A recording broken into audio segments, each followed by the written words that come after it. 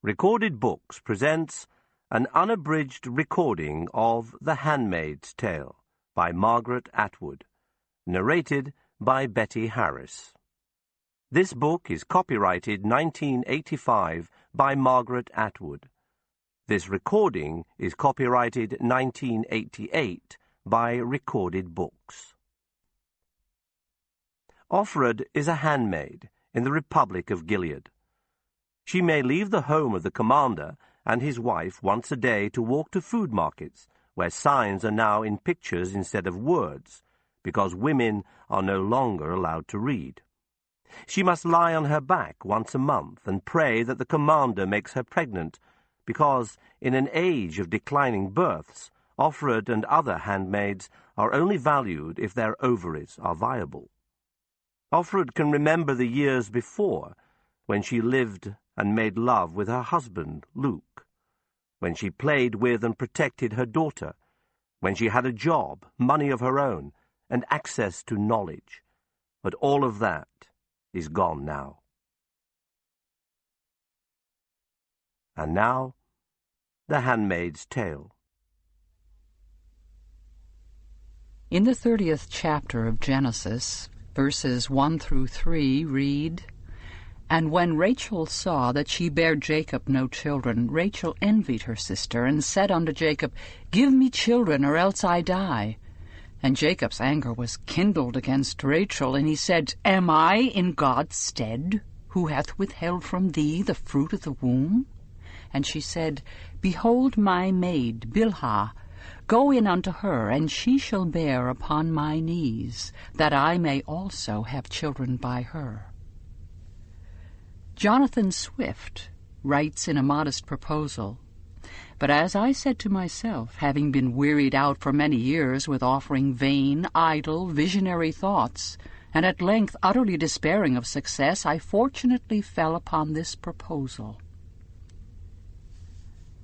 A Sufi proverb states, "In the desert there is no sign that says, Thou shalt not eat stones."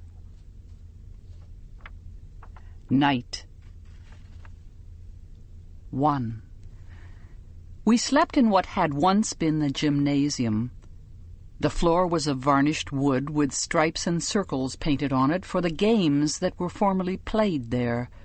The hoops for the basketball nets were still in place, though the nets were gone. A balcony ran around the room for the spectators, and I thought I could smell, faintly like an after-image, the pungent scent of sweat, shot through with the sweet taint of chewing gum and perfume from the watching girls, felt-skirted, as I knew from the pictures, later in miniskirts, then pants, then in one earring, spiky, green-streaked hair. Dances would have been held there. The music lingered. A palimpsest of unheard sound, style upon style, an undercurrent of drums, a forlorn wail, garlands made of tissue paper flowers, cardboard devils, a revolving ball of mirrors, powdering the dancers with a snow of light. There was old sex in the room, and loneliness, and expectation of something without a shape or name. I remember that yearning for something that was always about to happen and was never the same as the hands that were on us there and then, in the small of the back or out back in the parking lot or in the television room with the sound turned down and only the pictures flickering over lifting flesh. We yearned for the future. How did we learn it, that talent for insatiability? It was in the air, and it was still in the air, an afterthought as we tried to sleep in the army cots that had been set up in rows, with spaces between so we could not talk. We had flannelette sheets, like children's, and army-issue blankets, old ones that still said U.S. We folded our clothes neatly and laid them on the stools at the ends of the beds. The lights were turned down, but not out. Aunt Sarah and Aunt Elizabeth patrolled. They had electric cattle prods slung on thongs from their leather belts. No guns, though. Even they could not be trusted with guns. Guns were for the guards, specially picked from the angels. The guards weren't allowed inside the building except when called, and we weren't allowed out except for our walks, twice daily, 2 by 2, around the football field, which was enclosed now by a chain-link fence topped with barbed wire.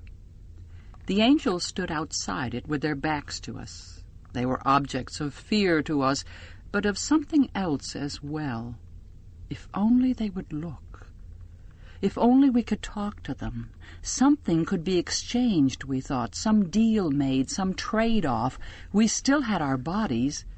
That was our fantasy. We learned to whisper almost without sound. In the semi-darkness we could stretch out our arms when the ants weren't looking and touch each other's hands across space. We learned to lip-read, our heads flat on the beds, turned sideways, watching each other's mouths. In this way, we exchanged names from bed to bed. Alma, Janine, Dolores, Moira, June. Shopping. 2. A chair, a table, a lamp. Above on the white ceiling, a relief ornament in the shape of a wreath, and in the center of it a blank space, plastered over, like the place in a face where the eye has been taken out. There must have been a chandelier once. They've removed anything you could tie a rope to. A window, 2 white curtains. Under the window, a window seat with a little cushion. When the window is partly open, it only opens partly. The air can come in and make the curtains move. I can sit in the chair or on the window seat, hands folded, and watch this. Sunlight comes in through the window, too, and falls on the floor, which is made of wood in narrow strips, highly polished. I can smell the polish. There's a rug on the floor, oval, of braided rags. This is the kind of touch they like, folk art, archaic, made by women, in their spare time, from things that have no further use. A return to traditional values. Waste not, want not. I am not being wasted. Why do I want? On the wall above the chair, a picture, framed but with no glass, a print of flowers, blue irises, watercolor. Flowers are still allowed. Does each of us have the same print, the same chair, the same white curtains? I wonder. Government issue? Think of it as being in the army, said Aunt Lydia. A bed, single, mattress medium hard, covered with a flocked white spread. Nothing takes place in the bed but sleep, or no sleep. I try not to think too much. Like other things now, thought must be rationed. There's a lot that doesn't bear thinking about. Thinking can hurt your chances, and I intend to last. I know why there is no glass in front of the watercolor picture of the blue irises, and why the window opens only partly, and why the glass in it is shatterproof. It isn't running away they're afraid of. We wouldn't get that far.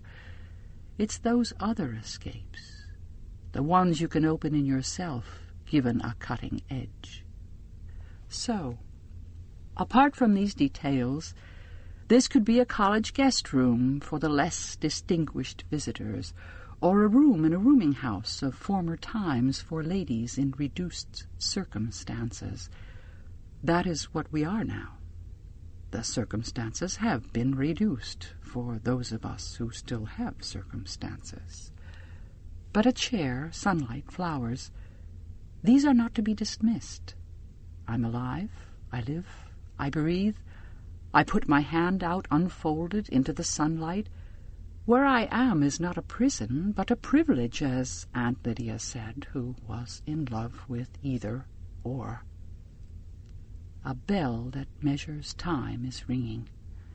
Time here is measured by bells, as once in nunneries. As in a nunnery, too, there are few mirrors.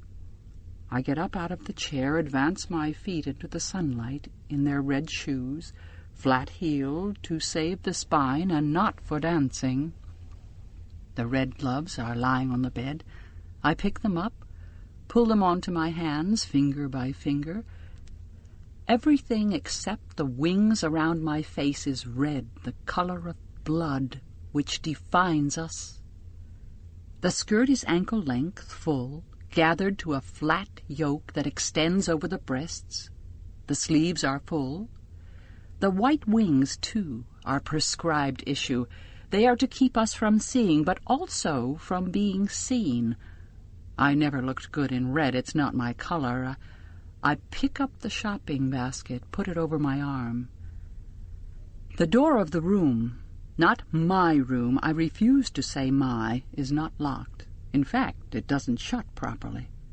I go out into the polished hallway, which has a runner down the center, dusty pink. Like a path through the forest, like a carpet for royalty, it shows me the way. The carpet bends and goes down the front staircase, and I go with it, one hand on the banister. Once a tree turned in another century, rubbed to a warm gloss. Late Victorian the house is, a family house, built for a large, rich family. There's a grandfather clock in the hallway which doles out time, and then the door to the motherly front sitting room with its flesh tones and hints. A sitting room in which I never sit, but stand or kneel only. At the end of the hallway, above the front door, is a fanlight of colored glass, flowers, red and blue. There remains a mirror on the hall wall.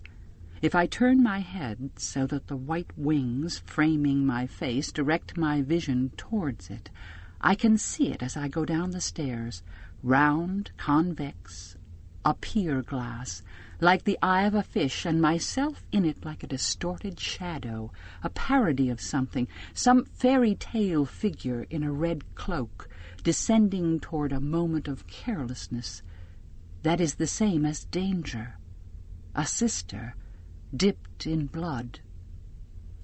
At the bottom of the stairs there's a hat, an umbrella stand, the bentwood kind, long rounded rungs of wood curving gently up into hooks shaped like the opening fronds of a fern. There are several umbrellas in it, black for the commander, blue for the commander's wife, and the one assigned to me, which is red. I leave the red umbrella where it is because I know from the window that the day is sunny. I wonder whether or not the commander's wife is in the sitting room. She doesn't always sit. Sometimes I can hear her pacing back and forth, a heavy step and then a light one, and the soft tap of her cane on the dusty rose carpet. I walk along the hallway, past the sitting-room door and the door that leads into the dining room, and open the door at the end of the hall and go through into the kitchen. Here the smell is no longer of furniture polish. Rita is here, standing at the kitchen table, which has a top of chipped white enamel. She's in her usual Martha's dress, which is dull green, like a surgeon's gown of the time before. The dress is much like mine in shape, long and concealing, but with a bib apron over it, and without the white wings and the veil. She puts on the veil to go outside, but nobody much cares who sees the face of a Martha. Her sleeves are rolled to the elbow, showing her brown arms. She's making bread, throwing the loaves for the final brief kneading and then the shaping. Rita sees me and nods. Whether in greeting or in simple acknowledgment of my presence, it's hard to say, and wipes her floury hands on her apron and rummages in the kitchen drawer for the token book. Frowning, she tears out 3 tokens and hands them to me. Her face might be kindly if she would smile, but the frown isn't personal. It's the red dress she disapproves of and what it stands for. She thinks I may be catching, like a disease or any form of bad luck. Sometimes I listen outside closed doors, a thing I never would have done in the time before. I don't listen long because I don't want to be caught doing it. Once, though, I heard Rita say to Cora that she wouldn't debase herself like that. "Nobody's asking you," Cora said. "Anyways, what could you do, supposing?" "Go to the colonies," Rita said. "They have the choice." "With the unwomen and starve to death and Lord knows what all," said Cora. "Catch you." They were shelling peas. Even through the almost closed door, I could hear the light clink of the hard peas falling into the metal bowl. I heard Rita, a grunt or a sigh of protest or agreement. "Anyways, they're doing it for us all," said Cora. "Or so they say. If I hadn't have got my tubes tied, it could have been me, say I was 10 years younger. It's not that bad. It's not what you call hard work." "Better her than me," Rita said, and I opened the door. Their faces were the way women's faces are when they've been talking about you behind your back and they think you've heard. Embarrassed, but also a little defiant, as if it were their right. That day Cora was more pleasant to me than usual, Rita more surly. Today, despite Rita's closed face and pressed lips, I would like to stay here in the kitchen. Cora might come in from somewhere else in the house carrying her bottle of lemon oil and her duster, and Rita would make coffee. In the houses of the commanders there is still real coffee, and we would sit at Rita's kitchen table, which is not Rita's any more than my table is mine, and we would talk about aches and pains, illnesses, our feet, our backs, all the different kinds of mischief that our bodies, like unruly children, can get into. We would nod our heads as punctuation to each other's voices, signaling that, yes, we know all about it. We would exchange remedies and try to outdo each other in the recital of our physical miseries. Gently we would complain, our voices soft and minor key and mournful as pigeons in the eaves troughs. "I know what you mean," we'd say. Or a quaint expression you sometimes hear still from older people, "I hear where you're coming from," as if the voice itself were a traveler arriving from a distant place, which it would be, which it is. How I used to despise such talk. Now I long for it. At least it was talk, an exchange of sorts. Or we would gossip. The Marthas know things. They talk among themselves, passing the unofficial news from house to house. Like me, they listen at doors, no doubt, and see things, even with their eyes averted. I've heard them at it sometimes, caught whiffs of their private conversations. "Stillborn it was," or "Stabbed her with a knitting needle right in the belly. Jealousy it must have been eating her up," or tantalizingly, "It was toilet cleaner she used. Worked like a charm. Though you'd think he'd have tasted it. Must have been that drunk, but they found her out all right." Or I would help Rita make the bread, sinking my hands into that soft, resistant warmth which is so much like flesh. I hunger to touch something other than cloth or wood. I hunger to commit the act of touch. But even if I were to ask, even if I were to violate decorum to that extent, Rita would not allow it. She would be too afraid. The Marthas are not supposed to fraternize with us. Fraternize means to behave like a brother. Luke told me that. He said there was no corresponding word that meant to behave like a sister. Sororize it would have to be, he said. From the Latin. He liked knowing about such details, the derivations of words, curious usages. I used to tease him about being pedantic. I take the tokens from Rita's outstretched hand. They have pictures on them of the things they can be exchanged for. 12 eggs, a piece of cheese, a brown thing that's supposed to be a steak. I place them in the zippered pocket in my sleeve where I keep my pass. Tell them fresh for the eggs, she says. Not like last time. And a chicken, tell them, not a hen. Tell them who it's for, and then they won't mess around. All right, I say. I don't smile. Why tempt her to friendship? 3. I go out by the back door into the garden, which is large and tidy, a lawn in the middle, a willow, weeping catkins, around the edges the flower borders in which the daffodils are now fading and the tulips are opening their cups, spilling out color. The tulips are red, a darker crimson toward the stem, as if they have been cut and are beginning to heal there. This garden is the domain of the commander's wife. Looking out through my shatterproof window, I've often seen her in it, her knees on a cushion, a light blue veil thrown over her wide gardening hat, a basket at her side with shears in it and pieces of string for tying the flowers into place. A guardian, detailed to the commander, does the heavy digging. The commander's wife directs, pointing with her stick. Many of the wives have such gardens. It's something for them to order and maintain and care for. I once had a garden. I can remember the smell of the turned earth, the plump shapes of bulbs held in the hands, fullness, the dry rustle of seeds through the fingers.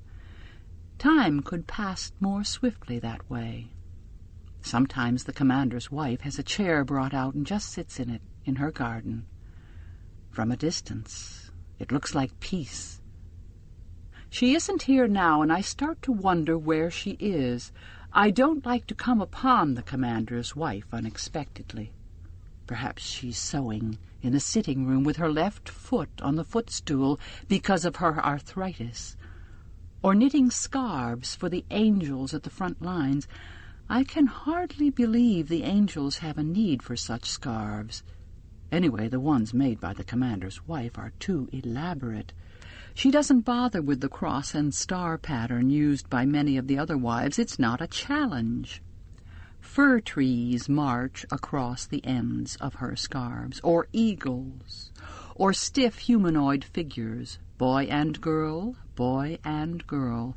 They aren't scarves for grown men, but for children.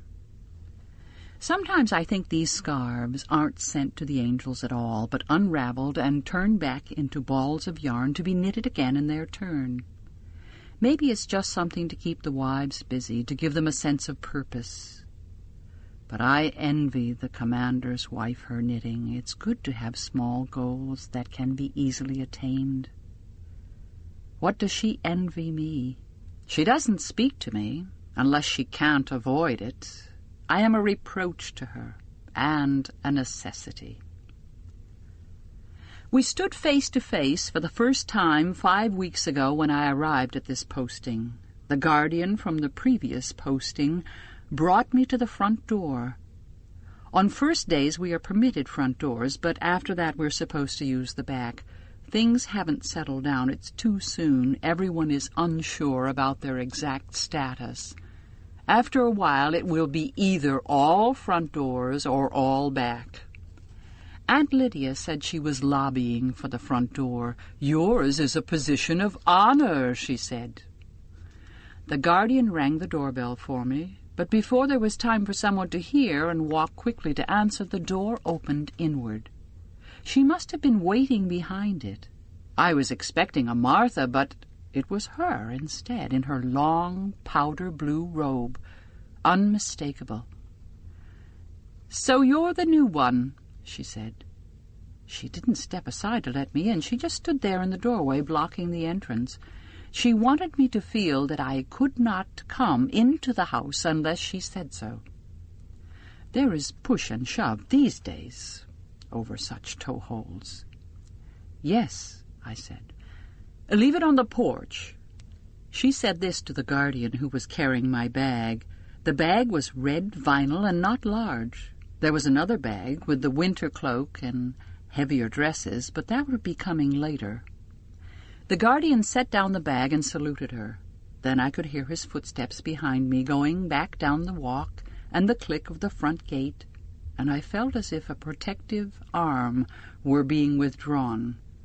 The threshold of a new house is a lonely place.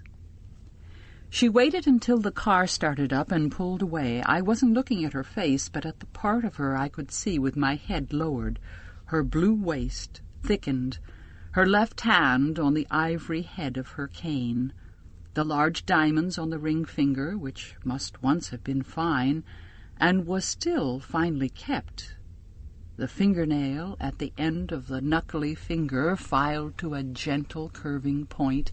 It was like an ironic smile on that finger, like something mocking her. "You might as well come in," she said. She turned her back on me and limped down the hall. "Shut the door behind you." I lifted my red bag inside, as she'd no doubt intended, then closed the door.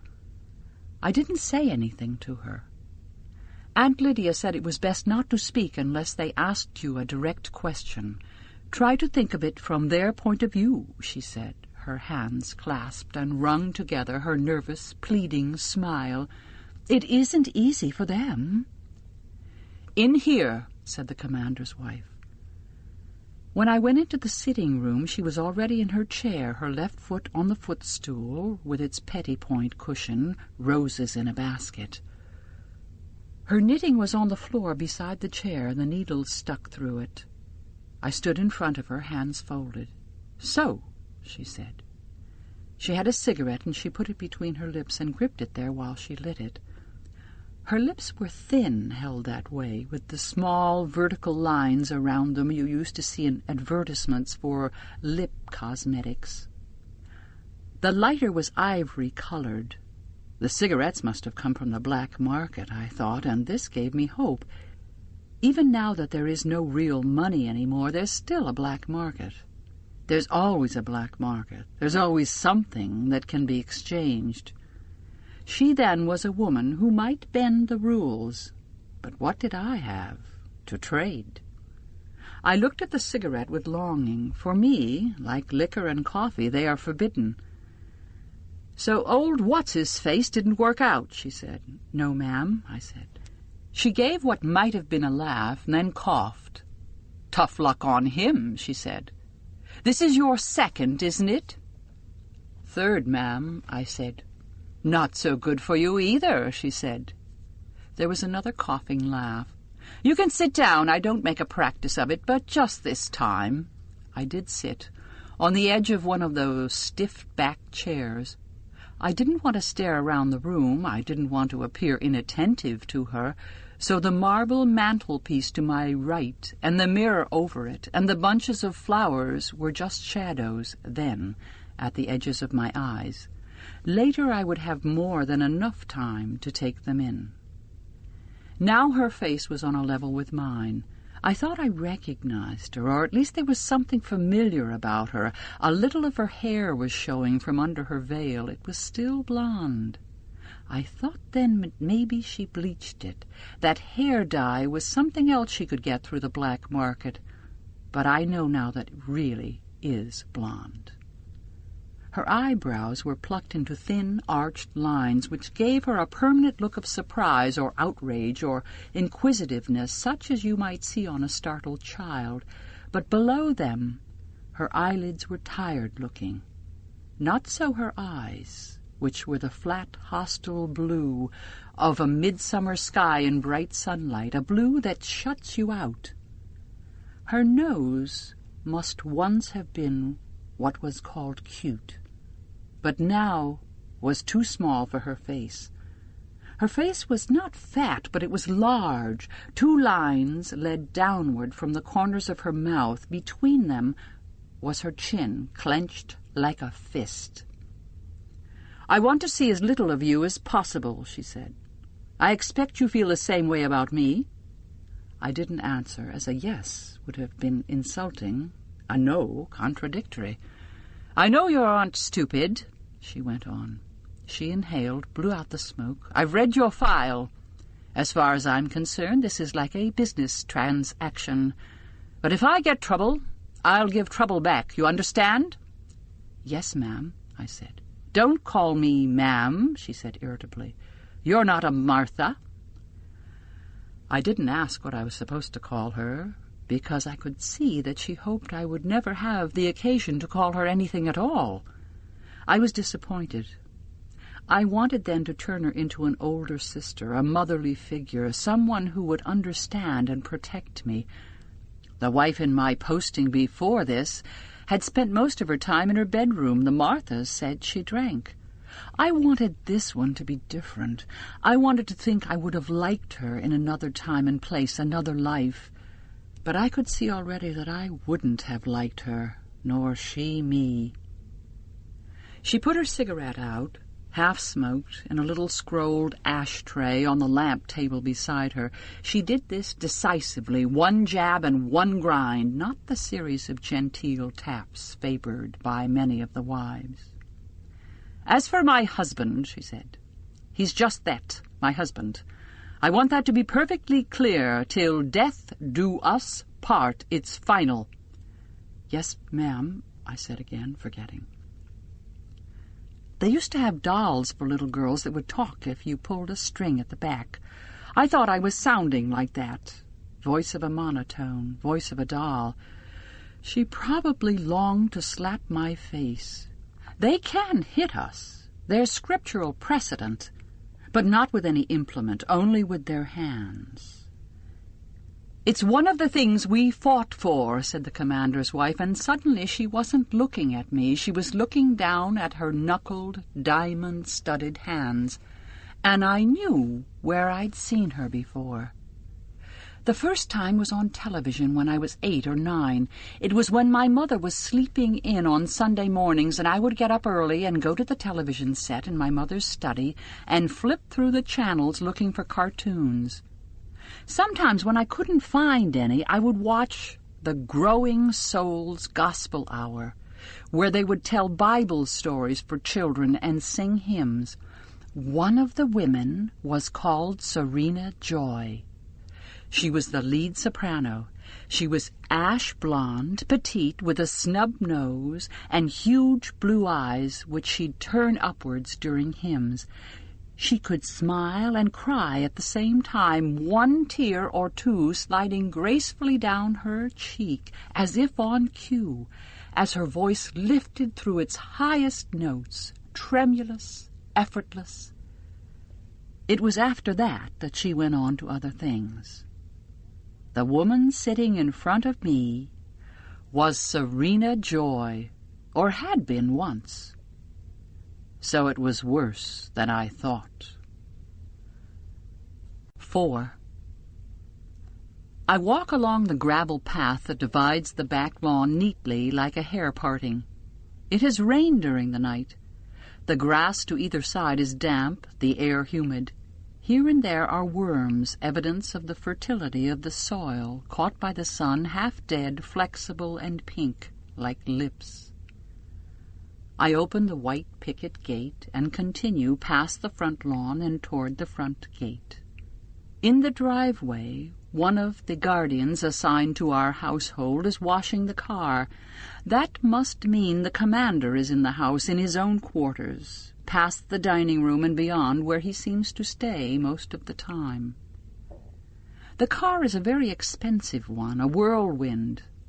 Better than the chariot, much better than the chunky, practical behemoth. It's black, of course, the color of prestige or a hearse, and long and sleek. The driver is going over it with a chamois, lovingly. This, at least, hasn't changed, the way men caress good cars. He's wearing the uniform of the guardians, but his cap is tilted at a jaunty angle, and his sleeves are rolled to the elbow, showing his forearms, tanned, but with a stipple of dark hairs. He has a cigarette stuck in the corner of his mouth, which shows that he, too, has something he can trade on the black market. I know this man's name, Nick. I know this because I've heard Rita and Cora talking about him, and once I heard the commander speaking to him. "Nick, I won't be needing the car." He lives here in the household over the garage. Low status. He hasn't been issued a woman, not even one. He doesn't rate. some defect, lack of connections. But he acts as if he doesn't know this or care. He's too casual. He's not servile enough. It may be stupidity, but I don't think so. Smells fishy, they used to say, or I smell a rat. Misfit as odor. Despite myself, I think of how he might smell. Not fish or decaying rat. Tanned skin. Moist in the sun, filmed with smoke, I sigh, inhaling. He looks at me, and sees me looking. He has a French face, lean, whimsical, all planes and angles, with creases around the mouth where he smiles. He takes a final puff of the cigarette, lets it drop to the driveway, and steps on it. He begins to whistle, and then he winks. I drop my head and turn so that the white wings hide my face and keep walking. He's just taken a risk. But for what? What if I were to report him? Perhaps he's merely being friendly. Perhaps he saw the look on my face and mistook it for something else. Really, what I wanted was the cigarette. Perhaps it was a test to see what I would do. Perhaps he is an I. I open the front gate and close it behind me, looking down but not back. The sidewalk is red brick. That is the landscape I focus on, a field of oblongs gently undulating where the earth beneath has buckled from decade after decade of winter frost. The color of the bricks is old, yet fresh and clear. Sidewalks are kept much cleaner than they used to be. I walk to the corner and wait. I used to be bad at waiting. They also serve who only stand and wait, said Aunt Lydia. She made us memorize it.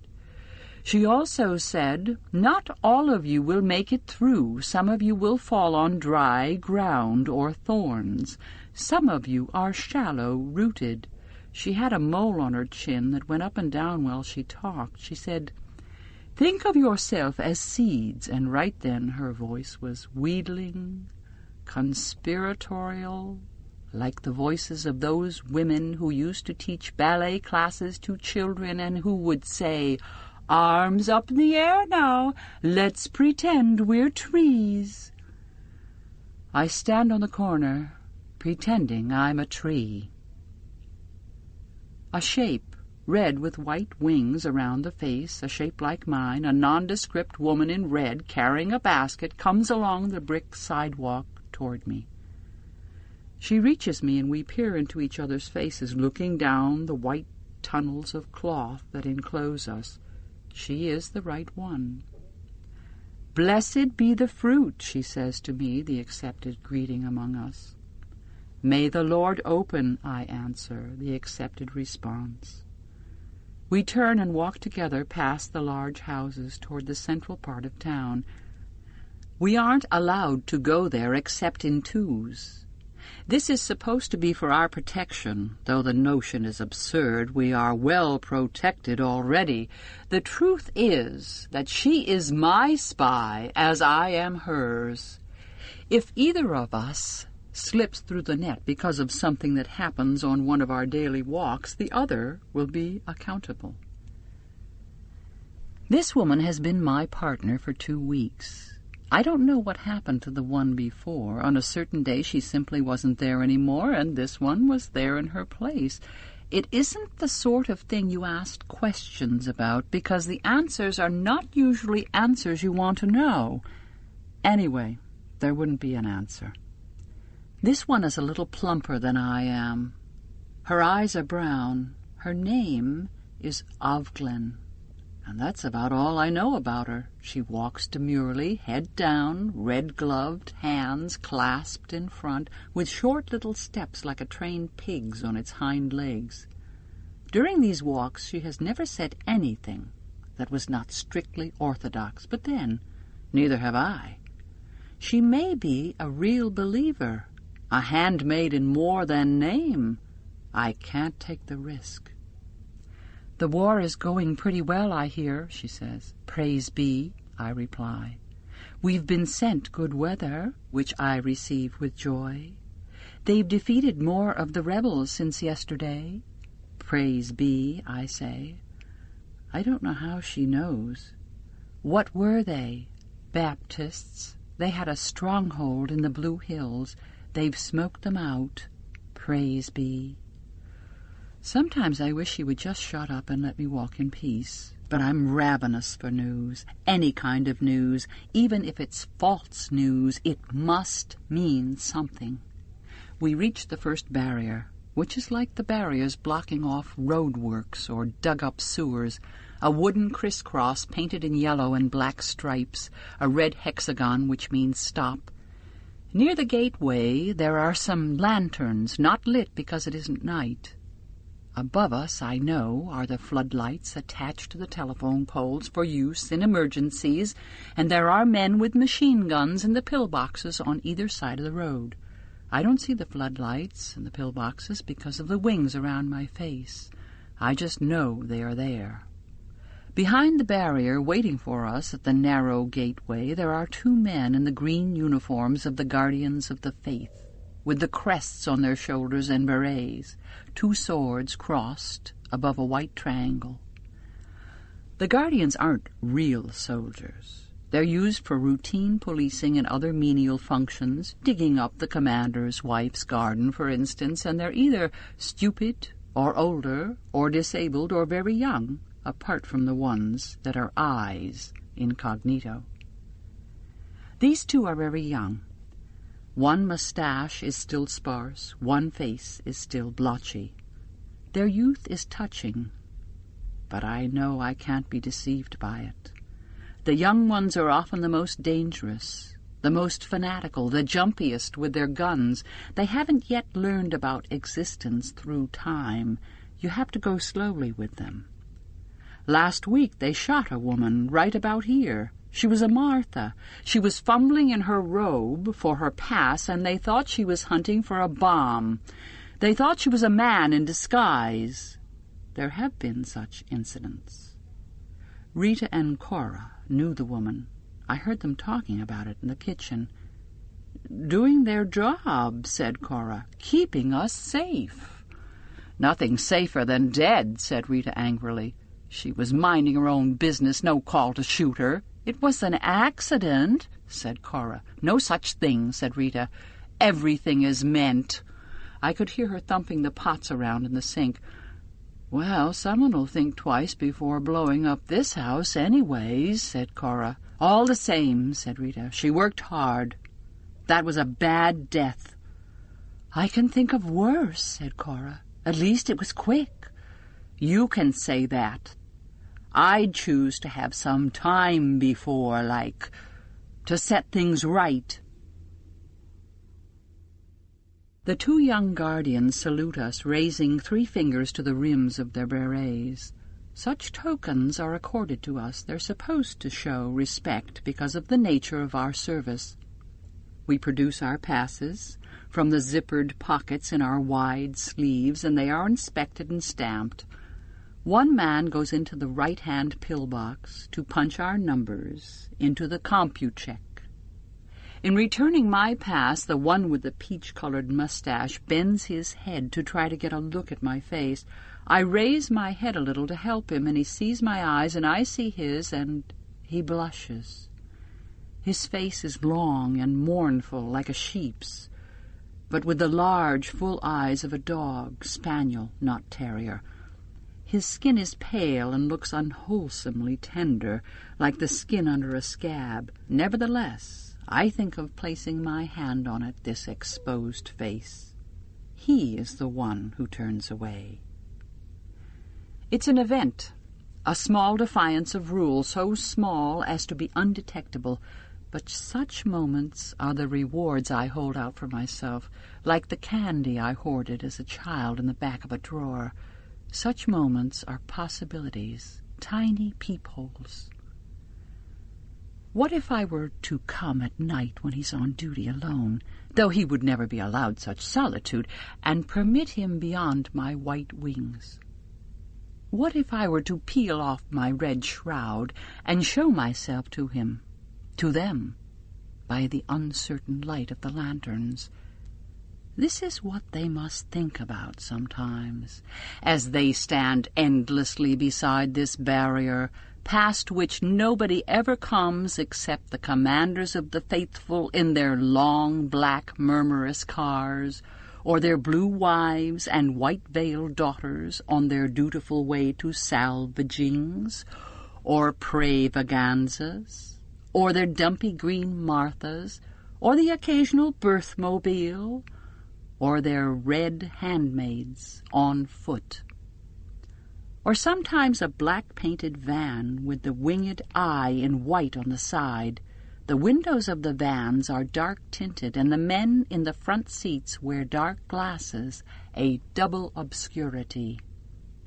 The vans are surely more silent than the other cars. When they pass, we avert our eyes. If there are sounds coming from inside, we try not to hear them. Nobody's heart is perfect. When the black vans reach a checkpoint, they're waved through without a pause. The guardians would not want to take the risk of looking inside, searching, doubting their authority, whatever they think. If they do think, you can't tell by looking at them.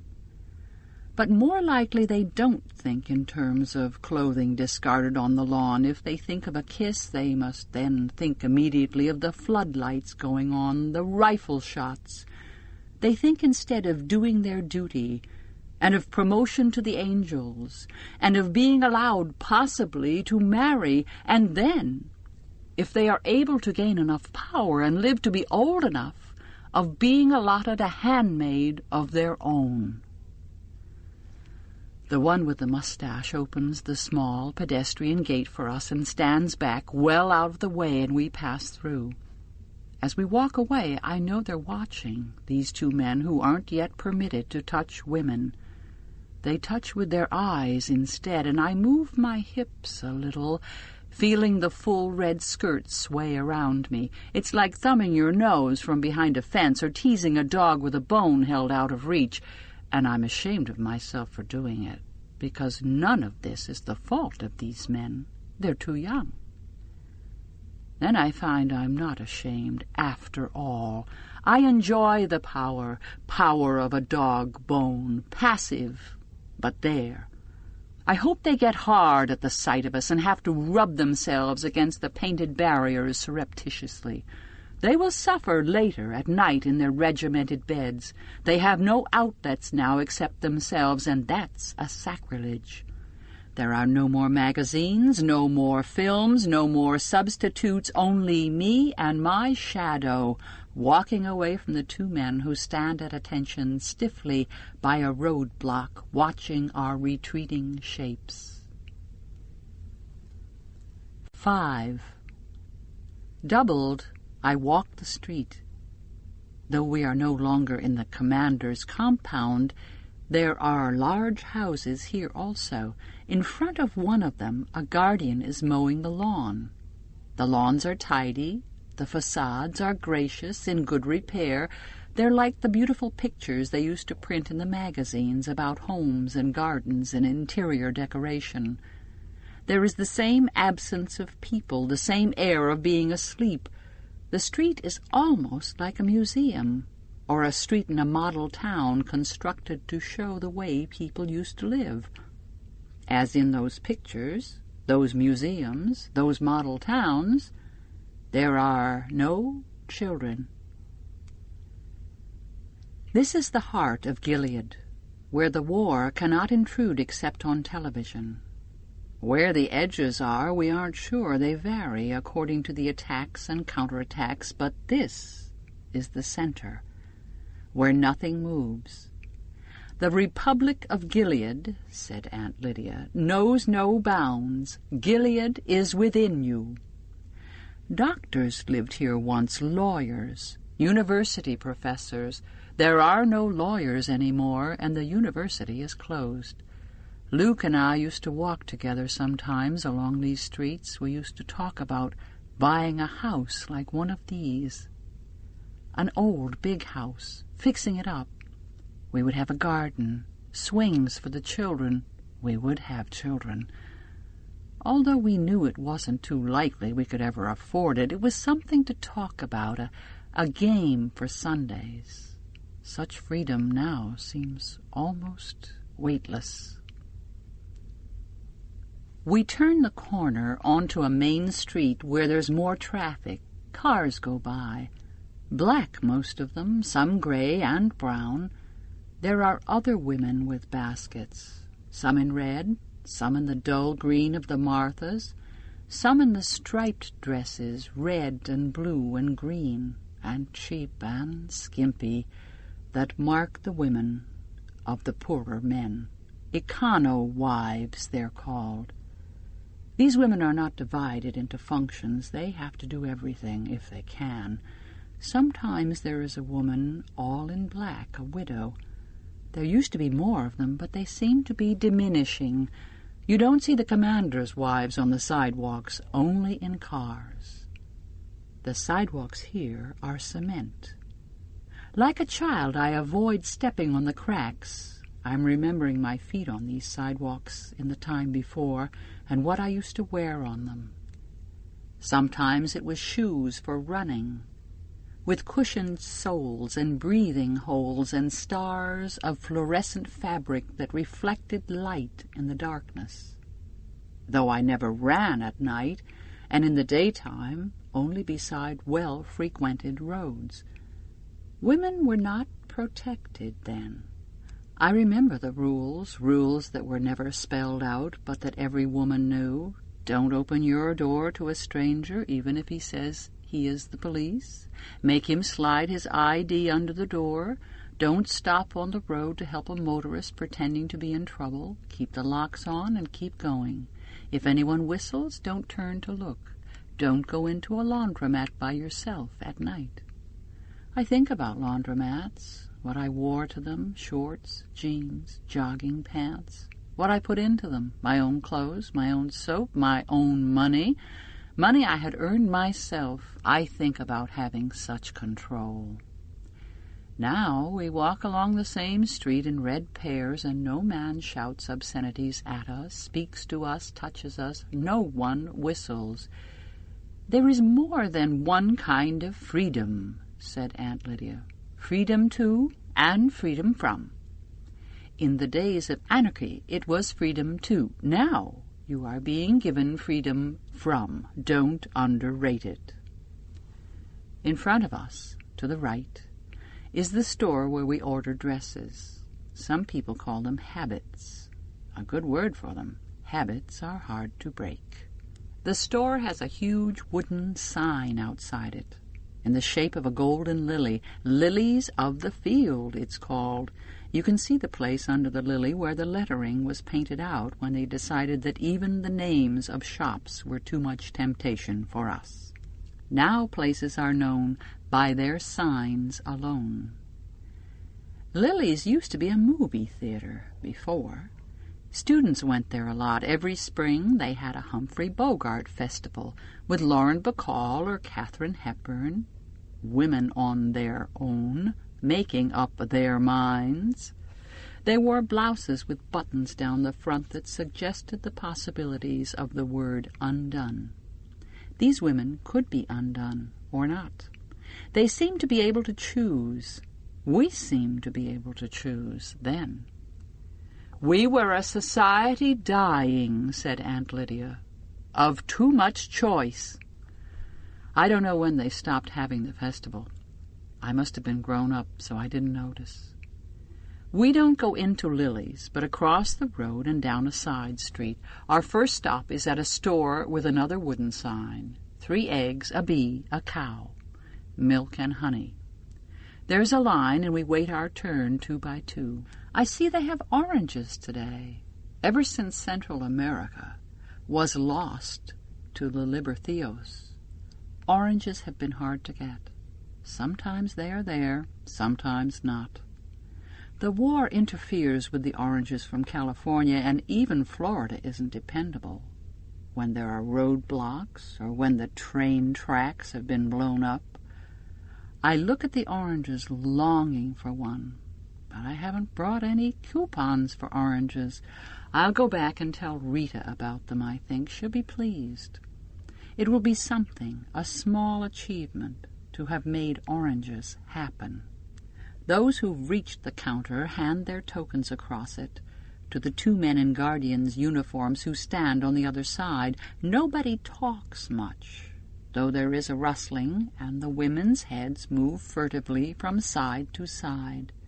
Here, shopping is where you might see someone you know, someone you've known in the time before, or at the Red Center.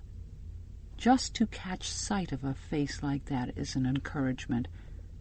If I could see Maura, just see her, know she still exists. It's hard to imagine now having a friend. Avglen beside me isn't looking. Maybe she doesn't know anyone anymore. Maybe they have all vanished, the women she knew, or maybe she doesn't want to be seen. She stands in silence, head down. As we wait in our double line, the door opens and 2 more women come in, both in the red dresses and white wings of the handmaids. One of them is vastly pregnant. Her belly, under her loose garment, swells triumphantly. There is a shifting in the room, a murmur, an escape of breath. Despite ourselves, we turn our heads blatantly to see better. Our fingers itch to touch her. She's an object of envy and desire. We covet her. She's a flag on a hilltop, showing us what can still be done. We, too, can be saved. The women in the room are whispering, almost talking, so great is their excitement. "Who is it?" I hear behind me. "Ofwayne. No, Ofwarren." "Show off," a voice hisses, and this is true. A woman that pregnant doesn't have to go out, doesn't have to go shopping. The daily walk is no longer prescribed to keep her abdominal muscles in working order. She needs only the floor exercises, the breathing drill. She could stay at her house. And it's dangerous for her to be out. There must be a guardian standing outside the door waiting for her. Now that she's the carrier of life, she is closer to death and needs special security. Jealousy could get her. It's happened before. All children are wanted now, but not by everyone. But the walk may be a whim of hers, and they humor whims when something has gone this far and there's been no miscarriage. Or perhaps she's one of those, "Pile it on, I can take it," a martyr. I catch a glimpse of her face as she raises it to look around. The voice behind me was right.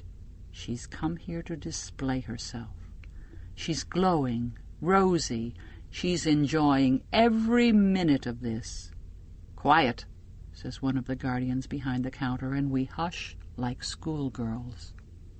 Ofglen and I have reached the counter. We hand over our tokens, and one guardian enters the numbers on them in the compubite, while the other gives us our purchases, the milk, the eggs. We put them into our baskets and go out again, past the pregnant woman and her partner, who beside her looks spindly, shrunken, as we all do. The pregnant woman's belly is like a huge fruit, humongous, word of my childhood. Her hands rest on it, as if to defend it, or as if they're gathering something from it, warmth and strength. As I pass, she looks full at me into my eyes, and I know who she is. She was at the Red Center with me, one of Aunt Lydia's pets. I never liked her. Her name, in the time before, was Janine. Janine looks at me then, and around the corners of her mouth there is the trace of a smirk. She glances down to where my own belly lies flat under my red robe, and the wings cover her face. I can see only a little of her forehead and the pinkish tip of her nose. Next we go into All Flesh, which is marked by a large wooden pork chop hanging from 2 chains. There isn't so much of a line here. Meat is expensive, and even the commanders don't have it every day. Ofglen gets steak, though, and that's the 2nd time this week. I'll tell that to the Marthas. It's the kind of thing they enjoy hearing about.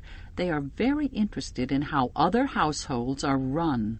Such bits of petty gossip give them an opportunity for pride or discontent.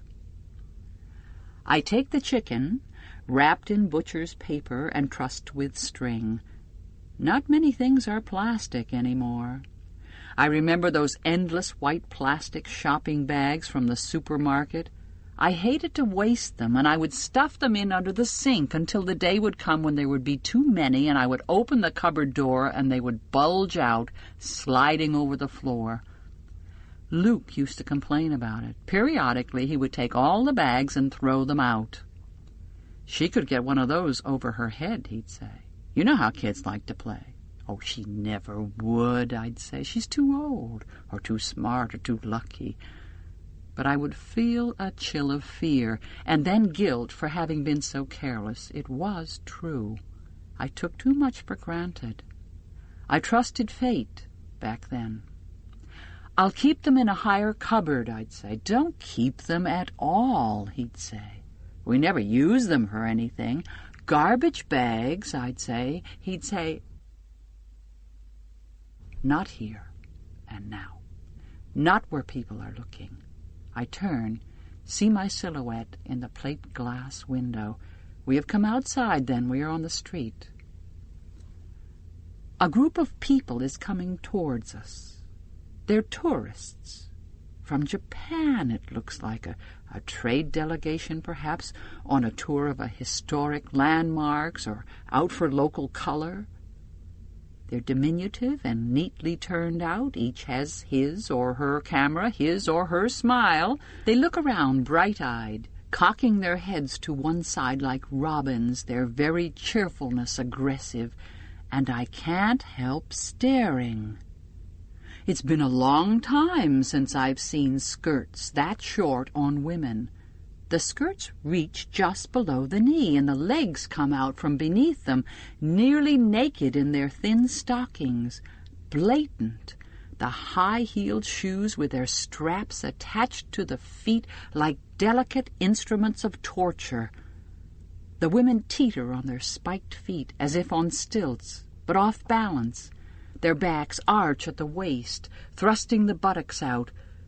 Their heads are uncovered, and their hair, too, is exposed in all its darkness and sexuality. They wear lipstick, red, outlining the damp cavities of their mouths like scrawls on a washroom wall of the time before. I stop walking. Ovglen stops beside me, and I know that she, too, cannot take her eyes off these women. We are fascinated, but also repelled. They seem undressed. It has taken so little time to change our minds about things like this. And then I think, I used to dress like that. That was freedom. Westernized, they used to call it. The Japanese tourists come toward us, twittering, and we turn our heads away too late. Our faces have been seen. There's an interpreter in the standard blue suit and red patterned tie with the winged eye tie pin. He's the one who steps forward out of the group, in front of us, blocking our way. The tourists bunch behind him. One of them raises a camera. "Excuse me," he says to both of us, politely enough. "They're asking if they can take your picture." I look down at the sidewalk, shake my head for no. What they must see is the white wings only, a scrap of face, my chin and part of my mouth, not the eyes. I know better than to look the interpreter in the face. Most of the interpreters are eyes, or so it's said. I also know better than to say yes. "Modesty is invisibility," said Aunt Lydia. "Never forget it. To be seen is to be," her voice trembled, "penetrated. What you must be, girls, is impenetrable." She called us girls. Beside me, Ovglen is also silent. She's tucked her red-gloved hands up into her sleeves to hide them. The interpreter turns back to the group. chatters at them in staccato. I know what he'll be saying. I know the line. He'll be telling them that the women here have different customs, that to stare at them through the lens of a camera is, for them, an experience of violation. I'm looking down at the sidewalk, mesmerized by the women's feet. One of them is wearing open-toed sandals, the toenails painted pink. I remember the smell of nail polish, the way it wrinkled if you put the second coat on too soon, the satiny brushing of sheer pantyhose against the skin, the way the toes felt, pushed toward the opening in the shoe by the whole weight of the body. The woman with painted toes shifts from one foot to the other. I can feel her shoes on my own feet. The smell of nail polish has made me hungry. "Excuse me," says the interpreter again to catch our attention. I nod, to show I've heard him. He asks, "Are you happy?" says the interpreter. I can imagine it, their curiosity. Are they happy? How can they be happy? I can feel their bright black eyes on us, the way they lean a little forward to catch our answers, the women especially, but the men too.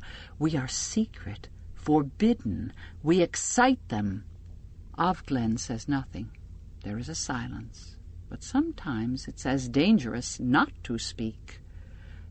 "Yes, we are very happy," I murmur. I have to say something. What else can I say? 6. A block past all flesh. Avglen pauses, as if hesitant about which way to go. We have a choice. We could go straight back, or we could walk the long way round. We already know which way we will take, because we always take it. "I'd like to pass by the church," says Avglen, as if piously. "All right," I say, though I know as well as she does what she's really after. We walk sedately. The sun is out. In the sky there are white, fluffy clouds, the kind that look like headless sheep. Given our wings, our blinders, it's hard to look up, hard to get the full view of the sky, of anything. But we can do it a little at a time, a quick move of the head up and down, to the side and back. We have learned to see the world in gasps. To the right, if you would walk along, there's a street that would take you down toward the river. There's a boathouse where they kept the sculls once, and some bridges, trees, green banks, where you could sit and watch the water, and the young men with their naked arms, their oars lifting into the sunlight as they played at winning. On the way to the river are the old dormitories, used for something else now, with their fairy tale turrets painted white and gold and blue. When we think of the past, it's the beautiful things we pick out. We want to believe it was all like that. The football stadium is that way, too, where they hold the men's salvagings. As well as the football games, they still have those. I don't go to the river anymore, or over bridges, or on the subway, although there's a station right here. We're not allowed on. There are guardians now. There's no official reason for us to go down those steps, ride on the trains under the river into the main city. Why would we want to go from here to there? We would be up to no good, and they would know it. The church is a small one of the first erected here hundreds of years ago. It isn't used anymore except as a museum. Inside you can see paintings of women in long, somber dresses, their hair covered by white caps, and of upright men darkly clothed and unsmiling, our ancestors. Admission is free. We don't go in, though, but stand on the path looking at the churchyard. The old gravestones are still there, weathered, eroding, with their skulls and crossed bones. Memento mori, their dough-faced angels, their winged hourglasses to remind us of the passing of mortal time, and from a later century their urns and willow trees for mourning. They haven't fiddled with the gravestones, or the church either. It's only the more recent history that offends them. Ovglen's head is bowed as if she's praying. She does this every time. Maybe, I think, there's someone in particular gone for her, too. A man, a child. But I can't entirely believe it. I think of her as a woman for whom every act is done for show, is acting rather than a real act. She does such things to look good, I think. She's out to make the best of it. But that is what I must look like to her as well. How can it be otherwise? Now we turn our backs on the church, and there is the thing we've in truth come to see. The wall. The wall is hundreds of years old, too, or over 100 at least. Like the sidewalks, it's red brick and must once have been plain but handsome. Now the gates have sentries, and there are ugly new floodlights mounted on metal posts above it, and barbed wire along the bottom, and broken glass set in concrete along the top. No one goes through those gates willingly. The precautions are for those trying to get out, though to make it even as far as the wall from the inside past the electronic alarm system would be next to impossible. Beside the main gateway there are 6 more bodies hanging by the necks, their hands tied in front of them, their heads in white bags tipped sideways onto their shoulders. There must have been a men salvaging early this morning. I didn't hear the bells.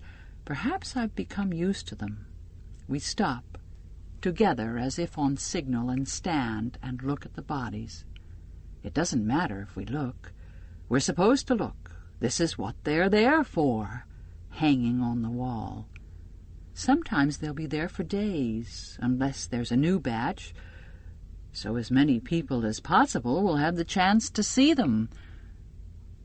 What they are hanging from is hooks. The hooks have been set into the brickwork of the wall for this purpose. Not all of them are occupied. The hooks look like appliances for the armless, or steel question marks, upside down and sideways. It's the bags over the heads that are the worst. Worse than the faces themselves would be. It makes the men like dolls on which the faces have not yet been painted, like scarecrows, which in a way is what they are, since they are meant to scare, or as if their heads are sacks, stuffed with some undifferentiated material like flour or dough. It's the obvious heaviness of the heads, their vacancy, the way gravity pulls them down and there's no life anymore to hold them up. The heads are zeros. Though if you look, and look, as we are doing, you can see the outlines of the features under the white cloth like gray shadows. The heads are the heads of snowmen, with the coal eyes and the carrot noses fallen out. The heads are melting. But on one bag there's blood, which has seeped through the white cloth where the mouth must have been. It makes another mouth, a small red one like the mouths painted with thick brushes by kindergarten children, a child's idea of a smile. This smile of blood is what fixes the attention finally. These are not snowmen, after all. The men wear white coats like those worn by doctors or scientists. Doctors and scientists aren't the only ones. There are others, but they must have had a run on them this morning. Each has a placard hung around his neck to show why he has been executed, a drawing of a human fetus. They were doctors then, in the time before, when such things were legal. Angel makers, they used to call them. Or was that something else? They've been turned up now by the searches through hospital records, or, more likely, since most hospitals destroyed such records, once it became clear what was going to happen, by informants, ex-nurses perhaps, or a pair of them, since evidence from a single woman is no longer admissible, or another doctor hoping to save his own skin, or someone already accused, lashing out at an enemy, or at random, in some desperate bid for safety, though informants are not always pardoned. These men, we've been told, are like war criminals. It's no excuse that what they did was legal at the time. Their crimes are retroactive. They have committed atrocities and must be made into examples for the rest. Though this is hardly needed. No woman in her right mind these days would seek to prevent a birth, should she be so lucky as to conceive. What we are supposed to feel toward these bodies is hatred and scorn. Well, that isn't what I feel. These bodies hanging on the wall are time travelers, anachronisms. They've come here from the past. What I feel toward them is blankness. What I feel is that I must not feel. What I feel is partly relief because none of these men is Luke. Luke wasn't a doctor. Isn't. I look at the one red smile. The red of the smile is the same as the red of the tulips in Serena Joy's garden, toward the base of the flowers where they are beginning to heal. The red is the same, but there is no connection. The tulips are not tulips of blood. The red smiles are not flowers. Neither thing makes a comment on the other. The tulip is not a reason for disbelief in the hanged man, or vice versa. Each thing is valid and really there. It is through a field of such valid objects that I must pick my way every day and in every way. I put a lot of effort into making such distinctions. I need to make them. I need to be very clear in my own mind. I feel a tremor in the woman beside me. Is she crying?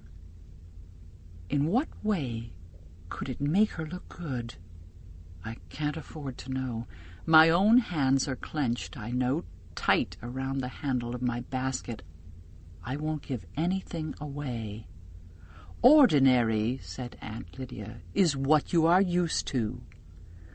This may not seem ordinary to you now, but after a time it will. It will become ordinary.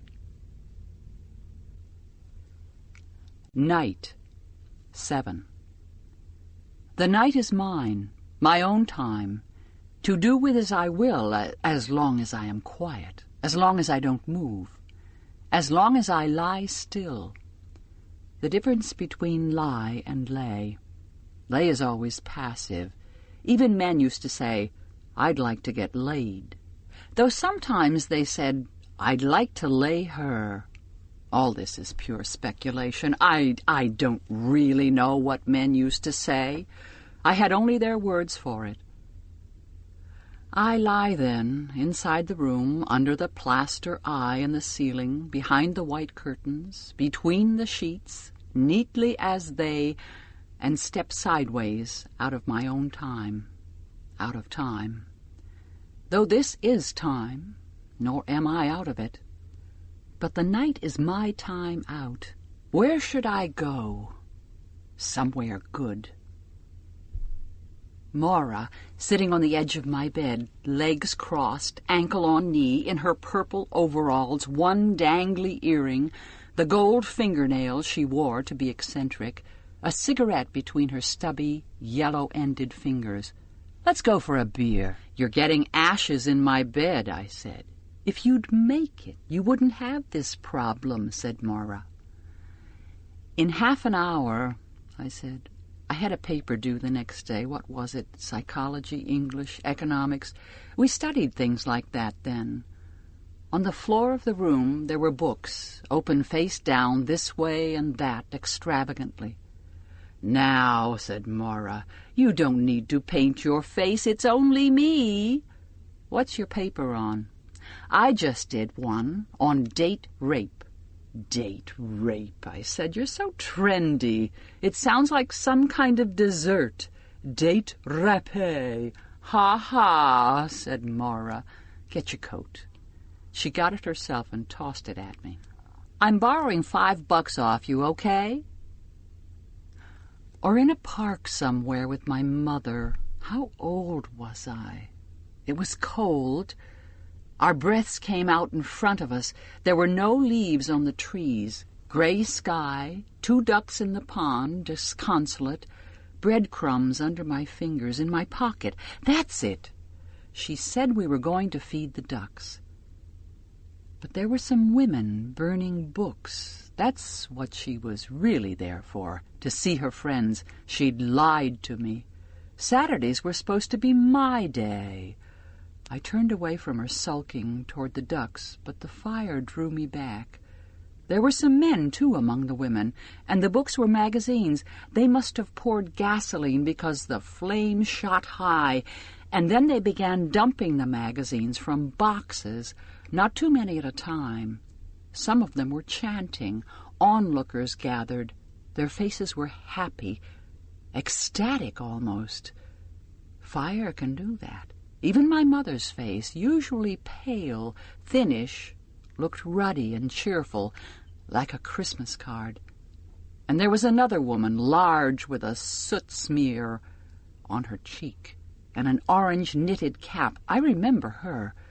"You want to throw one on, honey?" she said. How old was I? "Good riddance to bad rubbish," she said, chuckling. "It okay?" she said to my mother. "If she wants to," my mother said. She had a way of talking about me to others as if I couldn't hear. The woman handed me one of the magazines. It had a pretty woman on it with no clothes on, hanging from the ceiling by a chain wound around her hands. I looked at it with interest. It didn't frighten me. I thought she was swinging, like Tarzan from a vine on the TV. "Don't let her see it," said my mother. "Here," she said to me. "Toss it in quick." I threw the magazine into the flames. It riffled open in the wind of its burning. Big flakes of paper came loose, sailed into the air, still on fire, parts of women's bodies turning to black ash in the air before my eyes. But then what happens? I know I lost time. There must have been needles, pills, something like that. I couldn't have lost that much time without help. "You have had a shock," they said. I would come up through a roaring and confusion, like surf boiling. I can remember feeling quite calm. I can remember screaming. It felt like screaming, though it may have been only a whisper. "Where is she? What have you done with her?" There was no night or day, only a flickering. After a while there were chairs again and a bed, and after that a window. "She's in good hands," they said, "with people who are fit. You are unfit, but you want the best for her, don't you?" They showed me a picture of her standing outside on a lawn, her face a closed oval. Her light hair was pulled back tight behind her head. Holding her hand was a woman I didn't know. She was only as tall as the woman's elbow. "You've killed her," I said. She looked like an angel, solemn, compact, made of air.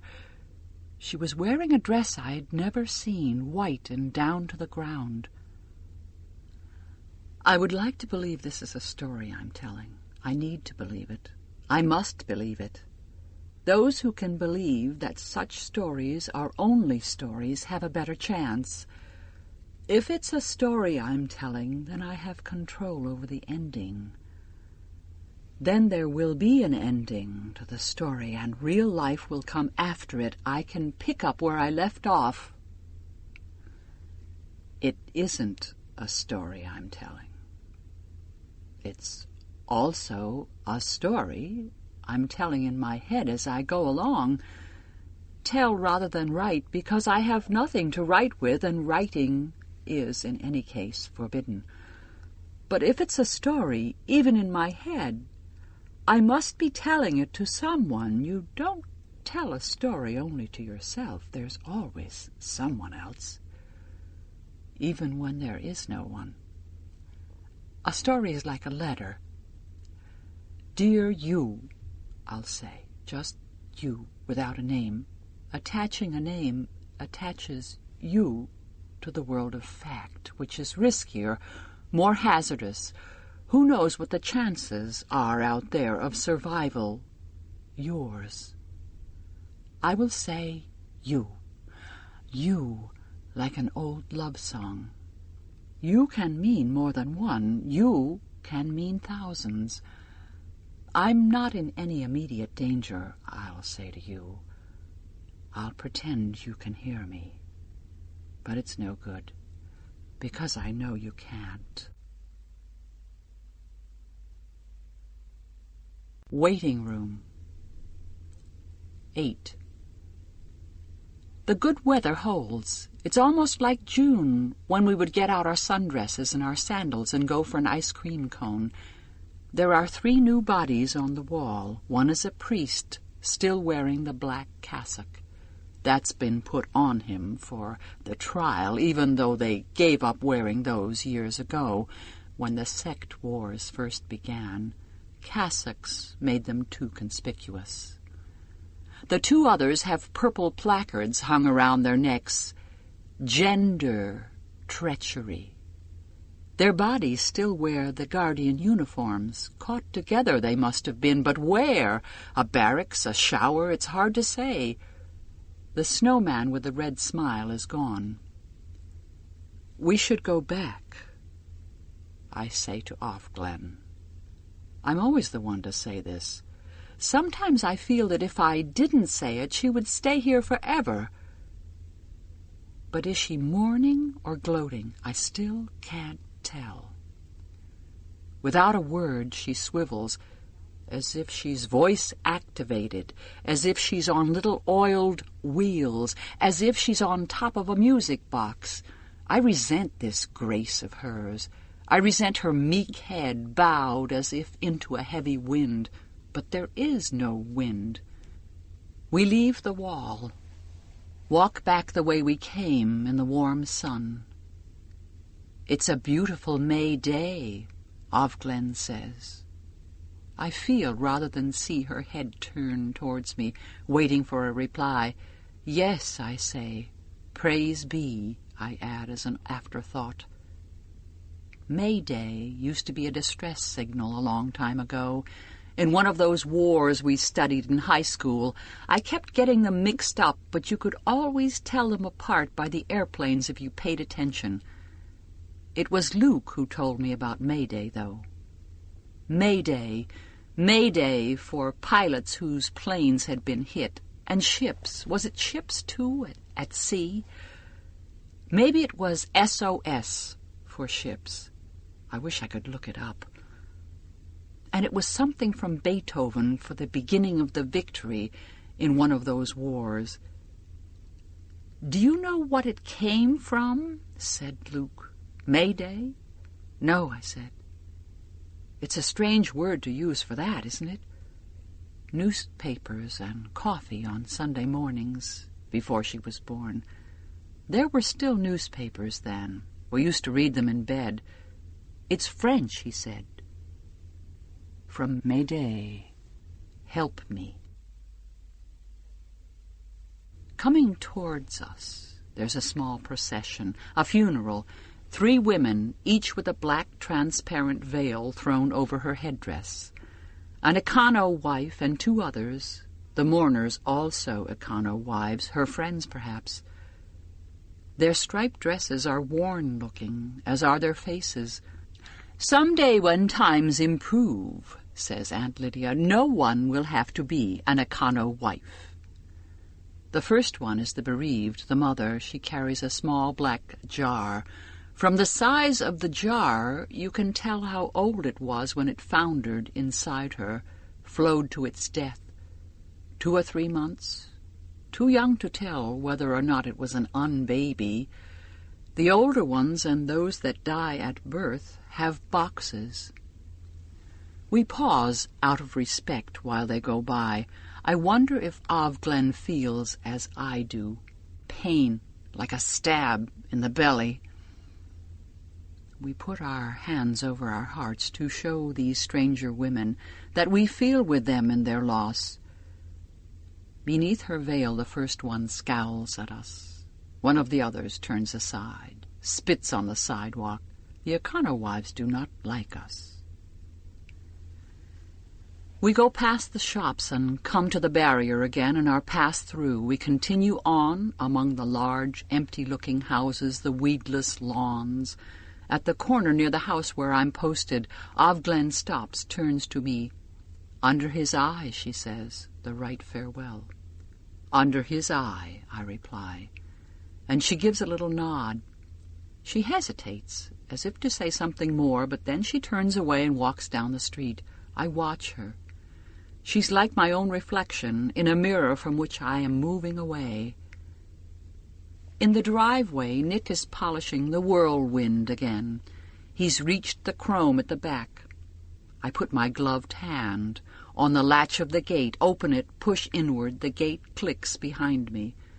The tulips along the border are redder than ever, opening no longer wine cups, but chalices, thrusting themselves up. To what end? They are, after all, empty. When they are old, they turn themselves inside out, then explode slowly, the petals thrown out like shards. Nick looks up and begins to whistle, and then he says, "Nice walk?" I nod, but do not answer with my voice. He isn't supposed to speak to me. "Of course some of them will try," said Aunt Lydia. "All flesh is weak. All flesh is grass," I corrected her in my head. "They can't help it," she said. "God made them that way, but he did not make you that way. He made you different. It's up to you to set the boundaries. Later you will be thanked." In the garden behind the house, the commander's wife is sitting. In the chair she's had brought out. Serena Joy, what a stupid name. It's like something you'd put on your hair in the other time, the time before, to straighten it. Serena Joy, it would say on the bottle, with a woman's head in cut paper silhouette on a pink oval background with scalloped gold edges. With everything to choose from in the way of names, why did she pick that one? Serena Joy was never her real name. Not even then. Her real name was Pam. I read that in a profile on her in a news magazine long after I'd first watched her singing while my mother slept in on Sunday mornings.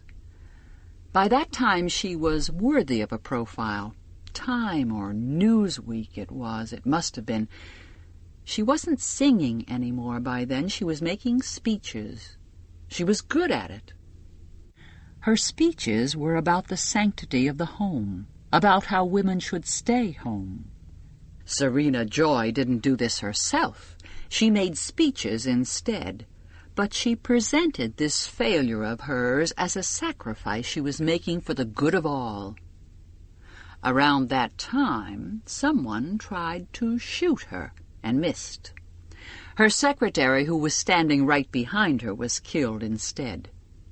Someone else planted a bomb in her car, but it went off too early, though some people said she'd put the bomb in her own car for sympathy. That's how hot things were getting. Luke and I would watch her sometimes on the late-night news, bathrobes, nightcaps. We'd watch her sprayed hair and her hysteria, and the tears she could still produce at will, and the mascara blackening her cheeks. By that time she was wearing more makeup. We thought she was funny, or Luke thought she was funny. I only pretended to think so. Really, she was a little frightening. She was in earnest. She doesn't make speeches anymore. She has become speechless. She stays in her home, but it doesn't seem to agree with her. How furious she must be now that she's been taken at her word. She's looking at the tulips. Her cane is beside her on the grass. Her profile is toward me. I can see that in the quick, sideways look I take at her as I go past. It wouldn't do to stare. It's no longer a flawless, cut-paper profile. Her face is sinking in upon itself, and I think of those towns built on underground rivers where houses and whole streets disappear overnight into sudden quagmires, or coal towns collapsing into the mines beneath them. Something like this must have happened to her once she saw the true shape of things to come. She doesn't turn her head. She doesn't acknowledge my presence in any way, although she knows I'm there. I can tell she knows. It's like a smell, her knowledge. Something gone sour like old milk. "It's not the husbands you have to watch out for," said Aunt Lydia. "It's the wives. You should always try to imagine what they must be feeling. Of course they will resent you. It's only natural.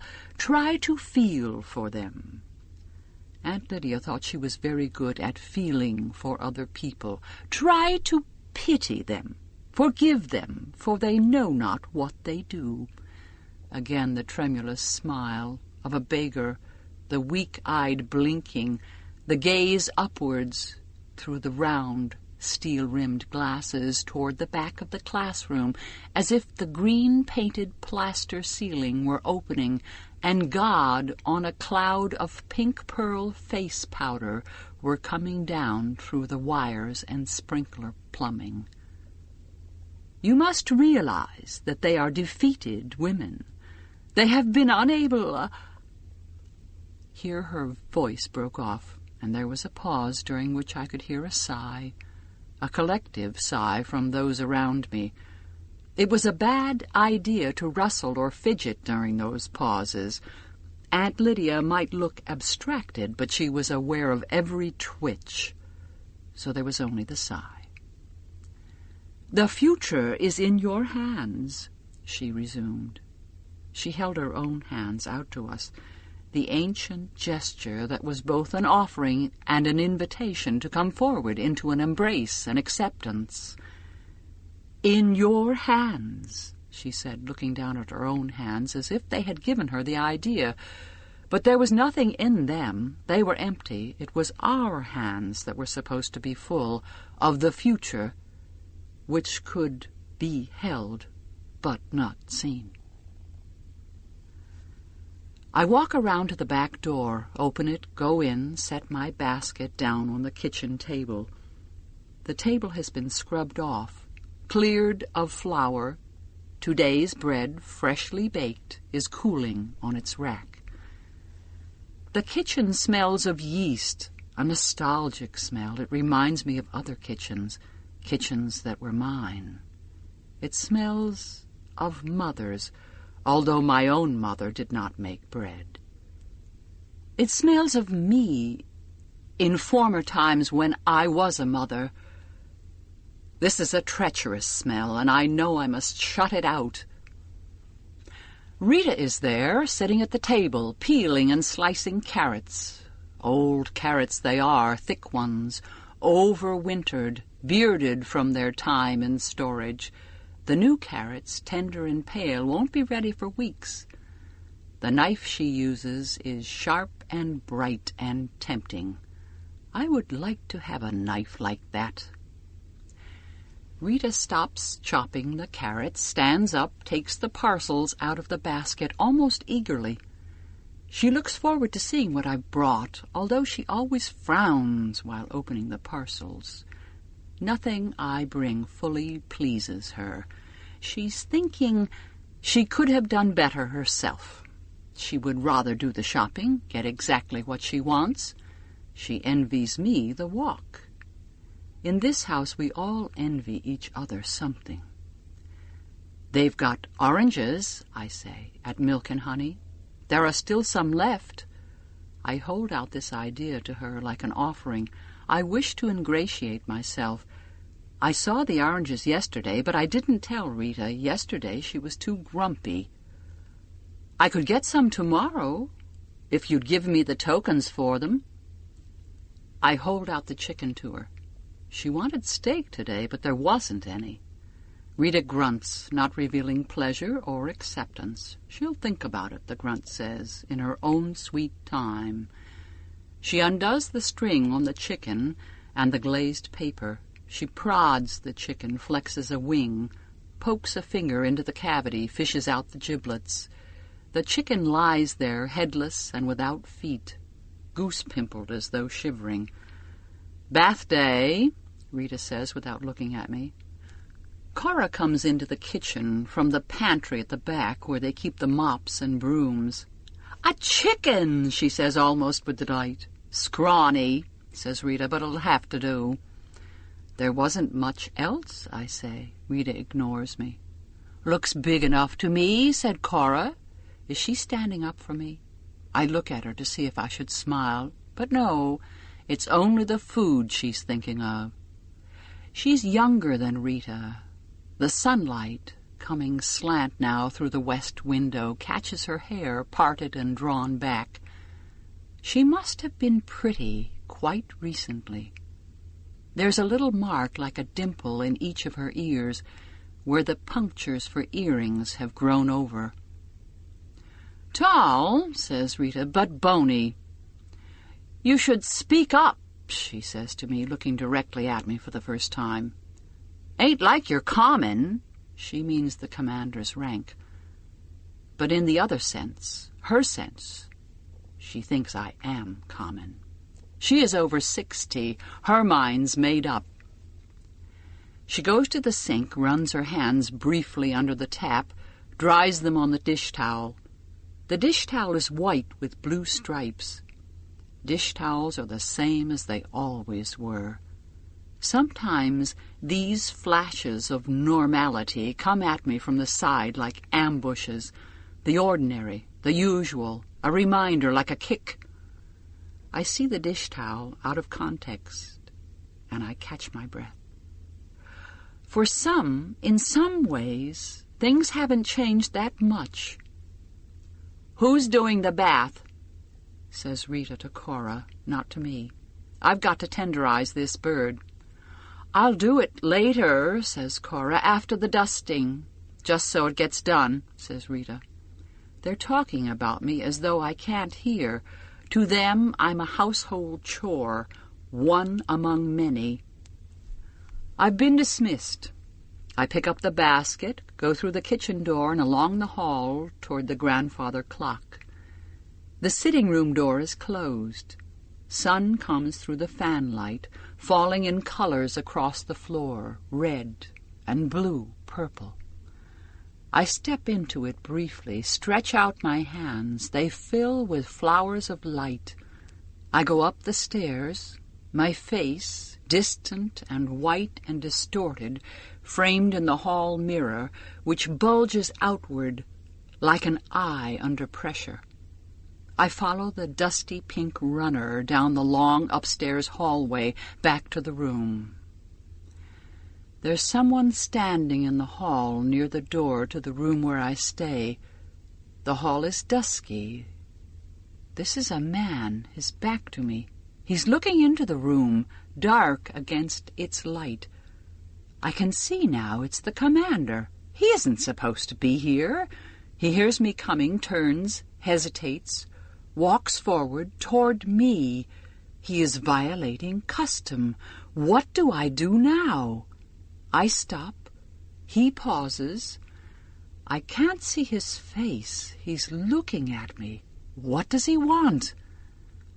But then he moves forward again, steps to the side to avoid touching me, inclines his head, is gone. Something has been shown to me, but what is it? Like the flag of an unknown country, seen for an instant above a curve of hill, it could mean attack, it could mean parley, it could mean the edge of something, a territory.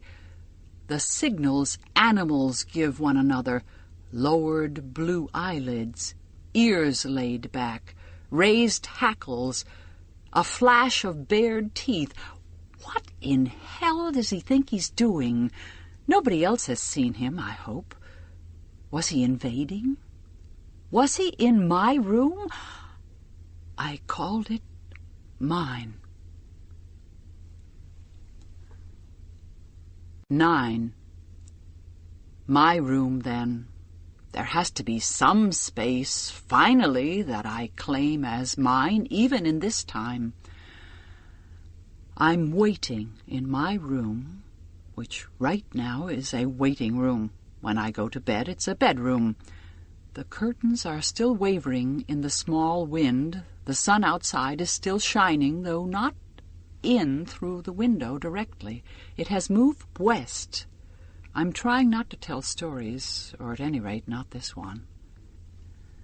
Someone has lived in this room before me. Someone like me. Or I prefer to believe so. I discovered it 3 days after I was moved here. I had a lot of time to pass.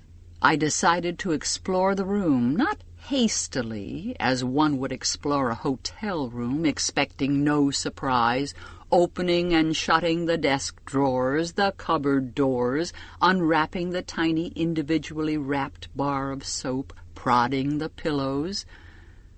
Will I ever be in a hotel room again? How I wasted them, those rooms, that freedom from being seen, rented license. In the afternoons, when Luke was still in flight from his wife, when I was still imaginary for him, before we were married and I solidified, I would always get there first, check in. It wasn't that many times, but it seems now like a decade, an era. I can remember what I wore, each blouse, each scarf. I would pace, waiting for him, turn the television on and then off, dab behind my ears with perfume. Opium, it was. It was in a Chinese bottle, red and gold. I was nervous. How was I to know he loved me? It might be just an affair. Why did we ever say just? Though at that time men and women tried each other on casually like suits, rejecting whatever did not fit. The knock would come at the door. I'd open with relief, desire. He was so momentary, so condensed, and yet there seemed no end to him. We would lie in those afternoon beds, afterwards, hands on each other, talking it over, possible, impossible. What could be done? We thought we had such problems. How were we to know we were happy? But now it's the rooms themselves I miss as well, even the dreadful paintings that hung on the walls, landscapes with fall foliage, or snow melting in hard woods, or women in period costumes with china doll faces and bustles and parasols, or sad-eyed clowns, or bowls of fruit, stiff and chalky-looking. The fresh towels ready for spoilage, the wastebaskets, gaping their invitations, beckoning in the careless junk. Careless. I was careless in those rooms.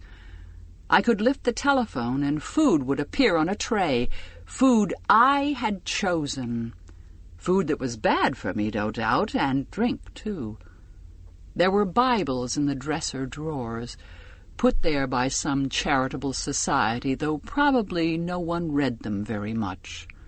There were postcards, too, with pictures of the hotel on them, and you could write on the postcards and send them to anyone you wanted. It seems like such an impossible thing now, like something you'd make up. So I explored this room, not hastily, then like a hotel room, wasting it. I didn't want to do it all at once. I wanted to make it last, I divided the room into sections in my head. I allowed myself one section a day. This one section I would examine with the greatest minuteness. The unevenness of the plaster under the wallpaper, the scratches in the paint of the baseboard and the windowsill under the top coat of paint, the stains on the mattress, for I went so far as to lift the blankets and sheets from the bed, fold them back a little at a time so they could be replaced quickly if anyone came. The stains on the mattress, like dried flower petals, not recent, old love. There's no other kind of love in this room now.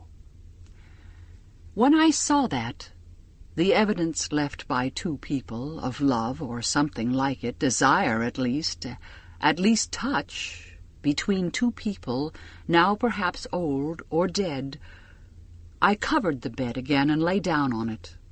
I looked up at the blind plaster eye in the ceiling. I wanted to feel Luke lying beside me. I have them, these attacks of the past, like faintness, a wave sweeping over my head. Sometimes it can hardly be borne. What is to be done? What is to be done, I thought. There is nothing to be done. They also serve who only stand and wait. Or lie down and wait. I know why the glass in the window is shatterproof and why they took down the chandelier. I wanted to feel Luke lying beside me, but there wasn't room. I saved the cupboard until the third day. I looked carefully over the door, first inside and out, and then the walls with their brass hooks. How could they have overlooked the hooks? Why didn't they remove them? Too close to the floor? But still, a stocking, that's all you'd need.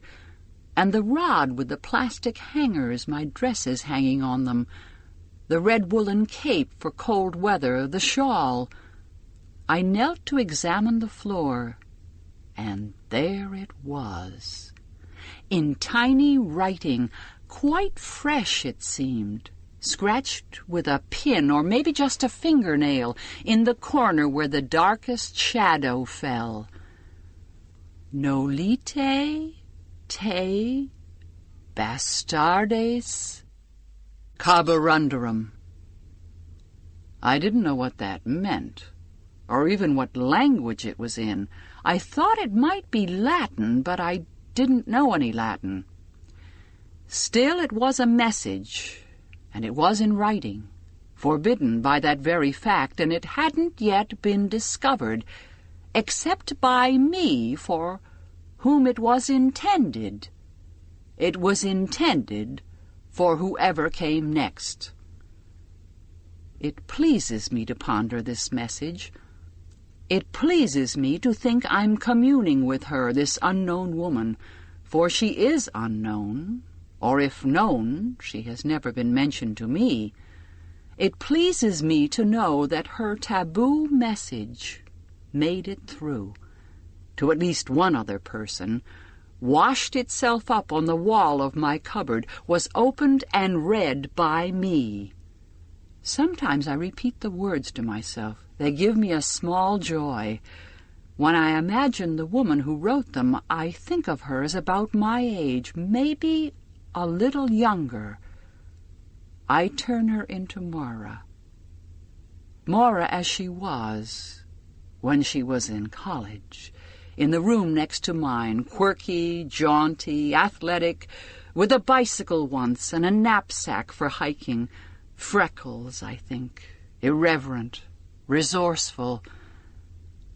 I wonder who she was or is and what's become of her. I tried that out on Rita the day I found the message. Who was the woman who stayed in that room, I said, before me? If I'd asked it differently, if I'd said, was there a woman who stayed in that room before me, I might not have got anywhere. Which one? She said. She sounded grudging, suspicious, but then she almost always sounds like that when she speaks to me. "So there have been more than one. Some haven't stayed their full term of posting, their full 2 years. Some have been sent away for one reason or another, or maybe not sent. Gone?" "The lively one," I was guessing. "The one with freckles." "You know her?" Rita asked, more suspicious than ever. "I knew her before," I lied. "I heard she was here." Rita accepted this. She knows there must be a grapevine, an underground of sorts. "She didn't work out," she said. "In what way?" I asked, trying to sound as neutral as possible. But Rita clamped her lips together. "I am like a child here. There are some things I must not be told." "What you don't know won't hurt you," was all she would say. 10. Sometimes I sing to myself in my head something lugubrious, mournful, Presbyterian. Amazing grace, how sweet the sound could save a wretch like me, who once was lost, but now am found, was bound, but now am free. I don't know if the words are right. I can't remember. Such songs are not sung anymore in public, especially the ones that use words like free. They are considered too dangerous. They belong to outlawed sects. I feel so lonely, baby. I feel so lonely, baby. I feel so lonely I could die. This, too, is outlawed. I know it from an old cassette tape of my mother's. She had a scratchy and untrustworthy machine, too, that could still play such things. She used to put the tape on when her friends came over and they'd had a few drinks. I don't sing like this often. It makes my throat hurt. There isn't much music in this house except what we hear on the TV. Sometimes Rita will hum while kneading or peeling, a wordless humming, tuneless, unfathomable.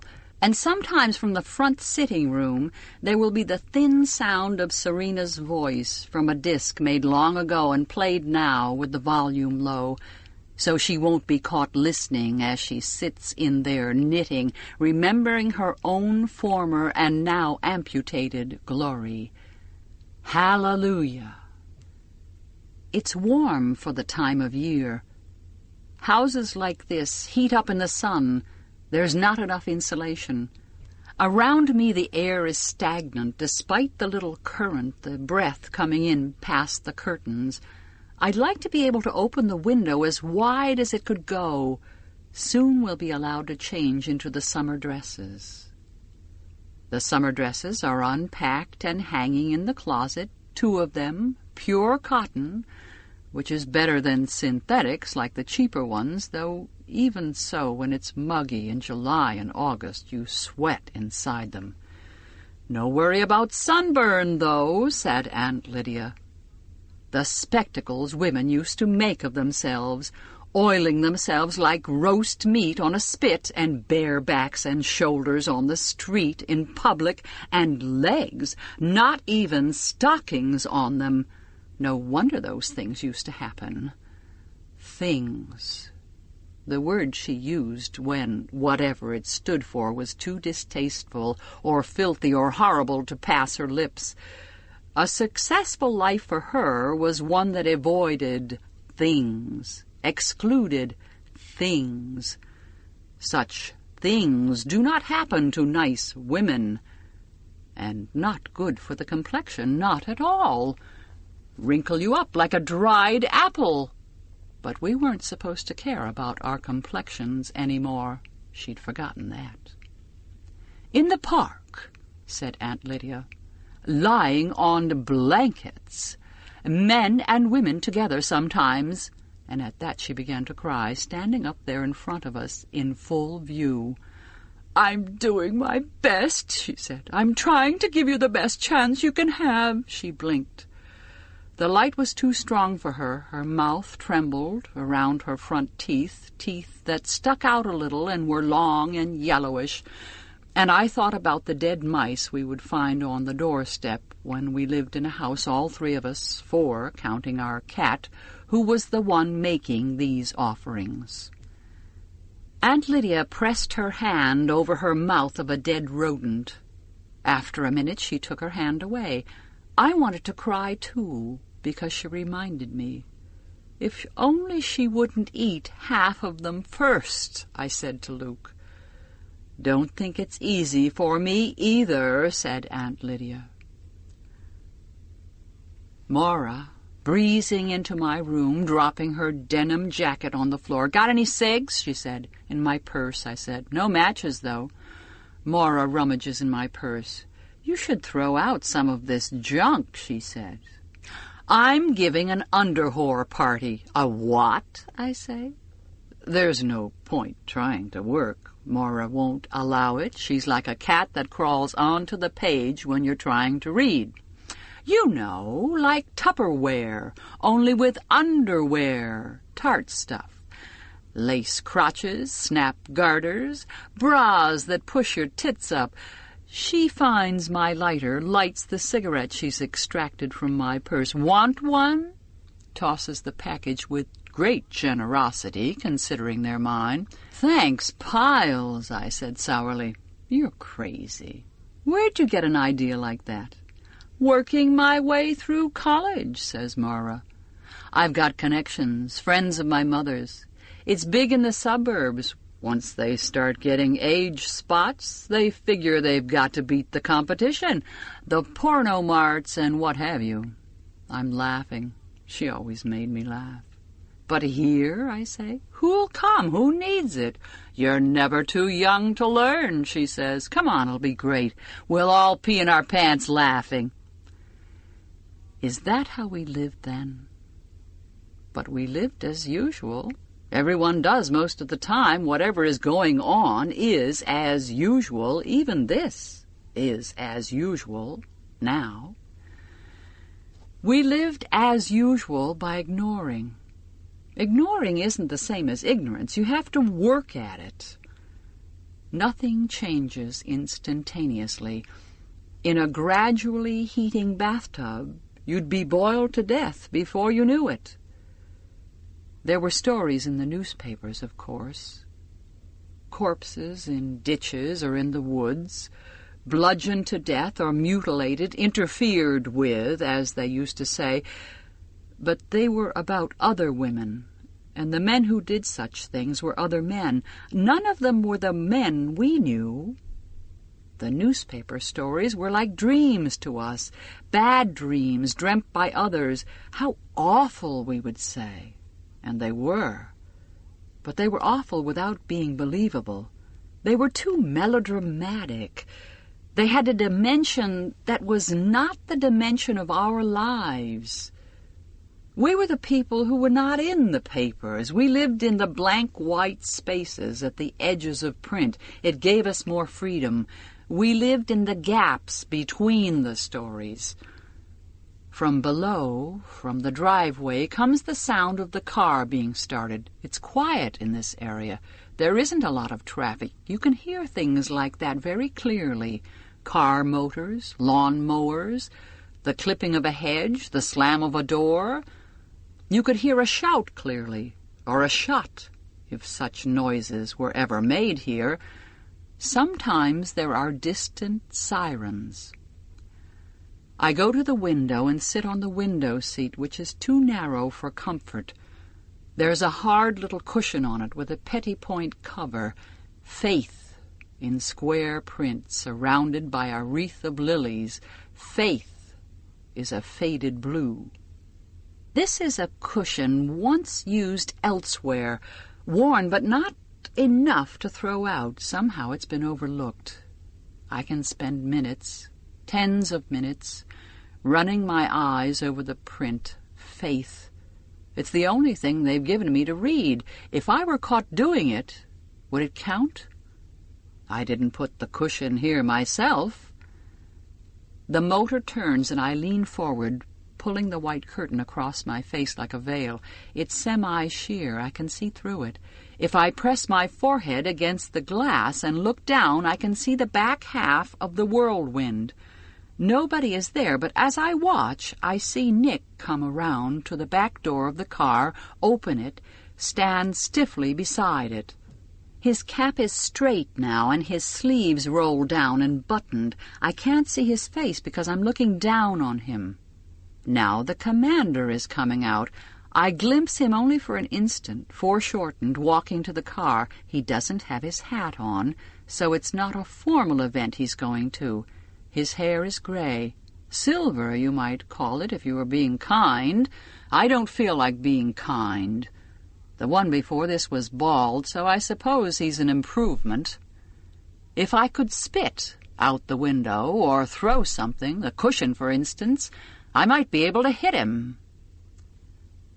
Maura and I, with paper bags filled with water bombs they were called, leaning out my dorm window, dropping them on the heads of the boys below. It was Maura's idea. What were they trying to do? Climb a ladder for something? For our underwear. That dormitory had once been coeducational. There were still urinals in one of the washrooms on our floor, but by the time I'd got there, they'd put things back the way they were.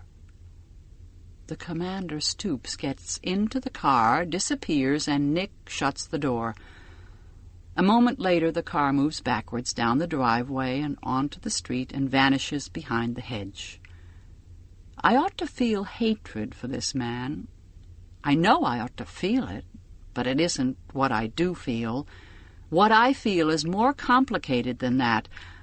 I don't know what to call it. It isn't love. 11. Yesterday morning I went to the doctor, was taken by a guardian, one of those with the red armbands, who are in charge of such things. We rode in a red car, him in the front, me in the back. No twin went with me. On these occasions I'm solitaire. I'm taken to the doctor's once a month for tests, urine, hormones, cancer smear, blood test. The same as before, except that now it's obligatory. The doctor's office is in a modern office building. We ride up in the elevator silently, the guardian facing me. In the black mirror wall of the elevator, I can see the back of his head. At the office itself, I go in. He waits outside in the hall with the other guardians, on one of the chairs placed there for that purpose. Inside the waiting room, there are other women, 3 of them in red. This doctor is a specialist. Covertly, we regard each other, sizing up each other's bellies. Is anyone lucky? The nurse records our names and the numbers from our passes on the CompuDoc to see if we are who we are supposed to be. He's 6 feet tall, about 40, a diagonal scar across his cheek. He sits typing, his hands too big for the keyboard, still wearing his pistol in the shoulder holster. When I'm called, I go through the doorway into the inner room. It's white, featureless, like the outer one, except for a folding screen, red cloth stretched on a frame, a gold eye painted on it with a snake-twined sword upright beneath it like a sort of handle. The snakes and the sword are bits of broken symbolism left over from the time before. After I've filled the small bottle left ready for me in the little washroom, I take off my clothes behind the screen and leave them folded on the chair. When I'm naked, I lie down on the examining table. On the sheet of chilly, crackling disposable paper, I pull the second sheet, the cloth one, up over my body. At neck level, there's another sheet suspended from the ceiling. It intersects me so that the doctor will never see my face. He deals with the torso only. When I'm arranged, I reach my hand out, fumble for the small lever at the right side of the table, pull it back. Somewhere else a bell rings, unheard by me. After a minute the door opens, footsteps come in. There is breathing. He isn't supposed to speak to me except when it's absolutely necessary, but this doctor is talkative. "How are we getting along?" he says, some tick of speech from the other time. The sheet is lifted from my skin. A draft pimples me. A cold finger, rubber-clad and jellied, slides into me. I am poked and prodded. The finger retreats, enters otherwise, withdraws. "Nothing wrong with you," the doctor says, as if to himself. "Any pain, honey?" He calls me honey. "No," I say. My breasts are fingered in their turn, a search for ripeness, rot.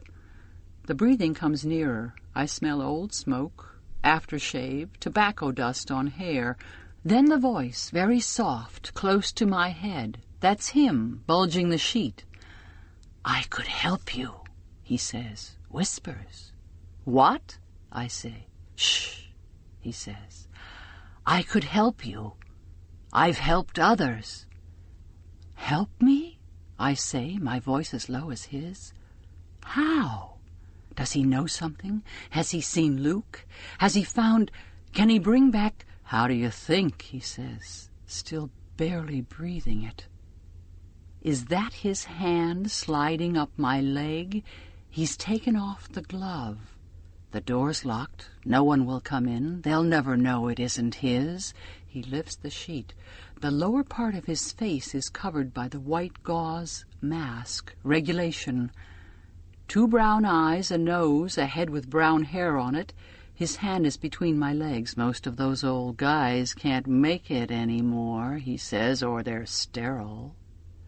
I almost gasp. He's said a forbidden word. Sterile. There is no such thing as a sterile man anymore, not officially. There are only women who are fruitful and women who are barren. That's the law. "Lots of women do it," he goes on. "You want a baby, don't you?" "Yes," I say. It's true, and I don't ask why, because I know. Give me children or else I die. There's more than one meaning to it. "You're soft," he says. "It's time. Today or tomorrow would do it. Why waste it? It'd only take a minute, honey." What he called his wife once. Maybe still does, but really it's a generic term. We are all honey. I hesitate. He's offering himself to me, his services, at some risk to himself. "I hate to see what they put you through," he murmurs. It's genuine sympathy, and yet he's enjoying this, sympathy and all. His eyes are moist with compassion. His hand is moving on me nervously and with impatience. "It's too dangerous," I say. "No, I can't. The penalty is death. But they have to catch you in the act with 2 witnesses. What are the odds? Is the room bugged? Who's waiting just outside the door?" His hand stops. "Think about it," he says. "I've seen your chart. You don't have a lot of time left, but it's your life." "Thank you," I say. I must leave the impression that I'm not offended, that I'm open to suggestion. He takes his hand away, lazily almost, lingeringly.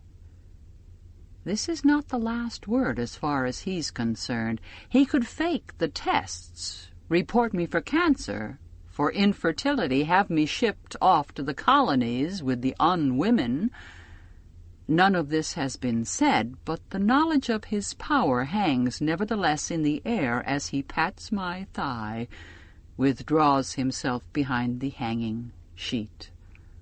"Next month," he says. I put on my clothes again behind the screen. My hands are shaking. Why am I frightened? I've crossed no boundaries. I've given no trust, taken no risk. All is safe. It's the choice that terrifies me. A way out, a salvation.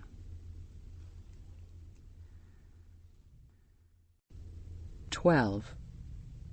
The bathroom is beside the bedroom. It's papered in small blue flowers, forget-me-nots with curtains to match. There's a blue bath mat, a blue fake fur cover on the toilet seat. All this bathroom lacks from the time before is a doll whose skirt conceals the extra roll of toilet paper.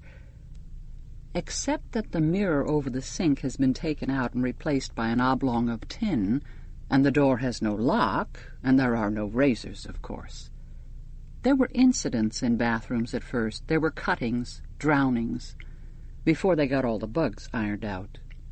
Cora sits on a chair outside in the hall to see that no one else goes in. In a bathroom, in a bathtub, you are vulnerable, said Aunt Lydia. She didn't say to what. The bath is a requirement, but is also a luxury. Merely to lift off the heavy white wings and the veil, merely to feel my own hair again with my hands is a luxury. My hair is long now, untrimmed. Hair must be long but covered, Aunt Lydia said. St. Paul said it's either that or a close shave. She laughed, that held-back neighing of hers, as if she'd told a joke. Cora has run the bath. It steams like a bowl of soup. I take off the rest of the clothes, the overdress, the white shift and petticoat, the red stockings, the loose cotton pantaloons. Pantyhose gives you crotch rot, Mara used to say. Aunt Lydia would never have used an expression like crotch rot. Unhygienic was hers. She wanted everything to be very hygienic. My nakedness is strange to me already. My body seems outdated. Did I really wear bathing suits at the beach? I did, without thought, among men, without caring that my legs, my arms, my thighs and back were on display, could be seen. Shameful, immodest. I avoid looking down at my body, not so much because it's shameful or immodest, but because I don't want to see it. I don't want to look at something that determines me so completely. I step into the water, lie down, let it hold me. The water is soft as hands. I close my eyes, and she's there with me suddenly, without warning. It must be the smell of the soap. I put my face against the soft hair at the back of her neck and breathe her in, baby powder and child's washed flesh and shampoo, with an undertone, the faint scent of urine. This is the age she is when I'm in the bath. She comes back to me at different ages. This is how I know she's not really a ghost. If she were a ghost, she would be the same age always. One day, when she was 11 months old, just before she began to walk, a woman stole her out of a supermarket cart. It was a Saturday, which was when Luke and I did the week's shopping because both of us had jobs. She was sitting in the little baby seats they had then in supermarket carts with holes for the legs. She was happy enough, and I'd turned my back. The cat food section, I think it was. Luke was over at the side of the store, out of sight at the meat counter. He liked to choose what kind of meat we were going to eat during the week. He said men needed more meat than women did, and that it wasn't a superstition, and he wasn't being a jerk. Studies had been done. There were some differences, he said. He was fond of saying that, as if I was trying to prove there weren't. But mostly he said it when my mother was there. He liked to tease her. I heard her start to cry. I turned around, and she was disappearing down the aisle in the arms of a woman I'd never seen before. I screamed, and the woman was stopped. She must have been about 35. She was crying and saying that it was her baby. The Lord had given it to her. He'd sent her a sign. I felt sorry for her. The store manager apologized, and they held her until the police came. She's just crazy, Luke said. I thought it was an isolated incident at the time. She fades. I can't keep her here with me. She's gone now. Maybe I do think of her as a ghost, the ghost of a dead girl, a little girl who died when she was 5. I remember the pictures of us I once had, me holding her, standard poses, mother and baby, locked in a frame for safety. Behind my closed eyes I can see myself as I am now, sitting beside an open drawer or a trunk in the cellar where the baby clothes are folded away, a lock of hair, cut when she was 2, in an envelope, white blonde. It got darker later.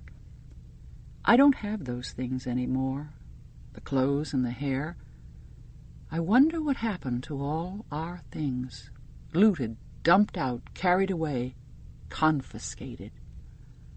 I've learned to do without a lot of things. If you have a lot of things, said Aunt Lydia, you get too attached to this material world and you forget about spiritual values. You must cultivate poverty of spirit. Blessed are the meek.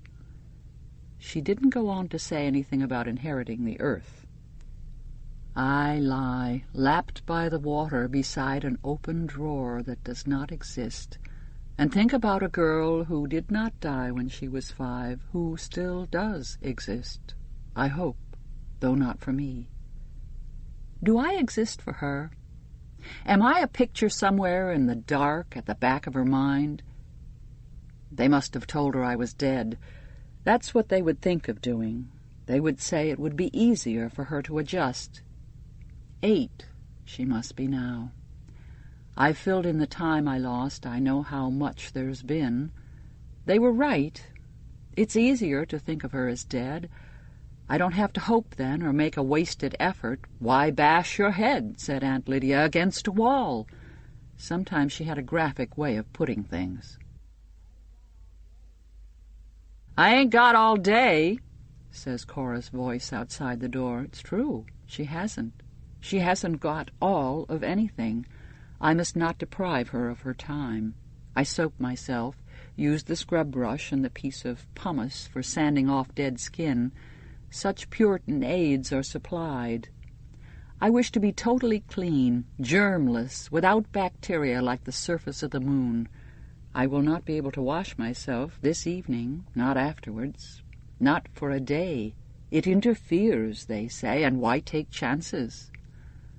I cannot avoid seeing now the small tattoo on my ankle, 4 digits and an I, a passport in reverse. It's supposed to guarantee that I will never be able to fade, finally, into another landscape. I am too important, too scarce for that. I am a national resource. I pull the plug, dry myself, put on my red terry-cloth robe. I leave today's dress here, where Cora will pick it up to be washed. Back in the room, I dress again. The white headdress isn't necessary for the evening, because I won't be going out. Everyone in this house knows what my face looks like. The red veil goes on, though, covering my damp hair, my head, which has not been shaved. Where did I see that film about the women kneeling in the town square, hands holding them, their hair falling in clumps? What had they done? It must have been a long time ago, because I can't remember. Cora brings my supper covered on a tray. She knocks at the door before entering. I like her for that. It means she thinks I still have some of what we used to call privacy left. Thank you, I say, taking the tray from her, and she actually smiles at me, but she turns away without answering. When we're alone together, she's shy of me. I put the tray on the small white-painted table and draw the chair up to it. I take the cover off the tray. The thigh of a chicken, overcooked. It's better than bloody, which is the other way she does it. Rita has ways of making her resentments felt. A baked potato, green beans, salad, canned pears for dessert. It's good enough food, though bland. Healthy food. You have to get your vitamins and minerals, said Aunt Lydia coyly. You must be a worthy vessel.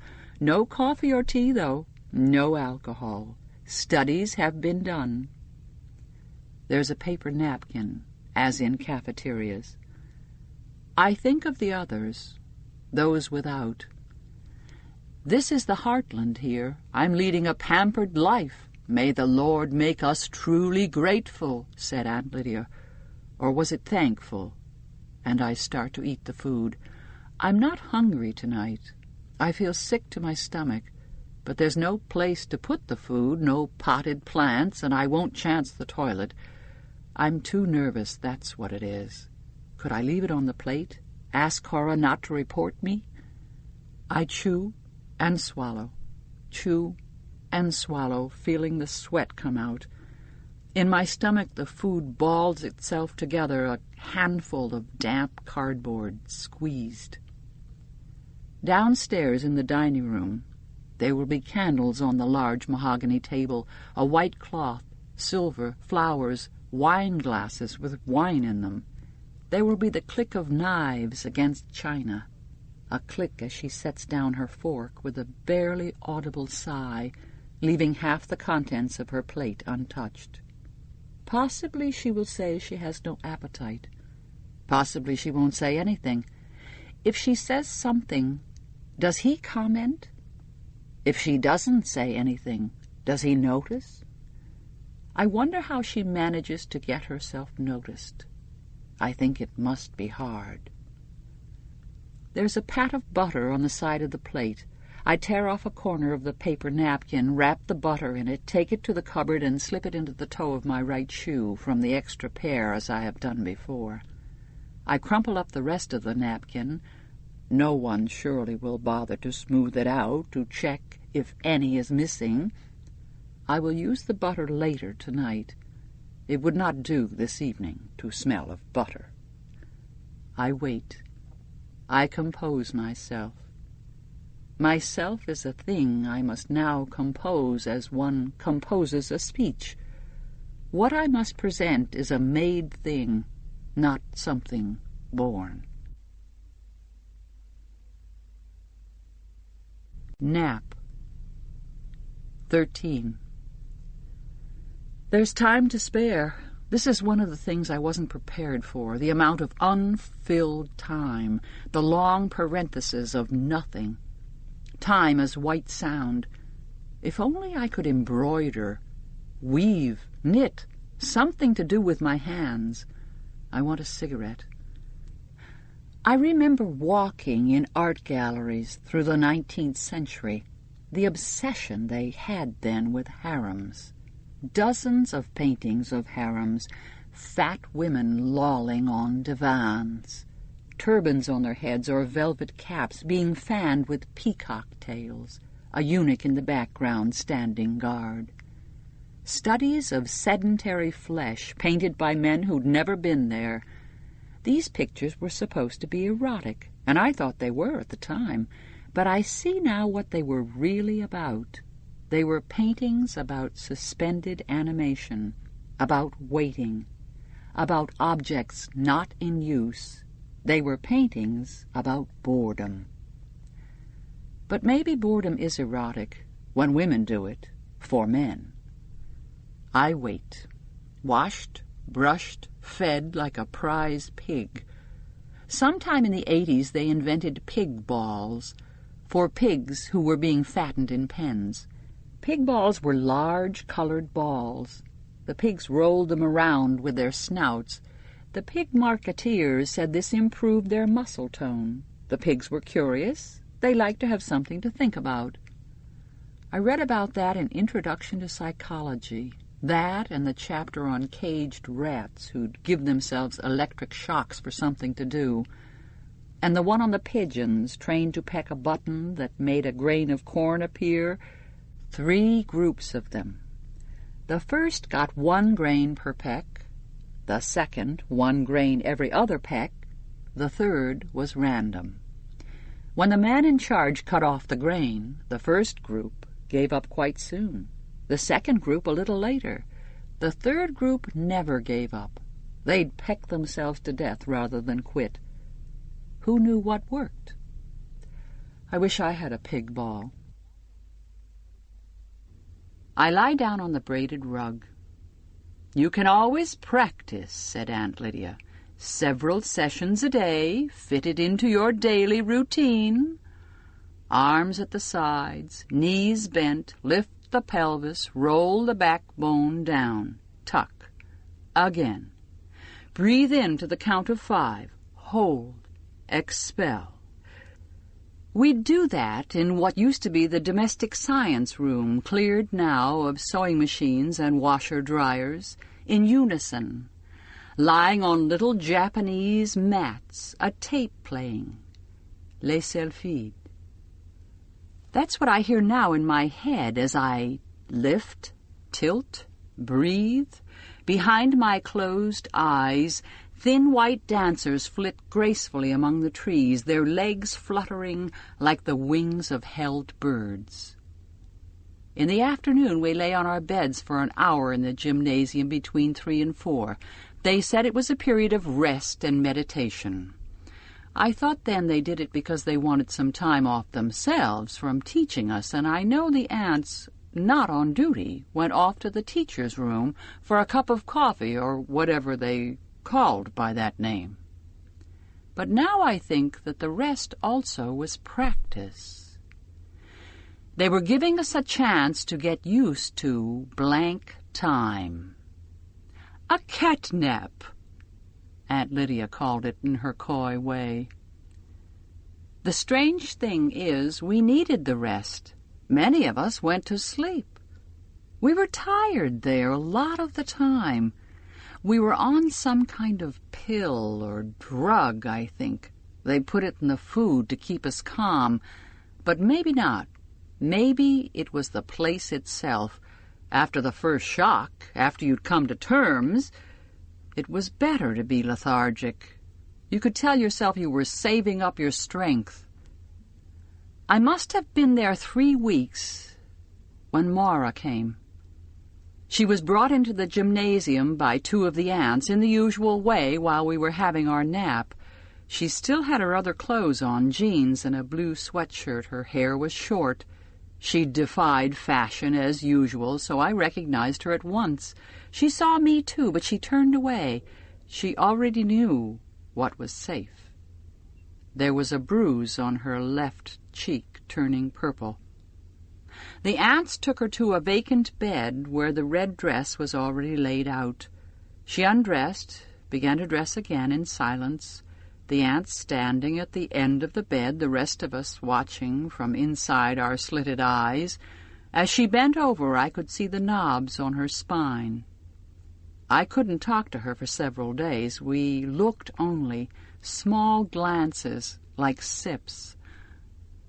Friendships were suspicious. We knew it. We avoided each other during the mealtime lineups in the cafeteria and in the halls between classes. But on the 4th day, she was beside me during the walk, 2 by 2, around the football field. We weren't given the white wings until we graduated. We had only the veils, so we could talk as long as we did it quietly and didn't turn to look at one another. The aunts walked at the head of the line and at the end, so the only danger was from the others. Some were believers and might report us. "This is a loony bin," Mara said. "I'm so glad to see you," I said. "Where can we talk?" said Mara. "Washroom," I said. "Watch the clock. End stall. 2:30. That was all we said. It makes me feel safer that Mara is here. We can go to the washroom if we put our hands up, though there's a limit to how many times a day. They mark it down on a chart. I watched the clock, electric and round, at the front over the green blackboard. 2:30 comes during testifying. Aunt Helena is here, as well as Aunt Lydia, because testifying is special. Aunt Helena is fat. She once headed a Weight Watchers franchise operation in Iowa. She's good at testifying. It's Janine, telling about how she was gang-raped at 14 and had an abortion. She told the same story last week. She seemed almost proud of it while she was telling. It may not even be true. At testifying, it's safer to make things up than to say you have nothing to reveal. But since it's Janine, it's probably more or less true. "But whose fault was it?" Aunt Helena says, holding up one plump finger. "Her fault, her fault, her fault," we chant in unison. "Who led them on?" Aunt Helena beams, pleased with us. "She did. She did. She did.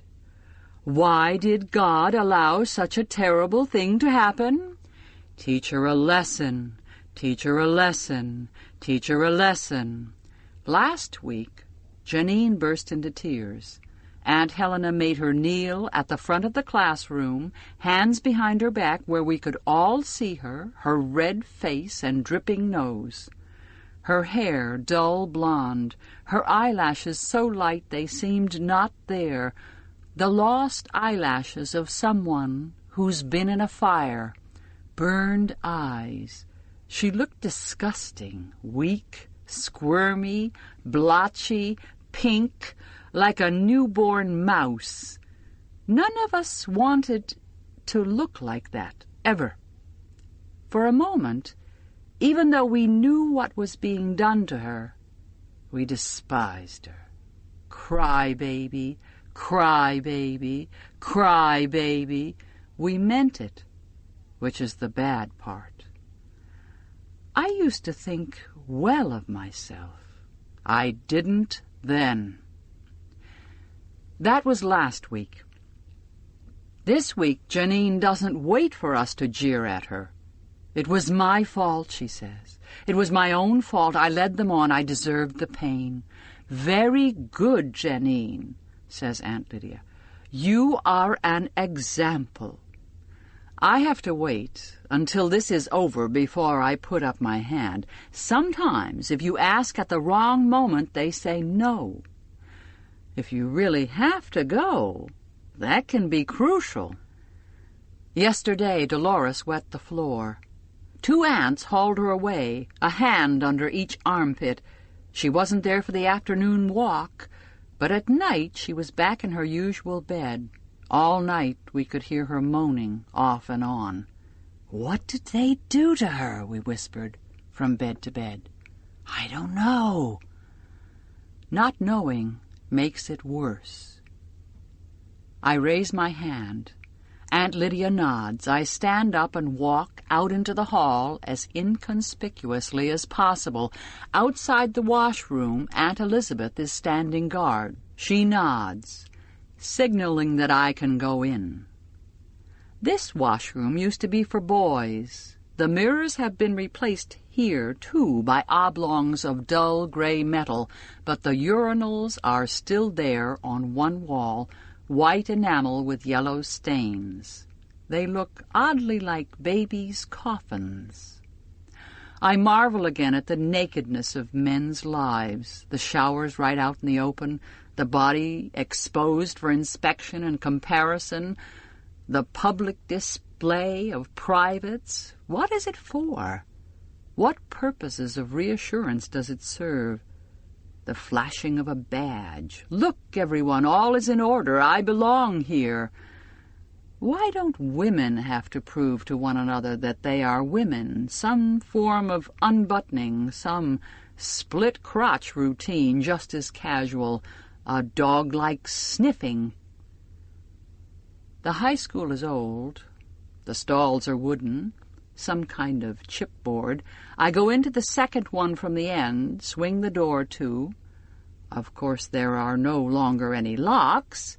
In the wood there's a small hole at the back next to the wall about waist height, souvenir of some previous vandalism or legacy of an ancient voyeur. Everyone in the center knows about this hole in the woodwork, everyone except the aunts. I'm afraid I am too late, held up by Janine's testifying. Maybe Maura has been here already. Maybe she's had to go back. They don't give you much time. I look carefully down, aslant, under the stall wall, and there are 2 red shoes, but How can I tell who it is? I put my mouth to the wooden hole.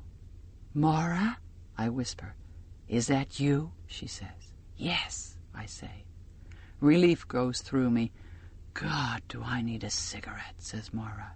"Me too," I say. I feel ridiculously happy. I sink down into my body as into a swamp, fenland, where only I know the footing. Treacherous ground, my own territory. I become the earth. I set my ear against for the rumors of the future. Each twinge, each murmur of slight pain, ripples of sloughed-off matter, swellings and diminishings of tissue, the droolings of the flesh, these are signs. These are the things I need to know about. Each month I watch for blood, fearfully, for when it comes it means failure. I have failed once again to fulfill the expectations of others, which may have become my own. I used to think of my body as an instrument of pleasure or a means of transportation or an implement for the accomplishment of my will. I could use it to run, push buttons of one sort or another, make things happen. There were limits, but my body was nevertheless lithe, single, solid, one with me. Now the flesh arranges itself differently. I'm a cloud, congealed around a central object, the shape of a pear which is hard and more real than I am, and glows red within its translucent wrapping. Inside it is a space, huge as the sky at night, and dark and curved like that, though black-red rather than black. Pinpoints of light swell, sparkle, burst, and shrivel within it, countless as stars. Every month there is a moon, gigantic, round, heavy, an omen. It transits, pauses, continues on and passes out of sight, and I see despair coming toward me like famine. To feel that empty again. I listen to my heart, wave upon wave, salty and red, continuing on and on, marking time. I'm in our first apartment, in the bedroom. I'm standing in front of the cupboard, which has folding doors made of wood. Around me I know it's empty. All the furniture is gone, the floors are bare, no carpets even. But despite this, the cupboard is full of clothes. I think they're my clothes, but they don't look like mine. I've never seen them before. Maybe they're clothes belonging to Luke's wife, whom I've also never seen. Only pictures and a voice on the phone late at night when she was calling us before the divorce. But no, they're my clothes all right. I need a dress. I need something to wear. I pull out dresses, black, blue, purple, jackets, skirts. None of them will do. None of them even fits. They're too big or too small. Luke is there, behind me. I turn to see him. He won't look at me. He looks down at the floor where the cat is rubbing itself against his legs, mewing and mewing plaintively. It wants food. But how can there be any food with the apartment so empty? "Luke," I say. He doesn't answer. Maybe he doesn't hear me. It occurs to me that he may not be alive. I am running with her, holding her hand, pulling, dragging her through the bracken. She's only half awake because of the pill I gave her, so she wouldn't cry or say anything that would give us away. She doesn't know where she is. The ground is uneven, rocks, dead branches, the smell of damp earth, old leaves. She can't run fast enough. By myself I could run faster. I'm a good runner. Now she's crying, she's frightened. I want to carry her, but she would be too heavy. I have my hiking boots on, and I think when we reach the water I'll have to kick them off. Will it be too cold? Will she be able to swim that far? What about the current? We weren't expecting this. Quiet, I say to her angrily. I think about her drowning, and this thought slows me. Then the shots come behind us. Not loud, not like firecrackers, but sharp and crisp, like a dry branch snapping. It sounds wrong. Nothing ever sounds the way you think it will, and I hear the voice. Down. Is it a real voice? Or a voice inside my head, or my own voice, out loud? I pull her to the ground and roll on top of her to cover her, shield her. Quiet, I say again. My face is wet, sweat or tears. I feel calm and floating, as if I'm no longer in my body. Close to my eyes, there's a leaf, red, turned early. I can see every bright vein. It's the most beautiful thing I've ever seen. I ease off. I don't want to smother her. Instead, I curl myself around her, keeping my hand over her mouth. There's breath and the knocking of my heart, like pounding at the door of a house at night, where you thought you would be safe. It's all right. I'm here, I say. Whisper, please be quiet. But how can she? She's too young. It's too late. We come apart. My arms are held, and the edges go dark, and nothing is left but a little window, a very little window, like the wrong end of a telescope, like the window on a Christmas card, an old one, night and ice outside, and within a candle, a shining tree, a family.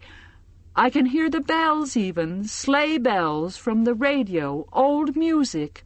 But through this window I can see, small but very clear, I can see her going away from me through the trees which are already turning, red and yellow, holding out her arms to me, being carried away.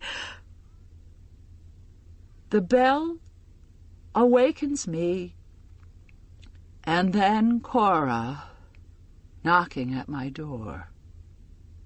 I sit up on the rug, wipe my wet face with my sleeve. Of all the dreams, this is the worst. Household 14. When the bell has finished, I descend the stairs, a brief waif in the eye of glass that hangs on the downstairs wall. The clock ticks with its pendulum, keeping time. My feet, in their neat red shoes, count the way down. The sitting-room door is wide open. I go in. So far no one is here. I don't sit, but take my place, kneeling near the chair with the footstool, where Serena Joy will shortly enthrone herself, leaning on her cane while she lowers herself down. Possibly she'll put a hand on my shoulder to steady herself as if I'm a piece of furniture. She's done it before. The sitting room would once have been called a drawing room, perhaps then a living room, or maybe it's a parlor, the kind with a spider and flies, but now it's officially a sitting room because that's what is done in it by some. For others, there's standing room only. The posture of the body is important. Here and now, minor discomforts are instructive. The sitting room is subdued, symmetrical. It's one of the shapes money takes when it freezes. Money has trickled through this room for years and years, as if through an underground cavern, crusting and hardening like stalactites into these forms. Mutely the varied surfaces present themselves, the dusk rose velvet of the drawn drapes, the gloss of the matching chairs, 18th century, the cow's tongue hush of the tufted Chinese rug on the floor, with its peach-pink peonies, the suave leather of the commander's chair, the glint of brass on the box beside it. The rug is authentic. Some things in this room are authentic, some are not. For instance, 2 paintings, both of women, one on either side of the fireplace. Both wear dark dresses like the ones in the old church. though of a later date. The paintings are possibly authentic. I suspect that when Serena Joy acquired them, after it became obvious to her that she'd have to redirect her energies into something convincingly domestic, she had the intention of passing them off as ancestors. Or maybe they were in the house when the commander bought it. There's no way of knowing such things.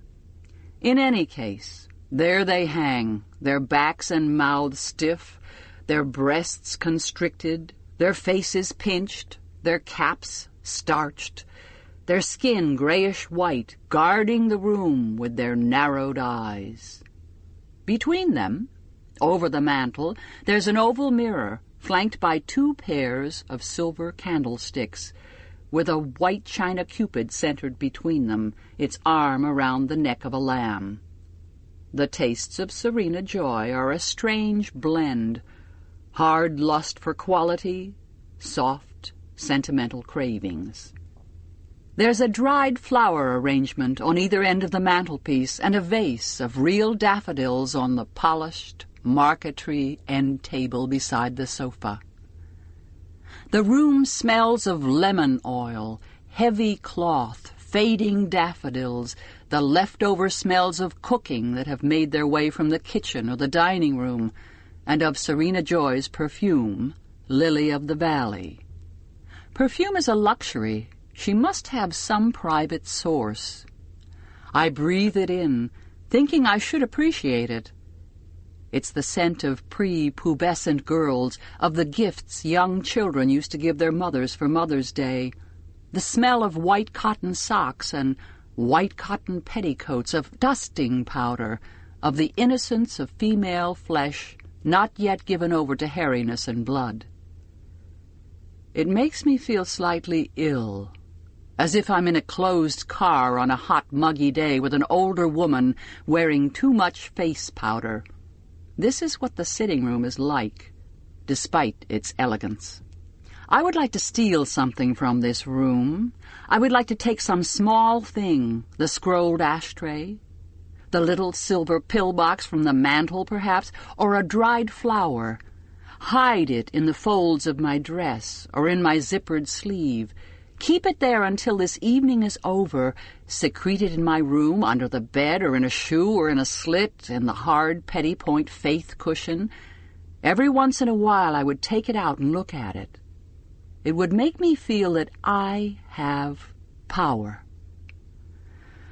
But such a feeling would be an illusion and too risky. My hands stay where they are, folded in my lap, thighs together, heels tucked underneath me, pressing up against my body, head lowered. In my mouth there's the taste of toothpaste, fake mint and plaster. I wait for the household to assemble. Household, that is what we are. The commander is the head of the household. The house is what he holds, to have and to hold, till death do us part, the hold of a ship, hollow. Cora comes in first, then Rita, wiping her hands on her apron. They too have been summoned by the bell. They resent it. They have other things to do, the dishes, for instance, but they need to be here. They all need to be here. The ceremony demands it. We are all obliged to sit through this one way or another. Rita scowls at me before slipping in to stand behind me. It's my fault, this waste of her time. Not mine, but my body's, if there is a difference. Even the commander is subject to its whims. Nick walks in, nods to all three of us, looks around the room. He too takes his place behind me, standing. He's so close that the tip of his boot is touching my foot. Is this on purpose?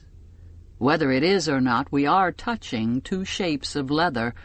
I feel my shoe soften. Blood flows into it. It grows warm. It becomes a skin.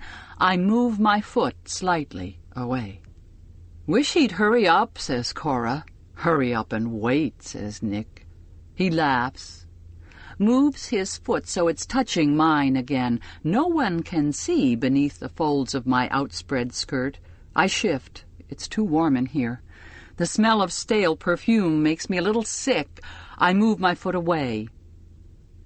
We hear Serena coming down the stairs, along the hall, the muffled tap of her cane on the rug, thud of the good foot. She hobbles through the doorway, glances at us, counting but not seeing. She nods at Nick but says nothing. She's in one of her best dresses, sky blue with embroidery in white along the edges of the veil, flowers and fretwork. Even at her age, she still feels the urge to wreathe herself in flowers. No use for you, I think at her, my face unmoving. You can't use them any more. You're withered. They're the genital organs of plants. I read that somewhere once. She makes her way to her chair and footstool, turns, lowers herself, lands ungracefully. She hoists her left foot onto the stool, fumbles in her sleeve pocket. I can hear the rustling, the click of her lighter. I smell the hot singe of the smoke, breathe it in. "Late as usual," she says. We don't answer. There's a clatter as she gropes on the lamp table, then a click, and the television set runs through its warm-up. A male choir with greenish-yellow skin, the color needs adjusting. They're singing, "Come to the church in the wildwood." "Come, come, come, come," sing the basses. Serena clicks the channel changer, waves, colored zigzags, a garble of sound. It's the Montreal satellite station being blocked. Then there's a preacher, earnest, with shining dark eyes, leaning towards us across a desk. These days they look a lot like businessmen. Serena gives him a few seconds, then clicks onward. Several blank channels, then the news. This is what she's been looking for. She leans back, inhales deeply. I, on the contrary, lean forward. A child being allowed up late with the grown-ups. This is the one good thing about these evenings, the evenings of the ceremony. I'm allowed to watch the news. It seems to be an unspoken rule in this household. We always get here on time. He's always late. Serena always lets us watch the news. Such as it is, who knows if any of it is true? It could be old clips. It could be faked. But I watch it anyway, hoping to be able to read beneath it. Any news now is better than none. First, the front lines. They are not lines, really. The war seems to be going on in many places at once. Wooded hills seen from above, the trees a sickly yellow. I wish he'd fix the color. The Appalachian Highlands, says the voiceover, where the angels of the apocalypse, 4th Division, are smoking out a pocket of Baptist guerrillas with air support from the 21st Battalion of the Angels of Light. We are shown 2 helicopters, black ones with silver wings painted on the sides. Below them, a clump of trees explodes. Now a close shot of a prisoner with a stubbled and dirty face, flanked by 2 angels in their neat black uniforms. The prisoner accepts a cigarette from one of the angels, puts it awkwardly to his lips with his bound hands. He gives a lopsided little grin. The announcer is saying something, but I don't hear it. I look into this man's eyes, trying to decide what he's thinking. He knows the camera is on him. Is the grin a show of defiance, or is it submission? Is he embarrassed at having been caught? They only show us victories, never defeats. Who wants bad news? Possibly he's an actor. The anchorman comes on now. His manner is kindly, fatherly. He gazes out at us from the screen, looking with his tan and his white hair and candid eyes, wise wrinkles around them, like everybody's ideal grandfather. What he's telling us, his level smile implies, is for our own good. Everything will be all right soon, I promise. There will be peace. You must trust. You must go to sleep like good children. He tells us what we long to believe. He's very convincing. I struggle against him. He's like an old movie star, I tell myself, with false teeth and a face job. At the same time, I sway towards him like one hypnotized. If only it were true, if only I could believe. Now he's telling us that an underground espionage ring has been cracked by a team of eyes working with an inside informant. The ring has been smuggling precious natural resources over the border into Canada. 5 members of the heretical sect of Quakers have been arrested, he says, smiling blandly, and more arrests are anticipated. 2 of the Quakers appear on screen, a man and a woman. They look terrified, but they're trying to preserve some dignity in front of the camera. The man has a large, dark mark on his forehead. The woman's veil has been torn off and her hair falls in strands over her face. Both of them are about 50. Now we can see a city, again from the air. This used to be Detroit. Under the voice of the announcer, there's the thunk of artillery. From the skyline, columns of smoke ascend. Resettlement of the children of Ham is continuing on schedule, says the reassuring pink face, back on the screen. 3,000 have arrived this week in National Homeland 1, with another 2,000 in transit.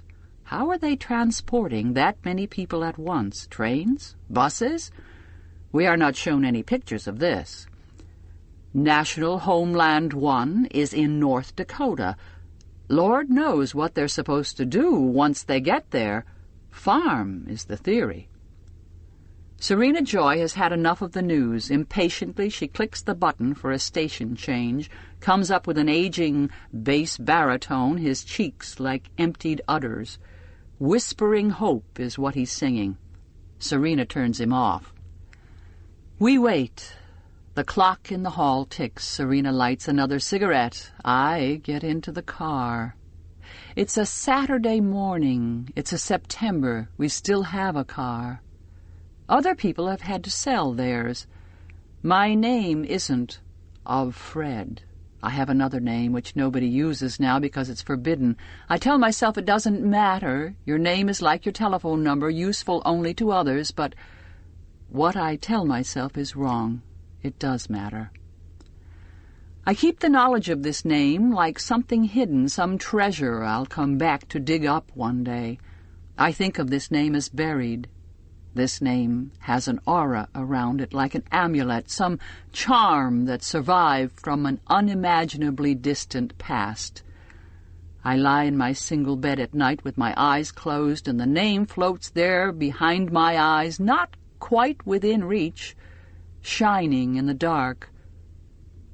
It's a Saturday morning in September. I'm wearing my shining name. The little girl, who is now dead, sits in the back seat with her 2 best dolls, her stuffed rabbit, mangy with age and love. I know all the details. They're sentimental details, but I can't help that. I can't think about the rabbit too much, though. I can't start to cry here on the Chinese rug, breathing in the smoke that has been inside Serena's body. Not here. Not now. I can do that later. She thought we were going on a picnic, and in fact there is a picnic basket on the back seat beside her with real food in it, hard-boiled eggs, thermos and all.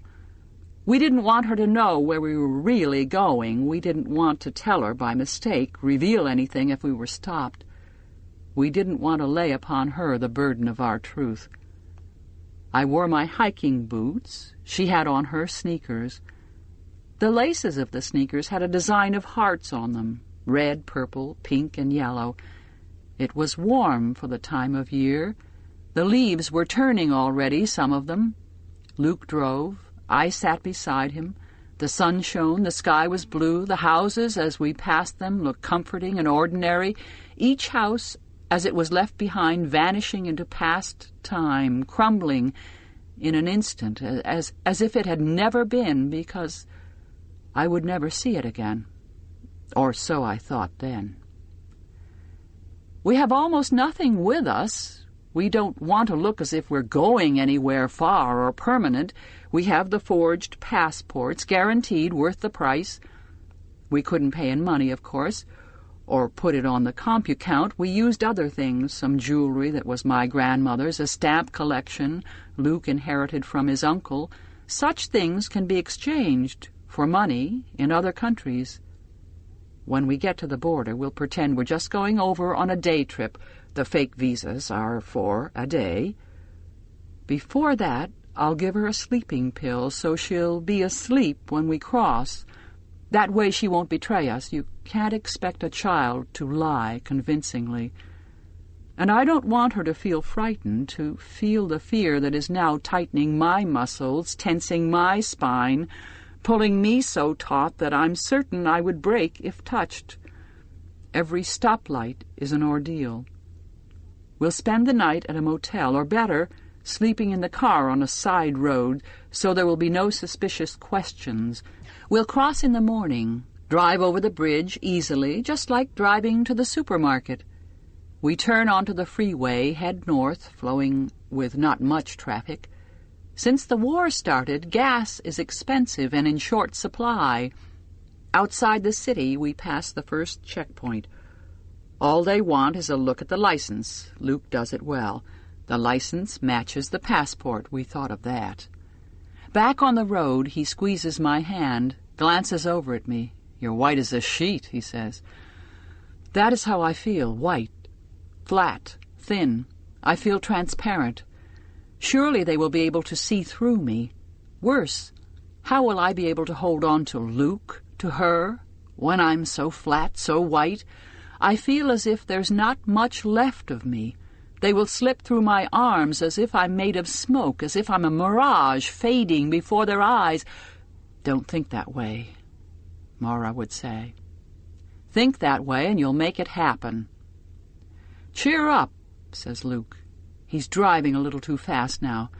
The adrenaline's gone to his head. Now he's singing. "Oh, what a beautiful morning," he sings. Even his singing worries me.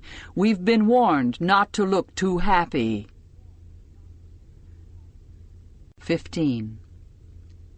The commander knocks at the door. The knock is prescribed. The sitting room is supposed to be Serena Joy's territory. He's supposed to ask permission to enter it. She likes to keep him waiting. It's a little thing, but in this household, little things mean a lot. Tonight, however, she doesn't even get that, because before Serena Joy can speak, he steps forward into the room anyway. Maybe he's just forgotten the protocol, but maybe it's deliberate. Who knows what she said to him over the silver-encrusted dinner table, or didn't say? The commander has on his black uniform, in which he looks like a museum guard, a semi-retired man, genial but wary, killing time. But only at first glance. After that, he looks like a Midwestern bank president, with his straight, neatly brushed silver hair, his sober posture, shoulders a little stooped. And after that there is his mustache, silver also, and after that his chin, which you really can't miss. When you get down as far as the chin, he looks like a vodka ad in a glossy magazine of times gone by. His manner is mild, his hands large with thick fingers and acquisitive thumbs, his blue eyes uncommunicative, falsely innocuous. He looks us over as if taking inventory. One kneeling woman in red, one seated woman in blue, two in green, standing, a solitary man thin-faced in the background. He manages to appear puzzled, as if he can't quite remember how we all got in here. As if we are something he inherited, like a Victorian pump organ, and he hasn't figured out what to do with us, what we are worth. He nods in the general direction of Serena Joy, who does not make a sound. He crosses to the large leather chair reserved for him, takes the key out of his pocket, fumbles with the ornate brass-bound, leather-covered box that stands on the table beside the chair. He inserts the key, opens the box, lifts out the Bible, an ordinary copy with a black cover and gold-edged pages. The Bible is kept locked up, the way people once kept tea locked up so the servants wouldn't steal it. It is an incendiary device. Who knows what we'd make of it if we ever got our hands on it? We can be read to from it by him, but we cannot read. Our heads turn towards him. We are expectant. Here comes our bedtime story. The commander sits down and crosses his legs, watched by us. The bookmarks are in place. He opens the book. He clears his throat a little, as if embarrassed. "Could I have a drink of water?" he says to the air. "Please," he adds. Behind me, one of them, Cora or Rita, leaves her place in the tableau and pads off toward the kitchen. The commander sits, looking down. The commander sighs, taking out a pair of reading glasses from his inside jacket pocket, gold rims, slips them on. Now he looks like a shoemaker in an old fairy tale book. Is there no end to his disguises of benevolence? We watch him, every inch, every flicker. To be a man watched by women, it must be entirely strange to have them watching him all the time, to have them wondering, what is he going to do next? To have them flinch when he moves, even if it's a harmless enough move, to reach for an ashtray perhaps, to have them sizing him up, to have them thinking, he can't do it, he won't do, he'll have to do. This last as if he were a garment out of style or shoddy, which must nevertheless be put on because there's nothing else available. To have them putting him on, trying him out, while he himself puts them on like a sock over a foot, onto the stub of himself, his extra sensitive thumb, his tentacle, his delicate stalked slug's eye which extrudes, expands, winces, and shrivels back into himself when touched wrongly, grows big again, bulging a little at the tip, traveling forward as if along a leaf, into them, avid for vision.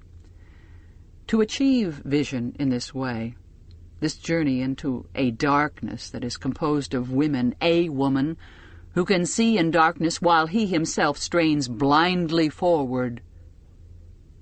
She watches him from within. We're all watching him. It's the one thing we really can do, and it is not for nothing. If he were to falter, fail, or die, what would become of us? No wonder he's like a boot, hard on the outside, giving shape to a pulp of tenderfoot. That's just a wish. I've been watching him for some time, and he's given no evidence of softness. "But watch out, Commander," I tell him in my head. "I've got my eye on you. One false move, and I'm dead." Still, it must be hell to be a man like that. It must be just fine. It must be hell. It must be very silent. The water appears. The commander drinks it. "Thank you," he says. Cora rustles back into place. The commander pauses, looking down, scanning the page. He takes his time, as if unconscious of us. He's like a man toying with a steak behind a restaurant window, pretending not to see the eyes watching him from hungry darkness not 3 feet from his elbow. We lean toward him a little, iron filings to his magnet. He has something we don't have. He has the word. How we squandered it once. The commander, as if reluctantly, begins to read. He isn't very good at it. Maybe he's merely bored. It's the usual story, the usual stories. God to Adam, God to Noah, be fruitful and multiply and replenish the earth. Then comes the moldy old Rachel and Leah stuff we had drummed into us at the center. Give me children, or else I die. Am I in God's stead? Who hath withheld from thee the fruit of the womb? Behold my maid, Bilhah. She shall bear upon my knees, that I may also have children by her, and so on, and so forth. We had it read to us every breakfast, as we sat in the high school cafeteria eating porridge with cream and brown sugar. "You're getting the best, you know," said Aunt Lydia. "There's a war on, things are rationed. You are spoiled girls," she twinkled as if rebuking a kitten. "Naughty puss." For lunch it was the Beatitudes, blessed be this, blessed be that. They played it from a tape, so not even an ant would be guilty of the sin of reading. The voice was a man's. "Blessed be the poor in spirit, for theirs is the kingdom of heaven. Blessed are the merciful. Blessed be the meek. Blessed are the silent." I knew they made that up. I knew it was wrong, and they left things out, too, but there was no way of checking. "Blessed be those that mourn, for they shall be comforted." Nobody said when. I checked the clock. During dessert, canned pears with cinnamon, standard for lunch, and looked for Maura in her place, 2 tables over. She's gone already. I put my hand up. I'm excused. We don't do this too often, and always at different times of day. In the washroom, I go to the second-last stall as usual. "Are you there?" I whisper. "Large as life and twice as ugly," Maura whispers back. "What have you heard?" I ask her. "Nothing much.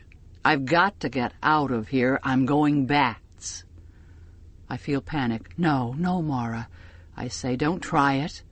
Not on your own. I'll fake sick. They send an ambulance. I've seen it. You'll only get as far as the hospital. At least it'll be a change. I won't have to listen to that old bitch. They'll find you out. Not to worry. I'm good at it. When I was a kid in high school, I cut out vitamin C. I got scurvy. In the early stages, they can't diagnose it.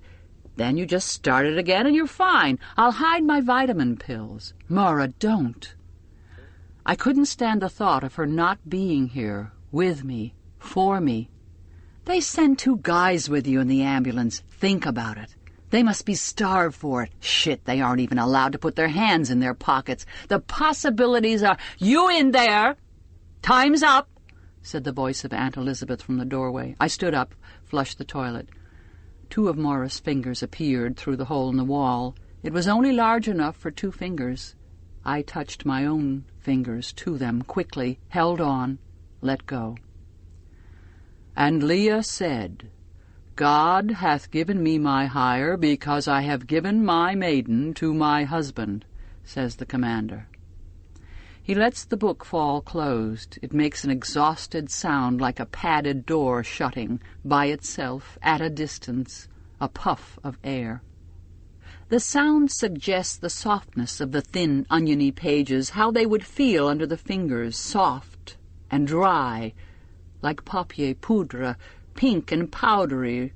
From the time before, you'd get it in booklets for taking the shine off your nose, in those stores that sold candles and soap in the shapes of things, seashells, mushrooms, like cigarette paper, like petals. The commander sits with his eyes closed for a moment as if tired. He works long hours. He has a lot of responsibilities. Serena has begun to cry. I can hear her behind my back. It isn't the first time. She always does this the night of the ceremony. She's trying not to make a noise. She's trying to preserve her dignity in front of us. The upholstery and the rugs muffle her, but we can hear her clearly despite that. The tension between her lack of control and her attempt to suppress it is horrible. It's like a fart in church. I feel, as always, the urge to laugh, but not because I think it's funny. The smell of her crying spreads over us, and we pretend to ignore it. The commander opens his eyes, notices, frowns, ceases to notice. "Now we will all have a moment of silent prayer," says the commander. "We will ask for a blessing and for success in all our ventures." I bow my head and close my eyes. I listen to the held breath, the almost inaudible gasps, the shaking going on behind my back. How she must hate me, I think. I pray silently. Nolite te bastardes carborundarum. I don't know what it means, but it sounds right, and it will have to do because I don't know what else I can say to God. Not right now. Not, as they used to say, at this juncture. The scratched writing on my cupboard wall floats before me, left by an unknown woman with the face of Maura. I saw her go out to the ambulance on a stretcher, carried by 2 angels. "What is it?" I mouthed to the woman beside me. Safe enough, a question like that to all but a fanatic. "A fever," she formed with her lips. "Appendicitis, they say." I was having dinner that evening, hamburger balls and hashed browns. My table was near the window. I could see out as far as the front gates. I saw the ambulance come back, no siren this time. One of the angels jumped out, talked with the guard. The guard went into the building. The ambulance stayed parked. The angel stood with his back towards us, as they had been taught to do. Two of the aunts came out of the building with the guard. They went around to the back. They hauled Mara out, dragged her in through the gate and up the front steps, holding her under the armpits, one on each side. She was having trouble walking. I stopped eating. I couldn't eat. By this time, all of us on my side of the table were staring out the window. The window was greenish, with that chicken wire mesh they used to put inside glass. Aunt Lydia said, "Eat your dinner." She went over and pulled down the blind. They took her into the room that used to be the science lab. It was a room where none of us ever went willingly. Afterwards, she could not walk for a week. Her feet would not fit into her shoes. They were too swollen. It was the feet they'd do for a first offense. They used steel cables frayed at the ends. After that, the hands. They didn't care what they did to your feet or your hands, even if it was permanent. "Remember," said Aunt Lydia, "for our purposes, your feet and your hands are not essential." Mara lay on her bed, an example.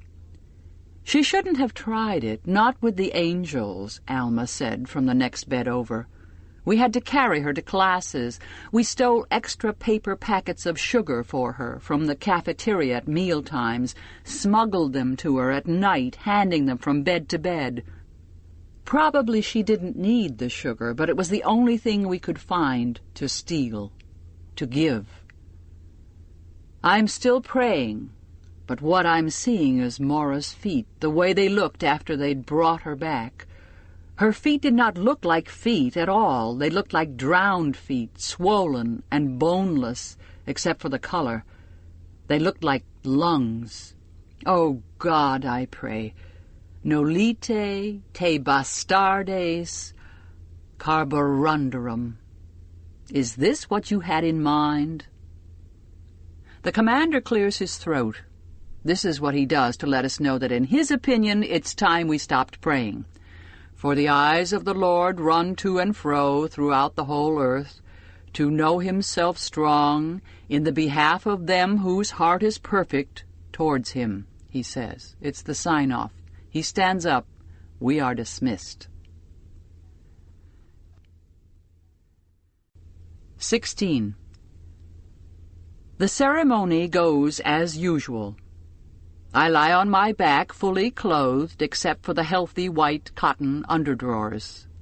What I could see, if I were to open my eyes, would be the large white canopy of Serena Joy's outsized, colonial-style four-poster bed, suspended like a sagging cloud above us, a cloud sprigged with tiny drops of silver rain, which, if you looked at them closely, would turn out to be four-petaled flowers.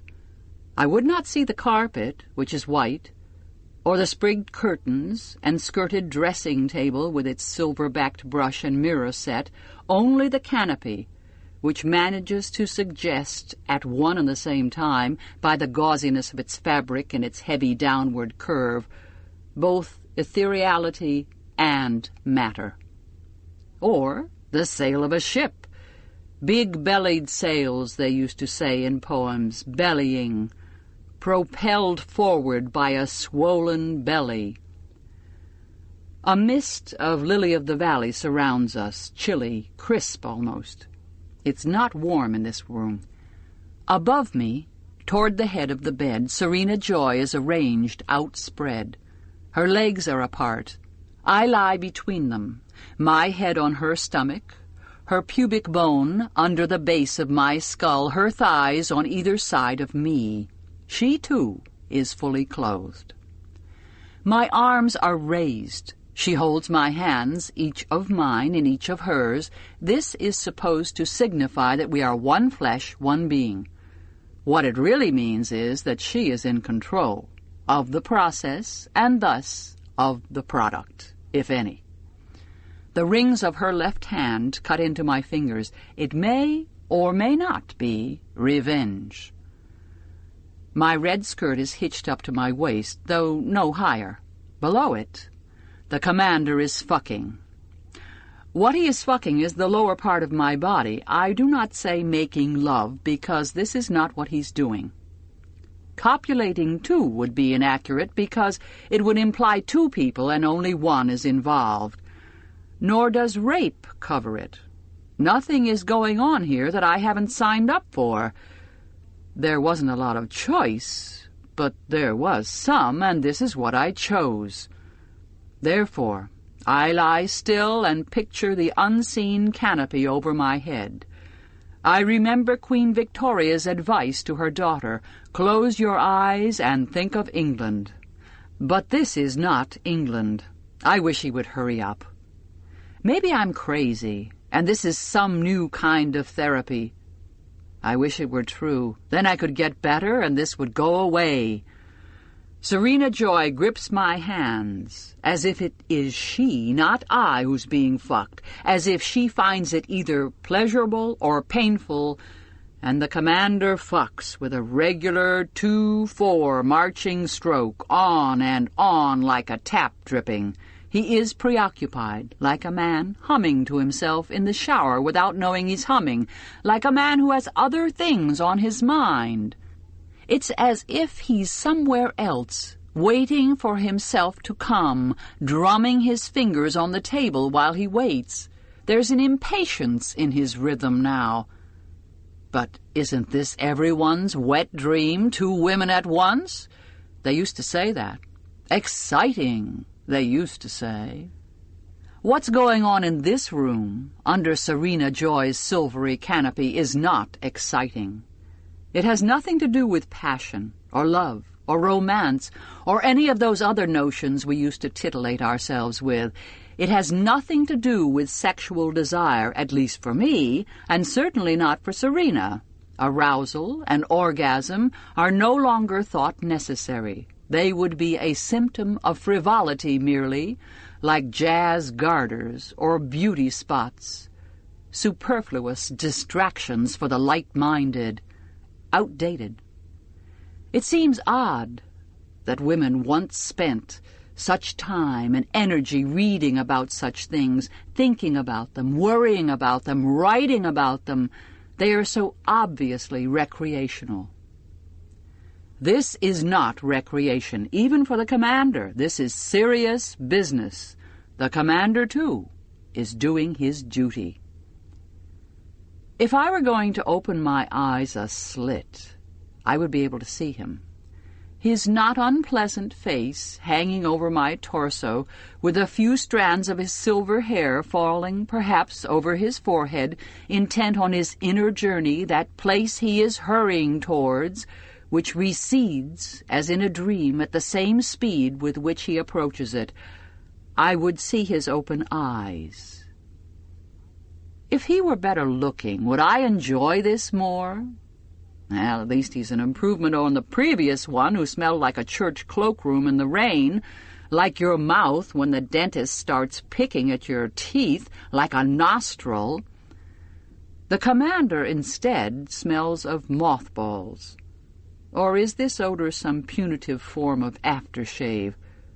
Why does he have to wear that stupid uniform? But would I like his white, tufted, raw body any better?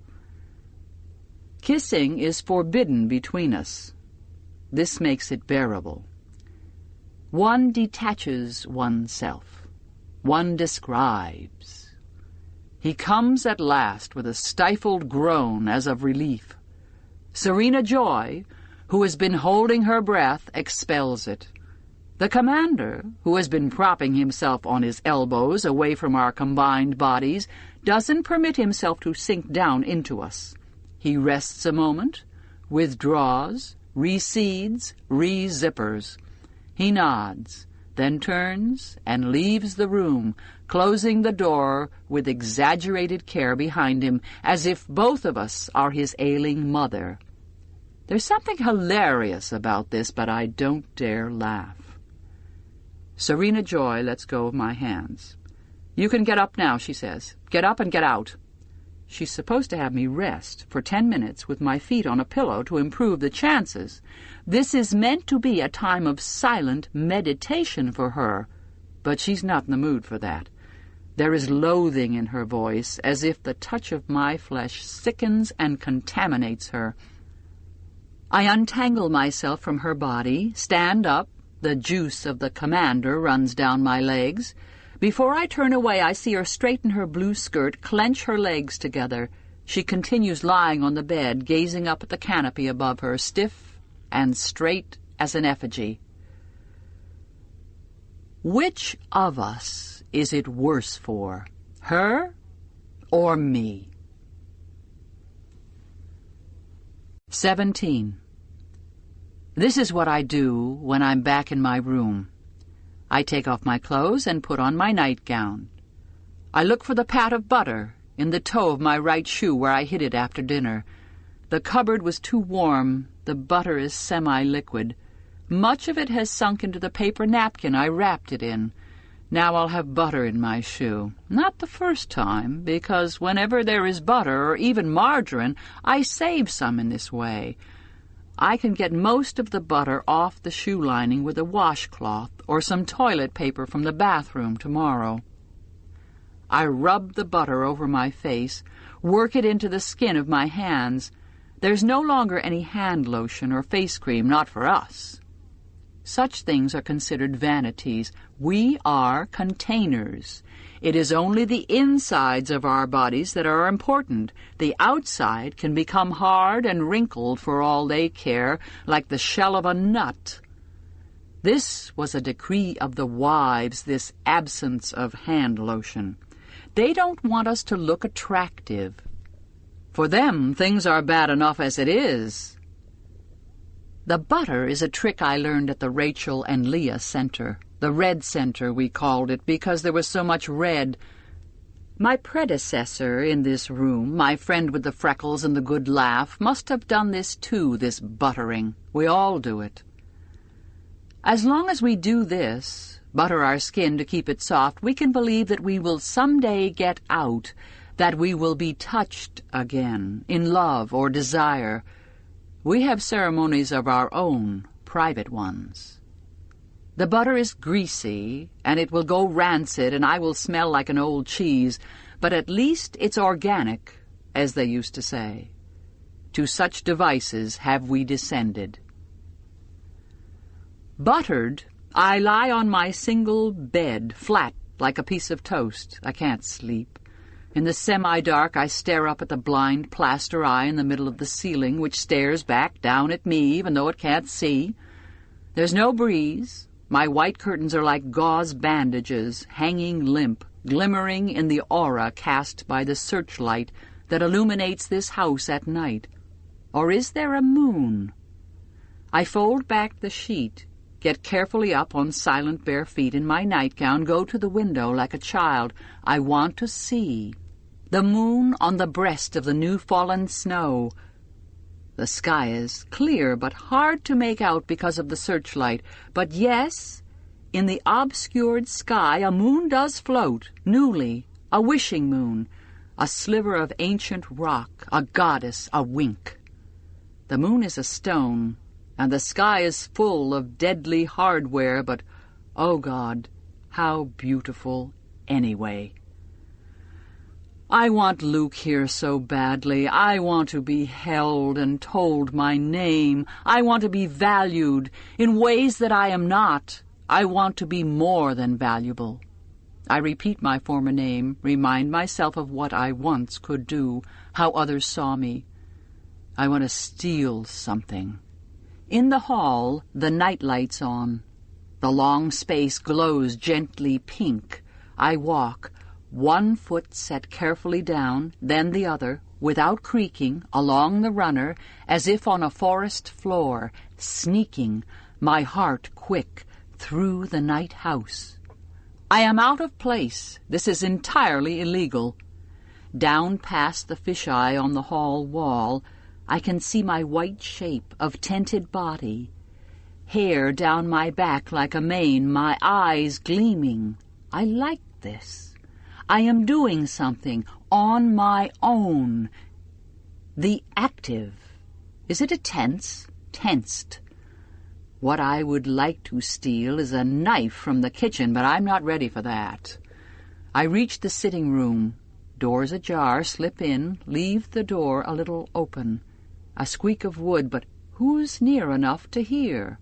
I stand in the room, letting the pupils of my eyes dilate like a cat's or owl's. Old perfume, cloth dust fill my nostrils. There's a slight mist of light coming through the cracks around the closed drapes, from the searchlight outside where two men doubtless patrol. I've seen them from above, from behind my curtains, dark shapes, cutouts. Now I can see outlines, gleams. From the mirror, the bases of the lamps, the vases, the sofa looming like a cloud at dusk. What should I take?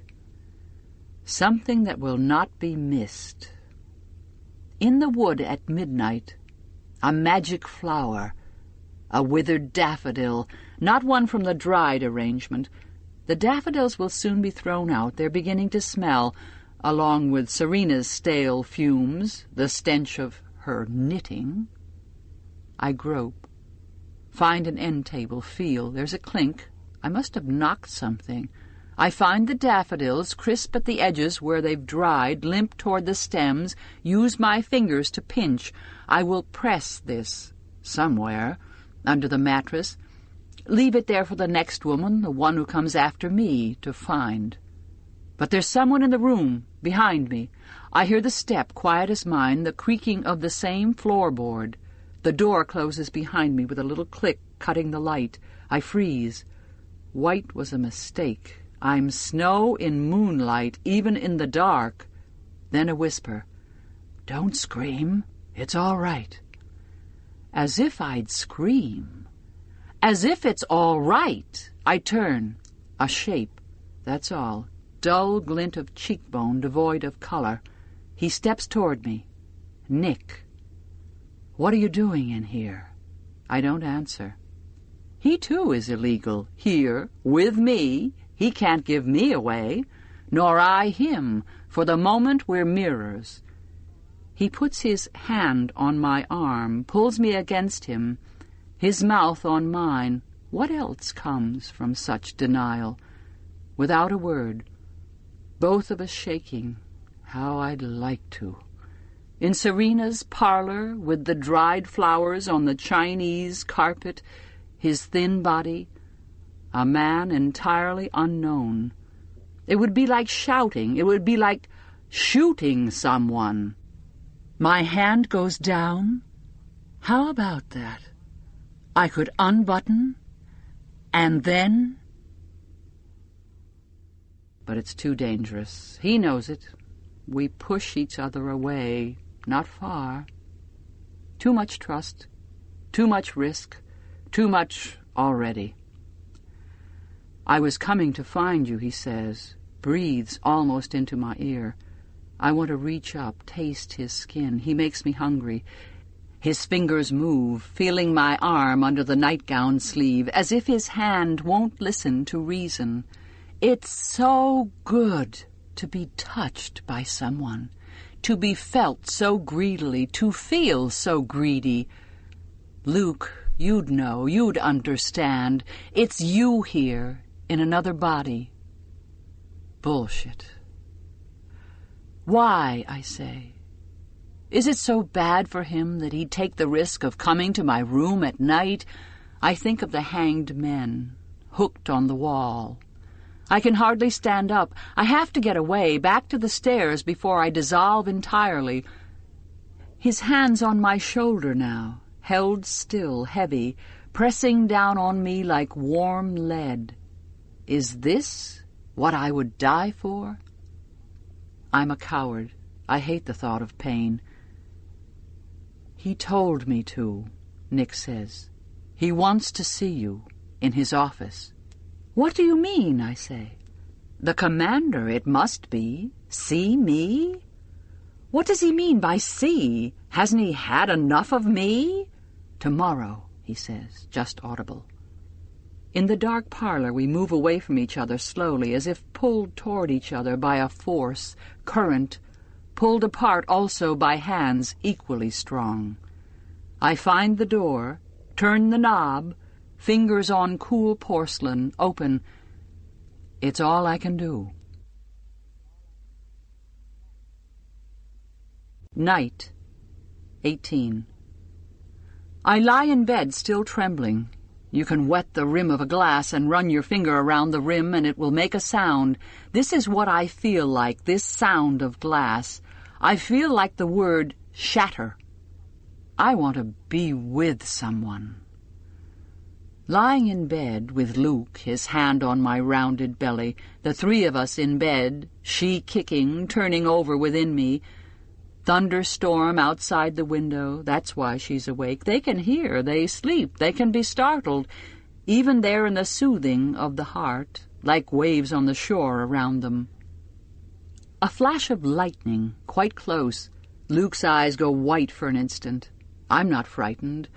We're wide awake. The rain hits now. We will be slow and careful. If I thought this would never happen again, I would die. But this is wrong. Nobody dies from lack of sex. It's lack of love we die from. There's nobody here I can love. All the people I could love are dead or elsewhere. Who knows where they are, or what their names are now? They might as well be nowhere, as I am for them. I, too, am a missing person. From time to time I can see their faces against the dark, flickering like the images of saints in old foreign cathedrals, in the light of the draughty candles, candles you would light to pray by, kneeling, your forehead against the wooden railing, hoping for an answer. I can conjure them, but they are mirages only. They don't last. Can I be blamed for wanting a real body to put my arms around? Without it, I too am disembodied. I can listen to my own heartbeat against the bed springs. I can stroke myself under the dry white sheets in the dark.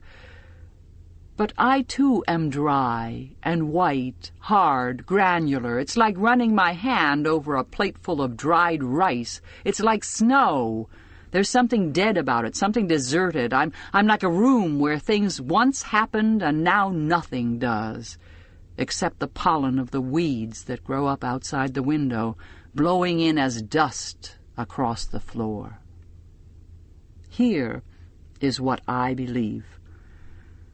I believe Luke is lying face down in a thicket, a tangle of bracken, the brown fronds from last year under the green ones just unrolled, or ground hemlock perhaps, although it's too early for the red berries. What is left of him, his hair, the bones, the plaid wool shirt, green and black, the leather belt, the work boots. I know exactly what he was wearing. I can see his clothes in my mind, bright as a lithograph, or a full-color advertisement from an ancient magazine, though not his face, not so well. His face is beginning to fade, possibly because it wasn't always the same. His face had different expressions, his clothes did not. I pray that the whole, or two or three, there was more than one shot, they were close together. I pray that at least one hole is neatly, quickly, and finally through the skull, through the place where all the pictures were, so that there would have been only the one flash of darkness or pain. Dull, I hope, like the word thud. Only the one, and then silence. I believe this. I also believe that Luke is sitting up in a rectangle somewhere, gray cement on a ledge, or the edge of something, a bed or chair. God knows what he's wearing. God knows what they've put him in.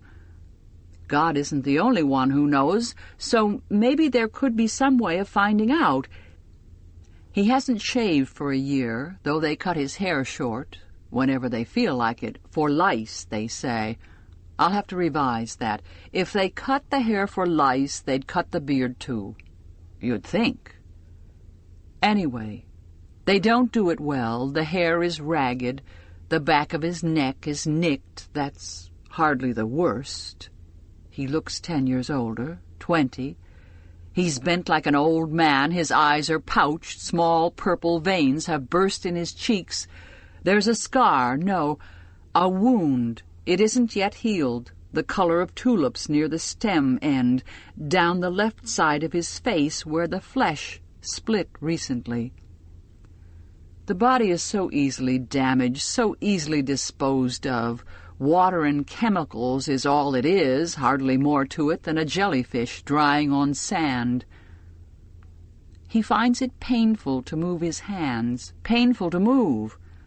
He doesn't know what he's accused of. A problem. There must be something, some accusation. Otherwise, why are they keeping him? Why isn't he already dead? He must know something they want to know. I can't imagine. I can't imagine he hasn't already said whatever it is. I would.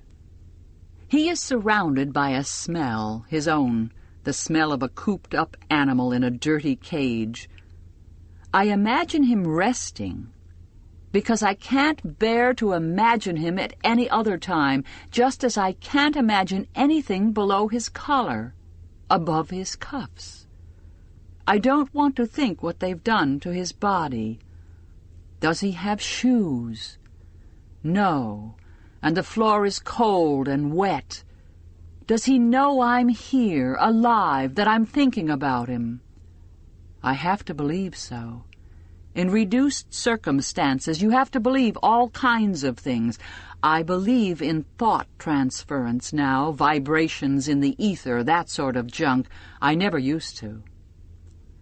I also believe that they didn't catch him, or catch up with him after all, that he made it, reached the bank, swam the river, crossed the border, dragged himself up on the far shore, an island, teeth chattering, found his way to a nearby farmhouse, was allowed in, with suspicion at first, but then, when they understood who he was, they were friendly, not the sort who would turn him in.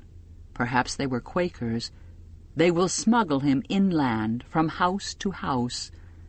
The woman made him some hot coffee and gave him a set of her husband's clothes. I picture the clothes. It comforts me to dress him warmly. He has made contact with the others. There must be a resistance, a government in exile. Someone must be out there taking care of things. I believe in the resistance, as I believe there can be no light without shadow, or rather, no shadow unless there is also light. There must be a resistance. Or where do all the criminals come from on the television? Any day now, there may be a message from him. It will come in the most unexpected way, from the least likely person, someone I never would have suspected. Under my plate, on the dinner tray, slipped into my hand as I reached the tokens across the counter in all flesh. The message will say that I must have patience. Sooner or later he will get me out. We will find her, wherever they've put her. She'll remember us, and we will be, all three of us, together. Meanwhile, I must endure, keep myself safe for later. What has happened to me, what's happening to me now, won't make any difference to him. He loves me anyway. He knows it isn't my fault. The message will say that also. It's this message, which may never arrive, that keeps me alive. I believe in the message. The things I believe can't all be true, though one of them must be, but I believe in all of them, all three versions of Luke at one and the same time. This contradictory way of believing seems to me, right now, the only way I can believe anything. Whatever the truth is, I will be ready for it. This also is a belief of mine. This also may be untrue. One of the gravestones in the cemetery near the earliest church has an anchor on it and an hourglass, and the words, "In Hope." In hope. Why did they put that above a dead person? Was it the corpse hoping, or those still alive? Does Luke hope?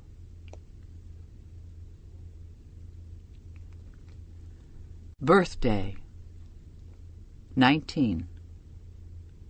I'm dreaming that I am awake. I dream that I get out of the bed and walk across the room, not this room, and go out the door, not this door. I'm at home, one of my homes, and she's running to meet me in her small green nightgown with the sunflower on the front, her feet bare, and I pick her up and feel her arms and legs go around me, and I begin to cry because I know then that I'm not awake. I'm back in this bed, trying to wake up, and I wake up and sit on the edge of the bed, and my mother comes in with a tray and asks me if I'm feeling better. When I was sick as a child, she had to stay home from work. But I'm not awake this time either. After these dreams, I do awake, and I know I'm really awake, because there is the wreath on the ceiling and my curtains hanging like drowned white hair. I feel drugged. I consider this. Maybe they're drugging me. Maybe the life I think I'm living is a paranoid delusion. Not a hope. I know where I am and who and what day it is. These are the tests, and I am sane. Sanity is a valuable possession. I hoard it the way people once hoarded money. I save it so I will have enough when the time comes. Grayness comes through the curtains, hazy bright. Not much sun today. I get out of bed, go to the window, kneel on the window seat, the hard little cushion, Faith, and look out. There is nothing to be seen. I wonder what has become of the other two cushions. There must have been three once, Hope and Charity. Where have they been stowed? Serena Joy has tidy habits. She wouldn't throw away anything not quite worn out. One for Rita, one for Cora.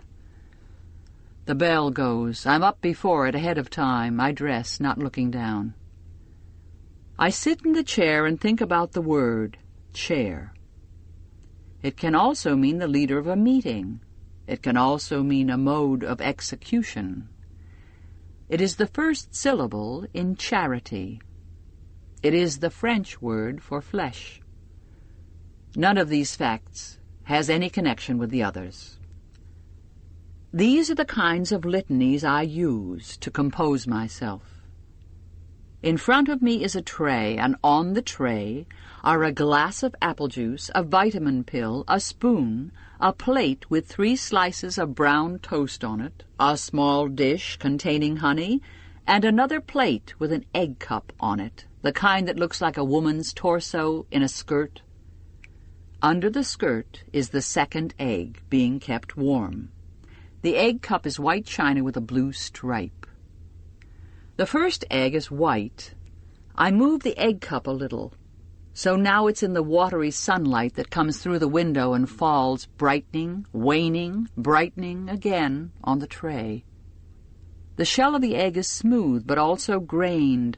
Small pebbles of calcium are defined by the sunlight like craters on the moon. It's a barren landscape, yet perfect.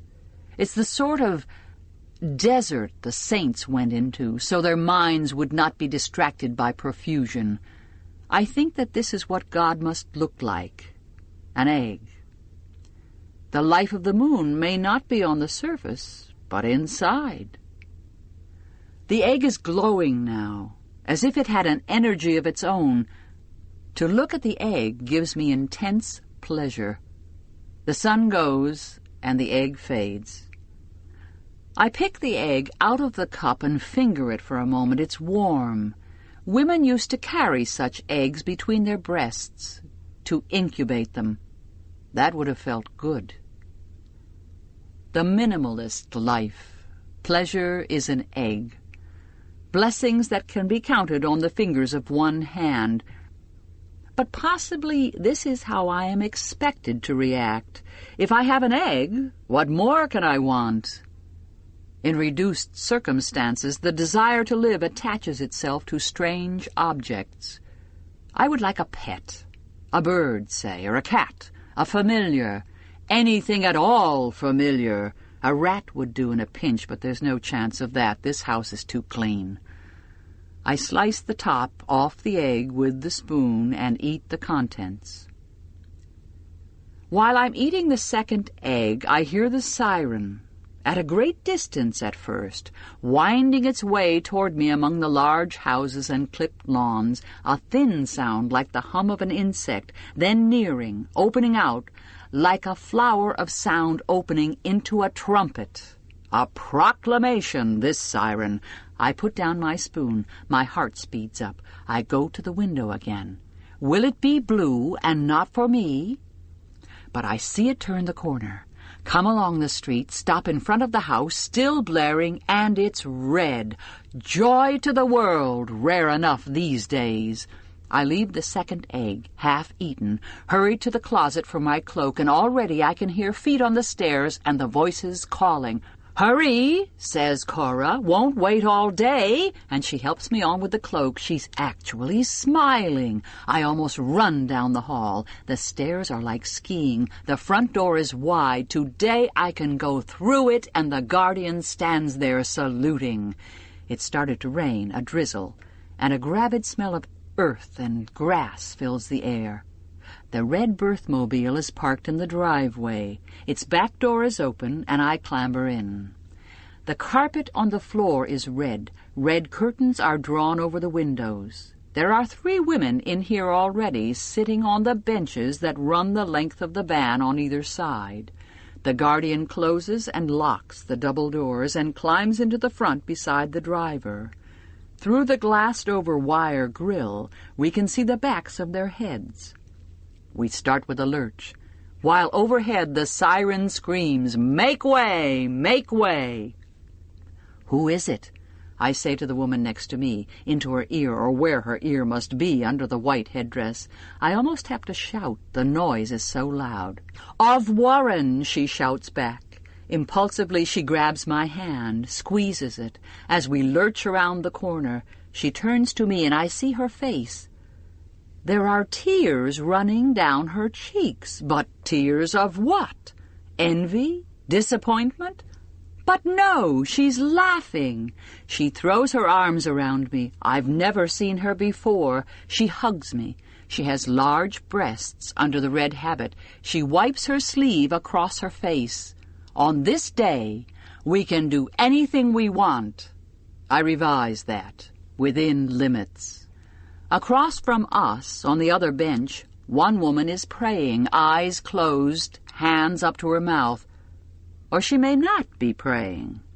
She may be biting her thumbnails. Possibly she's trying to keep calm. The third woman is calm already. She sits with her arms folded, smiling a little. The siren goes on and on. That used to be the sound of death for ambulances or fires. Possibly it will be the sound of death today also. We will soon know. What will Av Warren give birth to? A baby, as we all hope? Or something else? An unbaby, with a pin head, or a snout like a dog's, or 2 bodies, or a hole in its heart, or no arms, or webbed hands and feet? There's no telling. They could tell once, with machines, but that is now outlawed. What would be the point of knowing anyway? You can't have them taken out. Whatever it is must be carried to term. The chances are 1 in 4. We learned that at the center. The air got too full once of chemicals, rays, radiation. The water swarmed with toxic molecules. All that takes years to clean up, and meanwhile they creep into your body, camp out in your fatty cells. Who knows? Your very flesh may be polluted, dirty as an oily beach, sure death to shorebirds and unborn babies. Maybe a vulture would die of eating you. Maybe you light up in the dark like an old-fashioned watch. Death watch. That's a kind of beetle that buries carrion. I can't think of myself, my body sometimes, without seeing the skeleton, how I must appear to an electron, a cradle of life made of bones, and within, hazards, warped proteins, bad crystals jagged as glass. Women took medicines, pills. Men sprayed trees. Cows ate grass. All that souped-up piss flowed into the rivers, not to mention the exploding atomic power plants along the San Andreas Fault, nobody's fault, during the earthquakes, and the mutant strain of syphilis no mold could touch. Some did it themselves, had themselves tied shut with catgut or scarred with chemicals. How could they? Said Aunt Lydia. Oh, how could they have done such a thing, Jezebels, scorning God's gifts, wringing her hands. It's a risk you're taking, said Aunt Lydia, but you are the shock troops. You will march out in advance into dangerous territory. The greater the risk, the greater the glory. She clasped her hands, radiant with our phony courage. We looked down at the tops of our desks. To go through all that and give birth to a shredder, it wasn't a fine thought. We didn't know exactly what would happen to the babies that didn't get past, that were declared unbabies, but we knew they were put somewhere, quickly, away. There was no one cause, says Aunt Lydia. She stands in the front of the room, in her khaki dress, a pointer in her hand. Pulled down in front of the blackboard, where once there would have been a map, is a graph showing the birth rate per thousand for years and years. A slippery slope down past the zero line of replacement, and down, and down. Of course, some women believed there would be no future. They thought the world would explode. That was the excuse they used, says Aunt Lydia. They said there was no sense in breeding. Aunt Lydia's nostrils narrow. Such wickedness. They were lazy women, she says. They were sluts. On the top of my desk there are initials, carved into the wood, and dates. The initials are sometimes in two sets joined by the word loves. J.H. loves B.P. 1954. O.R. loves L.T. These seem to me like the inscriptions I used to read about, carved on the stone walls of caves, or drawn with a mixture of soot and animal fat. They seem to me incredibly ancient. The desktop is of blonde wood. It slants down, and there's an armrest on the right side to lean on when you were writing on paper with a pen. Inside the desk you could keep things, books, notebooks. These habits of former times appear to me now lavish, decadent almost, immoral, like the orgies of barbarian regimes. M. loves G, 1972. This carving, done with a pencil dug many times into the worn varnish of the desk, has the pathos of all vanished civilizations. It's like a handprint on stone.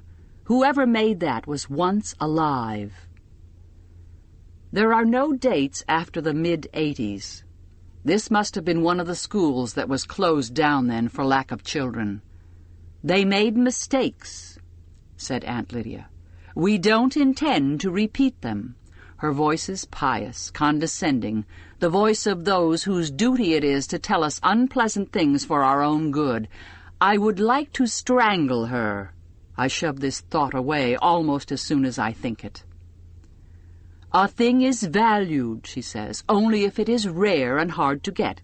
We want you to be valued, girls. She is rich in pauses, which she savors in her mouth. Think of yourselves as pearls. We, sitting in our rows, eyes down, we make her salivate morally.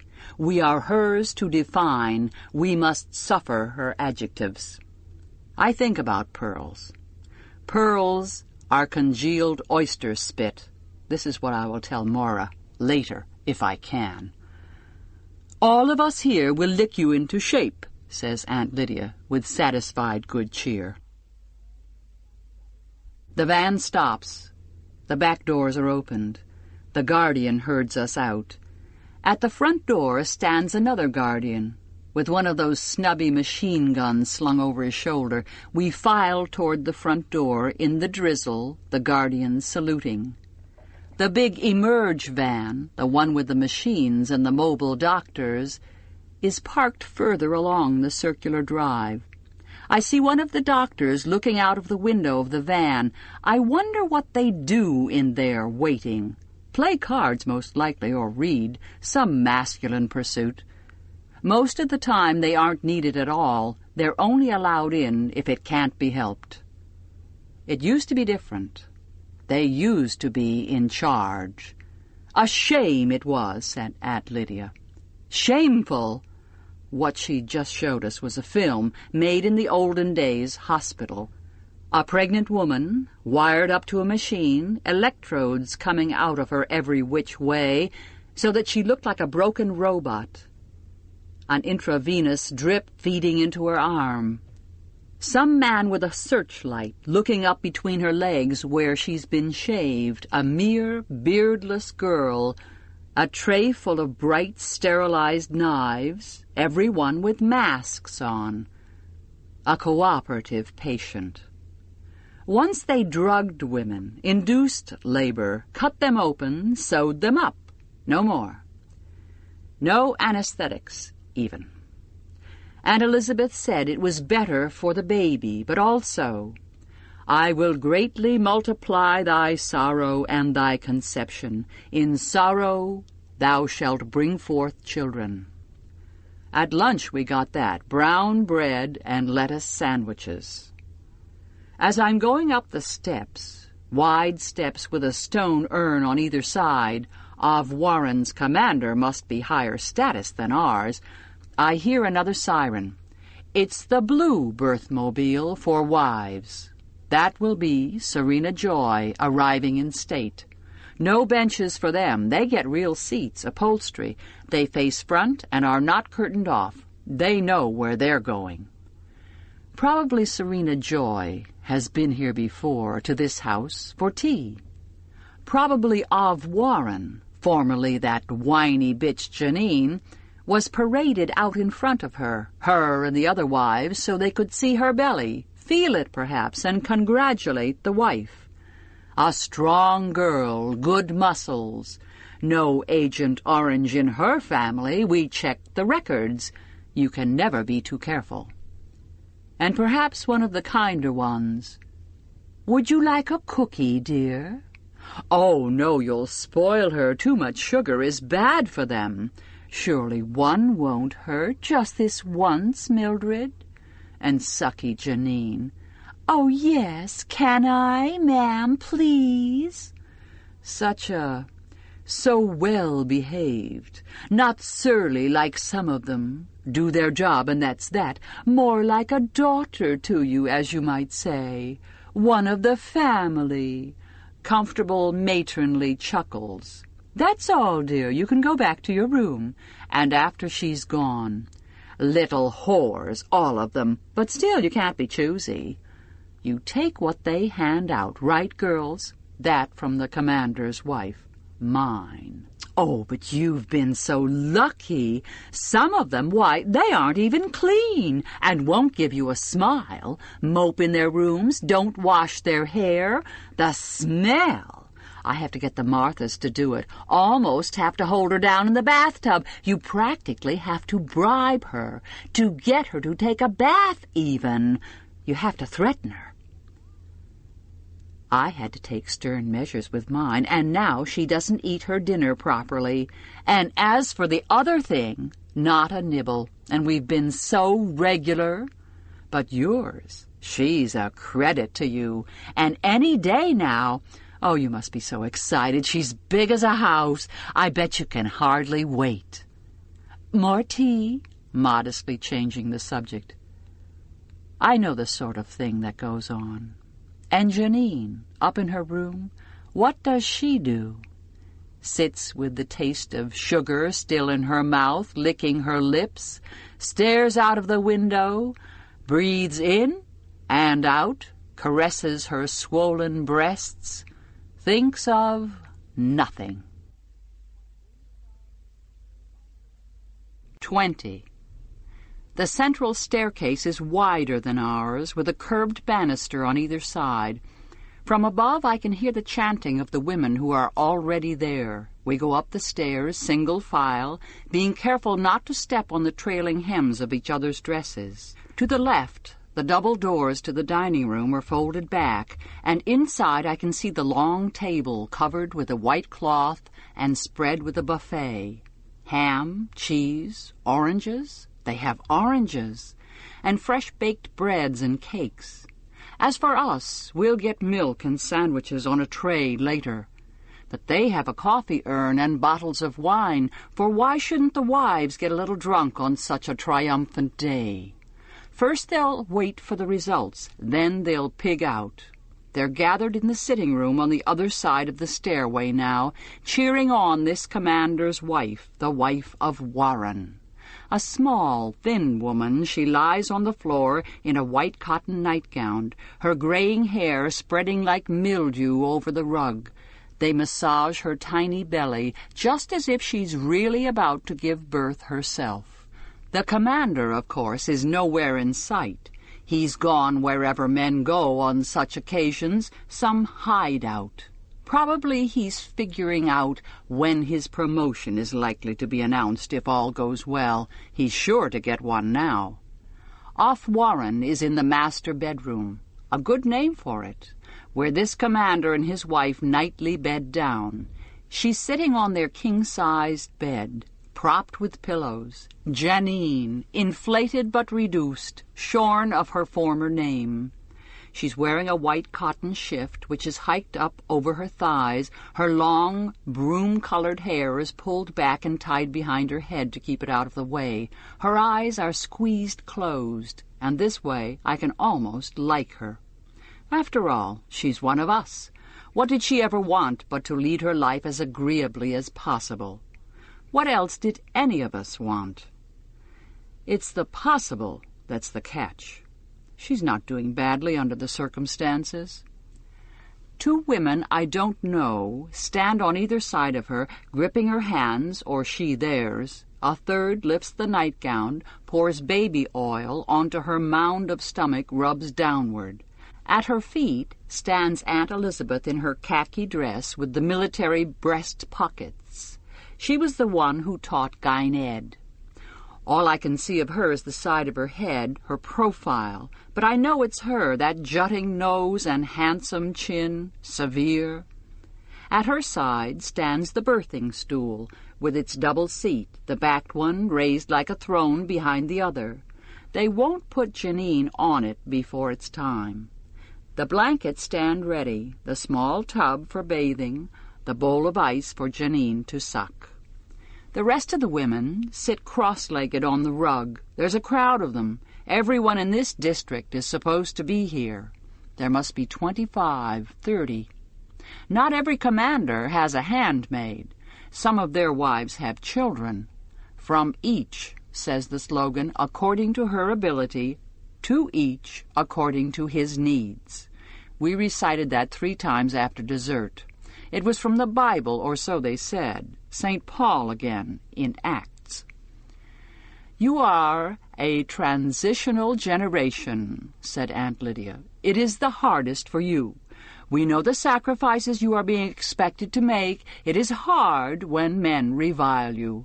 For the ones who come after you, it will be easier. They will accept their duties with willing hearts.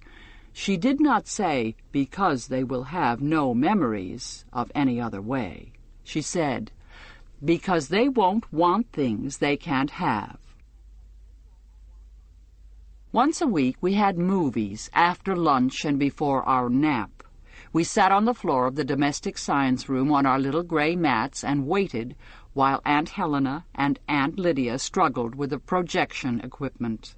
If we were lucky, we wouldn't get the film threaded upside down. What it reminded me of was geography classes at my own high school thousands of years before, where they showed movies of the rest of the world. Women in long skirts or cheap printed cotton dresses, carrying bundles of sticks or baskets or plastic buckets of water from some river or other, with babies slung on them in shawls or net slings, looking squint-eyed or afraid out of the screen at us, knowing something was being done to them by a machine with one glass eye, but not knowing what. Those movies were comforting and faintly boring. They made me feel sleepy, even when men came onto the screen with naked muscles, hacking away at hard dirt with primitive hoes and shovels, hauling rocks. I preferred movies with dancing in them, singing, ceremonial masks, carved artifacts for making music, feathers, brass buttons, conch shells, drums. I liked watching these people when they were happy, not when they were miserable, starving, emaciated, straining themselves to death over some simple thing, the digging of a well, the irrigation of land, problems the civilized nations had long ago solved. I thought someone should just give them the technology and let them get on with it. Aunt Lydia didn't show these kinds of movies. Sometimes the movie she showed would be an old porno film from the 70s or 80s. Women kneeling, sucking penises or guns, women tied up or chained or with dog collars around their necks, women hanging from trees or upside down, naked with their legs held apart, women being raped, beaten up, killed. Once we had to watch a woman being slowly cut into pieces, her fingers and breasts snipped off with garden shears, her stomach slit open, and her intestines pulled out. "Consider the alternatives," said Aunt Lydia. "You see what things used to be like?" That was what they thought of women then. Her voice trembled with indignation. Maura said later that it wasn't real. It was done with models, but it was hard to tell. Sometimes, though, the movie would be what Aunt Lydia called an unwoman documentary. "Imagine," said Aunt Lydia, "wasting their time like that when they should have been doing something useful. Back then, the unwomen were always wasting time. They were encouraged to do it. The government gave them money to do that very thing. Mind you, some of their ideas were sound enough," she went on with the smug authority in her voice of one who is in a position to judge. "We would have to condone some of their ideas even today. Only some, mind you," she said coyly, raising her index finger, waggling it at us. "But they were godless, and that can make all the difference, don't you agree?" I sat on my mat, hands folded, and Aunt Lydia steps to the side, away from the screen, and the lights go out, and I wonder whether I can, in the dark, lean far over to the right without being seen and whisper to the woman next to me. What will I whisper? I will say, "Have you seen Maura?" Because nobody has. She wasn't at breakfast. But the room, though dim, isn't dark enough. So I switch my mind into the holding pattern that passes for attention. They don't play the soundtrack on movies like these, though they do on the porno films. They want us to hear the screams and grunts and shrieks of what is supposed to be either extreme pain or extreme pleasure or both at once, but they don't want us to hear what the unwomen are saying. First come the title and some names, blacked out on the film with a crayon so we can't read them, and then I see my mother, my young mother, younger than I remember her, as young as she must have been before I was born. She's wearing the kind of outfit Aunt Lydia told us was typical of unwomen in those days. Overall jeans with a green and mauve plaid shirt underneath and sneakers on her feet. The same sort of thing Maura once wore, the sort of thing I can remember wearing long ago myself. Her hair is tucked into a mauve handkerchief tied behind her head. Her face is very young, very serious, even pretty. I've forgotten my mother was once as pretty and as earnest as that. She's in a group of other women dressed in the same fashion. She's holding a stick. No, it's part of a banner, the handle. The camera pans up and we see the writing in paint on what must have been a bedsheet. Take back the night. This hasn't been blacked out, even though we aren't supposed to be reading. The women around me breathe in. There's a stirring in the room like wind over grass. Is this an oversight? Have we gotten away with something? Or is this a thing we're intended to see to remind us of the old days of no safety? Behind this sign there are other signs, and the camera notices them briefly. Freedom to choose. Every baby a wanted baby. Recapture our bodies. Do you believe a woman's place is on the kitchen table? Under the last sign there's a line drawing of a woman's body lying on a table, blood dripping out of it. Now my mother is moving forward. She's smiling, laughing. They all move forward, and now they're raising their fists in the air.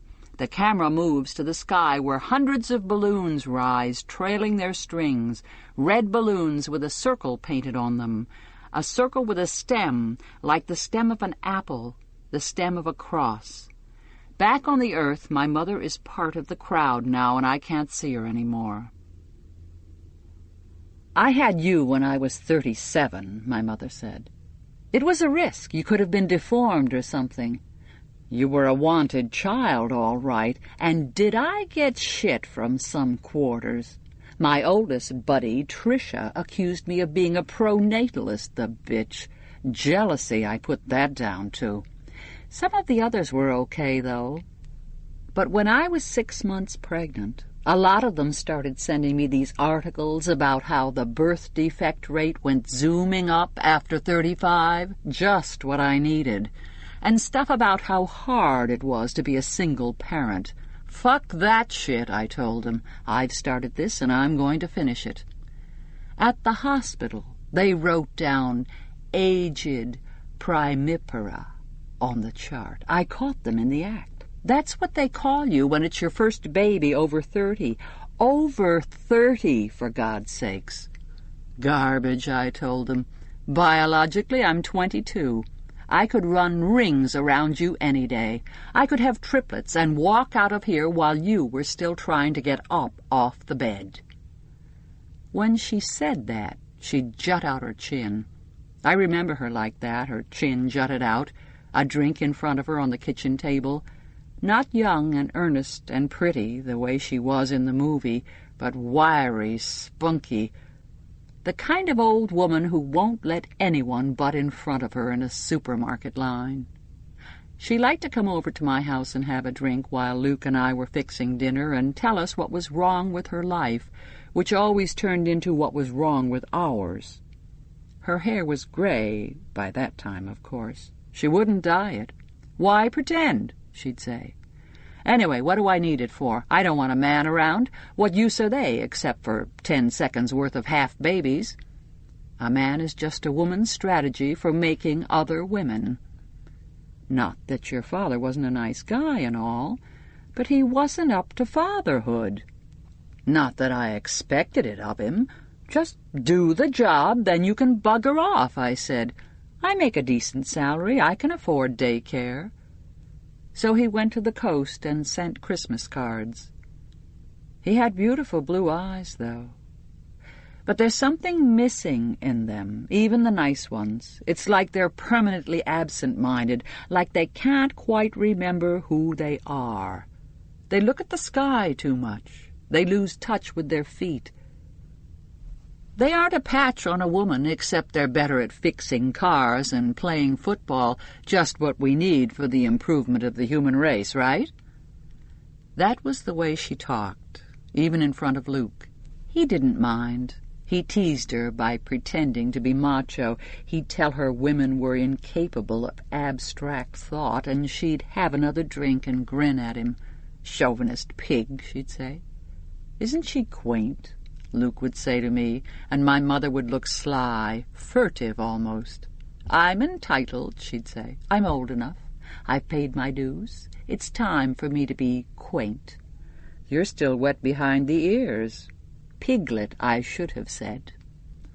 "As for you," she'd say to me, "you're just a backlash, flash in the pan. History will absolve me." But she wouldn't say things like that until after the third drink. "You young people don't appreciate things," she'd say.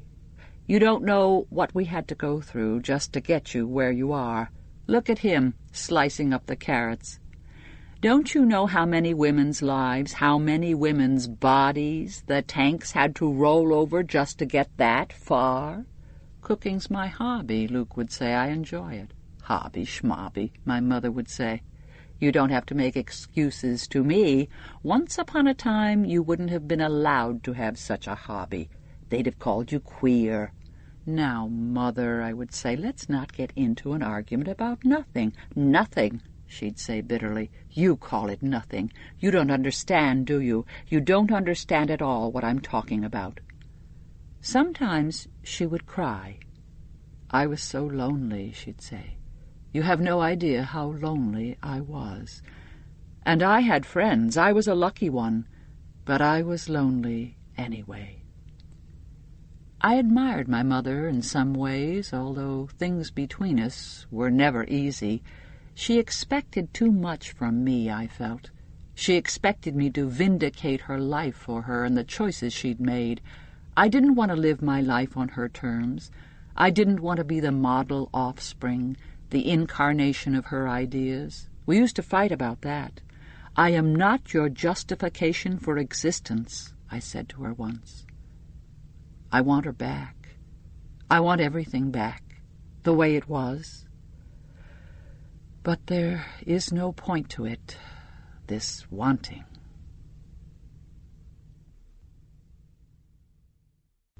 "21. It's hot in here and too noisy. The women's voices rise around me, a soft chant that is still too loud for me after the days and days of silence. In the corner of the room there's a blood-stained sheet, bundled and tossed there from when the waters broke. I hadn't noticed it before. The room smells, too. The air is close. They should open a window.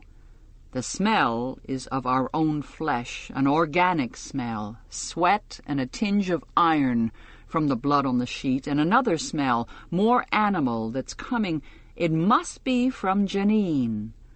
A smell of dens, of inhabited caves, the smell of the plaid blanket on the bed when the cat gave birth on it once before she was spayed. Smell of matrix. Breathe. Breathe, we chant, as we have been taught. Hold, hold, expel, expel, expel. We chant to the count of 5. 5 in, hold for 5, out for 5. Janine, her eyes closed, tries to slow her breathing. Aunt Elizabeth feels for the contractions.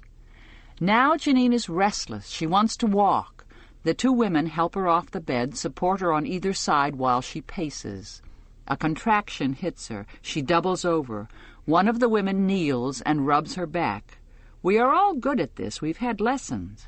I recognize Avglen, my shopping partner, sitting 2 away from me. The soft chanting envelops us like a membrane. A Martha arrives with a tray, a jug of fruit juice, the kind you make from powder, grape it looks like, and a stack of paper cups. She sets it on the rug in front of the chanting women. Avglen, not missing a beat, pours, and the paper cups pass down the line. I receive a cup, lean to the side to pass it, and the woman next to me says, low in my ear, "Are you looking for anyone?" "Maura," I say, just slow.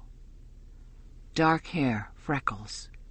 "No," the woman says, "I don't know this woman. She wasn't at the center with me, though I've seen her shopping. But I'll watch for you." "Are you?" I say. "Alma," she says. "What's your real name?" I want to tell her there was an Alma with me at the center. I want to tell her my name. But Aunt Elizabeth raises her head, staring around the room. She must have heard a break in the chant, so there's no more time. Sometimes you can find things out on birthdays. But there would be no point in asking about Luke. He wouldn't be where any of these women would be likely to see him. The chanting goes on. It begins to catch me. It's hard work. You're supposed to concentrate. "Identify with your body," said Aunt Elizabeth. Already I can feel slight pains in my belly, and my breasts are heavy. Janine screams, a weak scream, partway between a scream and a groan. "She's going into transition," says Aunt Elizabeth.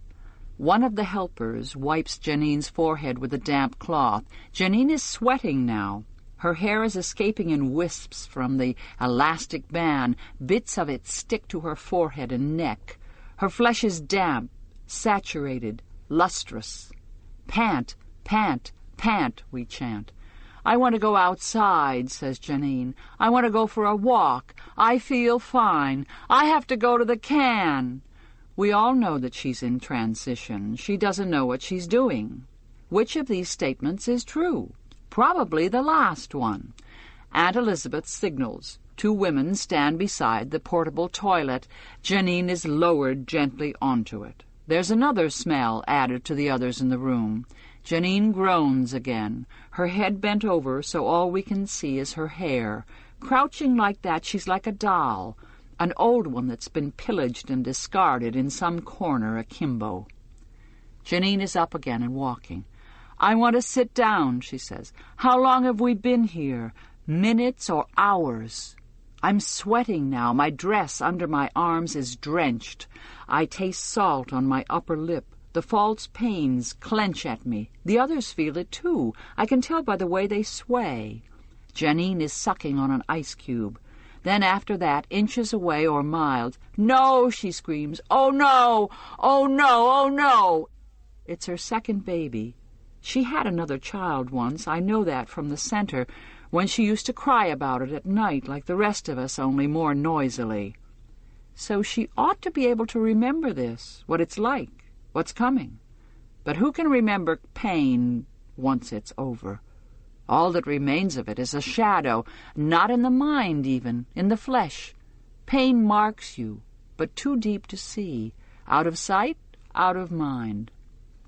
Someone has spiked the grape juice. Someone has pinched a bottle from downstairs. It won't be the first time at such a gathering, but they'll turn a blind eye. We, too, need our orgies. "Dim the lights," says Aunt Elizabeth. "Tell her it's time." Someone stands, moves to the wall.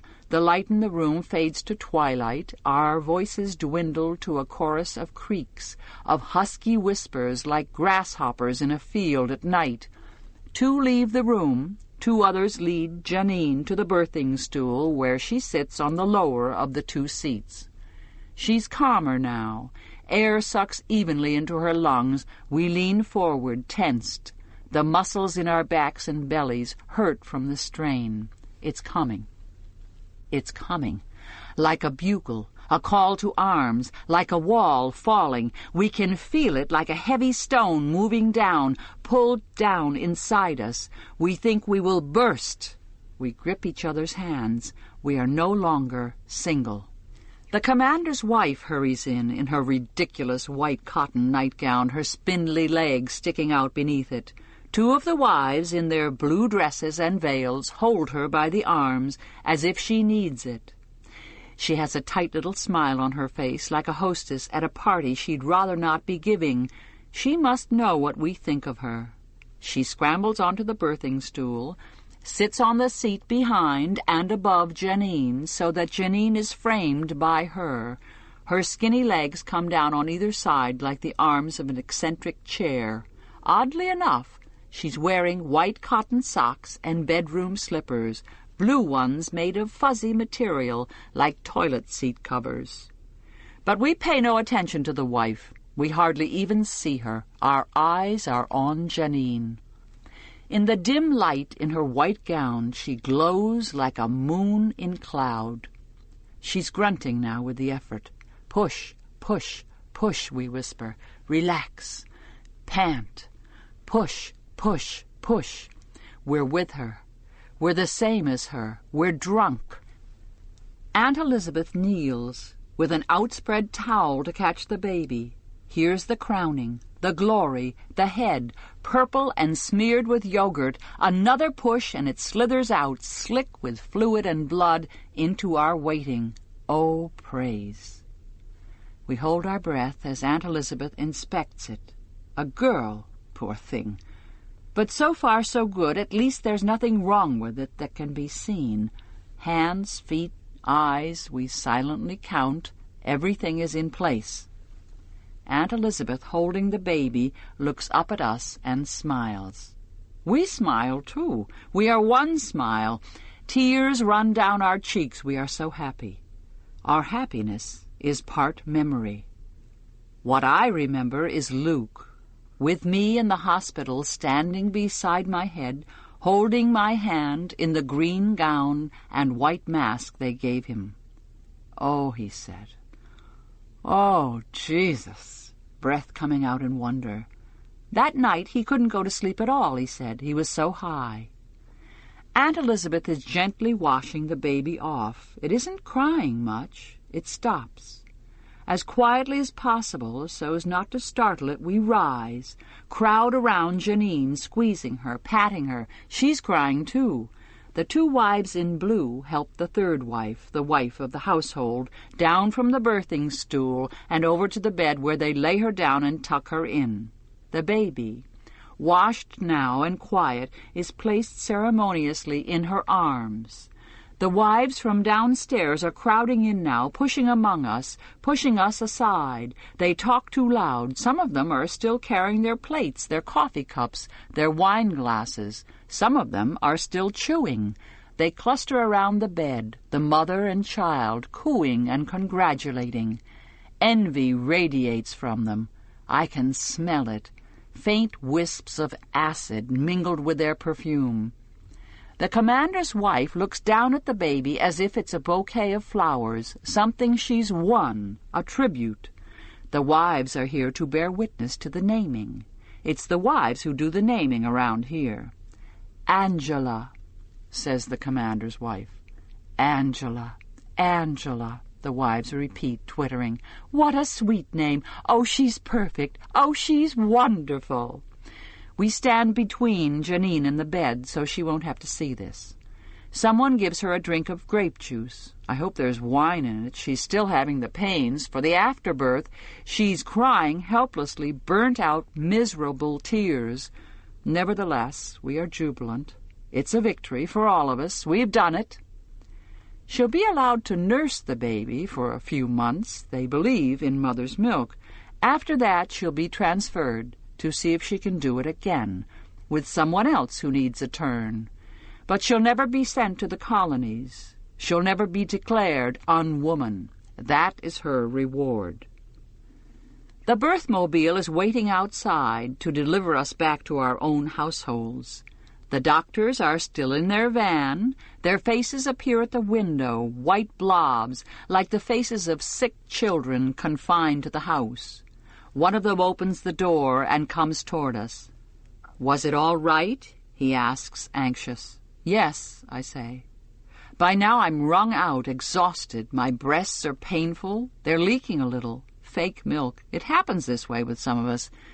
We sit on our benches facing one another as we are transported. We're without emotion now, almost without feeling. We might be bundles of red cloth. We ache. Each of us holds in her lap a phantom, a ghost baby. What confronts us, now the excitement's over, is our own failure. Mother, I think, wherever you may be, can you hear me? You wanted a woman's culture. Well, now there is one. It isn't what you meant, but it exists. Be thankful for small mercies. 22. By the time the birthmobile arrives in front of the house, it is late afternoon. The sun is coming weakly through the clouds. The smell of wet grass warming up is in the air. I've been at the birth all day. You lose track of time. Cora will have done the shopping today. I'm excused from all duties. I go up the stairs, lifting my feet heavily from one step to the next, holding on to the banister. I feel as if I've been awake for days and running hard. My chest hurts. My muscles cramp as if they're out of sugar. For once, I welcome solitude. I lie on the bed. I would like to rest, go to sleep, but I'm too tired. At the same time, too excited. My eyes won't close. I look up at the ceiling, tracing the foliage of that wreath. Today it makes me think of a hat. The large-brimmed hats women used to wear at some period during the old days, hats like enormous halos festooned with fruit and flowers and the feathers of exotic birds, hats like an idea of paradise floating just above the head, a thought solidified. In a minute the wreath will start to color and I will begin seeing things. That's how tired I am. As when you've driven all night into the dawn for some reason. I won't think about that now, keeping each other awake with stories and taking turns at the wheel, and as the sun would begin to come up you'd see things at the sides of your eyes, purple animals in the bushes beside the road, the vague outlines of men which would disappear when you looked at them straight. I'm too tired to go on with this story. I'm too tired to think about where I am.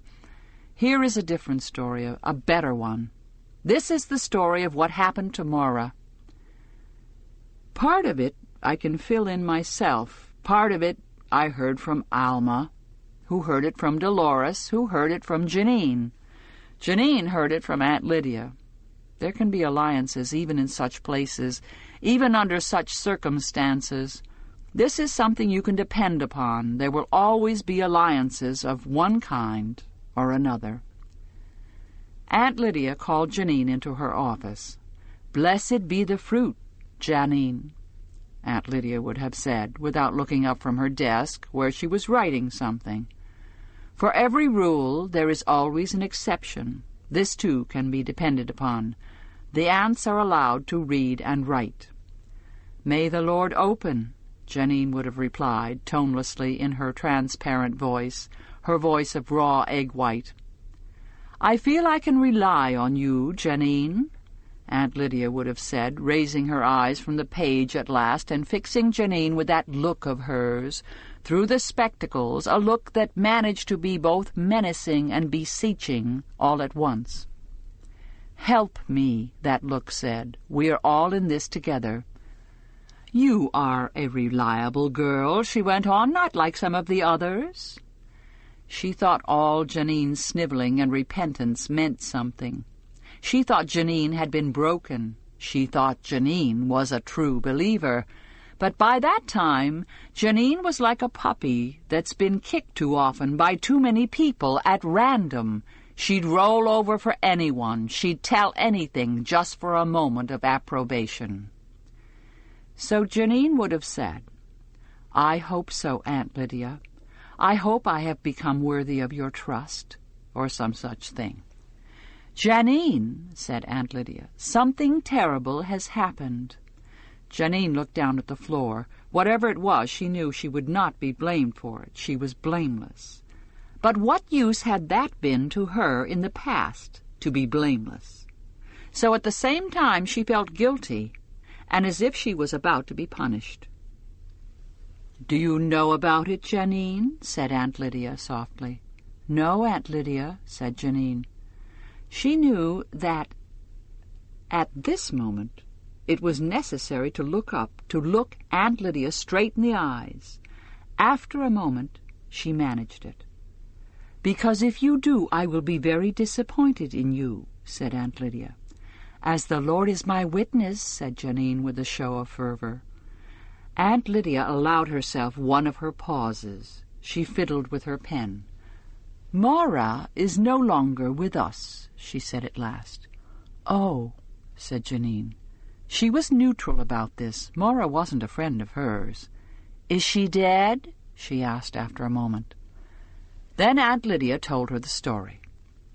Maura had raised her hand to go to the washroom during exercises. She had gone. Aunt Elizabeth was on washroom duty. Aunt Elizabeth stayed outside the washroom door as usual. Maura went in. After a moment, Maura called to Aunt Elizabeth. The toilet was overflowing. Could Aunt Elizabeth come and fix it? It was true that the toilet sometimes overflowed. Unknown persons stuffed wads of toilet paper down them to make them do this very thing. The aunts had been working on some foolproof way of preventing this, but funds were short, and right now they had to make do with what was at hand, and they hadn't figured out a way of locking up the toilet paper. Possibly they should keep it outside the door on a table and hand each person a sheet or several sheets as she went in. But that was for the future. It takes a while to get the wrinkles out of anything new. Aunt Elizabeth, suspecting no harm, went into the washroom. Aunt Lydia had to admit it was a little foolish of her. On the other hand, she'd gone in to fix a toilet on several previous occasions without mishap. Maura was not lying. Water was running over the floor, and several pieces of disintegrating fecal matter. It was not pleasant, and Aunt Elizabeth was annoyed. Maura stood politely aside, and Aunt Elizabeth hurried into the cubicle Maura had indicated and bent over the back of the toilet. She intended to lift off the porcelain lid and fiddle with the arrangement of bulb and plug inside. She had both hands on the lid when she felt something hard and sharp and possibly metallic jab into her ribs from behind. "Don't move," said Maura, "or I'll stick it all the way in. I know where. I'll puncture your lung." They found out afterward that she'd dismantled the inside of one of the toilets and taken out the long, thin, pointed lever, the part that attaches to the handle at one end and the chain at the other. It isn't too hard to do if you know how, and Maura had mechanical ability. She used to fix her own car, the minor things. Soon after this, the toilets were fitted with chains to hold the tops on, and when they overflowed, it took a long time to get them open. We had several floods that way. Aunt Elizabeth couldn't see what was poking into her back, Aunt Lydia said. She was a brave woman. "Oh, yes," said Janine. "But not foolhardy," said Aunt Lydia, frowning a little. Janine had been over-enthusiastic, which sometimes has the force of a denial.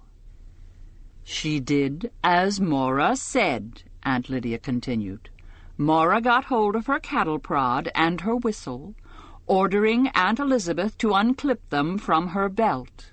Then she hurried Aunt Elizabeth down the stairs to the basement. They were on the second floor, not the third, so that there were only 2 flights of stairs to be negotiated. Classes were in session, so there was nobody in the halls. They did see another aunt, but she was at the far end of the corridor and not looking their way. Aunt Elizabeth could have screamed at this point, but she knew Maura meant what she said. Maura had a bad reputation. "Oh, yes," said Janine. Maura took Aunt Elizabeth along the corridor of empty lockers, past the door to the gymnasium and into the furnace room. She told Aunt Elizabeth to take off all her clothes. "Oh," said Janine weakly, as if to protest this sacrilege.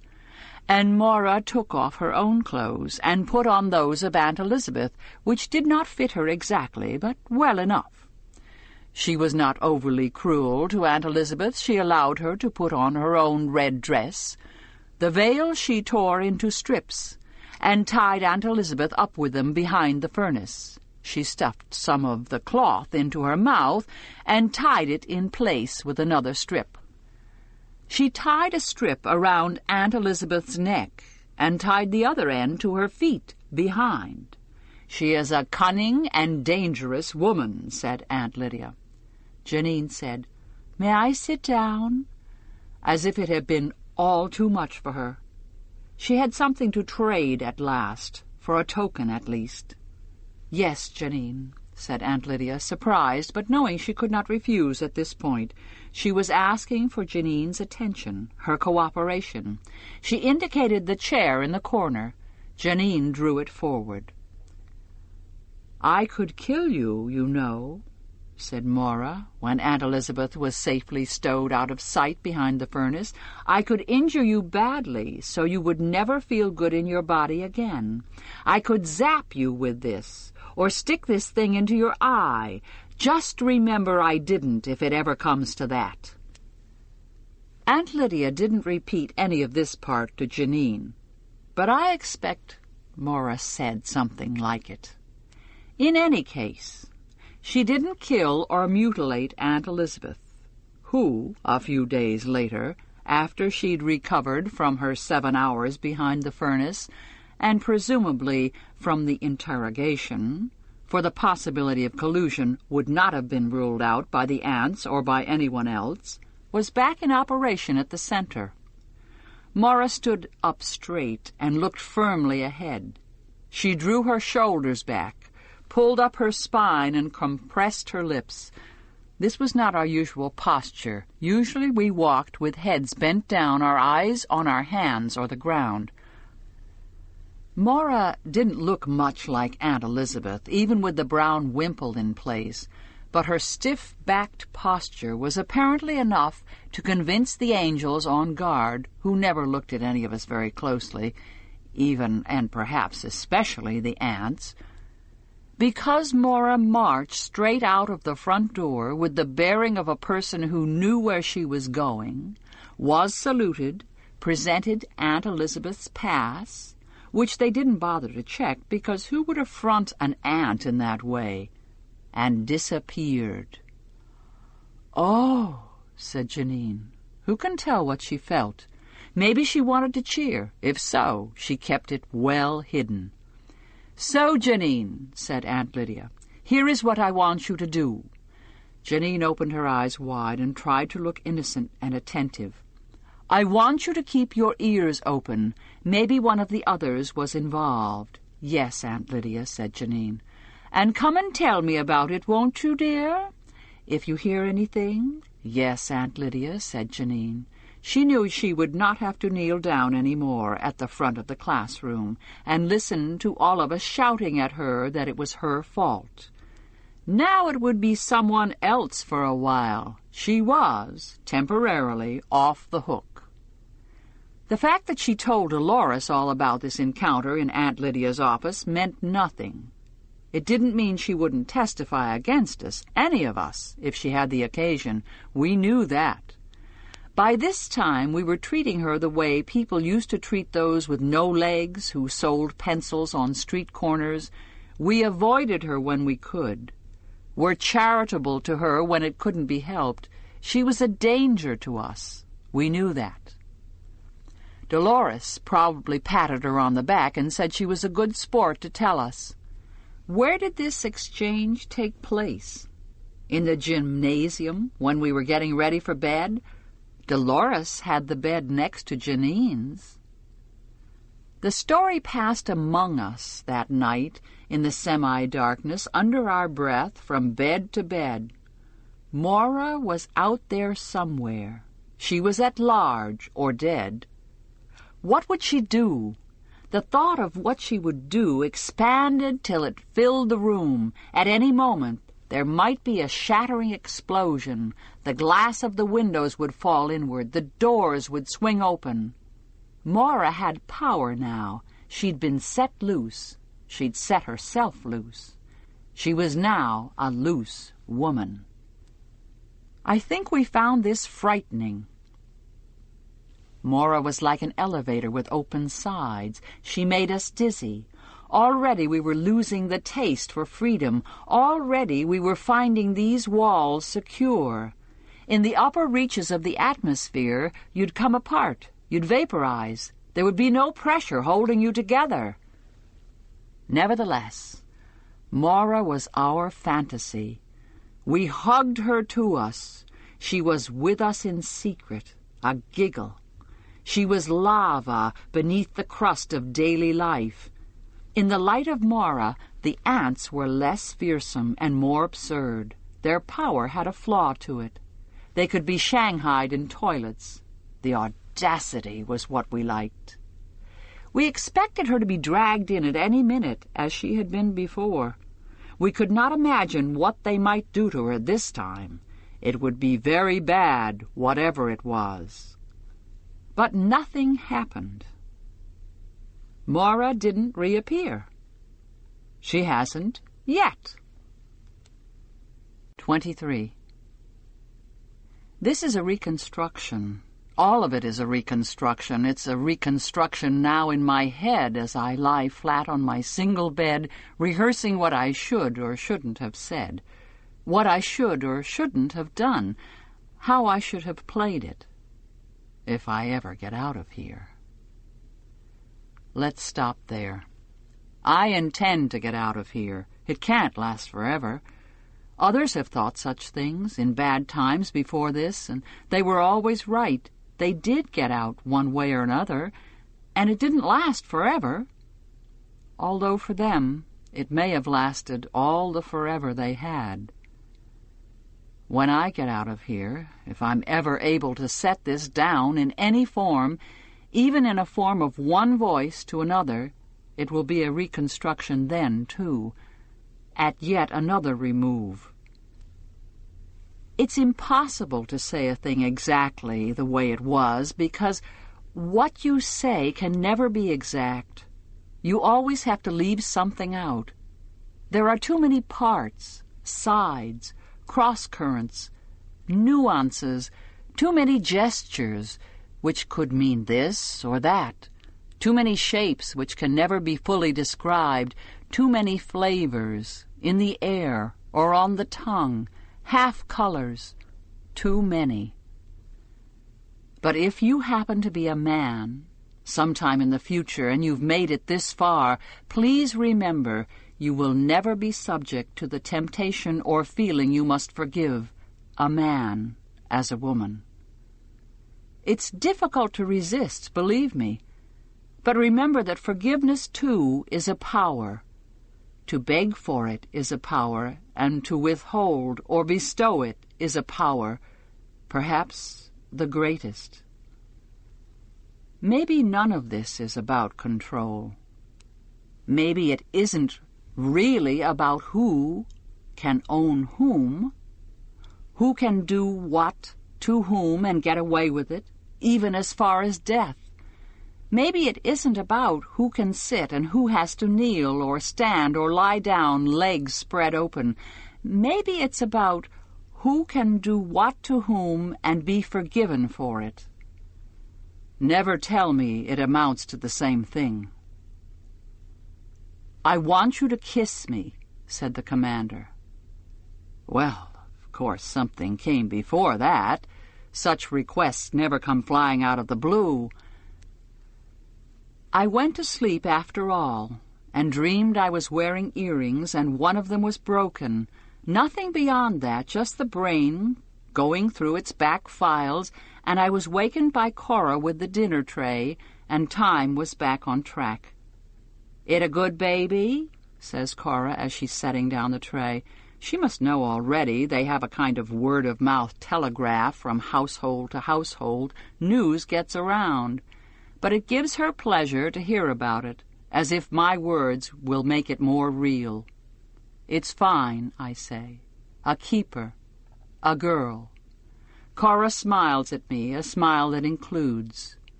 These are the moments that must make what she's doing seem worthwhile to her. "That's good," she says. Her voice is almost wistful, and I think, of course, she would have liked to have been there. It's like a party she couldn't go to.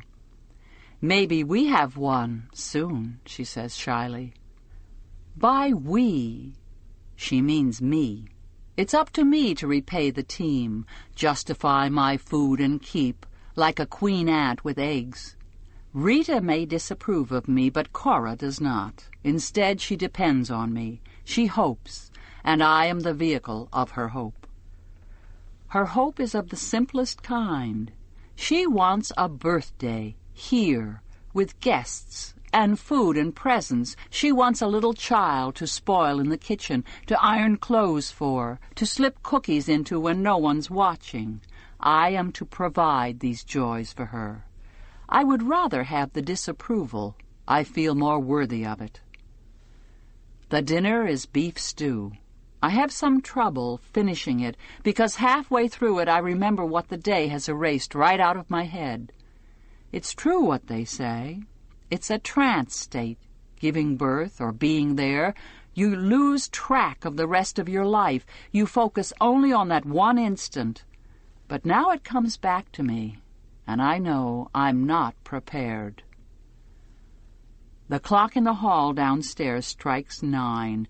I press my hands against the sides of my thighs, breathe in, set out along the hall and softly down the stairs. Serena Joy may still be at the house where the birth took place. That's lucky. He couldn't have foreseen it.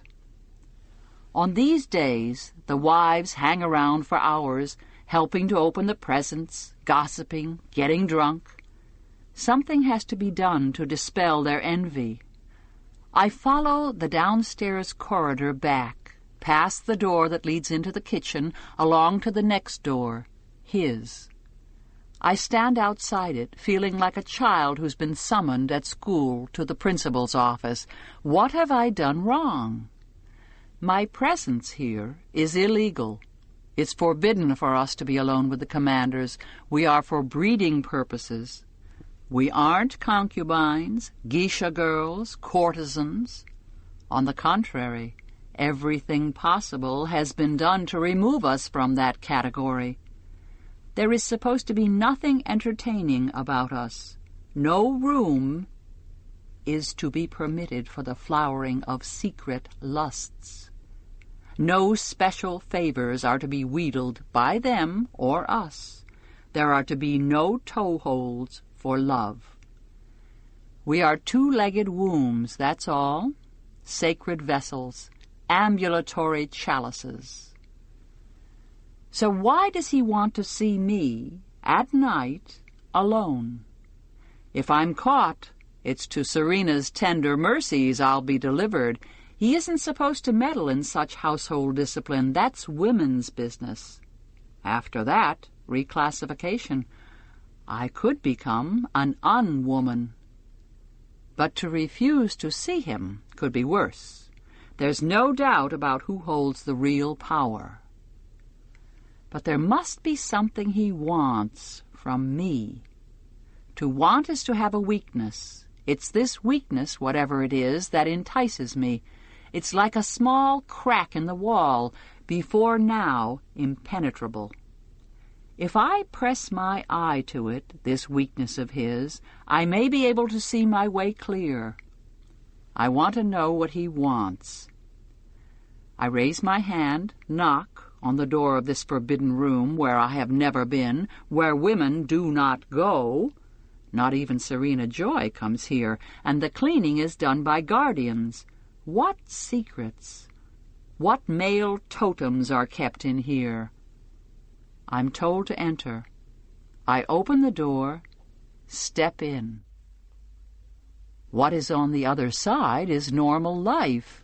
I should say, what is on the other side looks like normal life. There is a desk, of course, with a CompuTalk on it, and a black leather chair behind it. There's a potted plant on the desk, a pen holder set, papers. There's an oriental rug on the floor, and a fireplace without a fire in it.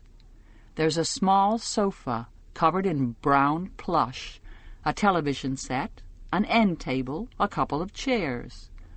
But all around the walls there are bookcases. They're filled with books. Books and books and books, right out in plain view. No locks, no boxes. No wonder we can't come in here. It's an oasis of the forbidden. I try not to stare. The commander is standing in front of the fireless fireplace, back to it, one elbow on the carved wooden overmantel, other hand in his pocket. It's such a studied pose, something of the country squire, some old come-on from a glossy men's mag. He's probably decided ahead of time that he'd be standing like that when I came in. When I knocked, he probably rushed over to the fireplace and propped himself up. He should have a black patch over one eye, a cravat with horseshoes on it. It's all very well for me to think these things, quick as staccato, a jittering of the brain, an inner jeering, but it's panic. The fact is, I'm terrified. I don't say anything. "Close the door behind you," he says, pleasantly enough. I do it and turn back. "Hello," he says. It's the old form of greeting. I haven't heard it for a long time, for years. Under the circumstances, it seems out of place, comical even, a flip backward in time, a stunt. I can think of nothing appropriate to say in return. I think I will cry. He must have noticed this, because he looks at me, puzzled, gives a little frown I choose to interpret as concern, though it may merely be irritation. "Here," he says, "you can sit down." He pulls a chair out for me, sets it in front of his desk. Then he goes around behind the desk and sits down, slowly, and it seems to me, elaborately. What this act tells me is that he hasn't brought me here to touch me in any way against my will. He smiles.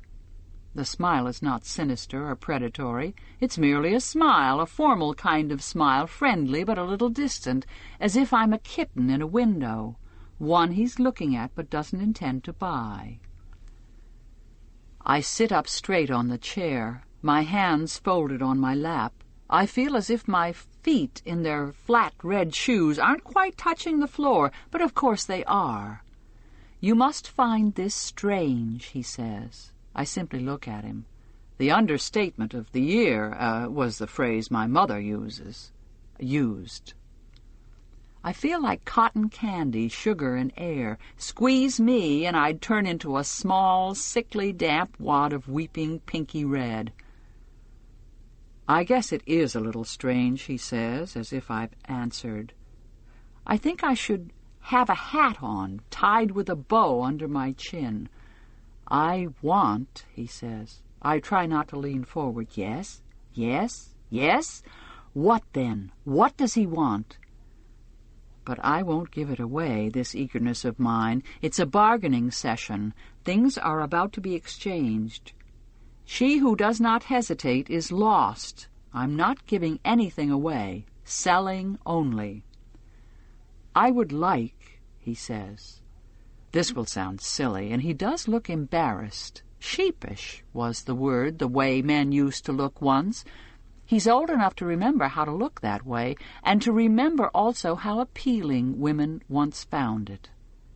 The young ones don't know those tricks. They've never had to use them. "I'd like you to play a game of Scrabble with me," he says. I hold myself absolutely rigid. I keep my face unmoving.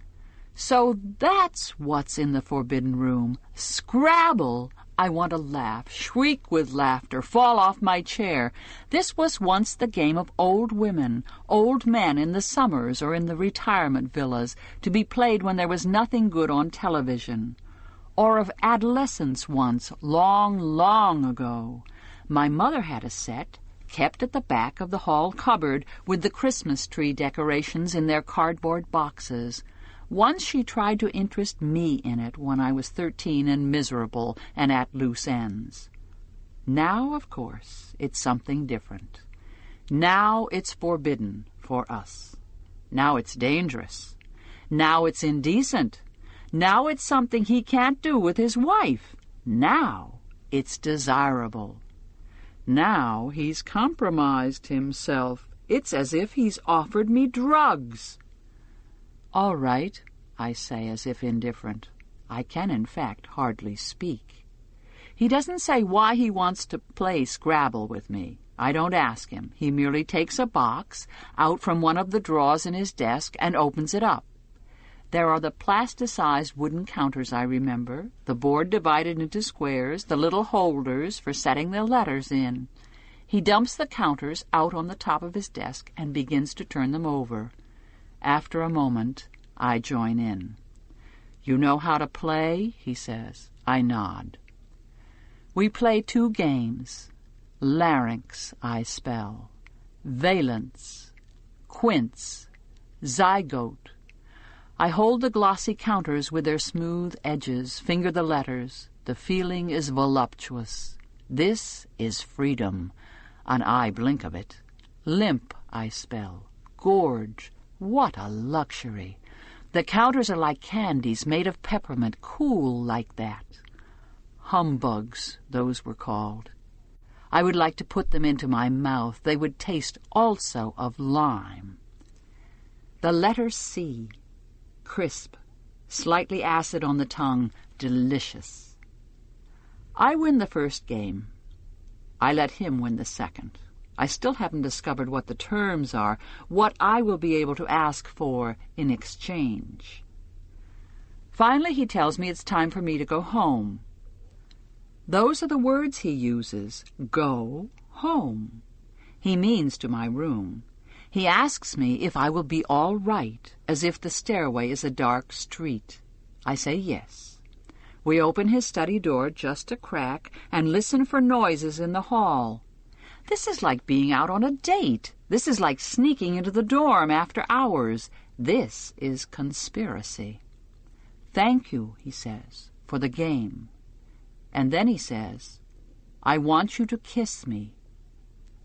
I think about how I could take the back of the toilet apart, the toilet in my own bathroom, on a bath night, quickly and quietly, so Cora outside on the chair would not hear me. I could get the sharp lever out and hide it in my sleeve and smuggle it into the commander's study the next time. Because after a request like that, there's always a next time, whether you say yes or no. I think about how I could approach the commander, to kiss him, here alone, and take off his jacket, as if to allow or invite something further, some approach to true love, and put my arms around him and slip the lever out from the sleeve and drive the sharp end into him suddenly between his ribs. I think about the blood coming out of him, hot as soup, sexual, over my hands. In fact, I don't think about anything of the kind. I put it in only afterwards. Maybe I should have thought about that at the time, but I didn't. As I said, this is a reconstruction. "All right," I say. I go to him and place my lips closed against his. I smell the shaving lotion, the usual kind, the hint of mothballs, familiar enough to me, but he's like someone I've only just met. He draws away, looks down at me. There's the smile again, the sheepish one. Such candor. "Not like that," he says, "as if you meant it." He was so sad. That is a reconstruction, too. Night, 24. I go back, along the dimmed hall and up the muffled stairs stealthily to my room, where I sit in the chair with the lights off in my red dress hooked and buttoned. You can think clearly only with your clothes on. What I need is perspective, the illusion of depth, created by a frame, the arrangement of shapes on a flat surface. Perspective is necessary. Otherwise there are only 2 dimensions. Otherwise you live with your face squashed against a wall, everything a huge foreground of details, close-ups, hairs, the weave of the bedsheet, the molecules of the face. Your own skin like a map, a diagram of futility, crisscrossed with tiny roads that lead nowhere. Otherwise you live in the moment, which is not where I want to be. But that's where I am. There's no escaping it. Time's a trap. I'm caught in it. I must forget about my secret name and all ways back. My name is Ovfred now, and here is where I live. Live in the present. Make the most of it. It's all you've got. Time to take stock. I am 33 years old. I have brown hair. I stand 5'7" without shoes. I have trouble remembering what I used to look like. I have viable ovaries. I have one more chance. But something has changed now, tonight. Circumstances have altered. I can ask for something. Possibly not much, but something. Men are sex machines, said Aunt Lydia, and not much more. They only want one thing. You must learn to manipulate them for your own good. Lead them around by the nose. That is a metaphor. It's nature's way. It's God's device.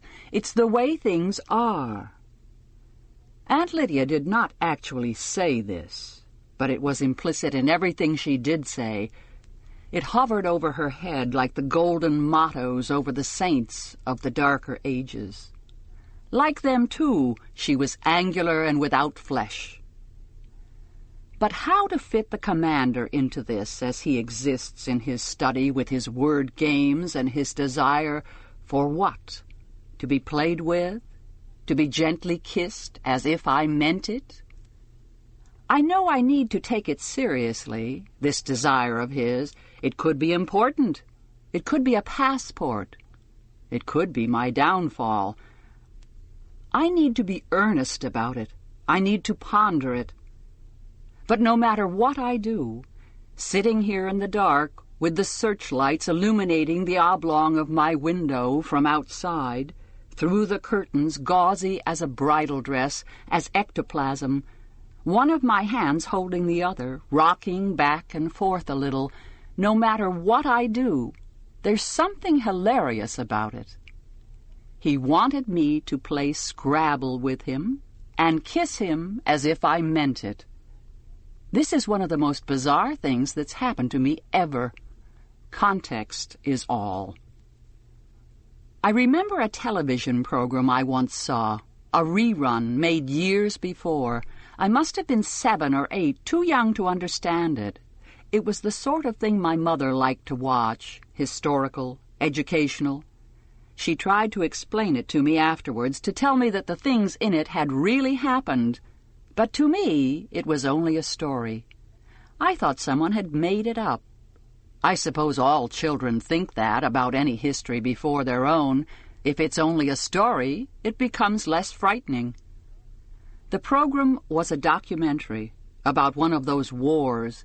They interviewed people and showed clips from films of the time, black and white, and still photos. I don't remember much about it, but I remember the quality of the pictures, the way everything in them seemed to be coated with a mixture of sunlight and dust, and how dark the shadows were under people's eyebrows and along their cheekbones. The interviews with people still alive then were in color. The one I remember best was with a woman who had been the mistress of a man who had supervised one of the camps where they put the Jews before they killed them. In ovens, my mother said. But there weren't any pictures of the ovens, so I got some confused notion that these deaths had taken place in kitchens. There is something especially terrifying to a child in that idea. Ovens mean cooking, and cooking comes before eating. I thought these people had been eaten, which in a way, I suppose they had been. From what they said, the man had been cruel and brutal. The mistress, my mother explained mistress. She did not believe in mystification.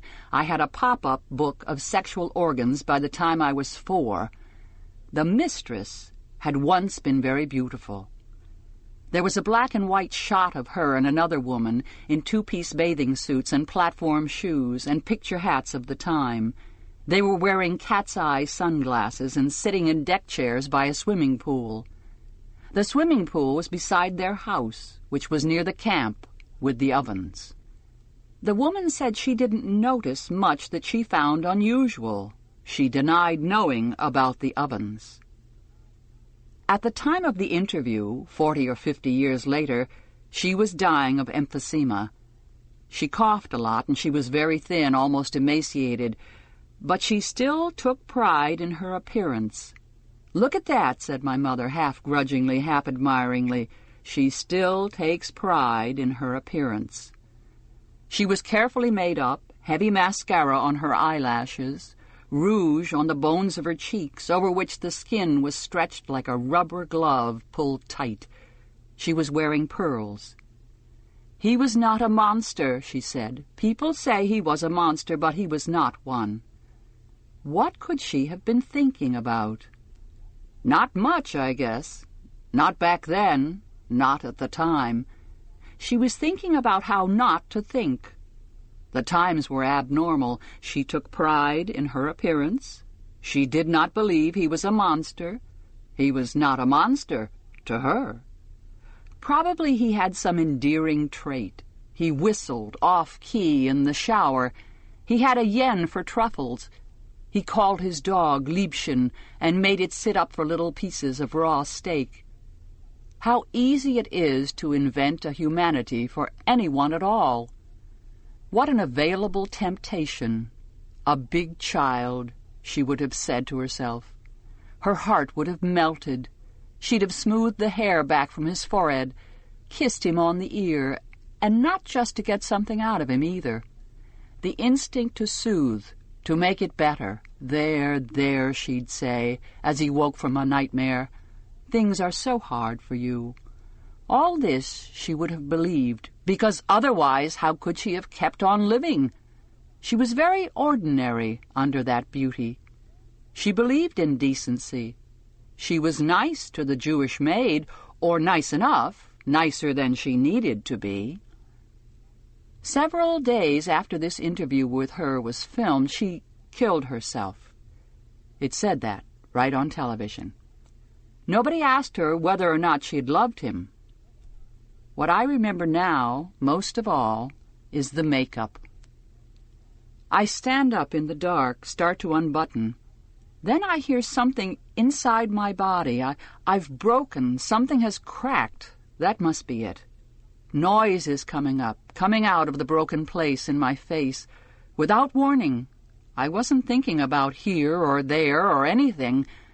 If I let the noise get out into the air, it will be laughter. Too loud, too much of it.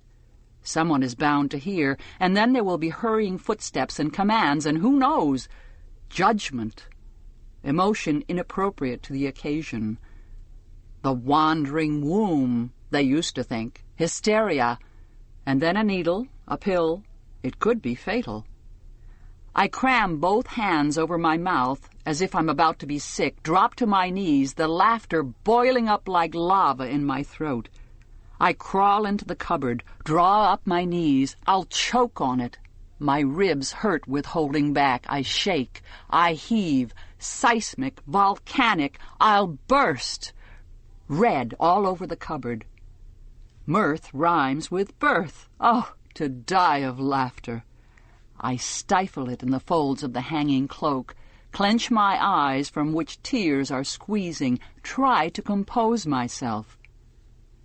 After a while it passes, like an epileptic fit. Here I am in the closet. Nolite, te bastardes, carborundarum. I can't see it in the dark, but I trace the tiny scratched writing with the ends of my fingers, as if it's a code in Braille. It sounds in my head now less like a prayer, more like a command. But to do what?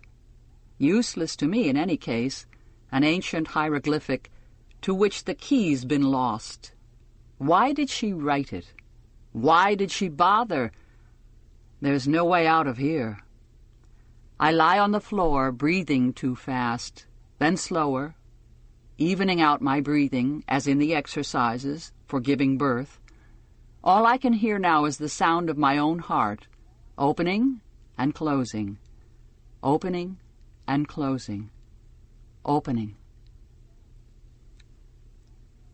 Soul Scrolls, 25.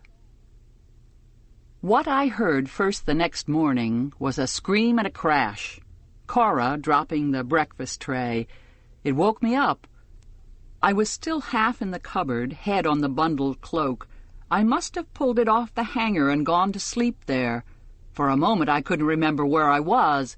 Cora was kneeling beside me. I felt her hand touch my back. She screamed again when I moved. "What's wrong?" I said. I rolled over, pushed myself up. "Oh," she said, "I thought—" She thought what? "Like," she said. The eggs had broken on the floor. There was orange juice and shattered glass. "I'll have to bring another one," she said. Such a waste. "What was you doing on the floor like that?" She was pulling at me to get me up respectably onto my feet. I didn't want to tell her I'd never been to bed at all. There would be no way of explaining that. I told her I must have fainted. That was almost as bad because she seized on it. "It's one of the early signs," she said, pleased. "That and throwing up." She should have known there hadn't been time enough, but she was very hopeful. "No, it's not that," I said. "I was sitting in the chair. I'm sure it isn't that. I was just dizzy. I was just standing there and things went dark." "It must have been the strain," she said, "of yesterday and all. Takes it out of you." She meant the birth, and I said it did. By this time I was sitting in the chair, and she was kneeling on the floor, picking up the pieces of broken glass and egg, gathering them onto the tray. She blotted some of the orange juice with the paper napkin.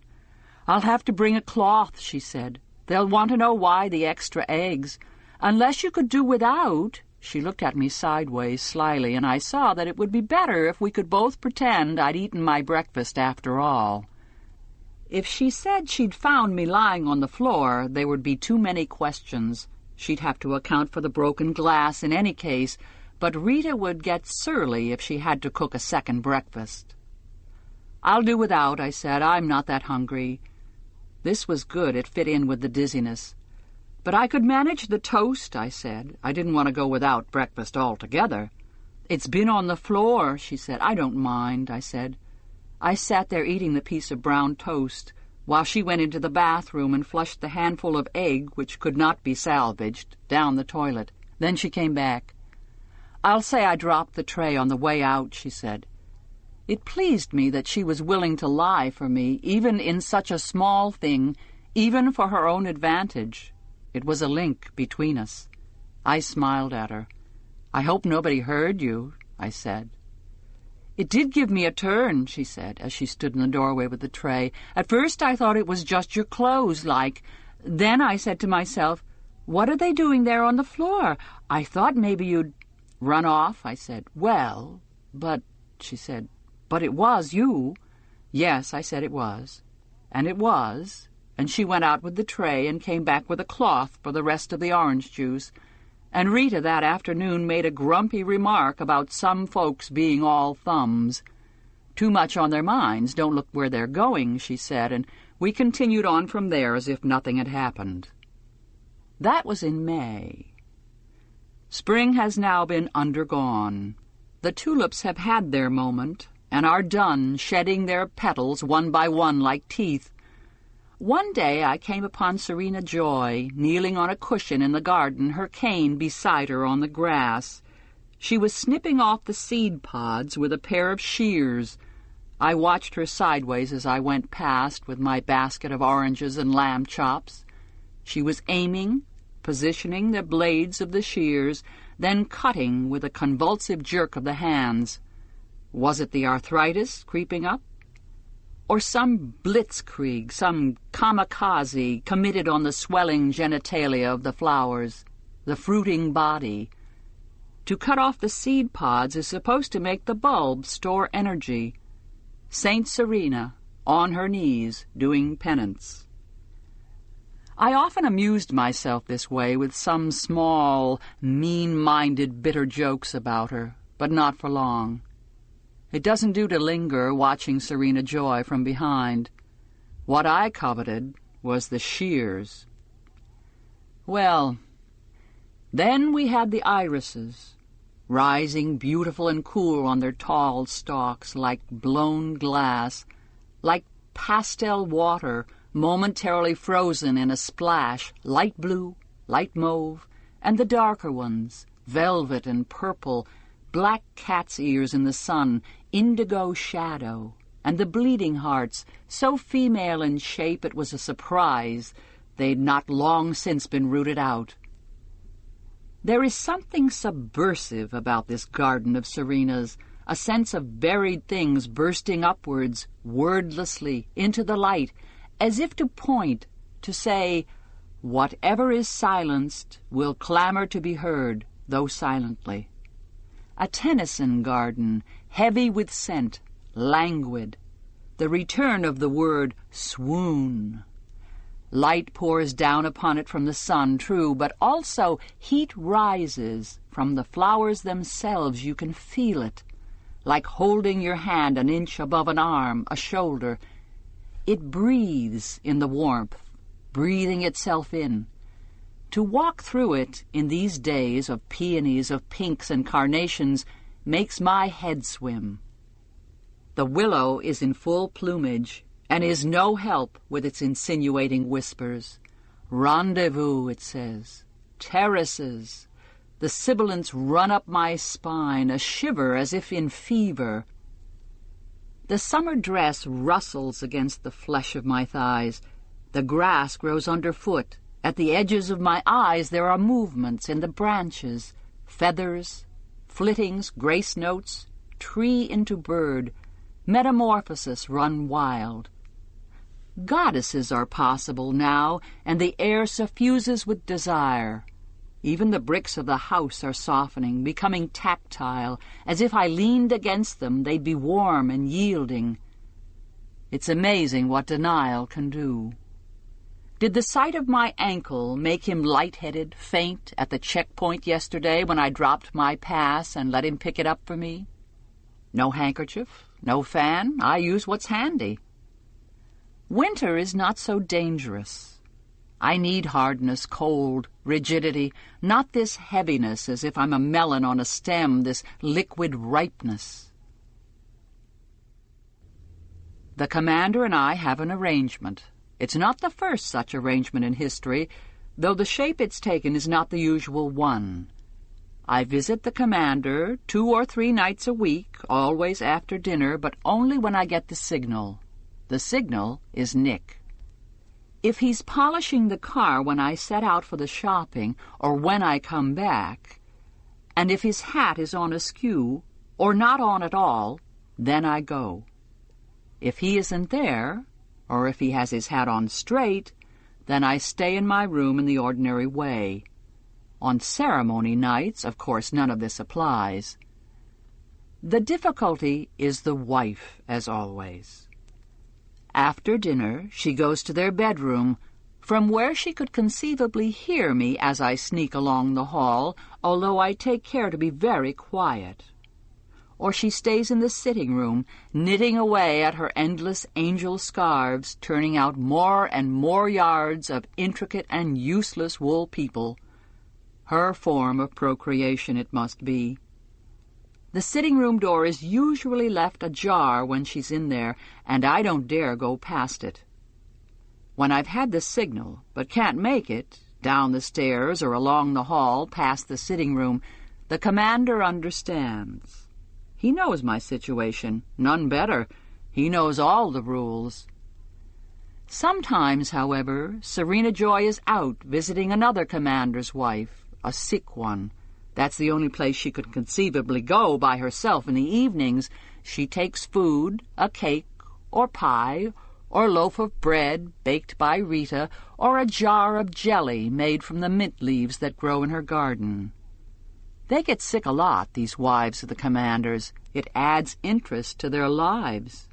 As for us, the handmaids, and even the Marthas, we avoid illness. The Marthas don't want to be forced to retire because who knows where they go. You don't see that many old women around anymore. And as for us, any real illness, anything lingering, weakening, a loss of flesh or appetite, a fall of hair, a failure of the glands would be terminal.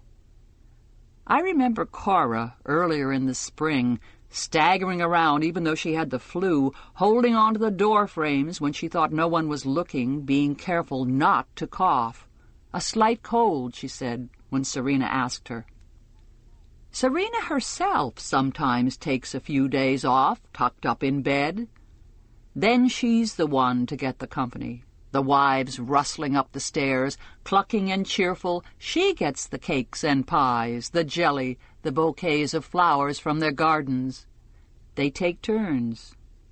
There must be some sort of list, invisible, unspoken. Each is careful not to hog more than her share of the attention. On the nights when Serena is due to be out, I'm sure to be summoned. The first time I was confused.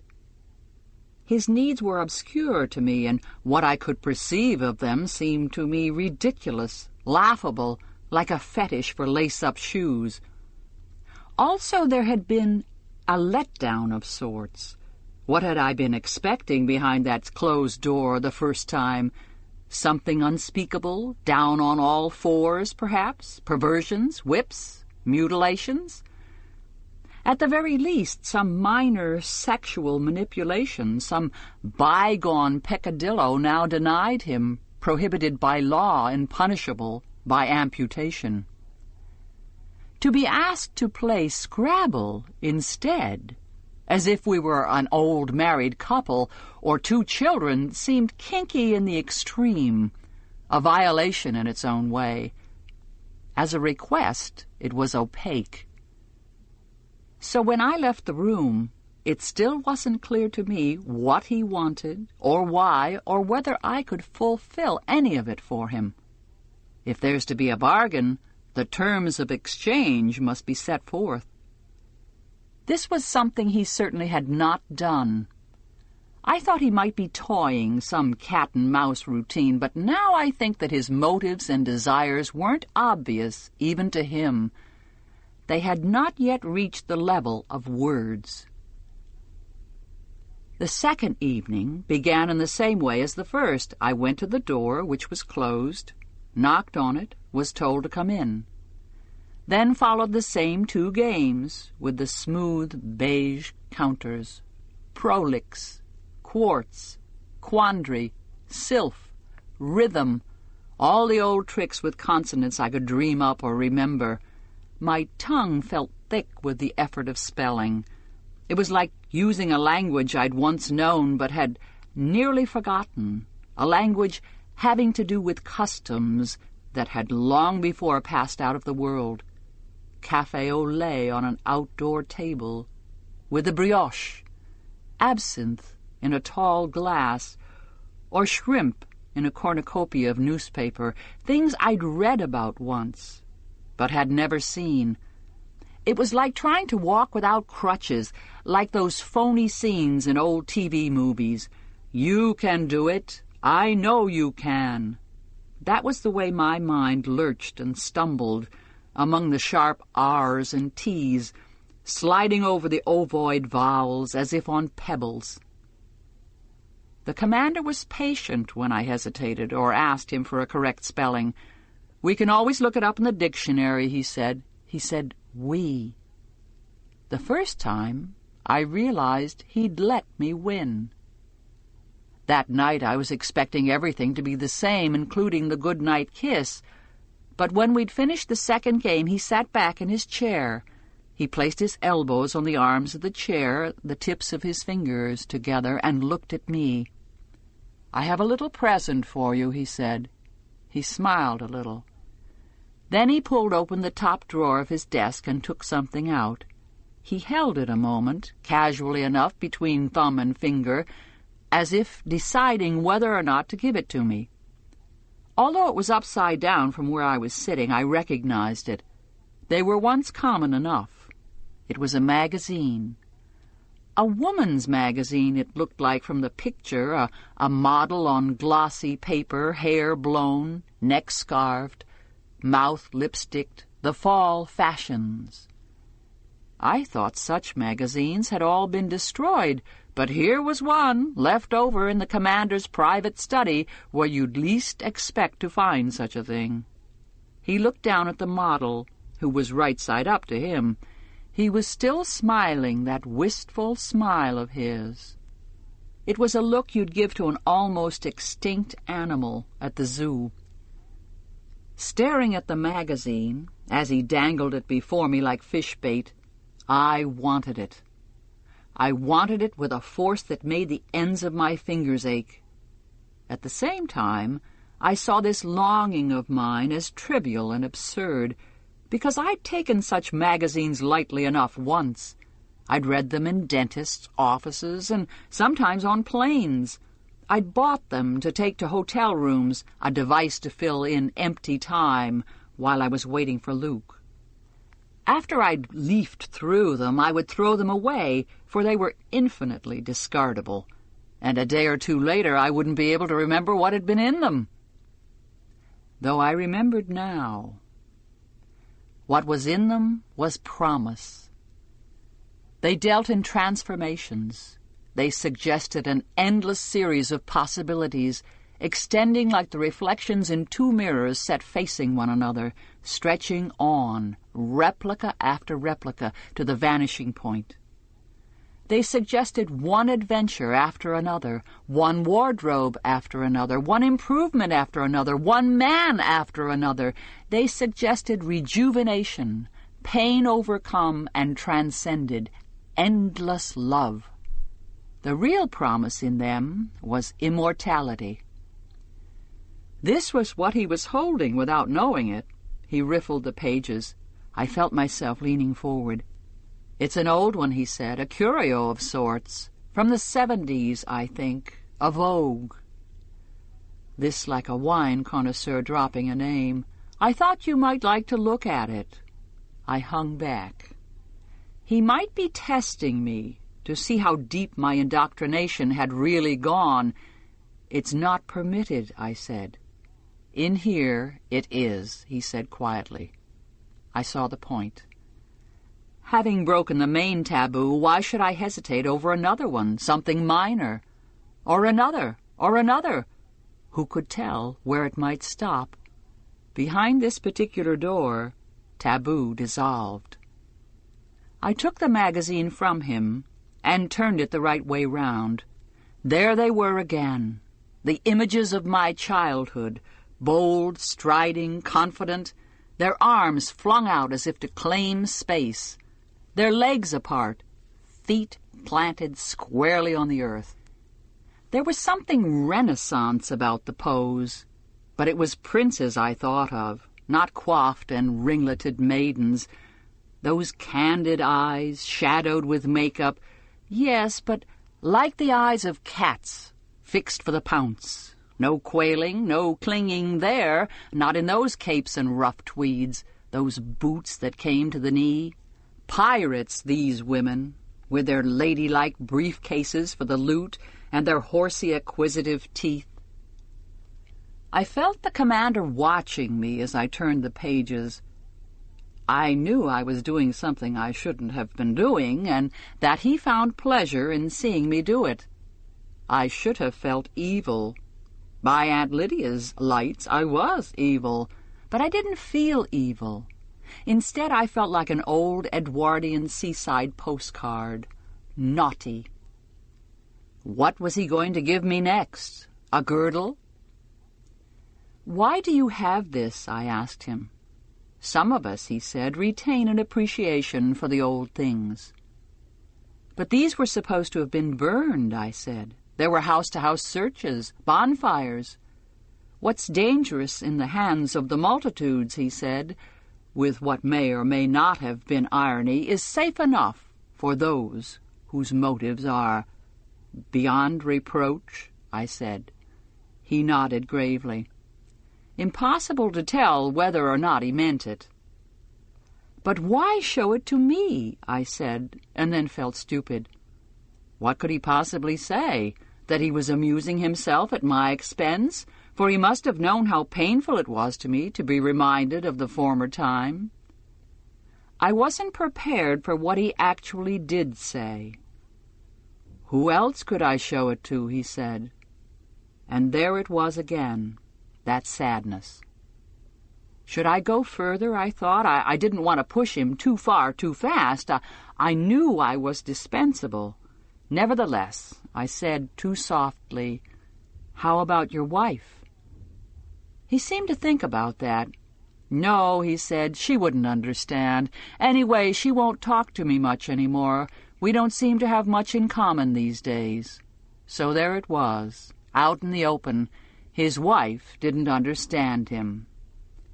That's what I was there for then. The same old thing. It was too banal to be true. On the third night, I asked him for some hand lotion. I didn't want to sound begging, but I wanted what I could get. Somewhat, he said, courteous as ever. He was across the desk from me. He didn't touch me much, except for that one obligatory kiss. No pawing, no heavy breathing, none of that. It would have been out of place somehow, for him as well as for me. Hand lotion, I said, or face lotion. Our skin gets very dry. For some reason I said our instead of my.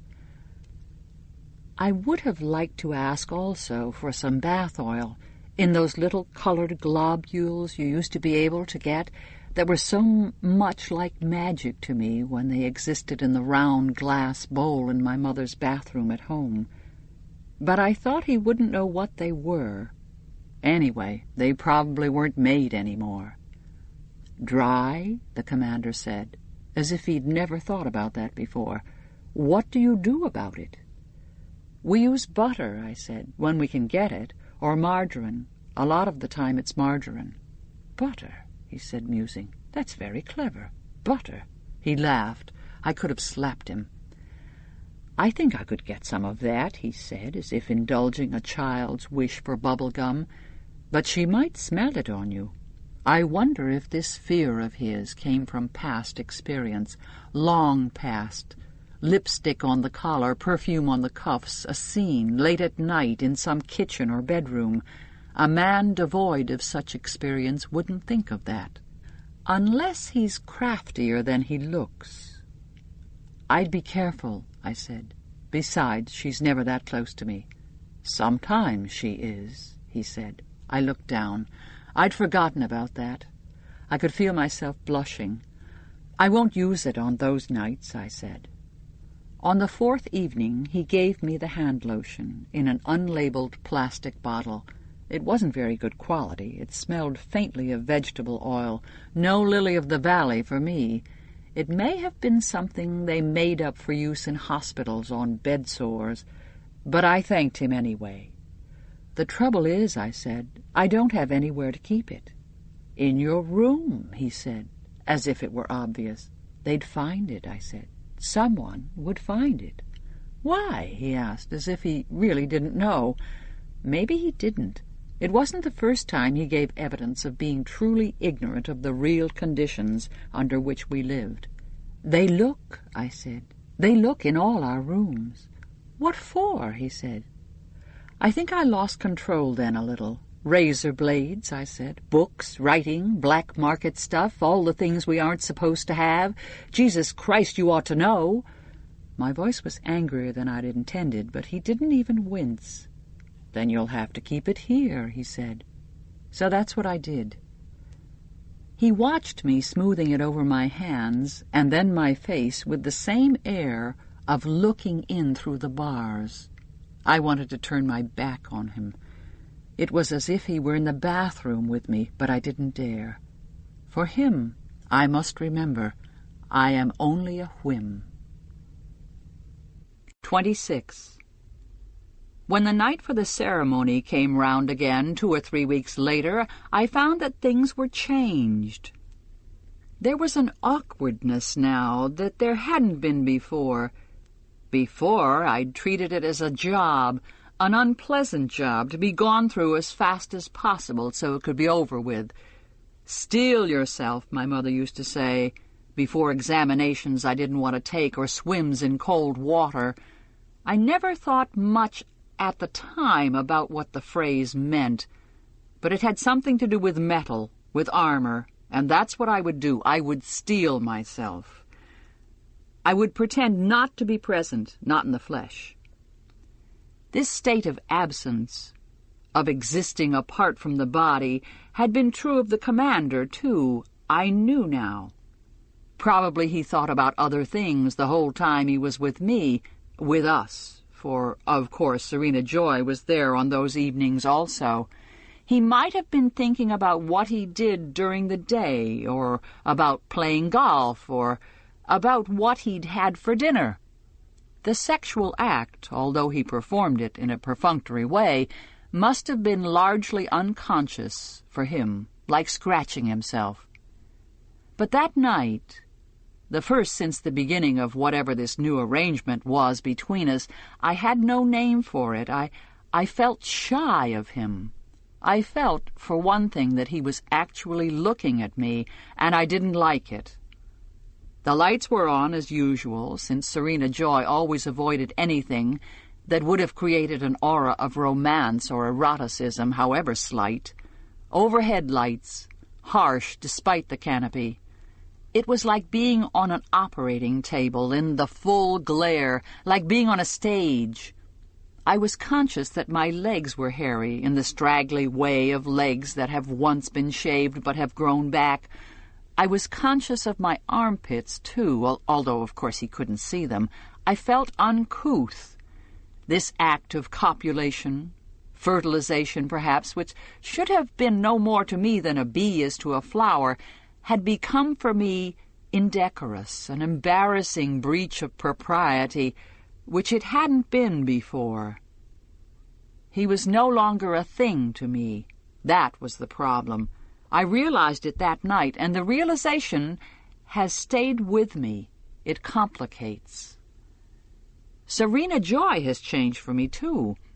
Once I'd merely hated her for her part in what was being done to me, but because she hated me, too, and resented my presence, and because she would be the one to raise my child, should I be able to have another one after all.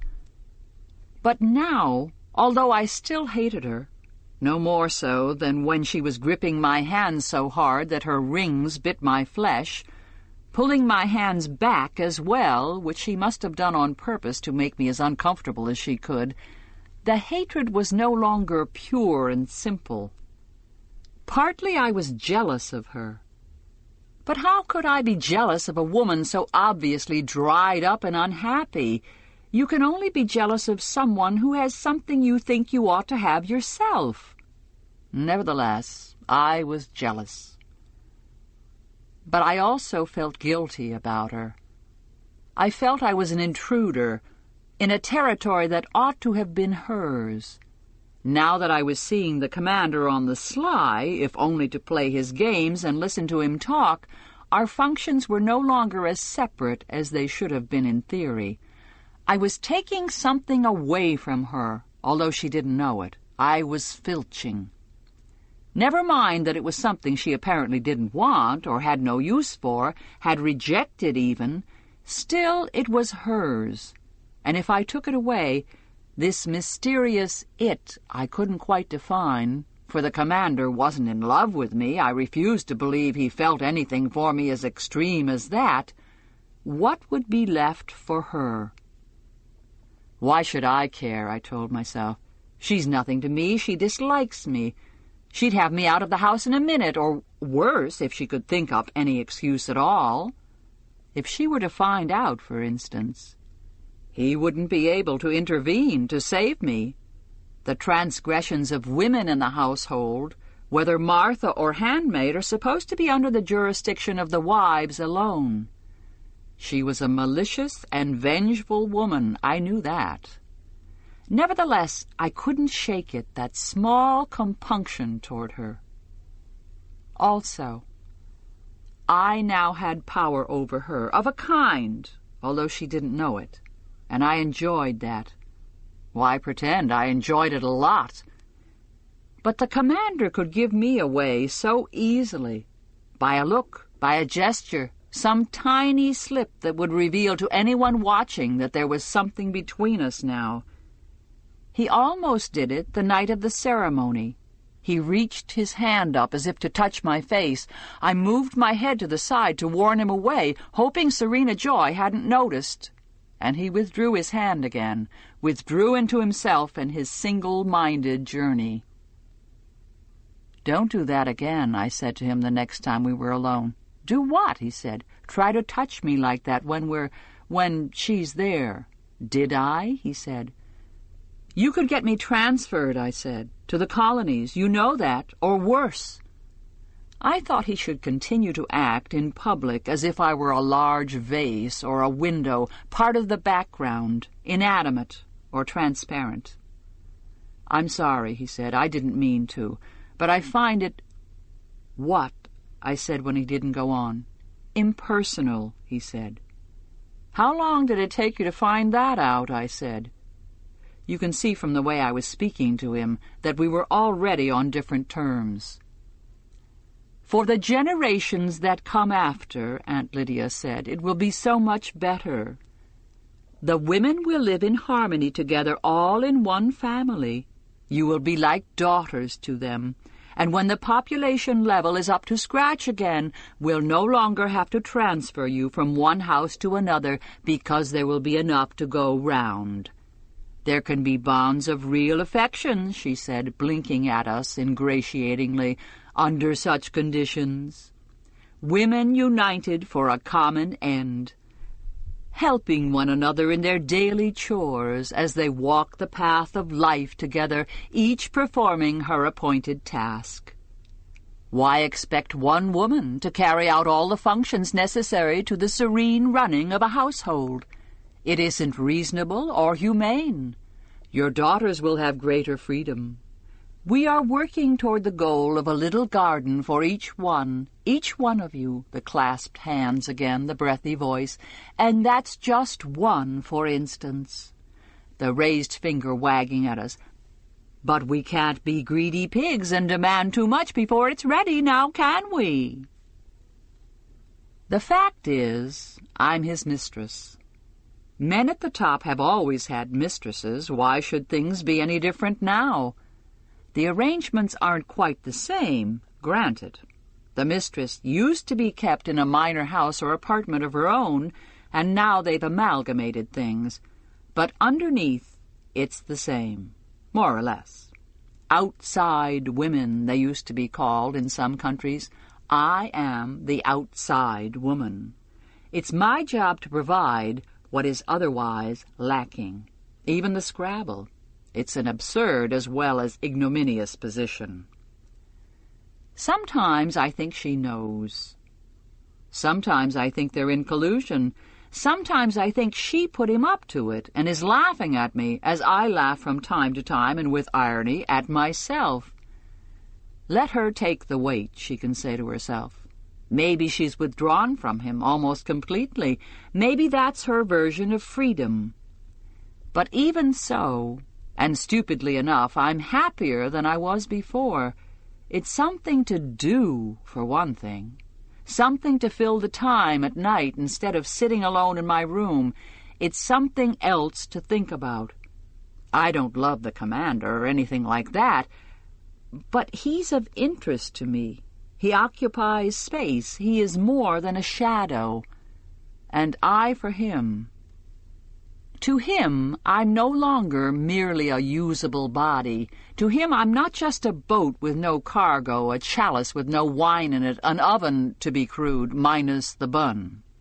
To him, I am not merely empty. 27.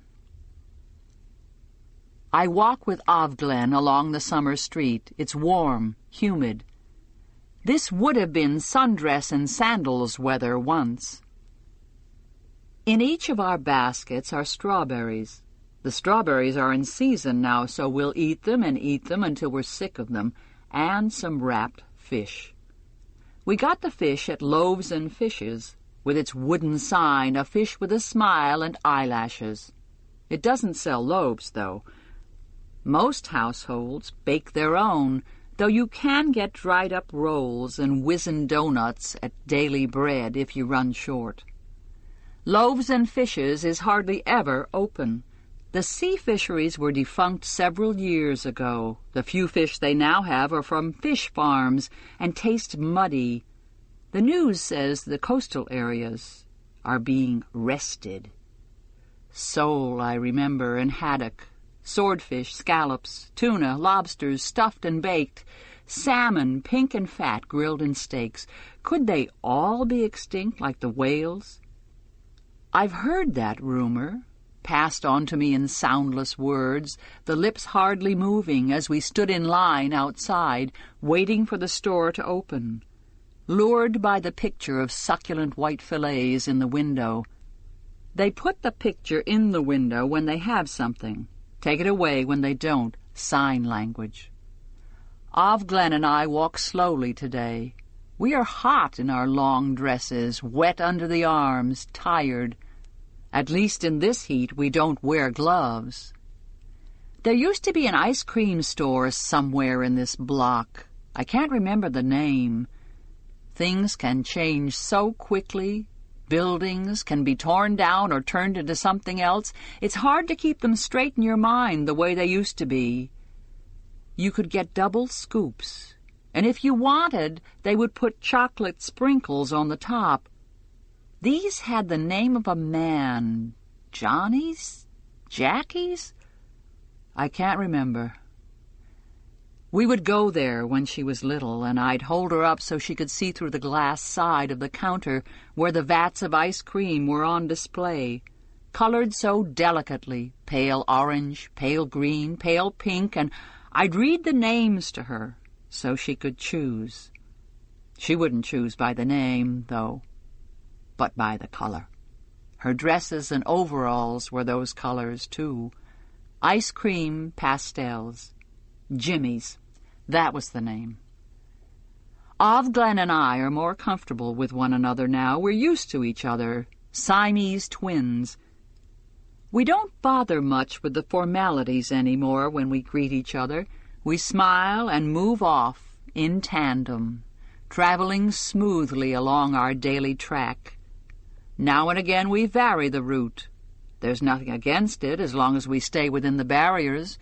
A rat in a maze is free to go anywhere as long as it stays inside the maze. We've been to the stores already, and the church. Now we're at the wall. Nothing on it today. They don't leave the bodies hanging as long in summer as they do in winter because of the flies and the smell. This was once the land of air sprays, pine and floral, and people retained the taste, especially the commanders who preach purity in all things. "You have everything on your list?" Glenn says to me now, though she knows I do.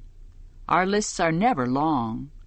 She's given up some of her passivity lately, some of her melancholy. Often she speaks to me first. "Yes," I say. "Let's go around," she says. She means down toward the river. "We haven't been that way for a while." "Fine," I say. I don't turn at once, though, but remain standing where I am, taking a last look at the wall. There are the red bricks, there are the searchlights, there's the barbed wire, there are the hooks. Somehow the wall is even more foreboding when it's empty like this. When there's someone hanging on it, at least you know the worst. But vacant, it is also potential, like a storm approaching. When I can see the bodies, the actual bodies, when I can guess from the sizes and shapes that none of them is Luke, I can believe also that he is still alive. I don't know why I expect him to appear on this wall. There are hundreds of other places they could have killed him, but I can't shake the idea that he's in there at this moment behind the blank red bricks. I try to imagine which building he's in. I can remember where the buildings are inside the wall. We used to be able to walk freely there when it was a university. We still go in there once in a while for women's salvagings. Most of the buildings are red brick, too. Some have arched doorways, a Romanesque effect from the 19th century. We aren't allowed inside the buildings anymore. But who would want to go in? Those buildings belong to the eyes. Maybe he's in the library, somewhere in the vaults, the stacks. The library is like a temple. There's a long flight of white steps leading to the rank of doors. Then, inside, another white staircase going up. To either side of it on the wall there are angels. Also there are men fighting or about to fight, looking clean and noble, not dirty and blood-stained and smelly the way they must have looked. Victory is on one side of the inner doorway, leading them on, and death is on the other. It's a mural in honor of some war or other. The men on the side of death are still alive. They're going to heaven. Death is a beautiful woman with wings and one breast almost bare. Or is that Victory? I can't remember. They won't have destroyed that. We turn our backs to the wall, head left. Here there are several empty storefronts, their glass windows scrawled with soap. I try to remember what was sold in them once. Cosmetics? Jewelry? Most of the stores carrying things for men are still open. It's just the ones dealing in what they call vanities that have been shut down. At the corner is the store known as Soul Scrolls. It's a franchise. There are Soul Scrolls in every city center, in every suburb, or so they say. It must make a lot of profit. The window of Soul Scrolls is shatterproof. Behind it are print-out machines, row on row of them. These machines are known as holy rollers, but only among us. It's a disrespectful nickname. What the machines print is prayers, roll upon roll, prayers going out endlessly. They're ordered by CompuPhone. I've overheard the commander's wife doing it. Ordering prayers from Soul Scrolls is supposed to be a sign of piety and faithfulness to the regime.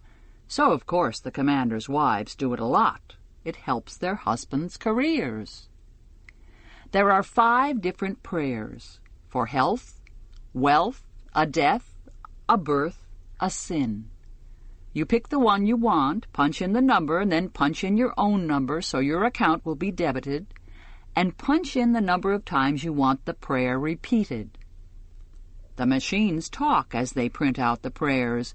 If you like, you can go inside and listen to them, the toneless, metallic voices repeating the same thing over and over. Once the prayers have been printed out and said, the paper rolls back through another slot and is recycled into fresh paper again. There are no people inside the building. The machines run by themselves. You can't hear the voices from outside, only a murmur, a hum, like a devout crowd on its knees. Each machine has an eye painted in gold on the side, flanked by 2 small golden wings. I try to remember what this place sold when it was a store, before it was turned into Soul Scrolls. I think it was lingerie. Pink and silver boxes, colored pantyhose, brasiers with lace, silk scarves, something lost. Ovglen and I stand outside Soul Scrolls, looking through the shatterproof windows, watching the prayers well out from the machines and disappear again through the slot, back to the realm of the unsaid. Now I shift my gaze. What I see is not the machines, but Ovglen, reflected in the glass of the window. She's looking straight at me. We can see into each other's eyes. This is the first time I've ever seen Ovglen's eyes directly, steadily, not aslant. Her face is oval, pink, plump but not fat, her eyes roundish. She holds my stare in the glass, level, unwavering. Now it's hard to look away. There's a shock in this seeing. It's like seeing somebody naked for the first time. There is risk, suddenly, in the air between us, where there was none before. Even this meeting of eyes holds danger, though there's nobody near. At last, Ovglen speaks. "Do you think God listens," she says, "to these machines?" She is whispering, our habit at the center. In the past, this would have been a trial enough remark, a kind of scholarly speculation. Right now, it's treason. I could scream. I could run away. I could turn from her silently to show her I won't tolerate this kind of talk in my presence. Subversion, sedition, blasphemy, heresy, all rolled into one. I steel myself. No, I say. She lets out her breath in a long sigh of relief. We have crossed the invisible line together. Neither do I, she says. Though I suppose it's faith of a kind, I say, like Tibetan prayer wheels. What are those, she asks. I only read about them, I say. They are moved around by the wind. They're all gone now. Like everything, she says. Only now do we stop looking at one another. Is it safe here? I whisper. I figure it's the safest place, she says. We look like we're praying, is all. What about them? Them, she says, still whispering. You're always safest out of doors, no mic, and why would they put one here? They'd think nobody would dare. But we've stayed long enough. There's no sense in being late getting back. We turn away together. Keep your head down as we walk, she says, and lean just a little toward me. That way I can hear you better. Don't talk when there's anyone coming. We walk. Heads bent as usual. I'm so excited I can hardly breathe, but I keep a steady pace. Now more than ever I must avoid drawing attention to myself. I thought you were a true believer, Ovglen says. I thought you were, I say. You were always so stinking pious. So were you, I reply. I want to laugh, shout, hug her. You can join us, she says. Us, I say. There is an us, then? There's a we? I knew it. You didn't think I was the only one, she says. I didn't think that. It occurs to me that she may be a spy, a plant, set to trap me. Such is the soil in which we grow, but I can't believe it. Hope is rising in me like sap in a tree, blood in a wound. We have made an opening. I want to ask her if she's seen Maura. If anyone can find out what's happened to Luke, to my child, my mother even, but there's not much time. Too soon we're approaching the corner of the main street, the one before the first barrier. There will be too many people.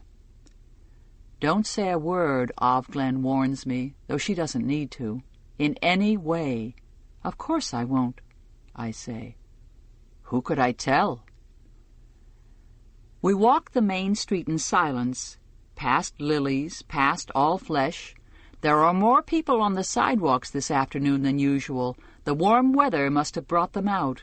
Women in green, blue, red, stripes. Men, too, some in uniform, some only in civilian suits. The sun is free. It is still there to be enjoyed, though no one bathes in it any more, not in public. There are more cars, too, whirlwinds with their chauffeurs and their cushioned occupants, lesser cars driven by lesser men. Something is happening. There's a commotion, a flurry among the shoals of cars. Some are pulling over to the side as if to get out of the way. I look up quickly. It's a black van with the white winged eye on the side. It doesn't have the siren on, but the other cars avoid it anyway. It cruises slowly along the street, as if looking for something. Shark on the prowl. I freeze. Cold travels through me, down to my feet. There must have been microphones. They've heard us after all. Ovglen, under cover of her sleeve, grips my elbow. Keep moving, she whispers. Pretend not to see. But I can't help seeing.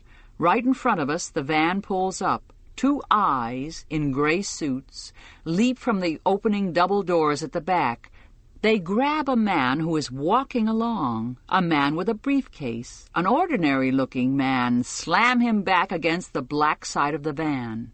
He's there a moment, splayed out against the metal as if stuck to it, and then one of the eyes moves in on him, does something sharp and brutal that doubles him over into a limp cloth bundle. They pick him up and heave him into the back of the van like a sack of mail.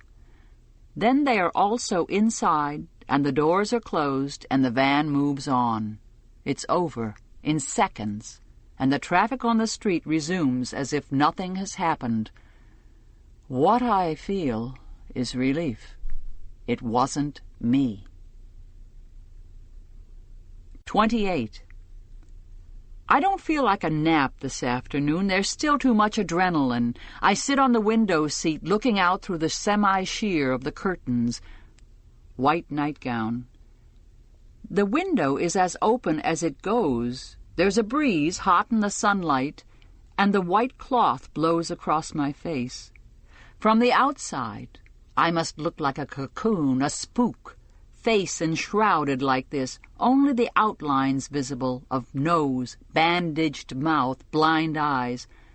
But I like the sensation, the soft cloth brushing my skin. It's like being in a cloud. They've given me a small electric fan, which helps in this humidity. It whirs on the floor in the corner, its blades encased in grillwork. If I were Mora, I'd know how to take it apart, reduce it to its cutting edges. I have no screwdriver, but if I were Mora, I could do it without a screwdriver. I'm not Mora. What would she tell me about the commander if she were here? Probably she'd disapprove. She disapproved of Luke back then, not of Luke, but of the fact that he was married. She said I was poaching on another woman's ground. I said Luke wasn't a fish or a piece of dirt either. He was a human being and could make his own decisions. She said I was rationalizing. I said I was in love. She said that was no excuse.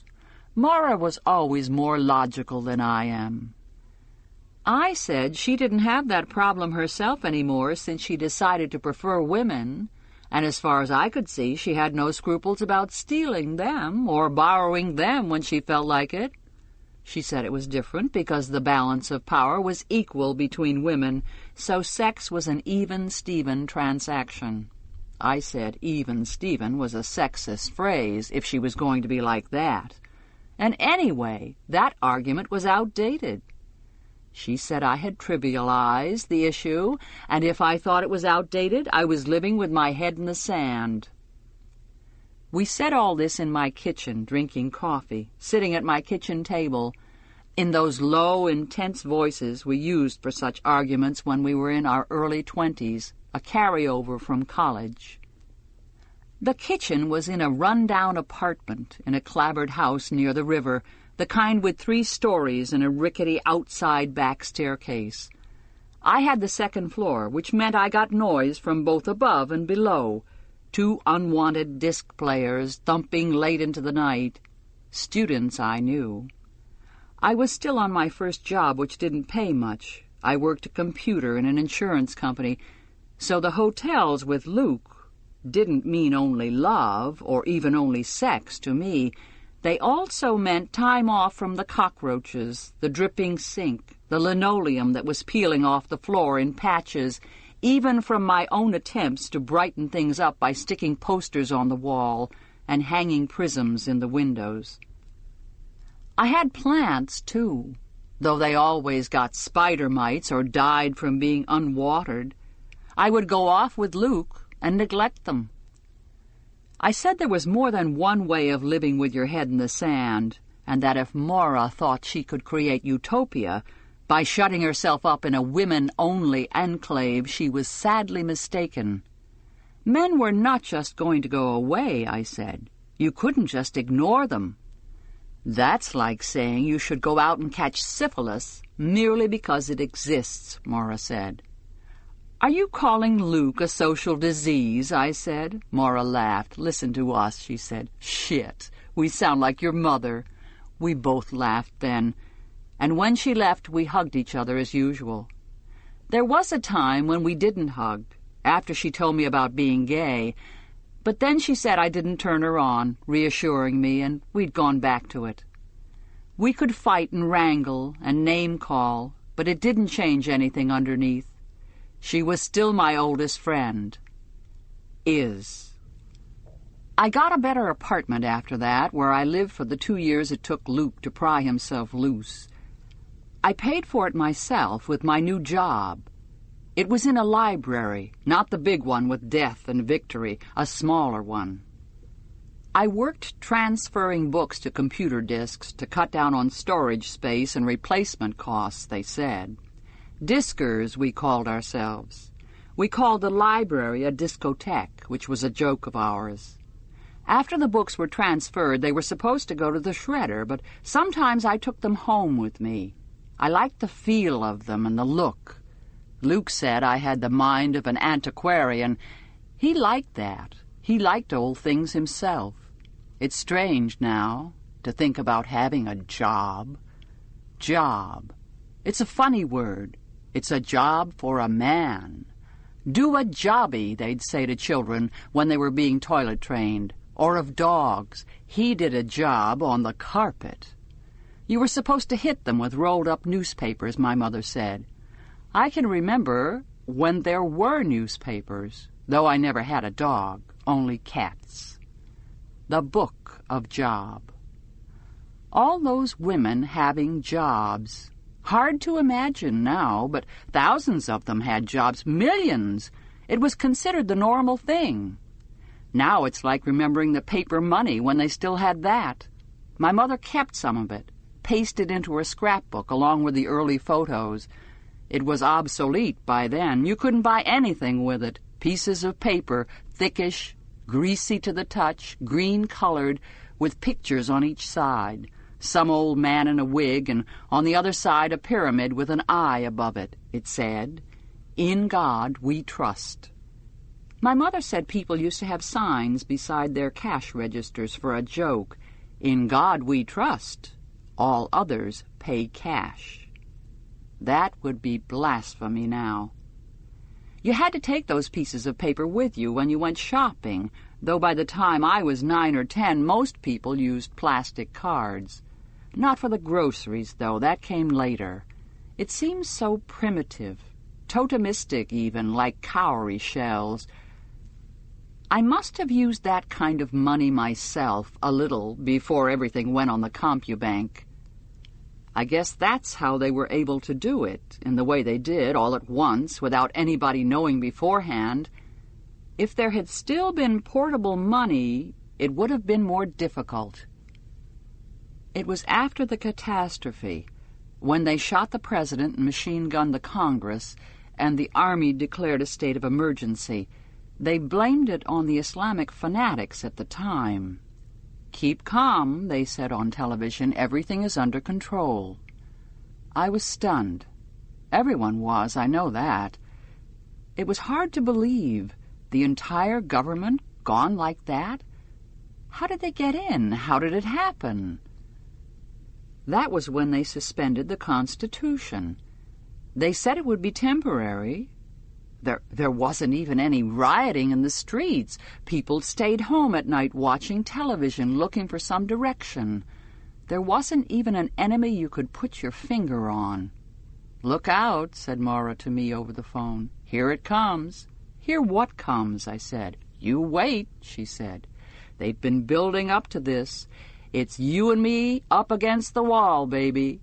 She was quoting an expression of my mother's, but she wasn't intending to be funny. Things continued in that state of suspended animation for weeks, although some things did happen.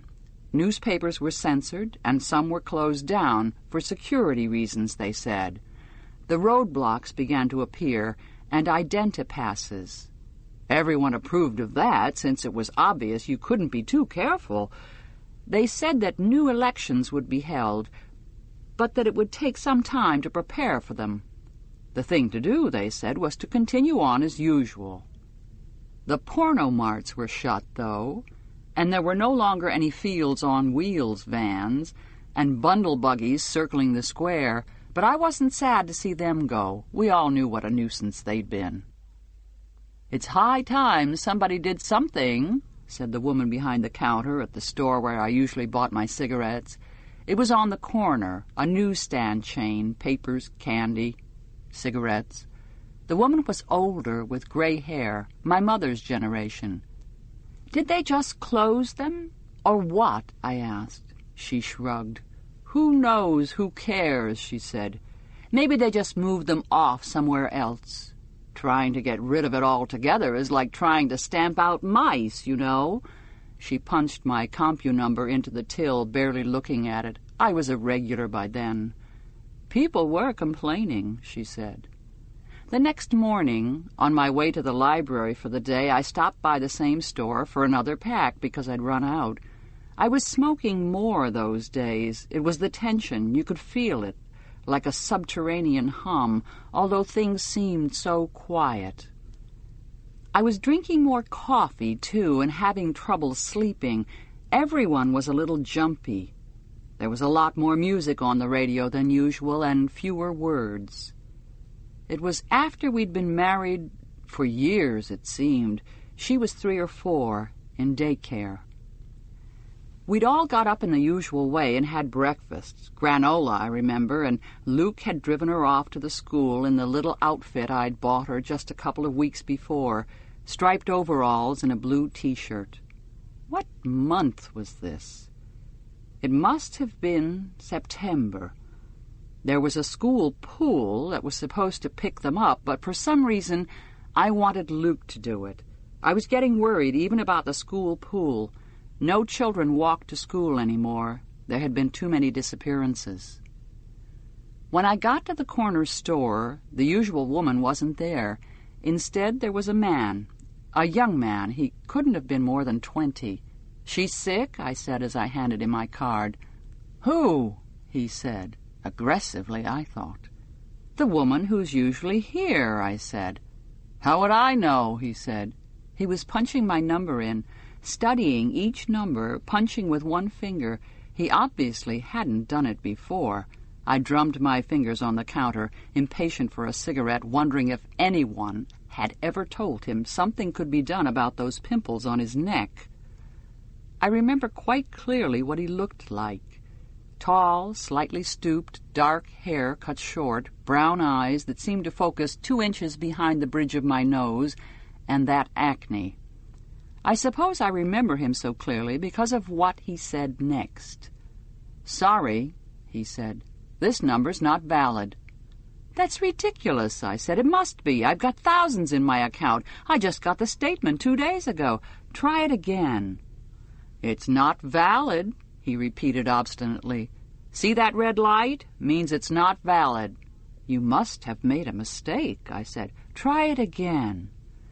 He shrugged and gave me a fed-up smile, but he did try the number again. This time I watched his fingers on each number and checked the numbers that came up in the window. It was my number all right, but there was the red light again. "See?" he said again, still with that smile, as if he knew some private joke he wasn't going to tell me.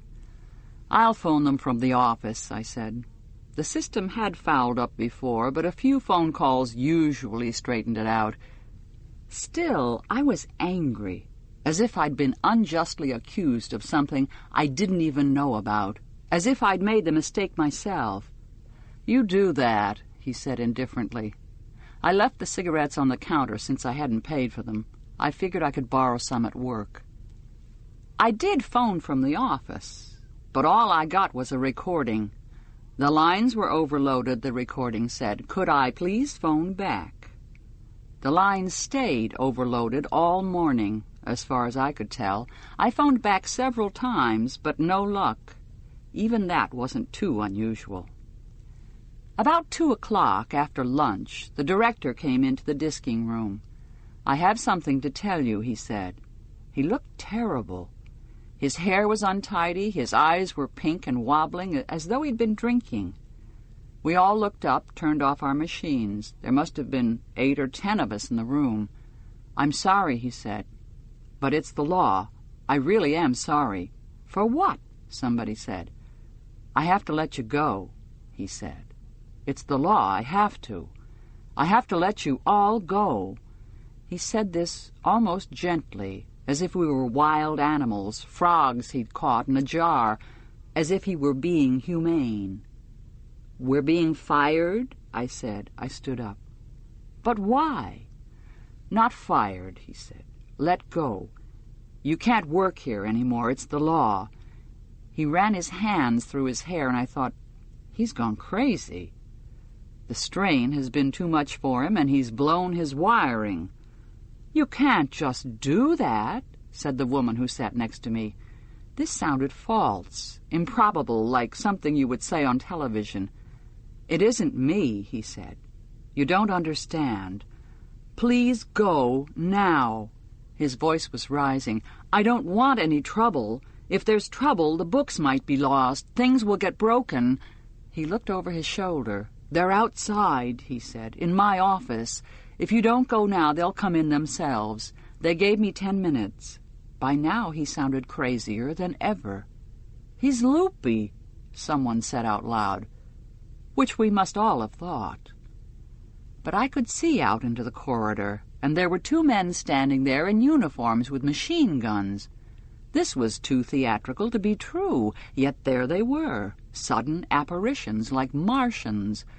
There was a dreamlike quality to them. They were too vivid, too at odds with their surroundings. "Just leave the machines," he said, while we were getting our things together, filing out, as if we could have taken them. We stood in a cluster on the steps outside the library.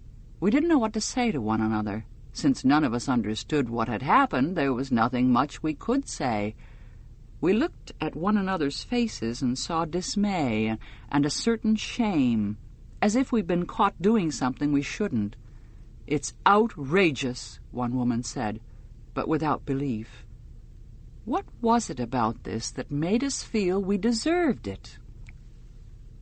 When I got back to the house, nobody was there. Luke was still at work. My daughter was at school. I felt tired, bone-tired. But when I sat down, I got up again. I couldn't seem to sit still. I wandered through the house from room to room. I remember touching things, not even that consciously, just placing my fingers on them, things like the toaster, the sugar bowl, the ashtray in the living room. After a while, I picked up the cat and carried her around with me. I wanted Luke to come home. I thought I should do something, take steps, but I didn't know what steps I could take. I tried phoning the bank again, but I only got the same recording. I poured myself a glass of milk. I told myself I was too jittery for another coffee, and went into the living room and sat down on the sofa and put the glass of milk on the coffee table, carefully, without drinking any of it. I held the cat up against my chest so I could feel her purring against my throat. After a while, I phoned my mother at her apartment, but there was no answer. She'd settled down more by then. She'd stopped moving every few years. She lived across the river in Boston. I waited a while and phoned Mara. She wasn't there either. But when I tried half an hour later, she was. In between these phone calls, I just sat on the sofa. What I thought about was my daughter's school lunches. I thought maybe I'd been giving her too many peanut butter sandwiches. "I've been fired," I told Maura when I got her on the phone. She said she would come over. By that time, she was working for a women's collective, the publishing division. They put out books on birth control and rape and things like that, though there wasn't as much demand for those things as there used to be. "I'll come over," she said. She must have been able to tell from my voice that this was what I wanted. She got there after some time. "So," she said. She threw off her jacket, sprawled into the oversized chair. "Tell me. First, we'll have a drink." She got up and went to the kitchen and poured us a couple of scotches and came back and sat down, and I tried to tell her what had happened to me. When I'd finished, she said, "Tried getting anything on your CompuCard today?" "Yes," I said. I told her about that, too. "They've frozen them," she said. "Mine, too. The collectives, too. Any account with an F on it instead of an M. All they needed to do is push a few buttons. We're cut off." "But I've got over $2,000 in the bank," I said, as if my own account was the only one that mattered. "Women can't hold property anymore," she said. "It's a new law." Turned on the TV today? No, I said. It's on there, she said, all over the place. She was not stunned, the way I was. In some strange way, she was gleeful, as if this was what she'd been expecting for some time, and now she'd been proven right. She even looked more energetic, more determined. Luke can use your CompuCount for you, she said. They'll transfer your number to him, or that's what they say. Husband or male next of kin. But what about you? I said. She didn't have anyone. I'll go underground, she said. Some of the gays can take over our numbers and buy us things we need. But why? I said. Why did they? Ours is not to reason why, said Mara. They had to do it that way. The CompuCounts and the jobs both at once. Can you picture the airports otherwise? They don't want us going anywhere. You can bet on that. I went to pick my daughter up from school. I drove with exaggerated care. By the time Luke got home, I was sitting at the kitchen table. She was drawing with felt pens at her own little table in the corner, where her paintings were taped up next to the refrigerator. Luke knelt beside me and put his arms around me. I heard, he said. On the car radio driving home. Don't worry, I'm sure it's temporary. Did they say why? I said. He didn't answer that. We'll get through it, he said, hugging me. You don't know what it's like, I said. I feel as if somebody cut off my feet. I wasn't crying. Also, I couldn't put my arms around him. It's only a job, he said, trying to soothe me. I guess you get all my money, I said, and I'm not even dead. I was trying for a joke, but it came out sounding macabre. Hush, he said. He was still kneeling on the floor. You know I'll always take care of you. I thought, already he's starting to patronize me. Then I thought, already you're starting to get paranoid. I know, I said. I love you. Later, after she was in bed and we were having supper and I wasn't feeling so shaky, I told him about the afternoon. I described the director coming in, blurting out his announcement. It would have been funny if it wasn't so awful, I said. I thought he was drunk. Maybe he was. The army was there and everything. Then I remembered something I'd seen and hadn't noticed at the time. It wasn't the army. It was some other army. There were marches, of course, a lot of women and some men, but they were smaller than you might have thought. I guess people were scared. And when it was known that the police or the army or whoever they were would open fire almost as soon as any of the marches even started, the marches stopped. A few things were blown up. Post offices, subway stations, but you couldn't even be sure who was doing it. It could have been the army, to justify the computer searches, and the other ones, the door-to-doors. I didn't go on any of the marches. Luke said it would be futile, and I had to think about them, my family, him and her. I did think about my family. I started doing more housework, more baking. I tried not to cry at mealtimes. By this time I'd started to cry without warning and to sit beside the bedroom window, staring out. I didn't know many of the neighbors, and when we met outside on the street we were careful to exchange nothing more than the ordinary greetings. Nobody wanted to be reported for disloyalty. Remembering this, I remember also my mother years before. I must have been 14, 15, that age when daughters are most embarrassed by their mothers. I remember her coming back to one of our many apartments with a group of other women, part of her ever-changing circle of friends. They'd been in a march that day.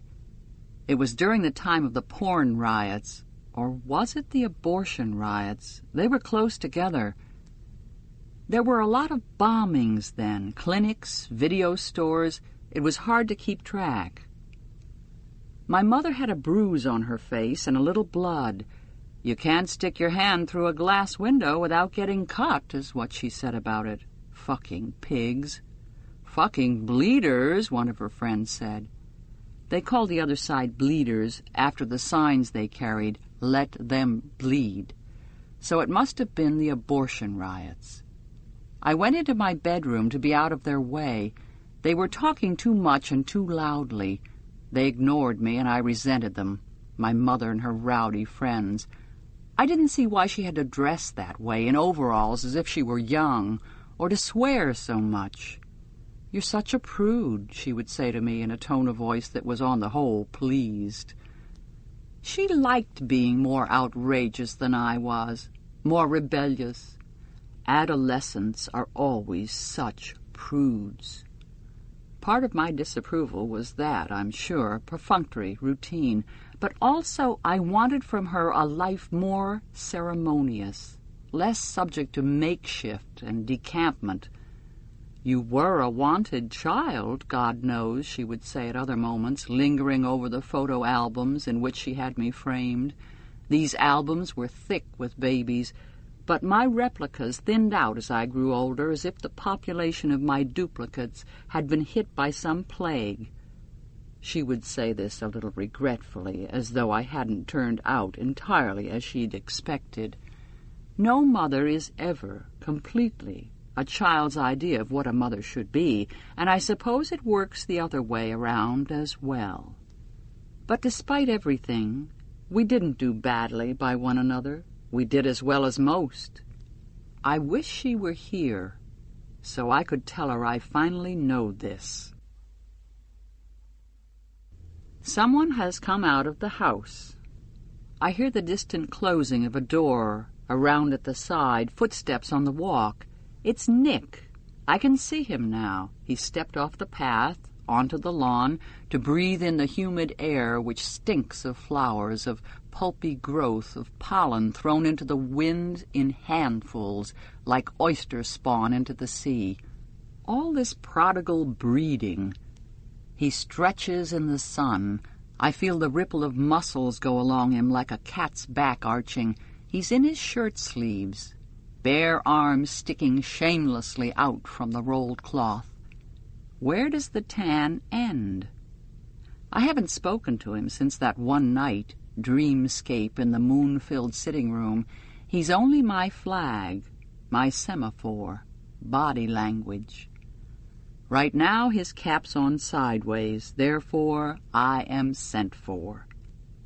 What does he get for it, his role as page boy? How does he feel pimping in this ambiguous way for the commander? Does it fill him with disgust or make him want more of me, want me more? Because he has no idea what really goes on in there among the books. Acts of perversion, for all he knows. The commander and me covering each other with ink, licking it off, or making love on stacks of forbidden newsprint. Well, he wouldn't be far off at that. But depend on it, there's something in it for him. Everyone's on the take, one way or another. Extra cigarettes? Extra freedoms not allowed to the general run? Anyway, what can he prove? It's his word against the commander's unless he wants to head a posse, kick in the door, and what did I tell you? Caught in the act, sinfully scrabbling. Quick, eat those words. Maybe he just likes the satisfaction of knowing something secret, of having something on me, as they used to say. It's the kind of power you can use only once. I would like to think better of him. That night, after I'd lost my job, Luke wanted to make love. Why didn't I want to? Desperation alone should have driven me, but I still felt numbed. I could hardly even feel his hands on me. "What's the matter?" he said. "I don't know," I said. "We still have," he said, but he didn't go on to say what we still had. It occurred to me that he shouldn't be using "we," since nothing that I knew of had been taken away from him. "We still have each other," I said. It was true. Then why did I sound, even to myself, so indifferent? He kissed me then, as if now I'd said that, things could get back to normal, but something had shifted, some balance. I felt shrunken, so that when he put his arms around me, gathering me up, I was small as a doll. I felt love going forward without me. He doesn't mind this, I thought. He doesn't mind it at all. Maybe he even likes it. We are not each other's anymore. Instead, I am his. Unworthy, unjust, untrue, but that is what happened. So, Luke, what I want to ask you now, what I need to know is, was I right? Because we never talked about it. By the time I could have done that, I was afraid to. I couldn't afford to lose you. 29. I'm sitting in the commander's office across from him at his desk in the client position, as if I'm a bank customer negotiating a hefty loan. But apart from my placement in the room, little of that formality remains between us. I no longer sit, stiff-necked, straight-backed, feet regimented side by side on the floor, eyes at the salute. Instead, my body's lax, cozy even. My red shoes are off, my legs tucked up underneath me on the chair, surrounded by a buttress of red skirt, true, but tucked nonetheless, as at a campfire of earlier and more picnic days. If there were a fire in the fireplace, its light would be twinkling on the polished surfaces, glimmering warmly on flesh. I add the firelight in. As for the commander, he's casual to a fault tonight. Jacket off, elbows on the table. All he needs is a toothpick in the corner of his mouth to be an ad for rural democracy, as in an etching. Fly-specked, some old burned book. The squares on the board in front of me are filling up. I'm making my penultimate play of the night. Zilch, I spell. A convenient one-vowel word with an expensive Z. Is that a word? Says the commander. We could look it up, I say. It's archaic. I'll give it to you, he says. He smiles. The commander likes it when I distinguish myself, show precocity like an attentive pet, prick-eared and eager to perform. His approbation laps me like a warm bath. I sense in him none of the animosity I used to sense in men, even in Luke sometimes. He's not saying bitch in his head. In fact, he's positively daddyish. He likes to think I'm being entertained, and I am. I am. Deftly he adds up our final scores on his pocket computer. You ran away with it, he says. I suspect him of cheating to flatter me, to put me in a good mood. But why? It remains a question. What does he have to gain from this sort of pampering? There must be something. He leans back, fingertips together, a gesture familiar to me now. We have built up a repertoire of such gestures, such familiarities between us. He's looking at me, not unbenevolently, but with curiosity, as if I am a puzzle to be solved. What would you like to read tonight, he says. This, too, has become routine. So far, I've been through a Mademoiselle magazine, an old Esquire from the 80s, a Ms., a magazine I can remember vaguely as having been around my mother's various apartments while I was growing up, and a Reader's Digest. He even has novels. I've read a Raymond Chandler, and right now I'm halfway through Hard Times by Charles Dickens. On these occasions I read quickly, voraciously, almost skimming, trying to get as much into my head as possible before the next long starvation. If it were eating, it would be the gluttony of the famished. If it were sex, it would be a swift, furtive stand-up in an alley somewhere. While I read, the commander sits and watches me doing it, without speaking, but also without taking his eyes off me. This watching is a curiously sexual act, and I feel undressed while he does it. I wish he would turn his back, stroll around the room, read something himself. Then perhaps I could relax more, take my time. As it is, this illicit reading of mine seems a kind of performance. I think I'd rather just talk, I say. I'm surprised to hear myself saying it. He smiles again. He doesn't appear surprised. Possibly he's been expecting this or something like it. Oh, he says, what would you like to talk about? I falter. Well, anything, I guess. Well, you, for instance. Me? He continues to smile. Oh, there's not much to say about me. I'm just an ordinary kind of guy.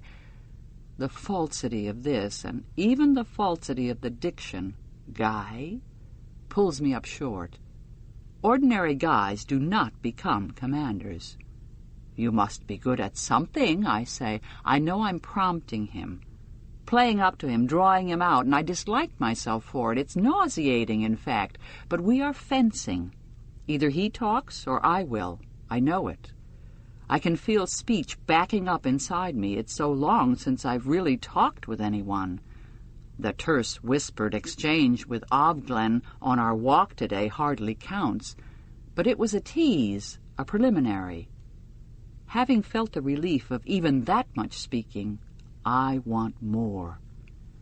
And if I talk to him, I'll say something wrong, give something away. I can feel it coming, a betrayal of myself.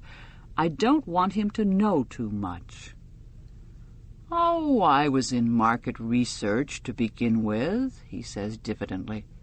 After that, I sort of branched out. It strikes me that, although I know he's a commander, I don't know what he's a commander of. What does he control? What is his field, as they used to say? They don't have specific titles. Oh, I say, trying to sound as if I understand. You might say I'm a sort of scientist, he says, within limits, of course. After that, he doesn't say anything for a while, and neither do I. We are outwaiting each other. I'm the one to break first. Well, maybe you could tell me something I've been wondering about. He shows interest. What might that be? I'm heading into danger, but I can't stop myself. It's a phrase I remember from somewhere. Best not to say where. I think it's in Latin, and I thought maybe... I know he has a Latin dictionary. He has dictionaries on the top shelf to the left of the fireplace. Tell me, he says, distanced but more alert, or am I imagining it? Nolite te bastardes carborundarum, I say. What? He says. I haven't pronounced it properly. I don't know how. I could spell it, I say. Write it down. He hesitates at this novel idea. Possibly he doesn't remember I can. I've never held a pen or a pencil in this room, not even to add up the scores. Women can't add, he once said jokingly. When I asked him what he meant, he said, for them, 1 and 1 and 1 and 1 don't make 4. What do they make? I said, expecting 5 or 3. Just 1 and 1 and 1 and 1, he said. But now he says, all right, and thrusts his roller-tip pen across the desk at me almost defiantly, as if taking a dare. I look around for something to write on, and he hands me the score pad, a desktop notepad with a little smile button face printed at the top of the page. They still make those things. I print the phrase carefully, copying it down from inside my head, from inside my closet. Nolite te bastardes carborundarum. Here, in this context, it's neither prayer nor command, but a sad graffiti, scrawled once, abandoned. The pen between my fingers is sensuous, alive almost. I can feel its power, the power of the words it contains. Pen is envy, Aunt Lydia would say, quoting another center motto. warning us away from such objects. And they were right. It is envy. Just holding it is envy. I envy the commander his pen. It's one more thing I would like to steal. The commander takes the smile button page from me and looks at it. Then he begins to laugh. And is he blushing? That's not real Latin, he says. That's just a joke. A joke? I say, bewildered now. It can't be only a joke. Have I risked this, made a grab at knowledge for a mere joke? What sort of a joke? You know how schoolboys are, he says. His laughter is nostalgic, I see now, the laughter of indulgence toward his former self.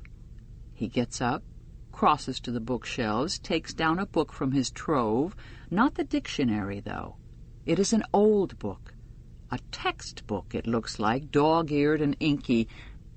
Before showing it to me, he thumbs through it, contemplative, reminiscent, and then, "Here," he says, laying it open on the desk in front of me.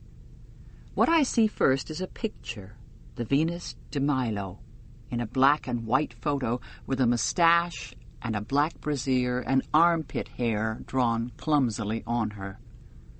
On the opposite page is the Colosseum in Rome, labeled in English, and below a conjugation. Sum es est. Sumus estis sunt. There, he says, pointing, and in the margin I see it, written in the same ink as the hair on the Venus. Nolite te bastardes carborundarum. It's sort of hard to explain why it's funny unless you know Latin, he says. We used to write all kinds of things like that. I don't know where we got them. From older boys, perhaps. Forgetful of me and of himself, he's turning the pages. Look at this, he says. The picture is called The Sabine Women, and in the margin is scrawled Pim, Pis, Pit, Pimus, Pistis, Pants. There was another one, he says. Kim, Kiss, Kit. He stops, returning to the present, embarrassed. Again he smiles. This time you could call it a grin. I imagine freckles on him, a cowlick. Right now I almost like him. But what did it mean, I say? Which, he says. Oh, it meant don't let the bastards grind you down. I guess we thought we were pretty smart back then. I force a smile, but it's all before me now. I can see why she wrote that on the wall of the cupboard, but I also see that she must have learned it here, in this room. Where else? She was never a schoolboy. With him, during some previous period of boyhood reminiscence, of confidences exchanged. I have not been the first, then, to enter his silence, play children's word games with him. What happened to her? I say. He hardly misses a beat. Did you know her somehow? Somehow, I say. She hanged herself, he says, thoughtfully, not sadly. That's why we had the light fixture removed in your room. He pauses. Serena found out, he says, as if this explains it, and it does. If your dog dies, get another. What with, I say. He doesn't want to give me any ideas. Does it matter, he says. Torn bedsheet, I figure. I've considered the possibilities. I suppose it was Cora who found her, I say. That's why she screamed. Yes, he says. Poor girl. He means Cora. Maybe I shouldn't come here any more, I say. I thought you were enjoying it, he says lightly, watching me, however, with intent, bright eyes. If I didn't know better, I would think it was fear. I wish you would. You want my life to be bearable to me, I say. It comes out not as a question, but as a flat statement, flat and without dimension. If my life is bearable, maybe what they're doing is all right after all. "Yes," he says, "I do. I would prefer it." "Well then," I say, "things have changed. I have something on him now. What I have on him is the possibility of my own death. What I have on him is his guilt, at last." "What would you like?" he says, still with that lightness, as if it's a money transaction merely, and a minor one at that, candy, cigarettes. "Besides hand lotion, you mean?" I say. "Besides hand lotion," he agrees. "I would like," I say, "I would like to know." It sounds indecisive, stupid even. I say it without thinking. "Know what?" he says. "Whatever there is to know," I say, but that's too flippant. "What's going on?" Night, 30. Night falls, or has fallen. Why is it that night falls instead of rising like the dawn? Yet if you look east at sunset, you can see the night rising, not falling, darkness lifting into the sky, up from the horizon, like a black sun behind cloud cover, like smoke from an unseen fire, a line of fire just below the horizon, brush fire or a burning city. Maybe night falls because it's heavy, a thick curtain pulled up over the eyes, wool blanket. I wish I could see in the dark better than I do. Night has fallen, then. I feel it pressing down on me like a stone. No breeze. I sit by the partly open window, curtains tucked back because there's no one out there, no need for modesty, in my nightgown, long-sleeved, even in summer, to keep us from the temptations of our own flesh, to keep us from hugging ourselves, bare-armed. Nothing moves in the searchlight moonlight. The scent from the garden rises like heat from a body. There must be night-blooming flowers, it's so strong. I can almost see it, red radiation wavering upwards like the shimmer above highway tarmac at noon. Down there on the lawn, someone emerges from the spill of darkness under the willow, steps across the light, his long shadow attached sharply to his heels. Is it Nick? Or is it someone else, someone of no importance? He stops, looks up at this window, and I can see the white oblong of his face. Nick. We look at each other. I have no rose to toss. He has no loot. But it's the same kind of hunger, which I can't indulge. I pull the left-hand curtain so that it falls between us across my face, and after a moment he walks on into invisibility around the corner. What the commander said is true. 1 and 1, and 1 and 1 doesn't equal 4. Each one remains unique. There is no way of joining them together. They cannot be exchanged one for the other. They cannot replace each other. Nick for Luke, or Luke for Nick. Should does not apply. You can't help what you feel, Maura once said, but you can help how you behave. Which is all very well. Context is all. Or is it ripeness? One or the other. The night before we left the house, that last time, I was walking through the rooms. Nothing was packed up because we weren't taking much with us, and we couldn't afford even then to give the least appearance of leaving. So I was just walking through, here and there, looking at things, at the arrangement we had made together for our life. I had some idea that I would be able to remember afterwards what it had looked like. Luke was in the living room. He put his arms around me. We were both feeling miserable. How were we to know we were happy even then? Because we at least had that, arms around. "The cat," is what he said. "Cat?" I said against the wool of his sweater. "We can't just leave her here." I hadn't thought about the cat. Neither of us had. Our decision had been sudden. And then there had been the planning to do. I must have thought she was coming with us, But she couldn't. You don't take a cat on a day trip across the border. Why not outside, I said. We could just leave her. She'd hang around and mew at the door. Someone would notice we were gone. We could give her away, I said. One of the neighbors. Even as I said this, I saw how foolish that would be. I'll take care of it, Luke said. And because he said it instead of her, I knew he meant kill. That is what you have to do before you kill, I thought. You have to create an it where none was before. You do that first in your head, and then you make it real. So that's how they do it, I thought. I seemed never to have known that before. Luke found the cat who was hiding under our bed. They always know. He went into the garage with her. I don't know what he did, and I never asked him. I sat in the living room, hands folded in my lap. I should have gone out with him, taken that small responsibility.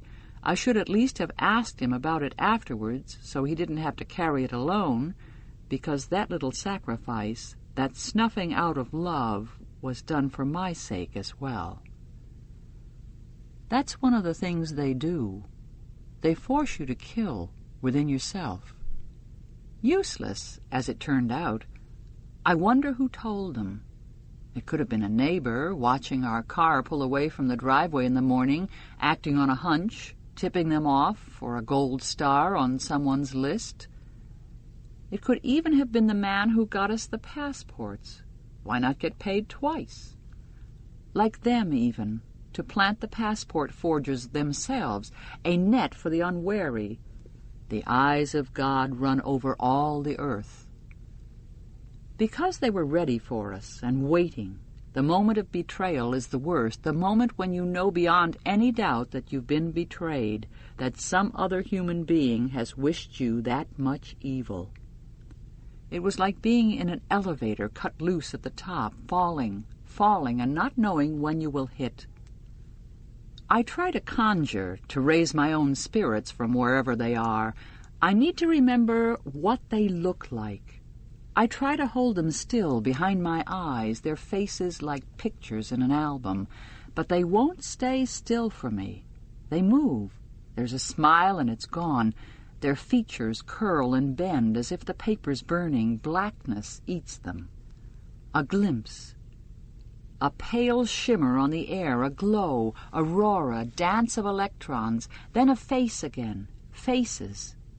But they fade, though I stretch out my arms toward them. They slip away from me, ghosts at daybreak, back to wherever they are. Stay with me, I want to say, but they won't.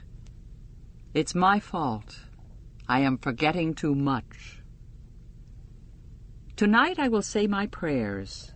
No longer kneeling at the foot of the bed, knees on the hard wood of the gym floor, Aunt Elizabeth standing by the double doors, arms folded, cattle prod hung on her belt, while Aunt Lydia strides along the rows of kneeling night-gowned women, hitting our backs or feet or bums or arms lightly, just a flick, a tap, with her wooden pointer if we slouch or slacken.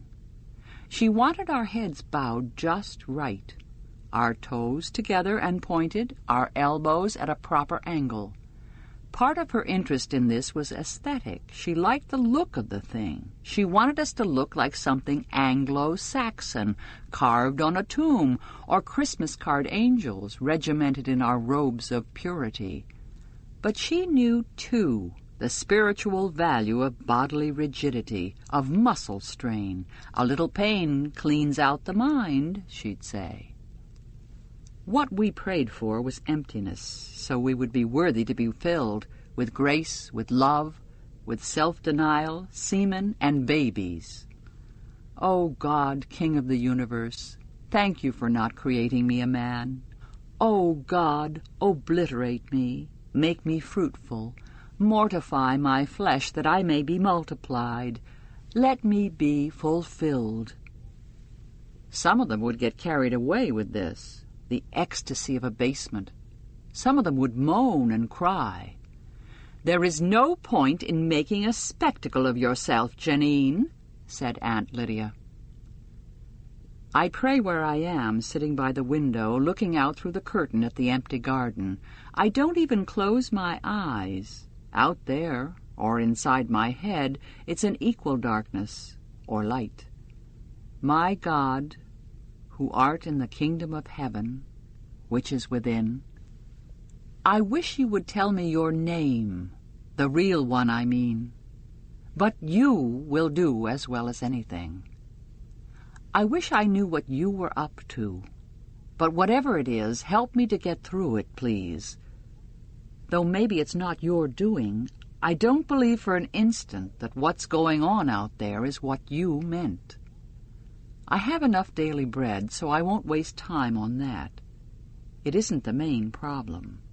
The problem is getting it down without choking on it. Now we come to forgiveness.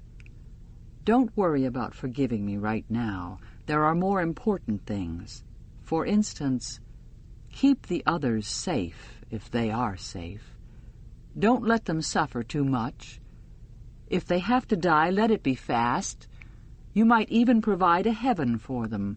We need you for that. Hell we can make for ourselves.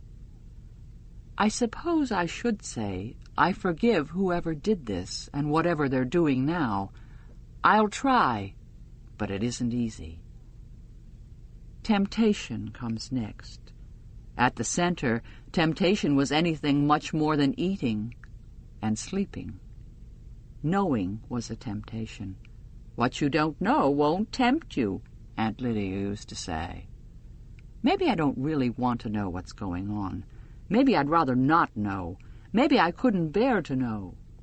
The fall was a fall from innocence to knowledge. I think about the chandelier too much, though it's gone now.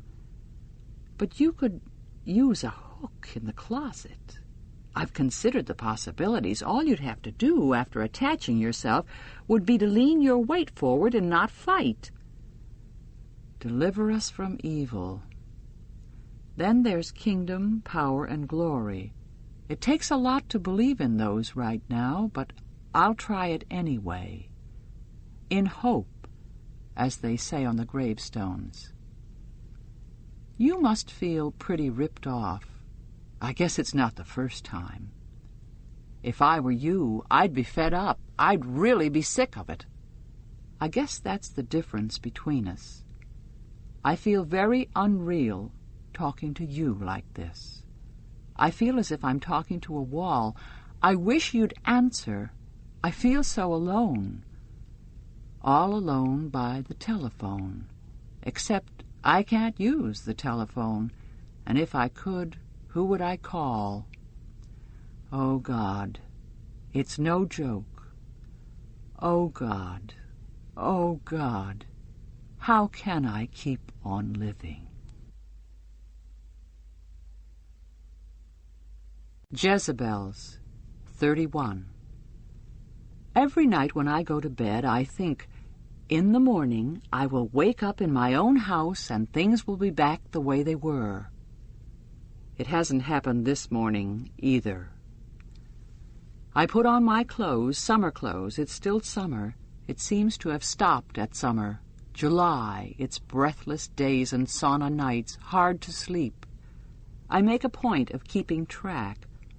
I should scratch marks on the wall, one for each day of the week, and run a line through them when I have 7. But what would be the use? This isn't a jail sentence. There's no time here that can be done and finished with. Anyway, all I have to do is ask to find out what day it is. Yesterday was July the 4th, which used to be Independence Day before they abolished it. September 1st will be Labor Day. They still have that, though it didn't used to have anything to do with mothers. But I tell time by the moon, lunar, not solar. I bend over to do up my red shoes, lighter weight these days with discreet slits cut in them, though nothing so daring as sandals.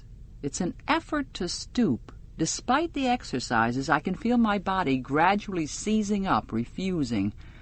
Being a woman this way is how I used to imagine it would be to be very old. I feel I even walked like that, crouched over, my spine constricting to a question mark, my bones leached of calcium and porous as limestone. When I was younger, imagining age, I would think, maybe you appreciate things more when you don't have much time left. I forgot to include the loss of energy. Some days I do appreciate things more, eggs, flowers, but then I decide I'm only having an attack of sentimentality, my brain going pastel technicolor like the beautiful sunset greeting cards they used to make so many of in California, high-gloss hearts. The danger is gray out.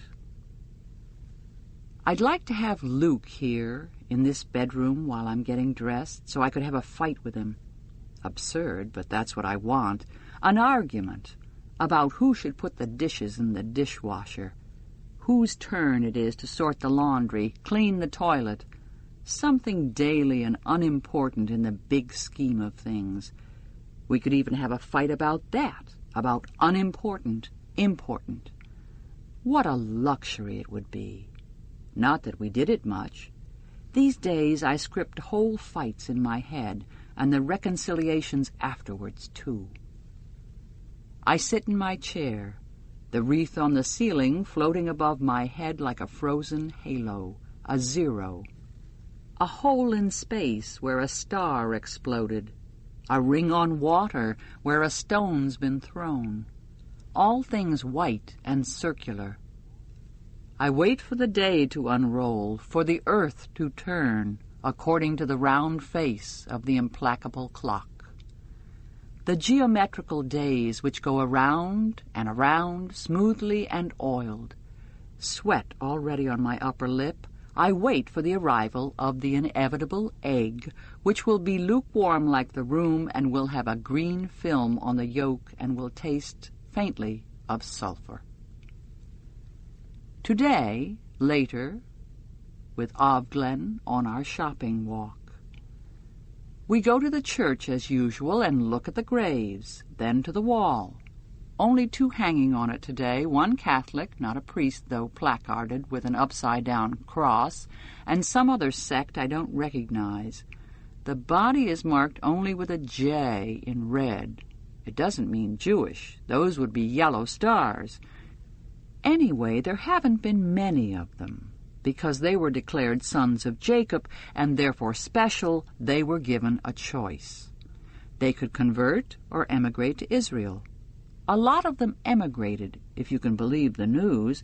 I saw a boatload of them on the TV, leaning over the railings in their black coats and hats and their long beards, trying to look as Jewish as possible, in costumes fished up from the past, the women with shawls over their heads, smiling and waving, a little stiffly, it's true, as if they were posing, and another shot of the richer ones lining up for the planes.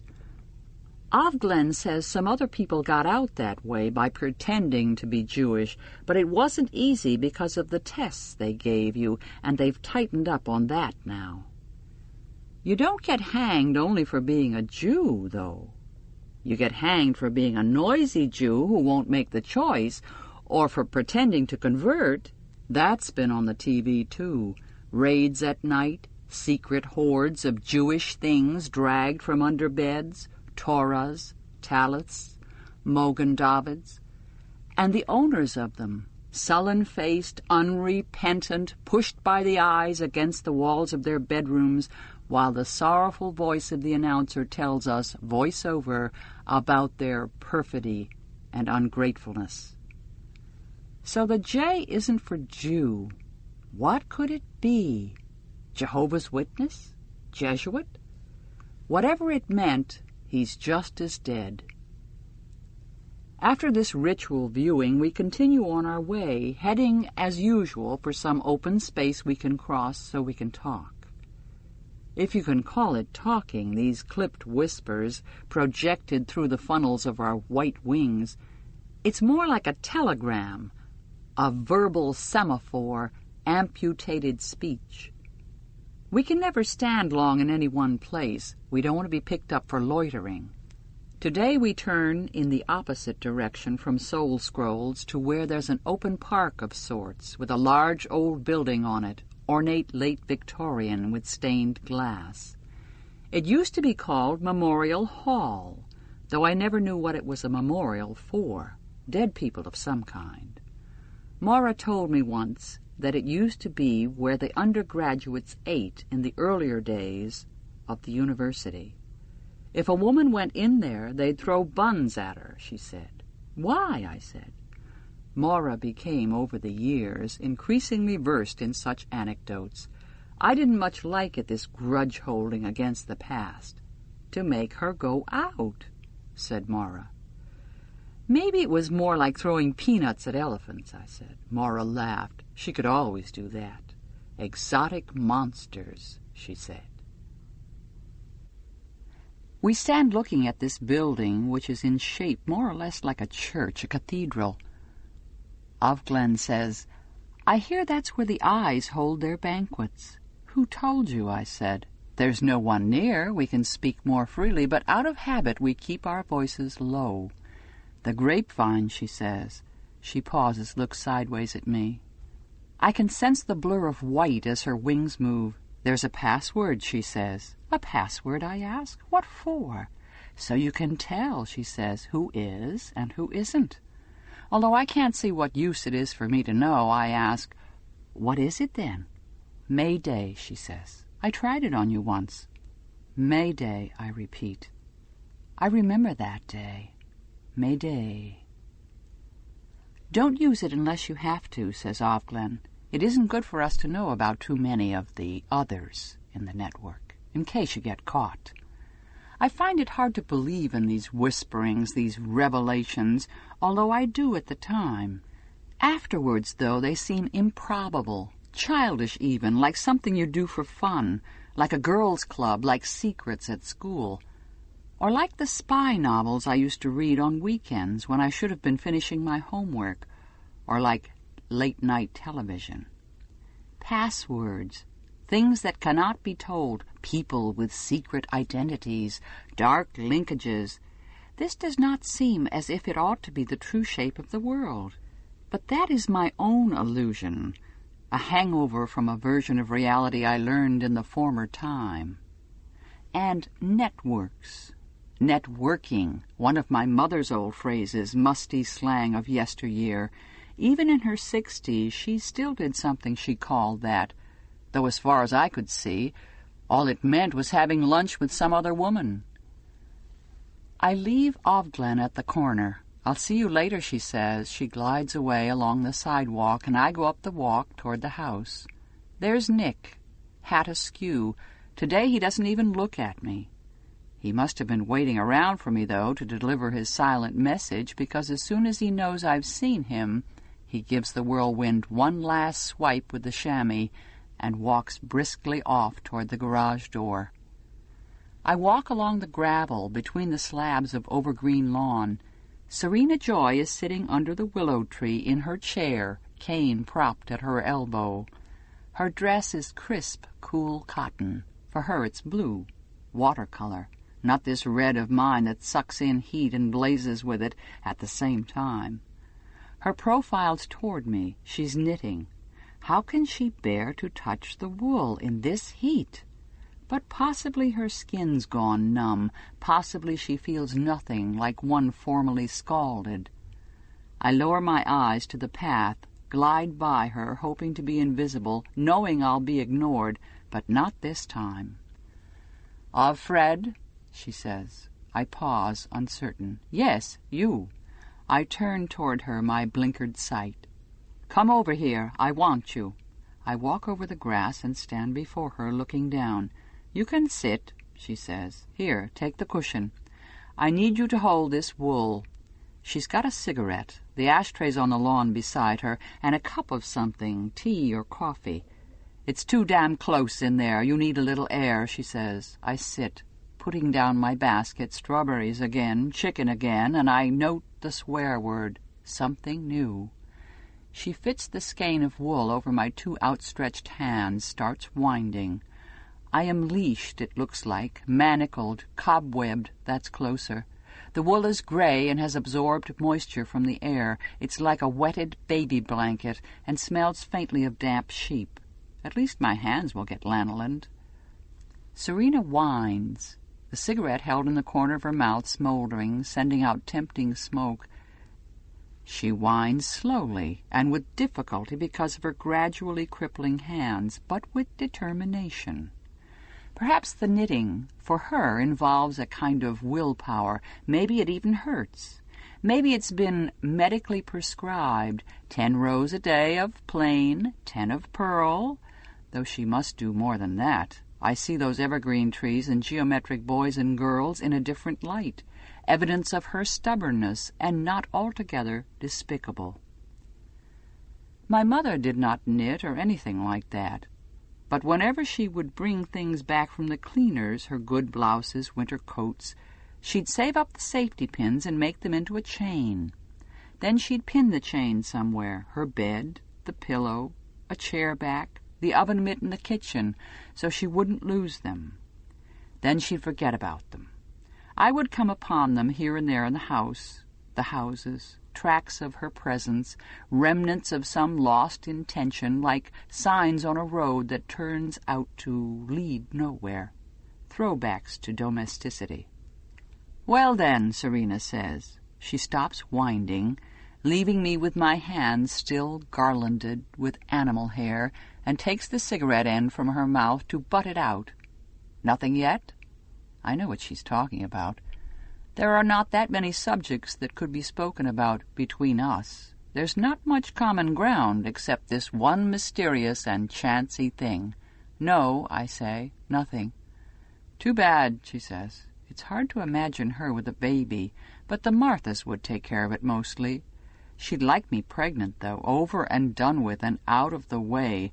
No more humiliating sweaty tangles, no more flesh triangles under her starry canopy of silver flowers. Peace and quiet. I can't imagine she'd want such good luck for me for any other reason." "Your time's running out," she says. Not a question, a matter of fact. "Yes," I say neutrally. She's lighting another cigarette, fumbling with the lighter. Definitely her hands are getting worse. But it would be a mistake to offer to do it for her. She'd be offended. A mistake to notice weakness in her. "Maybe he can't," she says. I don't know who she means. Does she mean the commander or God? If it's God, she should say won't. Either way, it's heresy. It's only women who can't, who remain stubbornly closed, damaged, defective. "No," I say, "maybe he can't." I look up at her. She looks down. It's the first time we've looked into each other's eyes in a long time, since we met. The moment stretches out between us, bleak and level. She's trying to see whether or not I'm up to reality. "Maybe," she says, holding the cigarette, which she has failed to light, "maybe you should try it another way." Does she mean on all fours? "What other way?" I say. I must keep serious. "Another man," she says. "You know I can't," I say, careful not to let my irritation show. "It's against the law. You know the penalty." "Yes," she says. She's ready for this. She's thought it through. "I know you can't officially, but it's done. Women do it frequently, all the time." "With doctors, you mean?" I say, remembering the sympathetic brown eyes, the gloveless hand. "The last time I went it was a different doctor. Maybe someone caught him out, or a woman reported him. Not that they'd take her word without evidence." "Some do that," she says, her tone almost affable now, though distanced. It's as if we're considering a choice of nail polish. "That's how Av Warren did it. The wife knew, of course." She pauses to let this sink in. "I would help you. I would make sure nothing went wrong." I think about this. "Not with a doctor," I say. "No," she agrees, "and for this moment, at least, we are cronies. This could be a kitchen table. It could be a date we're discussing, some girlish stratagem of ploys and flirtation. Sometimes they blackmail, but it doesn't have to be a doctor. It could be someone we trust." "Who?" I say. "I was thinking of Nick," she says, and her voice is almost soft. "He's been with us a long time. He's loyal. I could fix it with him." So that's who does her little black market errands for her. Is this what he always gets in return? "What about the commander?" I say. "Well," she says with firmness, no more than that, a clenched look like a purse snapping shut, "we just won't tell him, will we?" This idea hangs between us, almost visible, almost palpable, heavy, formless, dark, collusion of a sort, betrayal of a sort. She does want that baby. "It's a risk," I say. "More than that. It's my life on the line, but that's where it will be sooner or later, one way or another, whatever I do or don't. We both know this." "You might as well," she says, which is what I think too. "All right," I say. "Yes." She leans forward. "Maybe I could get something for you," she says, "because I have been good." "Something you want," she adds, wheedling almost. "What's that?" I say. I can't think of anything I truly want that she'd be likely to, or able to give me. "A picture," she says, as if offering me some juvenile treat, "an ice cream, a trip to the zoo." I look up at her again, puzzled. "Of her," she says, "your little girl, but only maybe." She knows where they've put her then, where they're keeping her. She's known all along. Something chokes in my throat. The bitch not to tell me, bring me news, any news at all, not even to let on. She's made of wood or iron. She can't imagine. But I can't say this. I can't lose sight, even of so small a thing. I can't let go of this hope. I can't speak. She's actually smiling. Coquettishly even. There's a hint of her former small-screen mannequin's allure flickering over her face like momentary static. "It's too damned hot for this, don't you think?" she says. She lifts the wool from my two hands, where I've been holding it all this time. Then she takes the cigarette she's been fiddling with and a little awkwardly presses it into my hand, closing my fingers around it. "Find yourself a match," she says. "They're in the kitchen. You can ask Rita for one. You can tell her I said so." "Only the one, though," she adds roguishly. "We don't want to ruin your health." 32. Rita's sitting at the kitchen table. There's a glass bowl with ice cubes floating in it on the table in front of her. Radishes made into flowers, roses or tulips bob in it. On the chopping board in front of her she's cutting more with a paring knife, her large hands deft, indifferent. The rest of her body does not move, nor does her face. It's as if she's doing it in her sleep, this knife trick. On the white enamel surface is a pile of radishes, washed but uncut, little Aztec hearts. She hardly bothers to look up as I enter. "You got it all, huh?" is what she says as I take the parcels out for her inspection. "Could I have a match?" I ask her. Surprising how much like a small, begging child she makes me feel, simply by her scowl, her stolidity. How importunate and whiny. "Matches," she says. "What do you want matches for?" She said I could have one, I say, not wanting to admit to the cigarette. "Who said?" she continues with the radishes, her rhythm unbroken. "No call for you to have matches. Burn the house down." "You can go and ask her if you like," I say. "She's out on the lawn." Rita rolls her eyes to the ceiling as if consulting silently some deity there. Then she sighs, rises heavily, and wipes her hands with ostentation on her apron to show me how much trouble I am. She goes to the cupboard over the sink, taking her time, locates her key bunch in her pocket, unlocks the cupboard door. "Keep 'em in here summer," she says, as if to herself. "No call for a fire in this weather." I remember from April that it's Cora who lights the fires in the sitting room and the dining room in cooler weather. The matches are wooden ones in a cardboard sliding top box, the kind I used to covet in order to make dolls' drawers out of them. She opens the box, peers into it, as if deciding which one she'll let me have. "Her own business," she mutters. "No way you can tell her a thing." She punches her big hand down, selects a match, hands it over to me. "Now don't you go setting fire to nothing," she says. "Not them curtains in your room. Too hot the way it is." "I won't," I say. "That's not what it's for." She does not deign to ask me what it is for. "Don't care if you eat it or what," she says. "She said you could have one, so I give you one, is all." She turns away from me and sits again at the table. Then she picks an ice cube out of the bowl and pops it into her mouth. This is an unusual thing for her to do. I've never seen her nibble while working. "You can have one of 'em, too," she says. "A shame making you wear all them pillowcases on your head in this weather." I am surprised. She doesn't usually offer me anything. Maybe she feels that if I've risen in status enough to be given a match, she can afford her own small gesture. Have I become suddenly one of those who must be appeased? "Thank you," I say. I transfer the match carefully to my zippered sleeve where the cigarette is, so that it won't get wet, and take an ice cube. "Those radishes are pretty," I say, in return for the gift she's made me of her own free will. "I like to do things right, is all," she says, grumpy again. "No sense otherwise." I go along the passage, up the stairs, hurrying. In the curved hallway mirror I flit past, a red shape at the edge of my own field of vision, a wraith of red smoke. I have smoke on my mind, all right. Already I can feel it in my mouth, drawn down into the lungs, filling me in a long, rich, dirty cinnamon sigh. And then the rush as the nicotine hits the bloodstream. After all this time, it could make me sick. I wouldn't be surprised. But even that thought is welcome.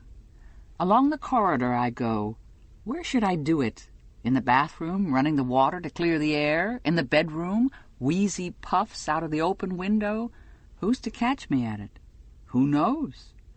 Even as I luxuriate in the future this way, rolling anticipation around in my mouth, I think of something else. I don't need to smoke this cigarette. I could shred it up and flush it down the toilet, or I could eat it and get the high that way. That can work, too, a little at a time, save up the rest. That way I could keep the match. I could make a small hole in the mattress, slide it carefully in. Such a thin thing would never be noticed. There it would be at night under me while I'm in bed, sleeping on it. I could burn the house down. Such a fine thought. It makes me shiver. An escape, quick and narrow. I lie on my bed, pretending to nap. The commander last night, fingers together, looking at me as I sat rubbing oily lotion into my hands. Odd. I thought about asking him for a cigarette, but decided against it. I know enough not to ask for too much at once. I don't want him to think I'm using him. Also, I don't want to interrupt him. Last night he had a drink, scotch and water. He's taken to drinking in my presence to unwind after the day, he says. I'm to gather he is under pressure. He never offers me any, though, and I don't ask. We both know what my body is for. When I kiss him good night, as if I meant it, his breath smells of alcohol, and I breathe it in like smoke. I admit I relish it, this lick of dissipation. Sometimes after a few drinks he becomes silly and cheats at Scrabble. He encourages me to do it, too, and we take extra letters and make words with them that don't exist, words like smirt and krupp, giggling over them. Sometimes he turns on his short-wave radio, displaying before me a minute or two of Radio Free America to show me he can. Then he turns it off again. Damn Cubans, he says, all that filth about universal day care. Sometimes, after the games, he sits on the floor beside my chair, holding my hand. His head is a little below mine, so that when he looks up at me, it's at a juvenile angle. It must amuse him, this fake subservience. He's way up there, says Ogden. He's at the top, and I mean the very top. At such times it's hard to imagine that. Occasionally I try to put myself in his position. I do this as a tactic, to guess in advance how he may be moved to behave toward me. It's difficult for me to believe I have power over him of any sort, but I do, although it's of an equivocal kind. Once in a while I think I can see myself, though blurrily, as he may see me. There are things he wants to prove to me, gifts he wants to bestow, services he wants to render, tendernesses he wants to inspire. He wants, all right, especially after a few drinks. Sometimes he becomes querulous, at other times philosophical, or he wishes to explain things, justify himself, as last night. The problem wasn't only with the women, he says. The main problem was with the men. There was nothing for them anymore. Nothing, I say. But there was nothing for them to do, he says. They could make money, I say, a little nastily. Right now I'm not afraid of him. It's hard to be afraid of a man who's sitting watching you put on hand lotion. This lack of fear is dangerous. It's not enough, he says. It's too abstract. I mean, there was nothing for them to do with women. What do you mean, I say? What about all the porny corners? It was all over the place. They even had it motorized. I'm not talking about sex, he says. That was part of it. The sex was too easy. Anyone could just buy it. There was nothing to work for, nothing to fight for. We have the stats from that time. Do you know what they were complaining about the most? Inability to feel. Men were turning off on sex, even. They were turning off on marriage. Do they feel now? I say. Yes, he says, looking at me. They do. He stands up, comes around the desk to the chair where I'm sitting. He puts his hands on my shoulders from behind. I can't see him. I like to know what you think, his voice says from behind me. I don't think a lot, I say lightly. What he wants is intimacy, but I can't give him that. There's hardly any point in my thinking, is there? I say. What I think doesn't matter, which is the only reason he can tell me things. Come now, he says, pressing a little with his hands. I'm interested in your opinion. You're intelligent enough. You must have an opinion. About what, I say. What we've done, he says. How things have worked out. I hold myself very still. I try to empty my mind. I think about the sky at night when there's no moon. I have no opinion, I say. He sighs, relaxes his hands, but leaves them on my shoulders. He knows what I think, all right. You can't make an omelet without breaking eggs, is what he says. We thought we could do better. Better, I say in a small voice. How can he think this is better? Better never means better for everyone, he says. It always means worse for some. I lie flat. The damp air above me is like a lid, like earth. I wish it would rain. Better still, a thunderstorm, black clouds, lightning, ear-splitting sound. The electricity might go off. I could go down to the kitchen then, say I'm afraid, sit with Rita and Cora around the kitchen table. They would permit my fear because it's one they share. They'd let me in. There would be candles burning. We would watch each other's faces come and go in the flickering, in the white flashes of jagged light from outside the windows. "Oh, Lord," Cora would say. "Oh, Lord, save us." The air would be clear after that, and lighter. I look up at the ceiling, the round circle of plaster flowers. Draw a circle, step into it. It will protect you. From the center was the chandelier, and from the chandelier a twisted strip of sheet was hanging down. That's where she was swinging, just lightly, like a pendulum. The way you could swing as a child, hanging by your hands from a tree branch. She was safe then, protected altogether, by the time Cora opened the door. Sometimes I think she's still in here with me. I feel buried. 33. Late afternoon, the sky hazy, the sunlight diffuse but heavy, and everywhere like bronze dust. I glide with Ovglen along the sidewalk, the pair of us, and in front of us another pair, and across the street another. We must look good from a distance, picturesque, like Dutch milkmaids on a wallpaper frieze, like a shelf full of period-costume ceramic salt and pepper shakers, like a flotilla of swans or anything that repeats itself with at least minimum grace and without variation. soothing to the eye, the eyes, the eyes, for that's who this show is for. We're off to the Pravaganza to demonstrate how obedient and pious we are. Not a dandelion in sight here. The lawns are picked clean. I long for one, just one, rubbishy and insolently random and hard to get rid of and perennially yellow as the sun. Cheerful and plebeian, shining for all alike.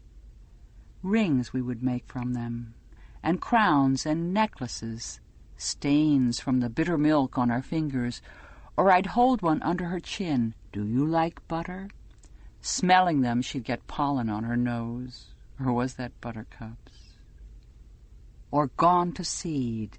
I can see her, running across the lawn, that lawn there just in front of me, at 2, 3 years old, waving one like a sparkler, a small wand of white fire, the air filling with tiny parachutes. Blow and you tell the time. All that time, blowing away in the summer breeze.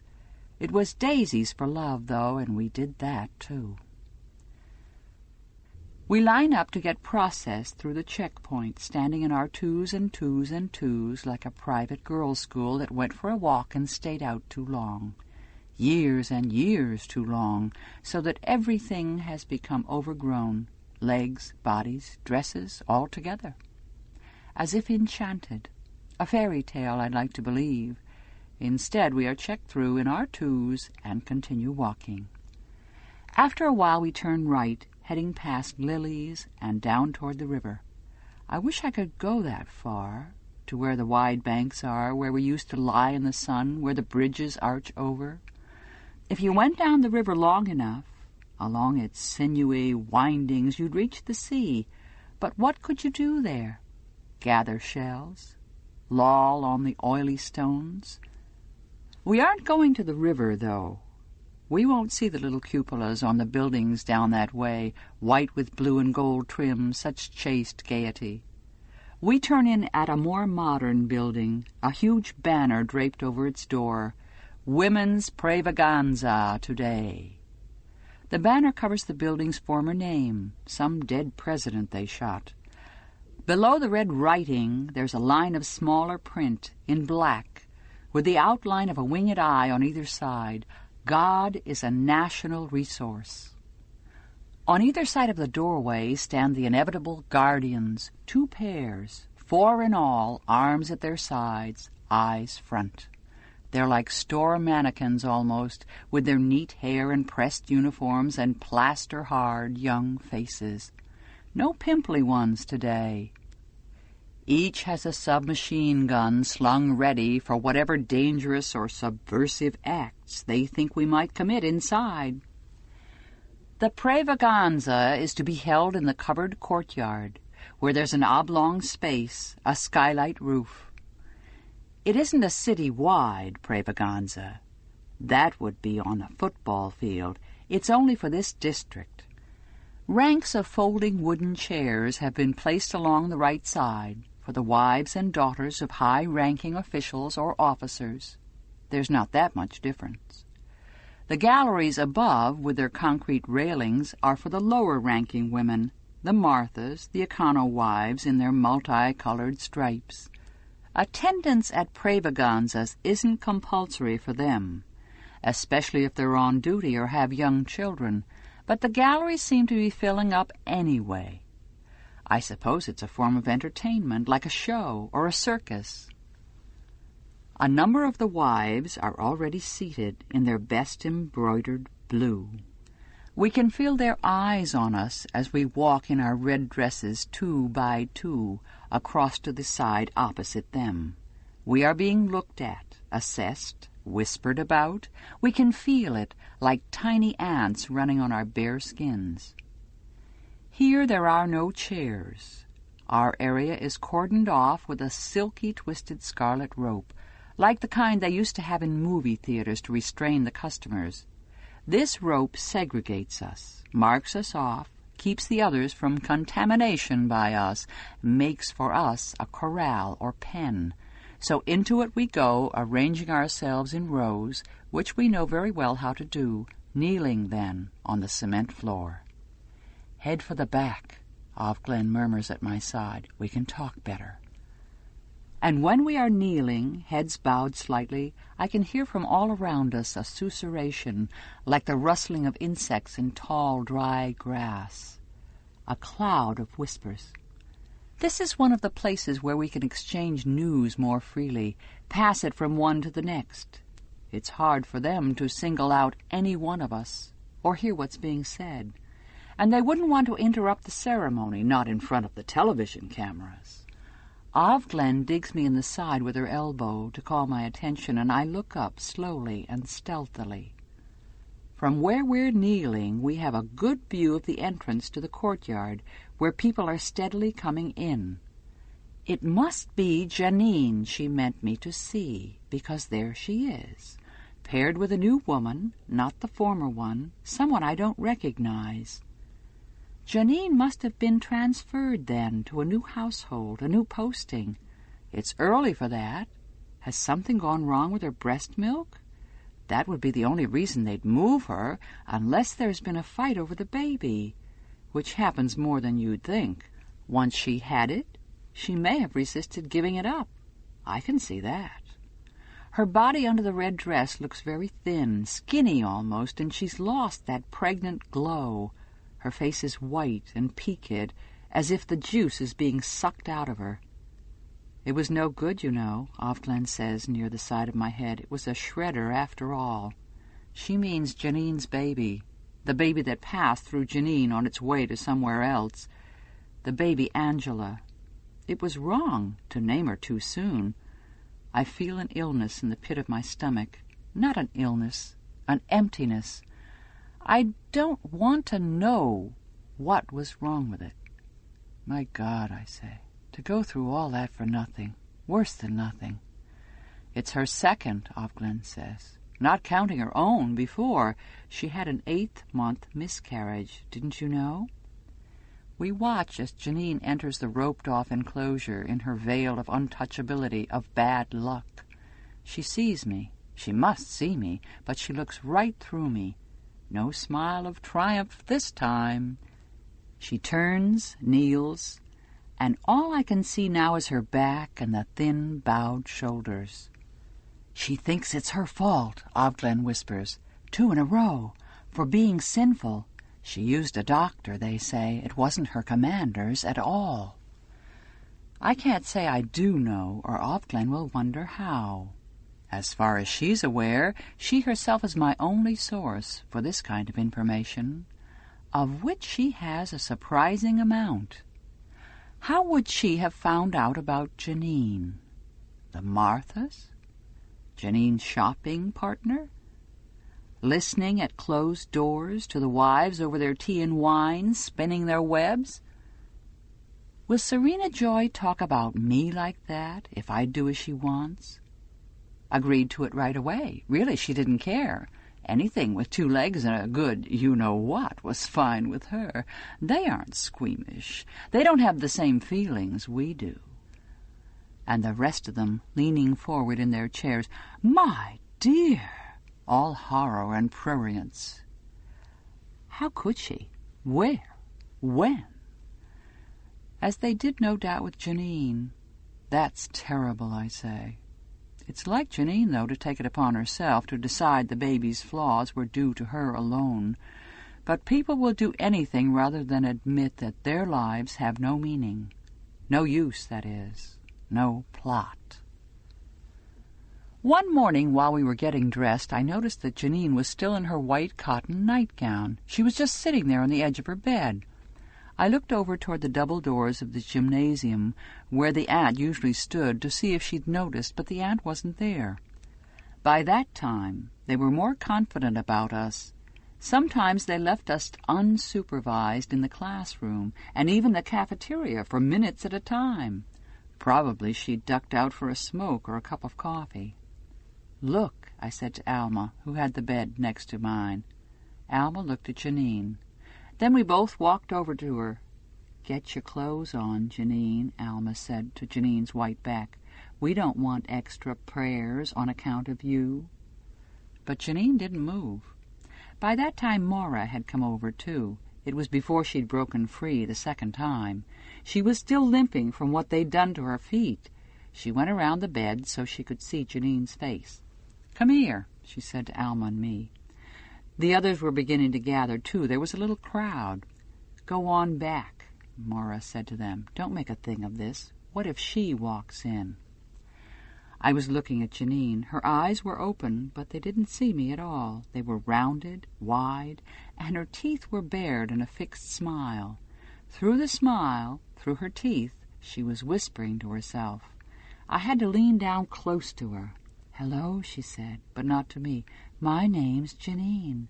I'm your wait person for this morning. Can I get you some coffee to begin with?" "Christ," said Maura beside me. "Don't swear," said Alma. Maura took Janine by the shoulders and shook her. "Snap out of it, Janine," she said roughly, "and don't use that word." Janine smiled. "You have a nice day now," she said. Maura slapped her across the face twice, back and forth. "Get back here," she said. "Get right back here. You can't stay there. You aren't there any more. That's all gone." Janine's smile faltered. She put her hand up to her cheek. "What did you hit me for?" she said. "Wasn't it good? I can bring you another. You didn't have to hit me." "Don't you know what they'll do?" Maura said. Her voice was low but hard, intent. "Look at me. My name is Maura, and this is the red center. Look at me." Janine's eyes began to focus. "Maura," she said. "I don't know any Maura." "They won't send you to the infirmary, so don't even think about it," Maura said. "They won't mess around with trying to cure you. They won't even bother to ship you to the colonies. You go too far away, and they just take you up to the chemistry lab and shoot you. Then they burn you up with the garbage, like an unwoman, so forget it." "I want to go home," Janine said. She began to cry. "Jesus Christ," Maura said. "That's enough. She'll be here in 1 minute, I promise you, so put your goddamn clothes on and shut up." Janine kept whimpering, but she also stood up and started to dress. "She does that again and I'm not here," Maura said to me. "You just have to slap her like that. You can't let her go slipping over the edge. That stuff is catching." She must have already been planning then how she was going to get out. 34. The sitting space in the courtyard is filled now. We rustle and wait. At last the commander in charge of this service comes in. He's balding and squarely built and looks like an aging football coach. He's dressed in his uniform, sober black with the rows of insignia and decorations. It's hard not to be impressed. But I make an effort. I try to imagine him in bed with his wife and his handmaid, fertilizing away like mad, like a rutting salmon, pretending to take no pleasure in it. When the Lord said, "Be fruitful and multiply," did he mean this man? This commander ascends the steps to the podium, which is draped with a red cloth embroidered with a large white winged eye. He gazes over the room, and our soft voices die. He doesn't even have to raise his hands. Then his voice goes into the microphone and out through the speakers, robbed of its lower tones, so that it's sharply metallic, as if it's being made not by his mouth, his body, but by the speakers themselves. His voice is metal-colored, horn-shaped. "Today is a day of thanksgiving," he begins. "A day of praise." I tune out through the speech about victory and sacrifice. Then there's a long prayer about unworthy vessels. Then a hymn. "There is a balm in Gilead." "There is a bomb in Gilead" was what Maura used to call it. Now comes the main item. The 20 angels enter, newly returned from the fronts, newly decorated, accompanied by their honor guard, marching 1-2, 1-2 into the central open space. Attention, at ease. And now the 20 veiled daughters, in white, come shyly forward, their mothers holding their elbows. It's mothers, not fathers, who give away daughters these days and help with the arrangement of the marriages. The marriages are, of course, arranged. These girls haven't been allowed to be alone with a man for years. For however many years, we've all been doing this. Are they old enough to remember anything of the time before? Playing baseball in jeans and sneakers, riding their bicycles, reading books all by themselves? Even though some of them are no more than 14, start them soon, is the policy. There's not a moment to be lost. Still, they'll remember. And the ones after them will for 3 or 4 or 5 years, but after that, they won't. They'll always have been in white, in groups of girls. They'll always have been silent. "We've given them more than we've taken away," said the commander. "Think of the trouble they had before. Don't you remember the singles bars? The indignity of high school blind dates? The meat market? Don't you remember the terrible gap between the ones who could get a man easily and the ones who couldn't? Some of them were desperate. They starved themselves thin or pumped their breasts full of silicone, had their noses cut off. Think of the human misery." He waved a hand at his stacks of old magazines. They were always complaining. Problems this, problems that. Remember the ads in the personal columns? Bright, attractive woman, 35. This way, they all get a man. Nobody's left out.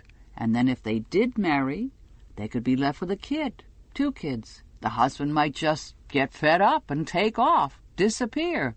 They'd have to go on welfare. Or else he'd stay around and beat 'em up. Or if they had a job, the children in daycare, or left with some brutal, ignorant woman, and they'd have to pay for that themselves out of their wretched little paychecks. Money was the only measure of worth for everyone. They got no respect as mothers. No wonder they were giving up on the whole business. This way they're protected. They can fulfill their biological destinies in peace, with full support and encouragement. Now tell me, you're an intelligent person. I like to hear what you think. What did we overlook? "Love," I said. "Love," said the commander. "What kind of love?" "Falling in love," I said. The commander looked at me with his candid boy's eyes. "Oh, yes," he said. "I've read the magazines. That's what they were pushing, wasn't it?" "But look at the stats, my dear. Was it really worth it, falling in love? Arranged marriages have always worked out just as well, if not better." "Love," said Aunt Lydia with distaste. "Don't let me catch you at it. No mooning and juning around here, girls," wagging her finger at us. "Love is not the point." "Those years were just an anomaly, historically speaking," the commander said. "Just a fluke. All we've done is return things to nature's norm." Women's pravaganzas are for group weddings like this, usually. The men's are for military victories. These are the things we are supposed to rejoice in the most, respectively. Sometimes, though, for the women, they're for a nun who recants. Most of that happened earlier, when they were rounding them up, but they still unearth a few these days, dredge them up from underground where they've been hiding, like moles. They have that look about them, too, weak-eyed, stunned by too much light. The old ones they send off to the colonies right away, but the young, fertile ones they try to convert. And when they succeed, we all come here to watch them go through the ceremony, renounce their celibacy, sacrifice it to the common good. They kneel, and the commander prays, and then they take the red veil, as the rest of us have done.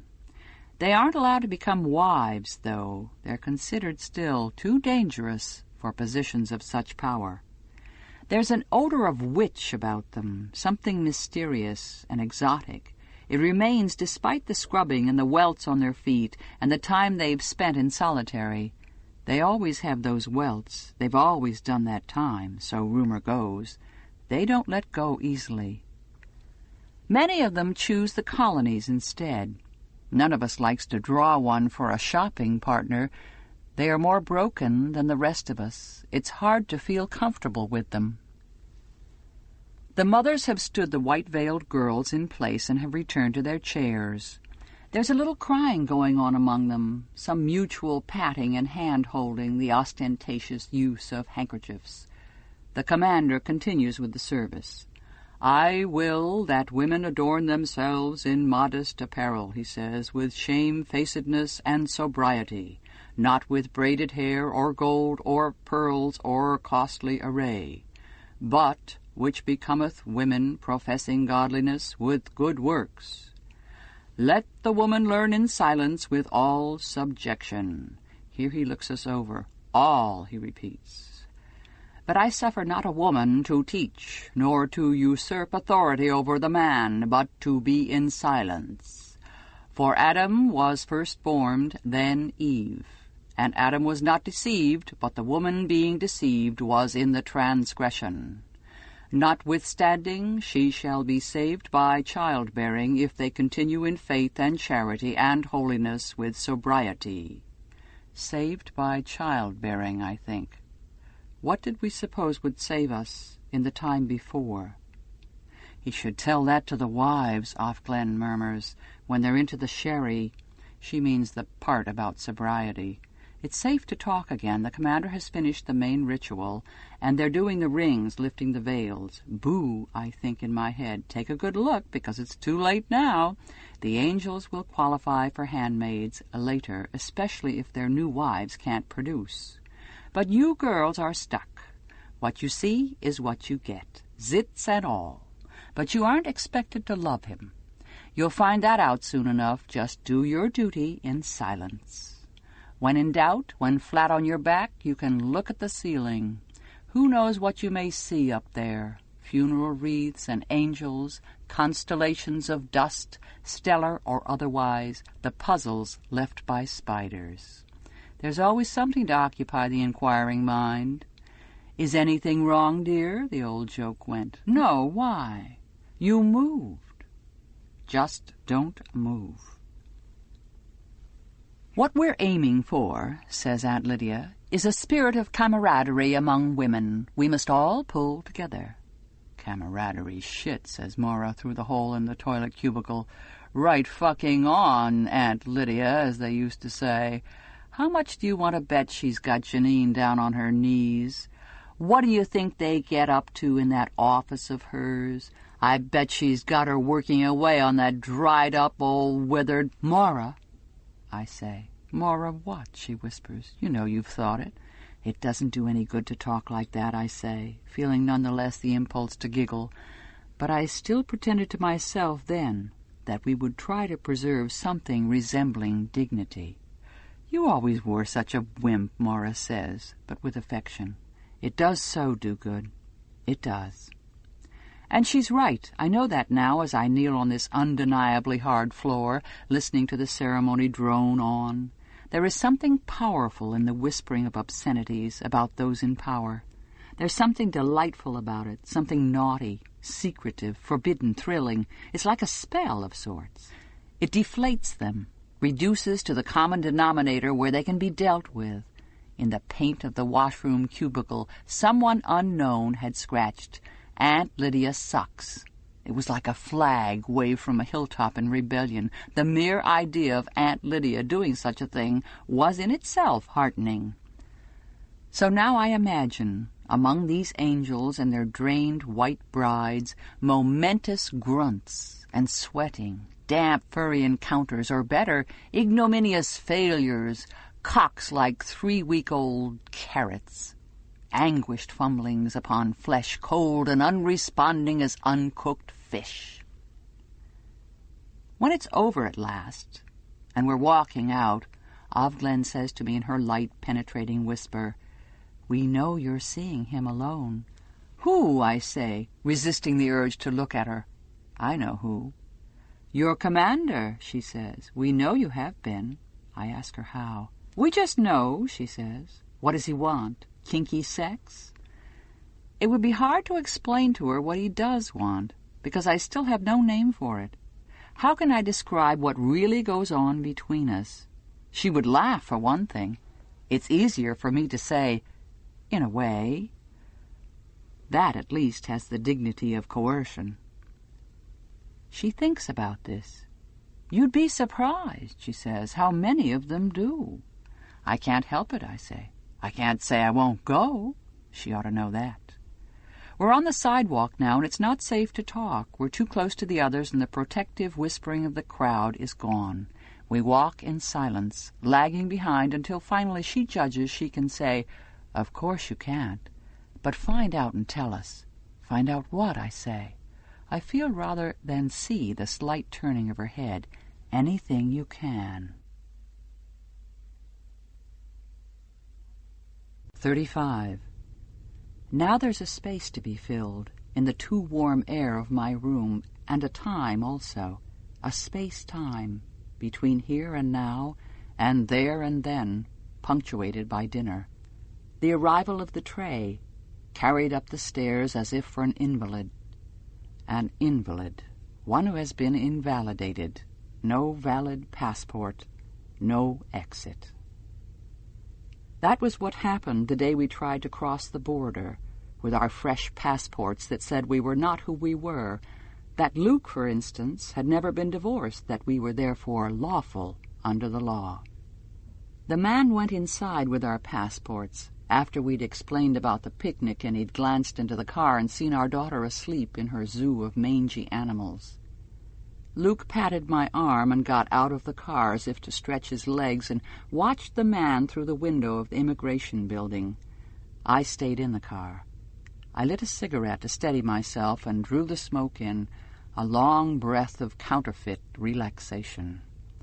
I was watching two soldiers in the unfamiliar uniforms that were beginning by then to be familiar. They were standing idly beside the yellow and black striped lift-up barrier. They weren't doing much. One of them was watching a flock of birds, gulls, lifting and eddying and landing on the bridge railing below. Watching him, I watched them, too. Everything was the color it usually is, only brighter. "It's going to be all right," I said, prayed in my head. "Oh, let it. Let us cross. Let us cross. Just this once, and I'll do anything." What I thought I could do for whoever was listening that would be of the least use or even interest, I'll never know. Then Luke got back into the car too fast and turned the key and reversed. He was picking up the phone, he said, and then he began to drive very quickly, and after that there was the dirt road and the woods, and we jumped out of the car and began to run, a cottage to hide in, a boat. I don't know what we thought. He said the passports were foolproof, and we had so little time to plan. Maybe he had a plan, a map of some kind in his head. As for me, I was only running, away, away. I don't want to be telling this story. I don't have to tell it. I don't have to tell anything to myself or anyone else. I could just sit here peacefully. I could withdraw. It's possible to go so far in, so far down and back, they could never get you out. Nolite te bastardes carborundarum. Fat lot of good it did her. Why fight? That will never do. "Love," said the commander. "That's better. That's something I know about. We can talk about that." "Falling in love," I said. "Falling into it. We all did then, one way or another." How could he have made such light of it? Sneered even, as if it was trivial for us, a frill, a whim. It was, on the contrary, heavy-going. It was the central thing. It was the way you understood yourself. If it never happened to you, not ever, you would be like a mutant, a creature from outer space. Everyone knew that. Falling in love, we said. I fell for him. We were falling women. We believed in it, this downward motion, so lovely, like flying, and yet at the same time so dire, so extreme, so unlikely. God is love, they once said, but we reversed that, and love, like heaven, was always just around the corner. The more difficult it was to love the particular man beside us, the more we believed in love, abstract and total. We were waiting always for the incarnation, that word made flesh. And sometimes it happened for a time. That kind of love comes and goes and is hard to remember afterwards, like pain. You would look at the man one day and you would think, I loved you, and the tense would be past, and you would be filled with a sense of wonder because it was such an amazing and precarious and dumb thing to have done, and you would know, too, why your friends had been evasive about it at the time. There is a good deal of comfort now in remembering this. Or sometimes, even when you were still loving, still falling, you'd wake up in the middle of the night when the moonlight was coming through the window onto his sleeping face, making the shadows in the sockets of his eyes darker and more cavernous than in daytime, and you'd think, who knows what they do, on their own or with other men? Who knows what they say or where they are likely to go? Who can tell what they really are under their dailiness? Likely you would think at those times, what if he doesn't love me? Or you'd remember stories you'd read in the newspapers about women who had been found, often women, but sometimes they would be men, or children, that was the worst, in ditches or forests or refrigerators in abandoned rented rooms, with their clothes on or off, sexually abused or not, at any rate, killed. There were places you didn't want to walk, precautions you took that had to do with locks on windows and doors, drawing the curtains, leaving on lights. These things you did were like prayers.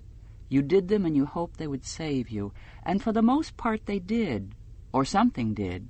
You could tell by the fact that you were still alive.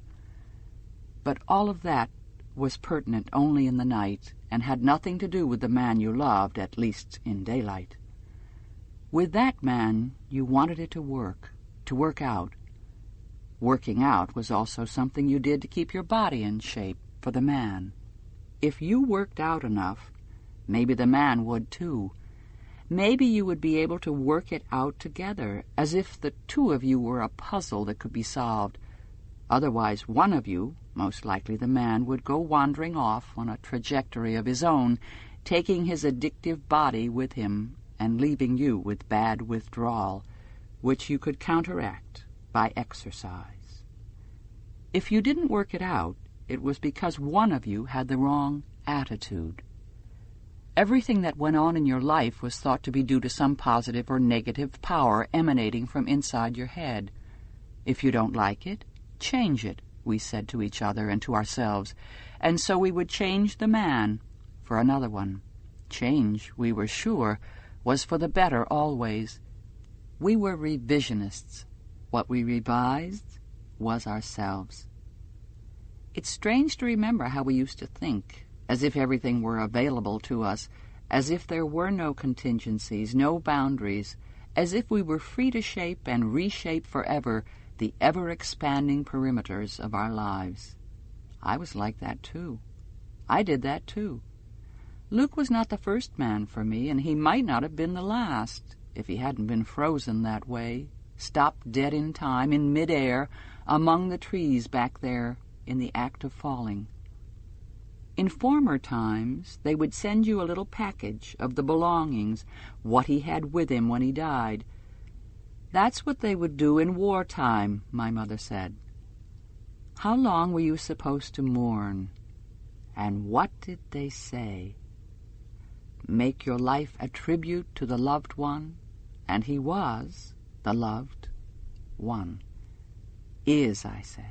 Is. Only 2 letters, you stupid shit. Can't you manage to remember it, even a short word like that? I wiped my sleeve across my face. Once I wouldn't have done that for fear of smearing, but now nothing comes off. Whatever expression is there, unseen by me, is real. You'll have to forgive me. I'm a refugee from the past, and like other refugees, I go over the customs and habits of being I've left or been forced to leave behind me, and it all seems just as quaint from here, and I am just as obsessive about it. Like a white Russian drinking tea in Paris, marooned in the 20th century, I wander back, try to regain those distant pathways. I become too maudlin, lose myself, weep. Weeping is what it is, not crying. I sit in this chair and ooze like a sponge. So, More waiting. Lady in waiting. That's what they used to call those stores where you could buy maternity clothes. Woman in waiting sounds more like someone in a train station. Waiting is also a place. It is wherever you wait. For me, it's this room. I am a blank here, between parentheses, between other people. The knock comes at my door, Cora with the tray. But it isn't Cora. "I've brought it for you," says Serena Joy. And then I look up and around and get out of my chair and come toward her. She's holding it. A Polaroid print, square and glossy. So they still make them, cameras like that. And there will be family albums, too, with all the children in them. No handmaids, though. From the point of view of future history, this kind will be invisible. But the children will be in them all right, something for the wives to look at downstairs, nibbling at the buffet and waiting for the birth. "You can only have it for a minute," Serena Joy says, her voice low and conspiratorial. "I have to return it before they know it's missing." It must have been a Martha who got it for her. There's a network of the Marthas, then, with something in it for them. That's nice to know. I take it from her, turn it around so I can see it right side up. Is it her? Is this what she's like, my treasure? So tall and changed, smiling a little now, so soon, and in her white dress as if for an olden days First Communion. Time has not stood still. It has washed over me, washed me away, as if I'm nothing more than a woman of sand, left by a careless child too near the water. I have been obliterated for her. I am only a shadow now, far back behind the glib, shiny surface of this photograph. A shadow of a shadow, as dead mothers become. You can see it in her eyes. I am not there. But she exists in her white dress. She grows and lives. Isn't that a good thing, a blessing? Still, I can't bear it, to have been erased like that. Better she'd brought me nothing. I sit at the little table, eating creamed corn with a fork. I have a fork and a spoon, but never a knife. When there's meat, they cut it up for me ahead of time, as if I'm lacking manual skills or teeth. I have both, however. That's why I'm not allowed a knife. 36. I knock on his door, hear his voice, adjust my face, go in. He's standing by the fireplace. In his hand, he's got an almost empty drink. He usually waits till I get here to start on the hard liquor, though I know they have wine with dinner. His face is a little flushed. I try to estimate how many he's had. "Greetings," he says. "How is the fair little one this evening?" "A few," I can tell by the elaborateness of the smile he composes and aims. He's in the courtly phase. "I'm fine," I say. "Up for a little excitement?" "Pardon?" I say. Behind this act of his, I sense embarrassment, an uncertainty about how far he can go with me, and in what direction. "Tonight I have a little surprise for you," he says. He laughs. It's more like a snigger. I notice that everything this evening is little. He wishes to diminish things, myself included. "Something you'll like." "What's that?" I say. "Chinese checkers?" I can take these liberties. He appears to enjoy them, especially after a couple of drinks. He prefers me frivolous. "Something better," he says, attempting to be tantalizing. I can hardly wait. "Good," he says. He goes to his desk, fumbles with a drawer. Then he comes toward me, one hand behind his back. "Guess," he says. "Animal, vegetable, or mineral?" I say. "Oh, animal," he says with mock gravity. "Definitely animal, I'd say." He brings his hand out from behind his back. He's holding a handful, it seems, of feathers, mauve and pink. Now he shakes this out. It's a garment, apparently, and for a woman. There are the cups for the breasts, covered in purple sequins. The sequins are tiny stars. The feathers are around the thigh holes and along the top, so I wasn't that wrong about the girdle after all. I wonder where he found it. All such clothing was supposed to have been destroyed. I remember seeing that on television, in news clips filmed in one city after another. In New York it was called the Manhattan Cleanup. There were bonfires in Times Square, crowds chanting around them, women throwing their arms up thankfully into the air when they felt the cameras on them, clean-cut, stony-faced young men tossing things onto the flames, armfuls of silk and nylon and fake fur, lime green, red, violet, black satin, gold lame, glittering silver, bikini underpants, see-through brasiers with pink satin hearts sewn on to cover the nipples. And the manufacturers and importers and salesmen down on their knees, repenting in public, conical hats like dunce hats on their heads, shame printed on them in red. But some items must have survived the burning. They couldn't possibly have got it all. He must have come by this in the same way he came by the magazines, not honestly. It reeks of black market. And it's not new. It's been worn before. The cloth under the arms is crumpled and slightly stained with some other woman's sweat. I had to guess the size, he says. I hope it fits. You expect me to put that on, I say. I know my voice sounds prudish, disapproving. Still, there is something attractive in the idea. I've never worn anything remotely like this, so glittering and theatrical, and that's what it must be, an old theater costume, or something from a vanished nightclub act. The closest I ever came were bathing suits and a camisole set, peach lace, that Luke bought for me once. Yet there's an enticement in this thing. It carries with it the childish allure of dressing up.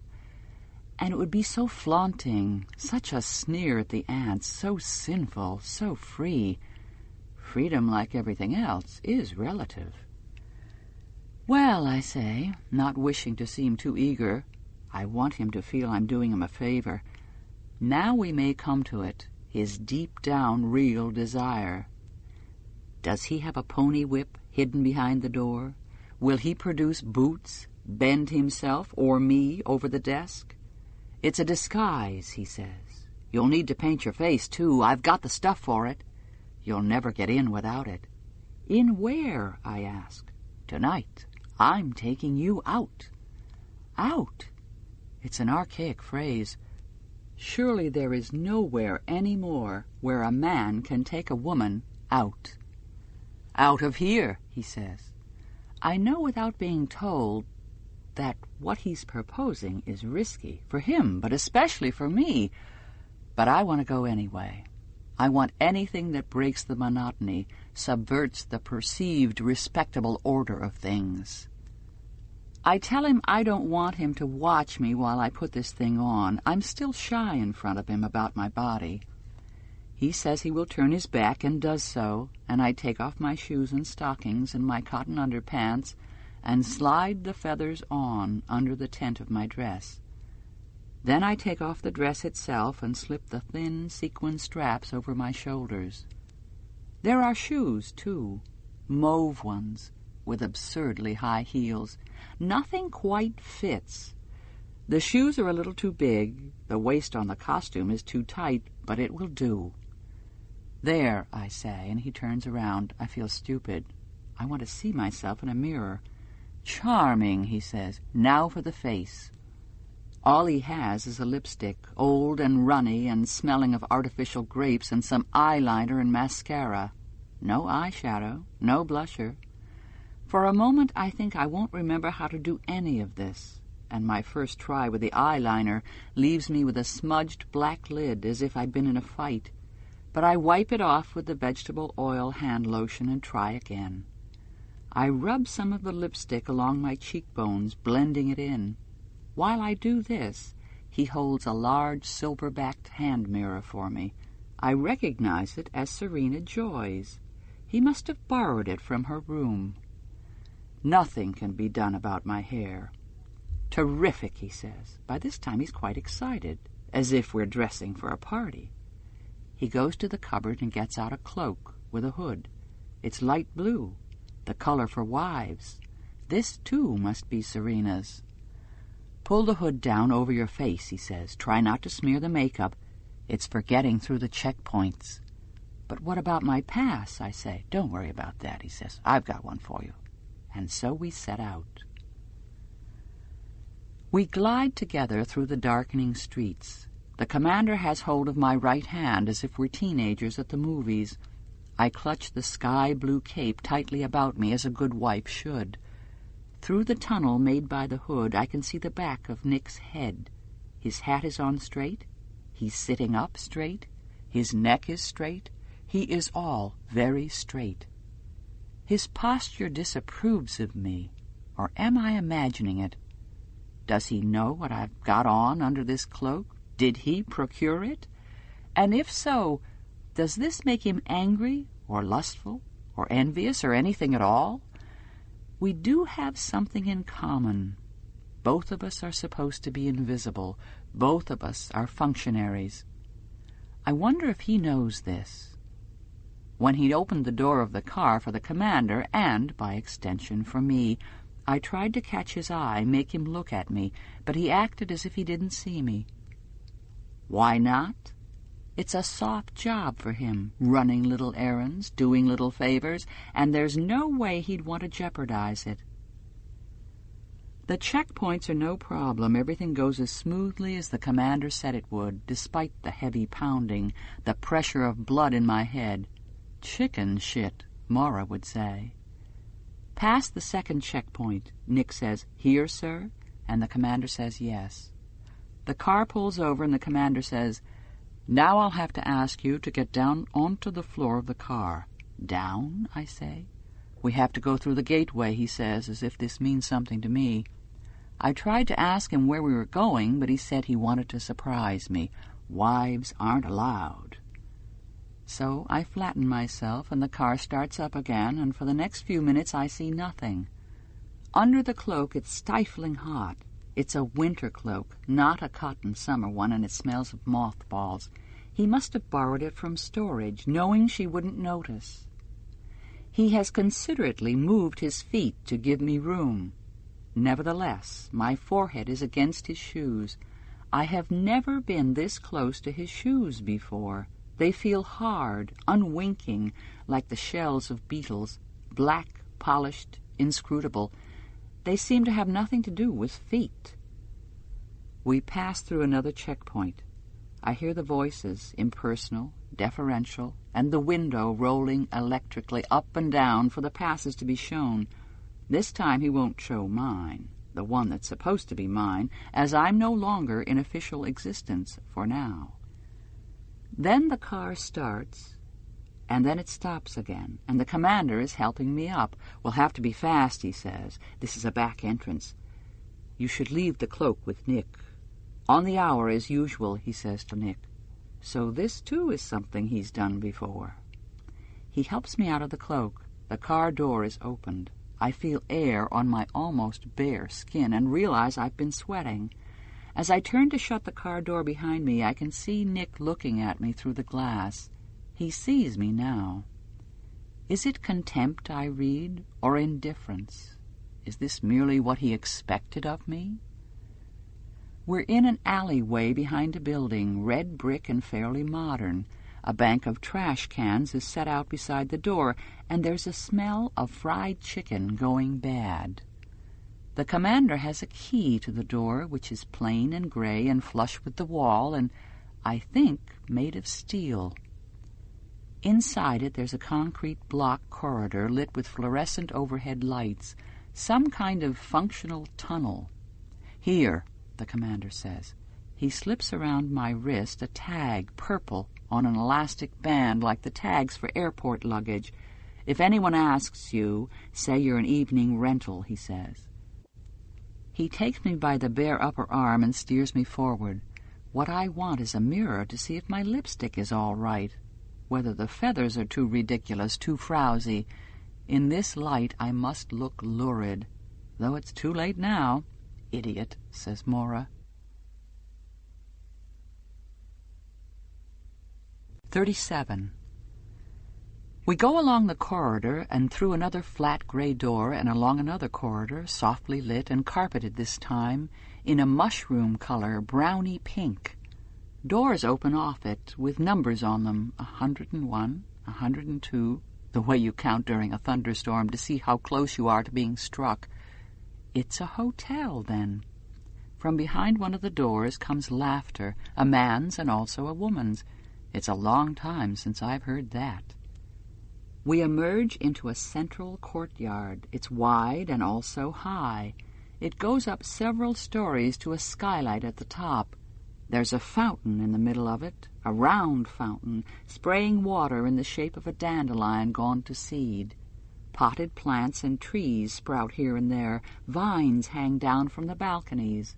Oval-sided glass elevators slide up and down the walls like giant mollusks. I know where I am. I've been here before with Luke in the afternoons a long time ago. It was a hotel then. Now it's full of women. I stand still and stare at them. I can stare here, look around me. There are no white wings to keep me from it. My head, shorn of them, feels curiously light, as if a weight had been removed from it, or substance. The women are sitting, lounging, strolling, leaning against one another. There are men mingled with them, a lot of men, but in their dark uniforms or suits, so similar to one another, they form only a kind of background.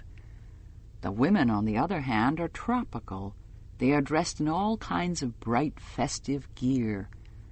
Some of them have on outfits like mine, feathers and glister, cut high up the thighs, low over the breasts. Some are in olden days lingerie, shorty nightgowns, baby doll pajamas, the occasional see-through negligee. Some are in bathing suits, one-piece or bikini.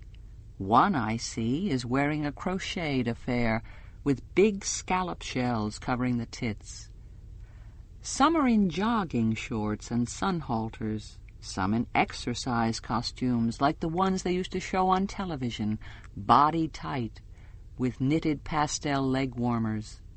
There are even a few in cheerleaders' outfits, little pleated skirts, outsized letters across the chest. I guess they've had to fall back on a mélange, whatever they could scrounge or salvage.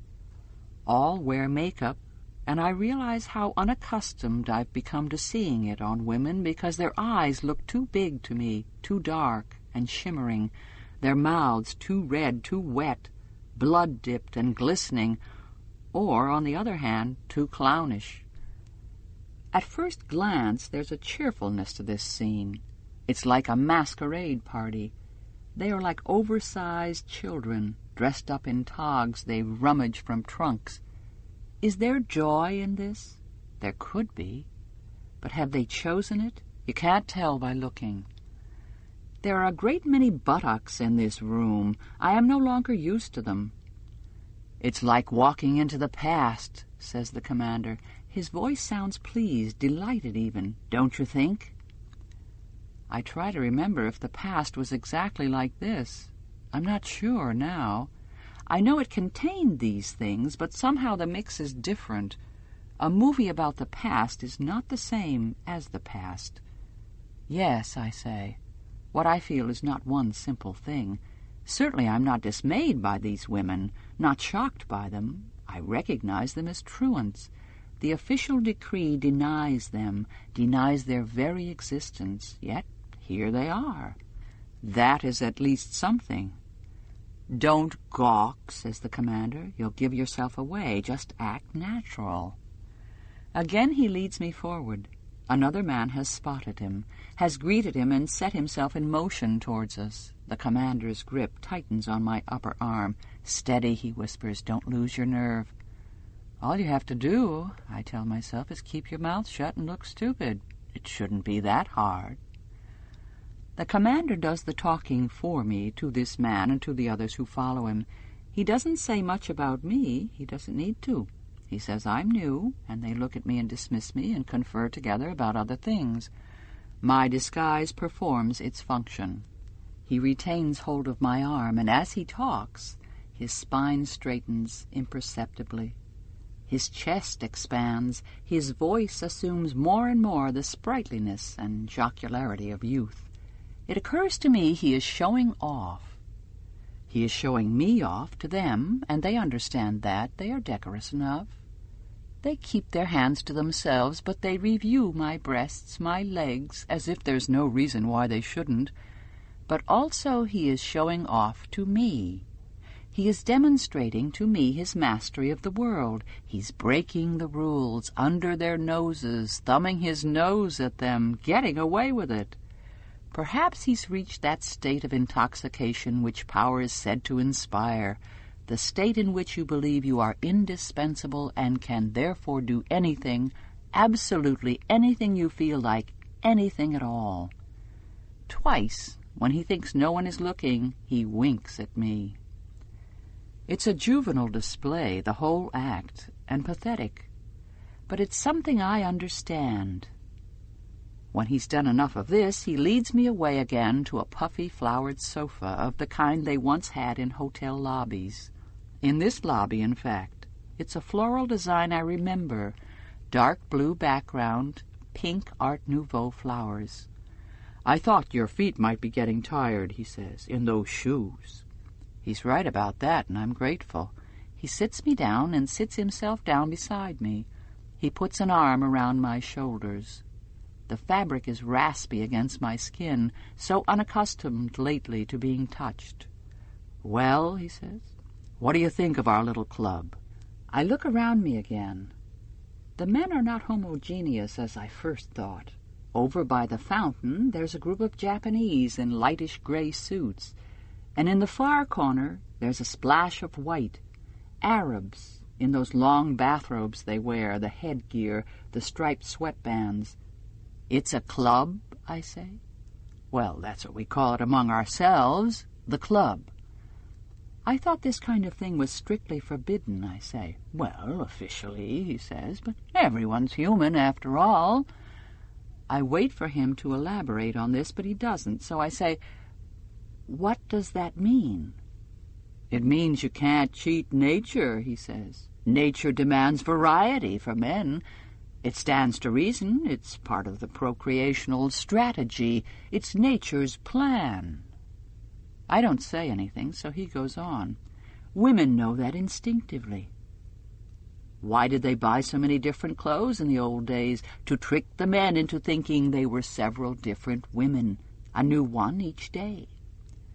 He says this as if he believes it, but he says many things that way.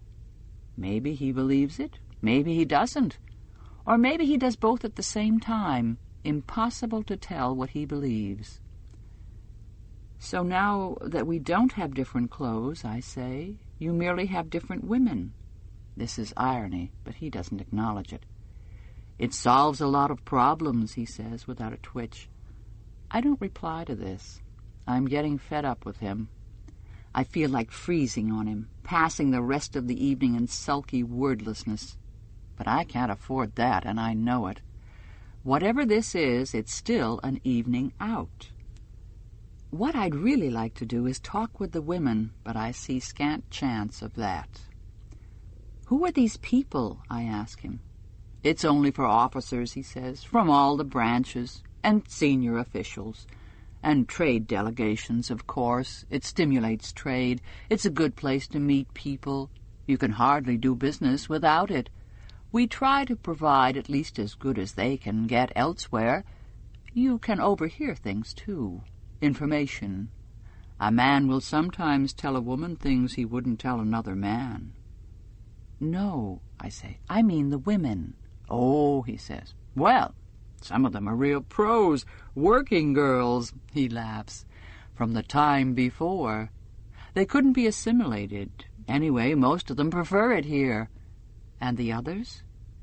"The others," he says, "well, we have quite a collection. That one there, the one in green, she's a sociologist, or was. That one was a lawyer.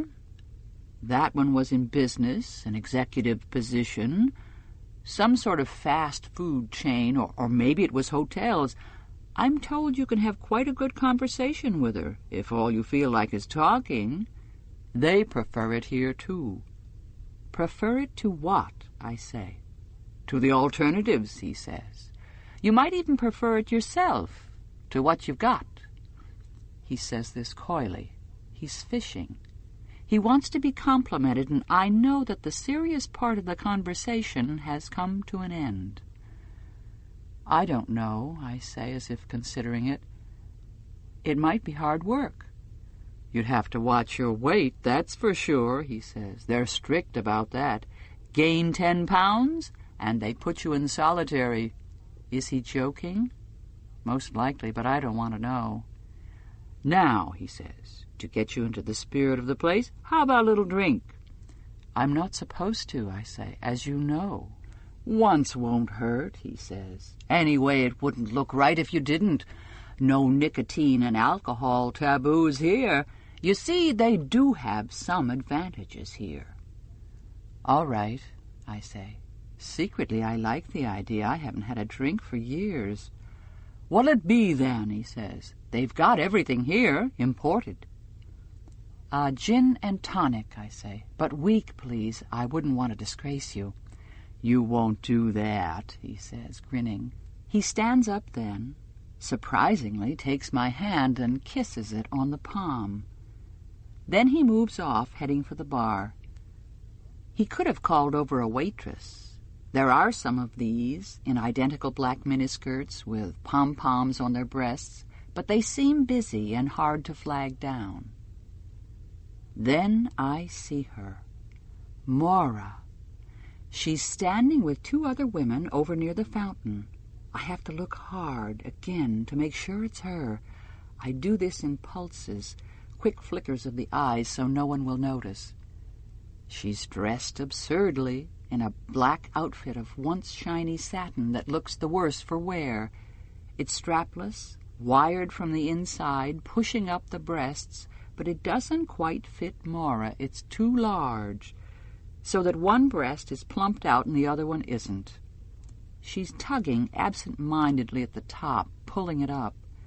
There's a wad of cotton attached to the back. I can see it as she half turns. It looks like a sanitary pad that's been popped like a piece of popcorn. I realize that it's supposed to be a tail. Attached to her head are 2 ears, of a rabbit or deer. It's not easy to tell. One of the ears has lost its starch or wiring and is flopping halfway down. She has a black bow tie around her neck and is wearing black net stockings and black high heels. She always hated high heels. The whole costume, antique and bizarre, reminds me of something from the past, but I can't think what. A stage play? A musical comedy? Girls dressed for Easter in rabbit suits? What is the significance of it here? Why are rabbits supposed to be sexually attractive to men? How can this bedraggled costume appeal? Maura is smoking a cigarette. She takes a drag, passes it to the woman on her left, who's in red spangles with a long pointed tail attached and silver horns, a devil outfit. Now she has her arms folded across her front, under her wired-up breasts. She stands on one foot, then the other. Her feet must hurt, her spine sags slightly. She gazes without interest or speculation around the room. This must be familiar scenery. I will her to look at me, to see me, but her eyes slide over me, as if I'm just another palm tree, another chair. Surely she must turn. I'm willing so hard. She must look at me before one of the men comes over to her, before she disappears. Already the other woman with her, the blonde in the short pink bed jacket with the tatty fur trim, has been appropriated, has entered the glass elevator, has ascended out of sight. Maura swivels her head around again, checking perhaps for prospects. It must be hard to stand there unclaimed, as if she's at a high school dance being looked over. This time her eyes snag on me. She sees me. She knows enough not to react. We stare at one another, keeping our faces blank, apathetic. Then she makes a small motion of her head, a slight jerk to the right. She takes the cigarette back from the woman in red, holds it to her mouth, lets her hand rest in the air a moment, all 5 fingers outspread. Then she turns her back on me. Our old signal.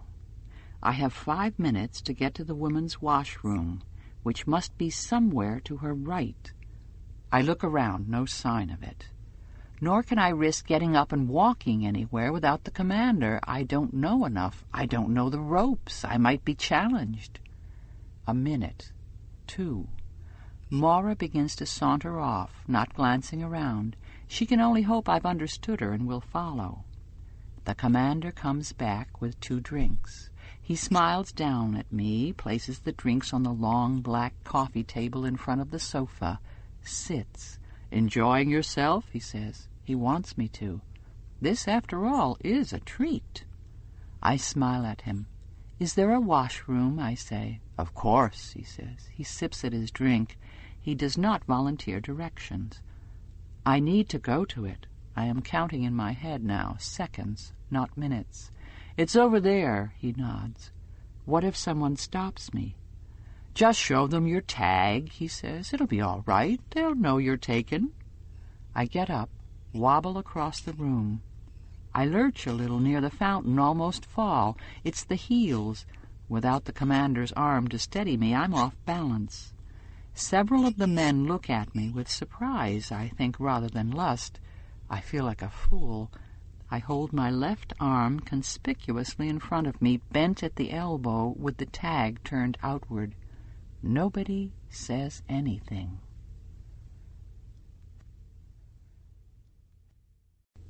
38. I find the entrance to the women's washroom. It still says "Ladies" in scrolly gold script. There's a corridor leading into the door, and a woman seated at a table beside it supervising the entrances and exits.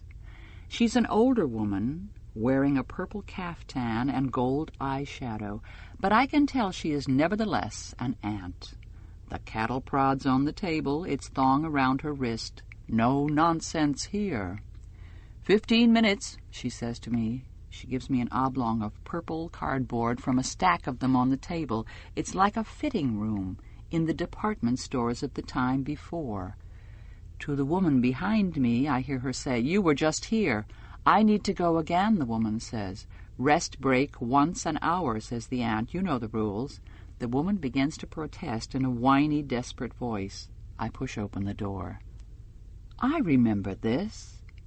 There's a rest area, gently lit in pinkish tones, with several easy chairs and a sofa, in a lime green bamboo shoot print, with a wall clock above it in a gold filigree frame.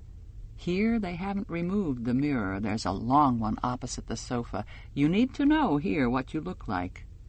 Through an archway beyond there's the row of toilet cubicles, also pink, and wash basins, and more mirrors. Several women are sitting in the chairs and on the sofa with their shoes off, smoking. They stare at me as I come in. There's perfume in the air and stale smoke, and the scent of working flesh. "You knew?" one of them says. "Yes," I say, looking around for Maura, who is nowhere in sight. The women don't smile. They return to their smoking as if it's serious business. In the room beyond, a woman in a catsuit with a tail made of orange fake fur is redoing her makeup. This is like backstage, grease paint, smoke, the materials of illusion. I stand hesitant, not knowing what to do. I don't want to ask about Maura. I don't know whether it's safe. Then a toilet flushes, and Maura comes out of a pink cubicle. She teeters toward me. I wait for a sign. "It's all right," she says to me and to the other women. "I know her." The others smile now, and Maura hugs me. My arms go around her. The wires propping up her breasts dig into my chest. We kiss each other on one cheek, then the other. Then we stand back. "God awful," she says. She grins at me. "You look like the whore of Babylon." Isn't that what I'm supposed to look like? I say. You look like something the cat dragged in. Yes, she says, pulling up her front.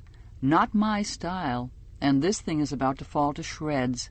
I wish they'd dredge up someone who still knows how to make them. Then I could get something halfway decent. You pick that out? I say. I wonder if maybe she'd chosen it out of the others because it was less garish.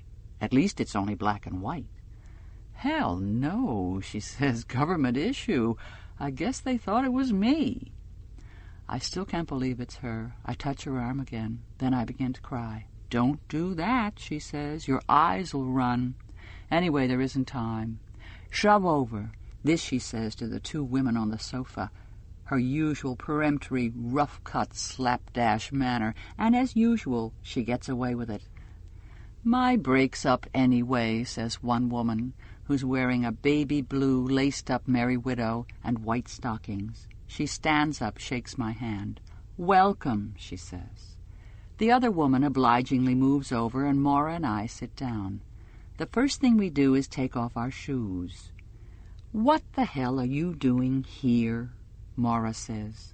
Not that it isn't great to see you, but it's not so great for you. What did you do wrong? Laugh at his dick? I look up at the ceiling. Is it bugged? I say. I wipe around my eyes gingerly with my fingertips. Black comes off. Probably, says Maura. You want a cig? I'd love one, I say. Here, she says to the woman next to her. Lend me one, will you? The woman hands over, ungrudging. Maura is still a skillful borrower. I smile at that. On the other hand, it might not be, said Maura. I can't imagine they'd care about anything we have to say. They've already heard most of it, and anyway, nobody gets out of here except in a black van. But you must know that if you're here. I pull her head over so I can whisper in her ear. I'm temporary, I tell her. It's just tonight. I'm not supposed to be here at all. He smuggled me in. Who? She whispers back. That shit you're with?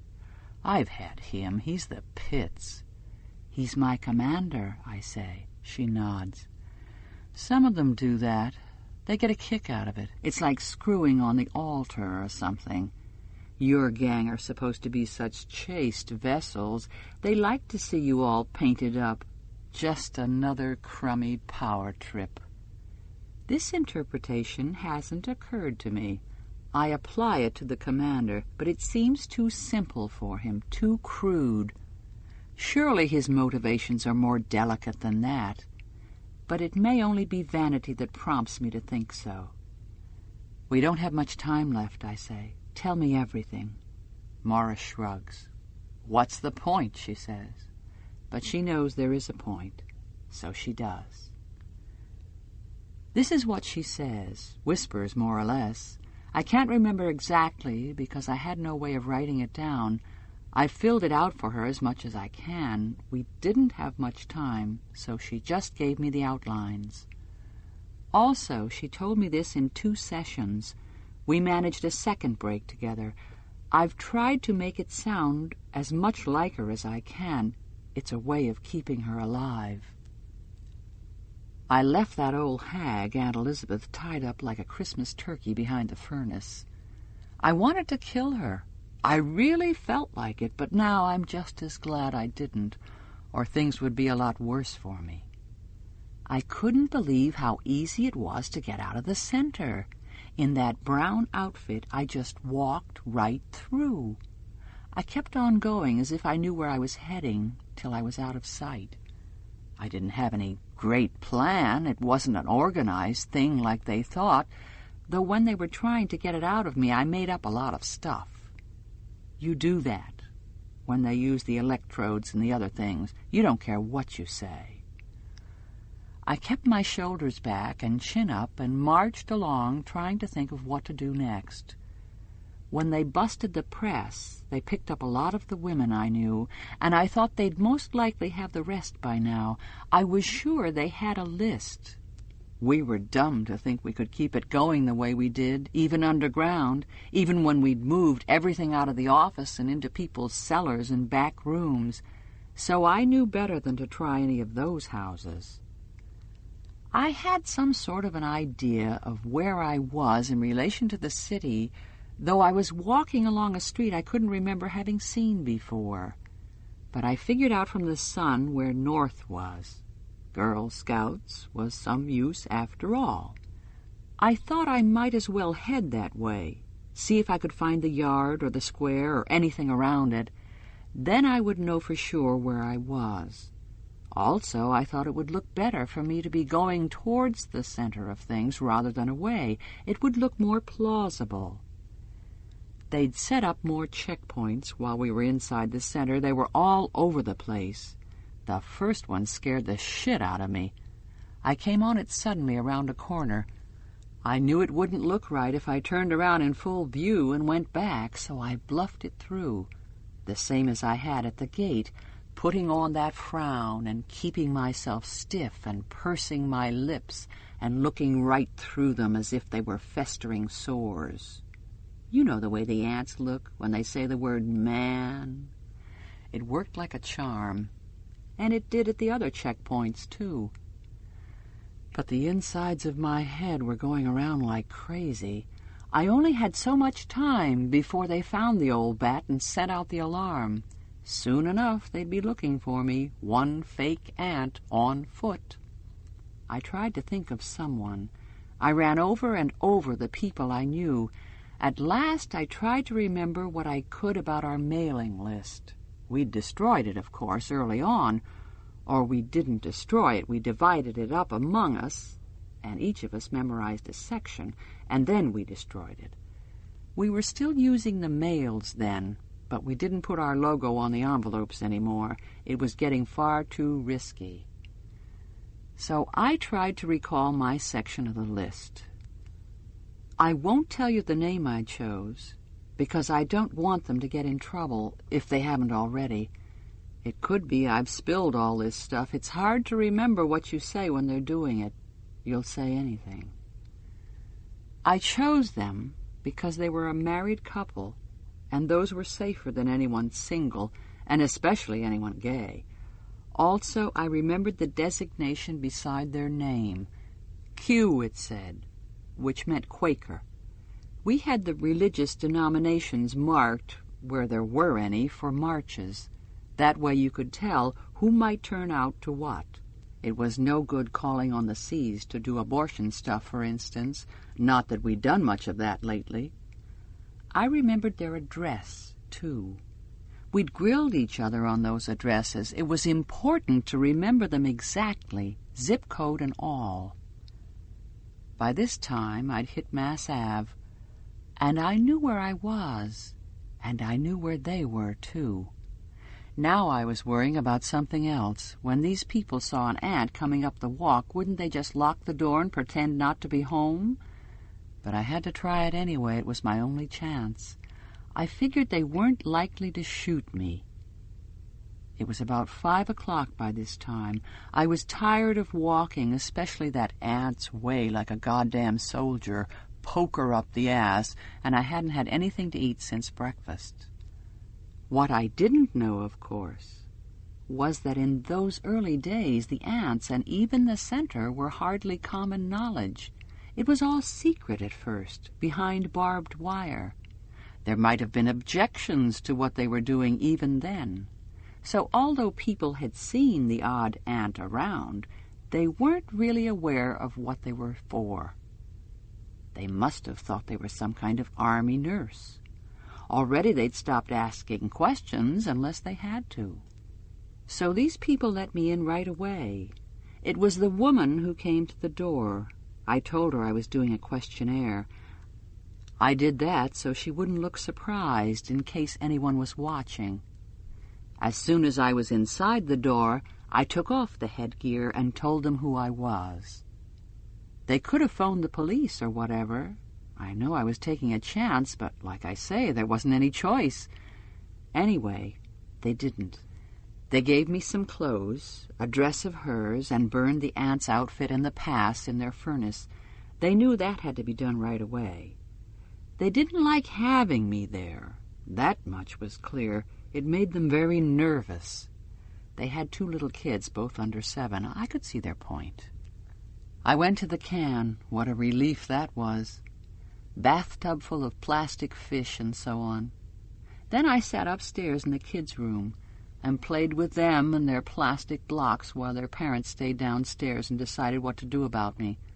I didn't feel scared by then. In fact, I felt quite good. Fatalistic, you could say. Then the woman made a sandwich and a cup of coffee, and the man said he'd take me to another house. They hadn't risked phoning. The other house was Quakers, too, and they were pay dirt, because they were a station on the underground female road. After the first man left, they said they'd try to get me out of the country. I won't tell you how, because some of the stations may still be operating. Each one of them was in contact with only one other one, always the next one along. There were advantages to that.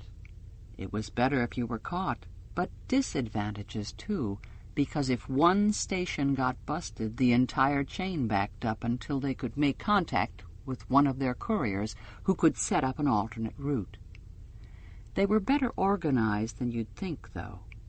They'd infiltrated a couple of useful places. One of them was the post office. They had a driver there with one of those handy little trucks. I made it over the bridge and into the city proper in a mail sack. I can tell you that now because they got him soon after that. He ended up on the wall. You hear about these things. You hear a lot in here. You'd be surprised. The commanders tell us themselves. I guess they figure, why not? There's no one we can pass it on to except each other, and that doesn't count. I'm making this sound easy, but it wasn't. I nearly shat bricks the whole time. One of the hardest things was knowing that these other people were risking their lives for you when they didn't have to. But they said they were doing it for religious reasons, and I shouldn't take it personally. That helped some. They had silent prayers every evening. I found that hard to get used to at first because it reminded me too much of that shit at the center. It made me feel sick to my stomach, to tell you the truth. I had to make an effort to tell myself that this was a whole other thing.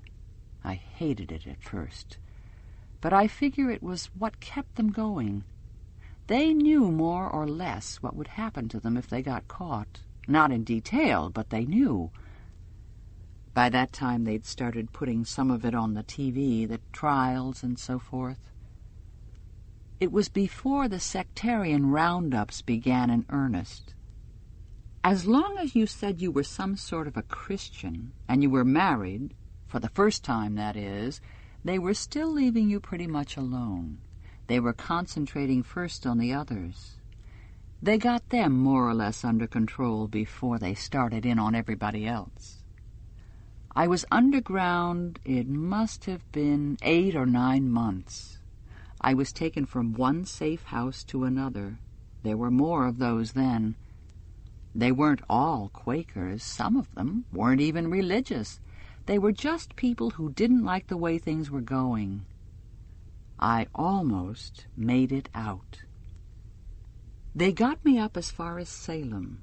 Then in a truck full of chickens to Maine. I almost puked from the smell.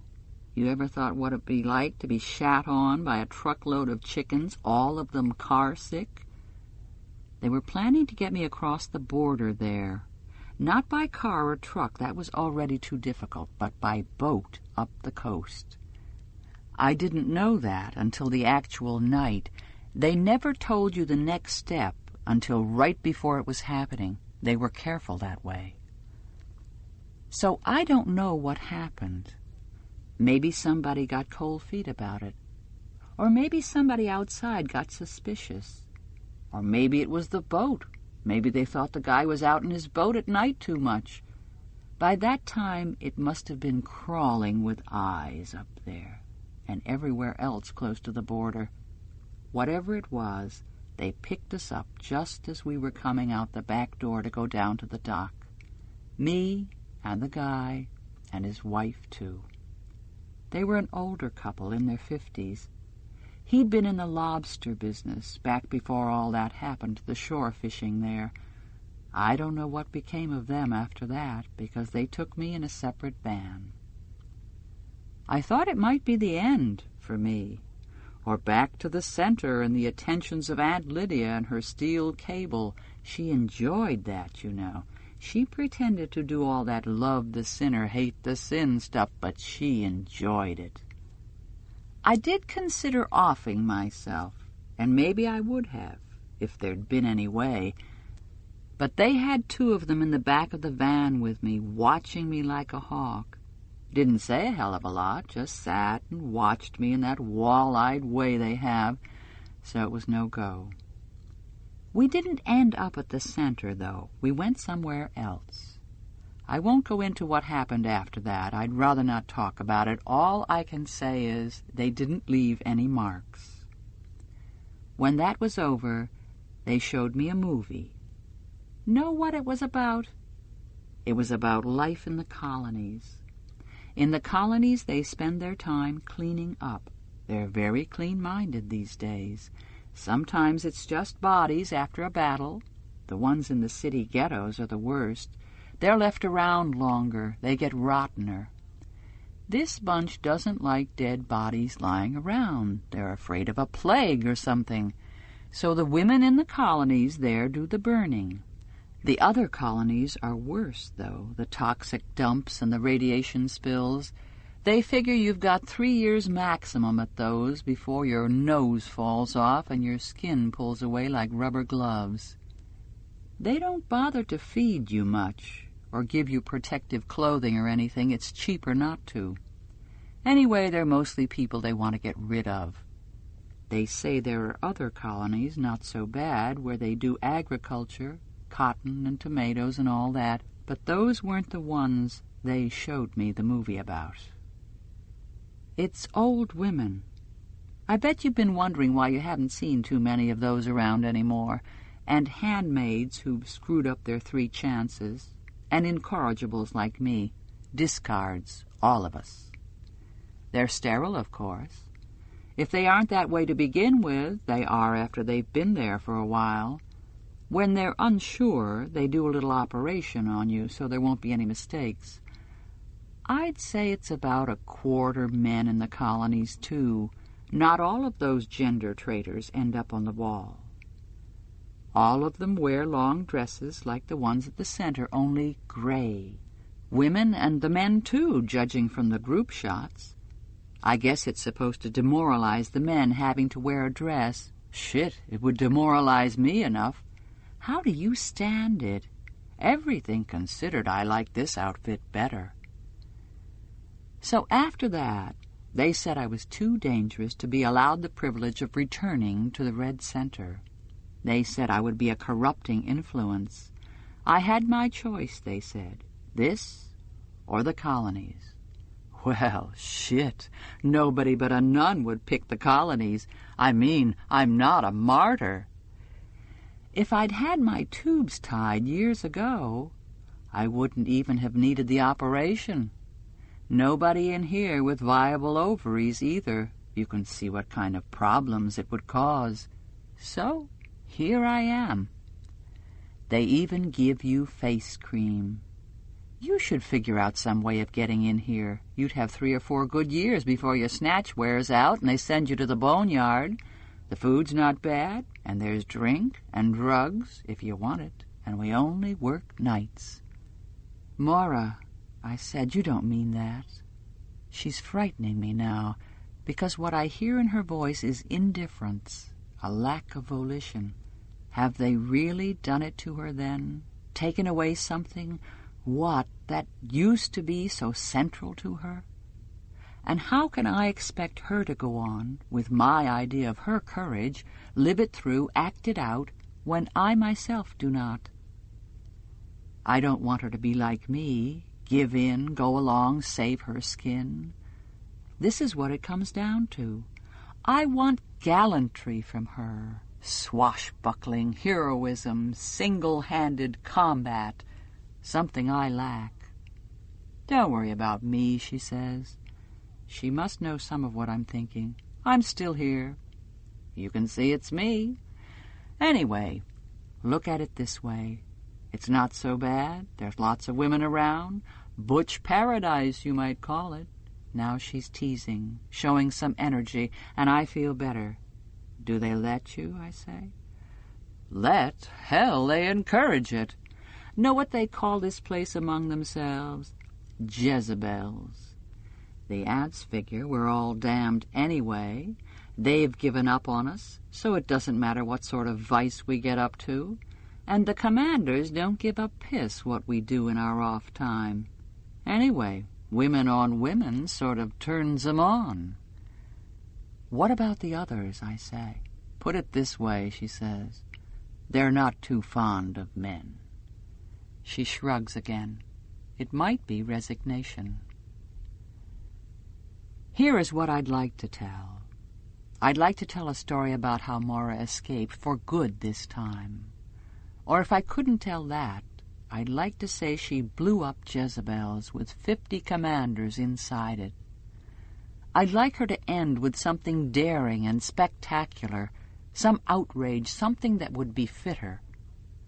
But as far as I know, that didn't happen. I don't know how she ended, or even if she did, because I never saw her again. 39. The commander has a room key. He got it from the front desk while I waited on the flowered sofa. He shows it to me, slyly. I am to understand. We ascend in the glass half-egg of the elevator, past the vine-draped balconies. I am to understand also that I am on display. He unlocks the door of the room. Everything is the same, the very same as it was once upon a time. The drapes are the same, the heavy flowered ones that match the bedspread, orange poppies on royal blue, and the thin white ones to draw against the sun. The bureau and the bedside table, square-cornered, impersonal. The lamps, the pictures on the walls, fruit in a bowl, stylized apples, flowers in a vase, buttercups, and devil's paintbrushes keyed to the drapes. All is the same. I tell the commander just a minute and go into the bathroom. My ears are ringing from the smoke. The gin has filled me with lassitude. I wet a washcloth and press it to my forehead. After a while I look to see if there are any little bars of soap in individual wrappers. There are. The kind with the gypsy on them from Spain. I breathe in the soap smell, the disinfectant smell, and stand in the white bathroom listening to the distant sounds of water running, toilets being flushed. In a strange way, I feel comforted, at home. There is something reassuring about the toilets. Body functions at least remain democratic. Everybody shits, as Maura would say. I sit on the edge of the bathtub, gazing at the blank towels. Once they would have excited me. They would have meant the aftermath of love. "I saw your mother," Maura said. "Where?" I said. I felt jolted, thrown off. I realized I'd been thinking of her as dead. Not in person. It was in that film they showed us about the colonies. There was a close-up. It was her, all right. She was wrapped up in one of those gray things, but I know it was her. "Thank God," I said. "Why, thank God?" said Maura. "I thought she was dead." "She might as well be," said Maura. "You should wish it for her." I can't remember the last time I saw her. It blends in with all the others. It was some trivial occasion. She must have dropped by. She did that. She breezed in and out of my house as if I were the mother and she were the child. She still had that jauntiness. Sometimes, when she was between apartments, just moving into one or just moving out, she'd use my washer-dryer for her laundry. Maybe she'd come over to borrow something from me, a pot, a hairdryer. That, too, was a habit of hers. I didn't know it would be the last time, or else I would have remembered it better.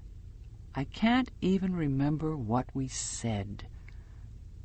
A week later, 2 weeks, 3 weeks, when things had become suddenly so much worse, I tried to call her, but there was no answer, and no answer when I tried again. She hadn't told me she was going anywhere, but then maybe she wouldn't have. She didn't always. She had her own car, and she wasn't too old to drive. Finally, I got the apartment superintendent on the phone. He said he hadn't seen her lately. I was worried. I thought maybe she'd had a heart attack or a stroke. It wasn't out of the question, though she hadn't been sick that I knew of. She was always so healthy. She still worked out at Nautilus and went swimming every 2 weeks. I used to tell my friends she was healthier than I was, and maybe it was true. Luke and I drove across into the city, and Luke bullied the superintendent into opening up the apartment. "She could be dead on the floor," Luke said. "The longer you leave it, the worse it'll be. You thought of the smell?" The superintendent said something about needing a permit, but Luke could be persuasive. He made it clear we weren't going to wait or go away. I started to cry. Maybe that was what finally did it. When the man got the door open, what we found was chaos. There was furniture overturned. The mattress was ripped open, bureau drawers upside down on the floor, their contents strewn and mounded. But my mother wasn't there. "I'm going to call the police," I said. I'd stopped crying. I felt cold from head to foot. My teeth were chattering. "Don't," said Luke. "Why not?" I said. I was glaring at him. I was angry now. He stood there in the wreck of the living room just looking at me.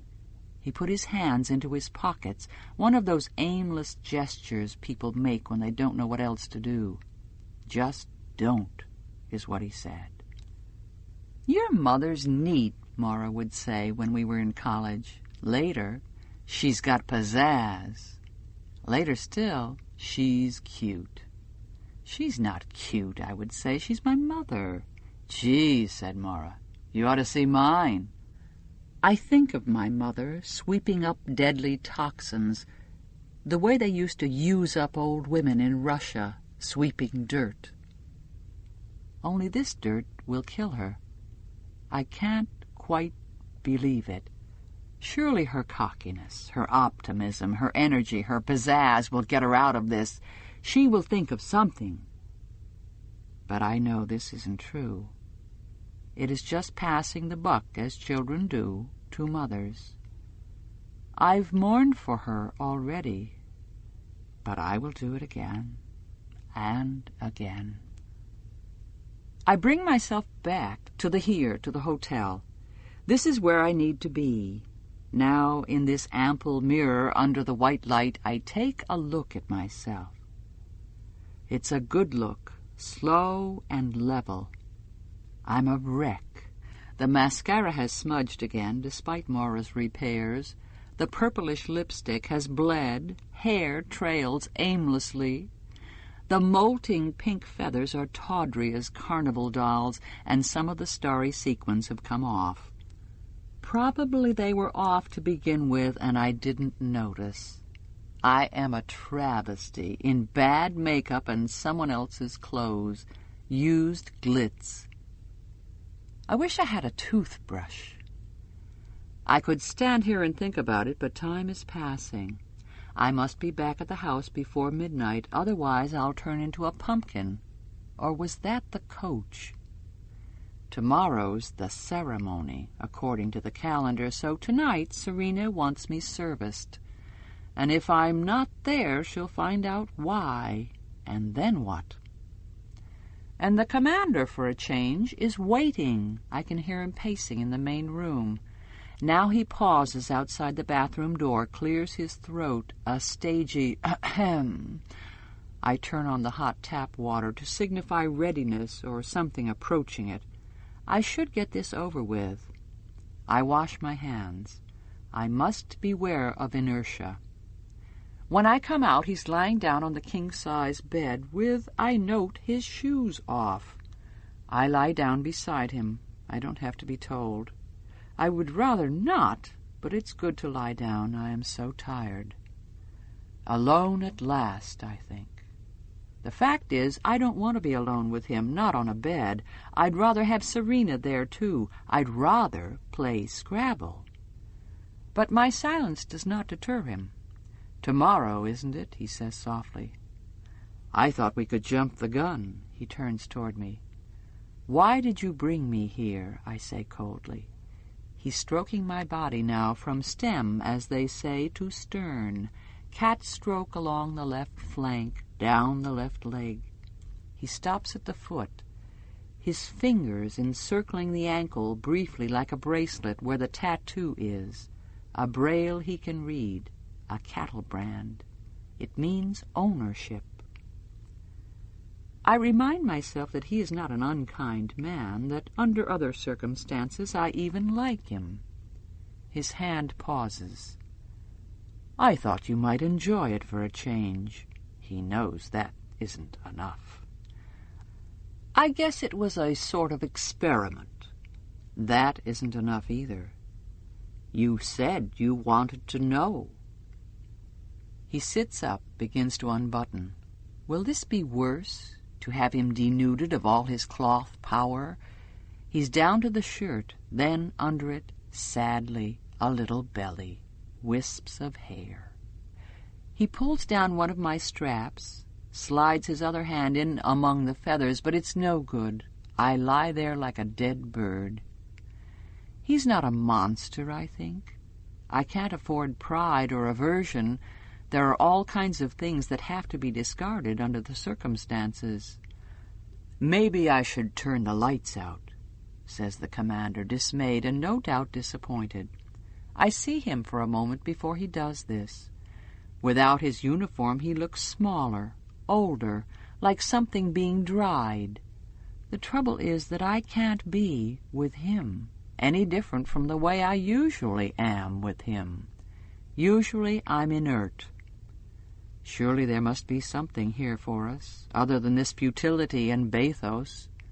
Fake it, I scream at myself inside my head. You must remember how. Let's get this over with, or you'll be here all night. Bestir yourself. Move your flesh around. Breathe audibly. It's the least you can do. Night. 40. The heat at night is worse than the heat in daytime. Even with the fan on, nothing moves, and the walls store up warmth, give it out like a used oven. Surely it will rain soon. Why do I want it? It will only mean more dampness. There's lightning far away, but no thunder. Looking out the window, I can see it, a glimmer, like the phosphorescence you get in stirred seawater, behind the sky, which is overcast and too low, and a dull gray infrared. The searchlights are off, which is not usual, a power failure. Or else Serena Joy has arranged it. I sit in the darkness. No point in having the light on to advertise the fact that I'm still awake. I'm fully dressed in my red habit again, having shed the spangles, scraped off the lipstick with toilet paper. I hope nothing shows. I hope I don't smell of it, or of him either. She's here at midnight, as she said she'd be. I can hear her, a faint tapping, a faint shuffling on the muffling rug of the corridor, before her light knock comes. I don't say anything, but follow her back along the hall and down the stairs. She can walk faster. She's stronger than I thought. Her left hand clamps the banister, in pain maybe, but holding on, steadying her. I think, she's biting her lip. She's suffering. She wants it all right, that baby. I see the two of us, a blue shape, a red shape, in the brief glass eye of the mirror as we descend. Myself, my obverse. We go out through the kitchen. It's empty. A dim night light's left on. It has the calm of empty kitchens at night. The bowls on the counter, the canisters and stoneware jars loom round and heavy through the shadowy light. The knives are put away into their wooden rack. "I won't go outside with you," she whispers. Odd to hear her whispering, as if she is one of us.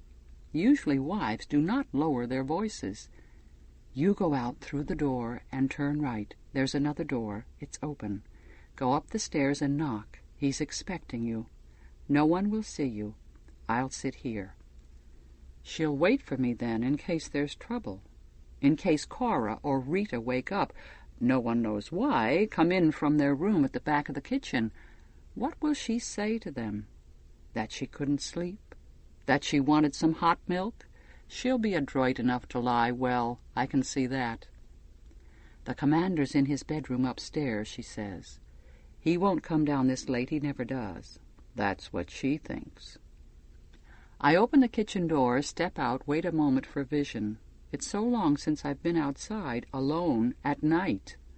Now there's thunder. The storm's moving closer. What has she done about the guardians? I could be shot for a prowler. Paid them off somehow, I hope. Cigarettes, whiskey, or maybe they know all about it, her stud farm. Maybe if this doesn't work, she'll try them next. The door to the garage is only steps away. I cross, feet noiseless on the grass, and open it quickly, slip inside. The stairway is dark, darker than I can see. I feel my way up, stair by stair. Carpet here. I think of it as mushroomed colored. This must have been an apartment once for a student, a young single person with a job. A lot of the big houses around here had them. A bachelor, a studio, those were the names for that kind of apartment. It pleases me to be able to remember this. Separate entrance, it would say in the ads, and that meant you could have sex unobserved. I reach the top of the stairs, knock on the door there. He opens it himself. Who else was I expecting? There's a lamp on. Only one, but enough light to make me blink. I look past him, not wanting to meet his eyes. It's a single room, with a fold-out bed, made up, and a kitchenette counter at the far end, and another door that must lead to the bathroom.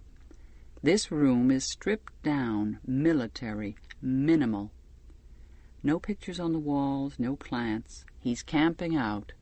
The blanket on the bed is gray and says U.S. He steps back and aside to let me pass. He's in his shirt sleeves and is holding a cigarette lit. I smell the smoke on him, in the warm air of the room, all over. I'd like to take off my clothes, bathe in it, rub it over my skin. No preliminaries. He knows why I'm here. He doesn't even say anything. Why fool around? It's an assignment. He moves away from me, turns off the lamp. Outside, like punctuation, there's a flash of lightning, almost no pause, and then the thunder. He's undoing my dress. A man made of darkness. I can't see his face, and I can hardly breathe, hardly stand, and I'm not standing. His mouth is on me, his hands, I can't wait, and he's moving already. Love, it's been so long. I'm alive in my skin again, arms around him, falling, and water softly, everywhere, never ending. I knew it might only be once. I made that up. It didn't happen that way. Here is what happened. I reach the top of the stairs, knock on the door. He opens it himself. There's a lamp on. I blink. I look past his eyes. It's a single room. The bed's made up, stripped down, military. No pictures, but the blanket says U.S. He's in his shirt sleeves. He's holding a cigarette. Here, he says to me, have a drag. No preliminaries. He knows why I'm here. To get knocked up, to get in trouble, up the pole. Those were all the names for it once. I take the cigarette from him, draw deeply in, hand it back. Our fingers hardly touch. Even that much smoke makes me dizzy. He says nothing, just looks at me, unsmiling. It would be better, more friendly, if he would touch me. I feel stupid and ugly, although I know I am not either. Still, what does he think? Why doesn't he say something?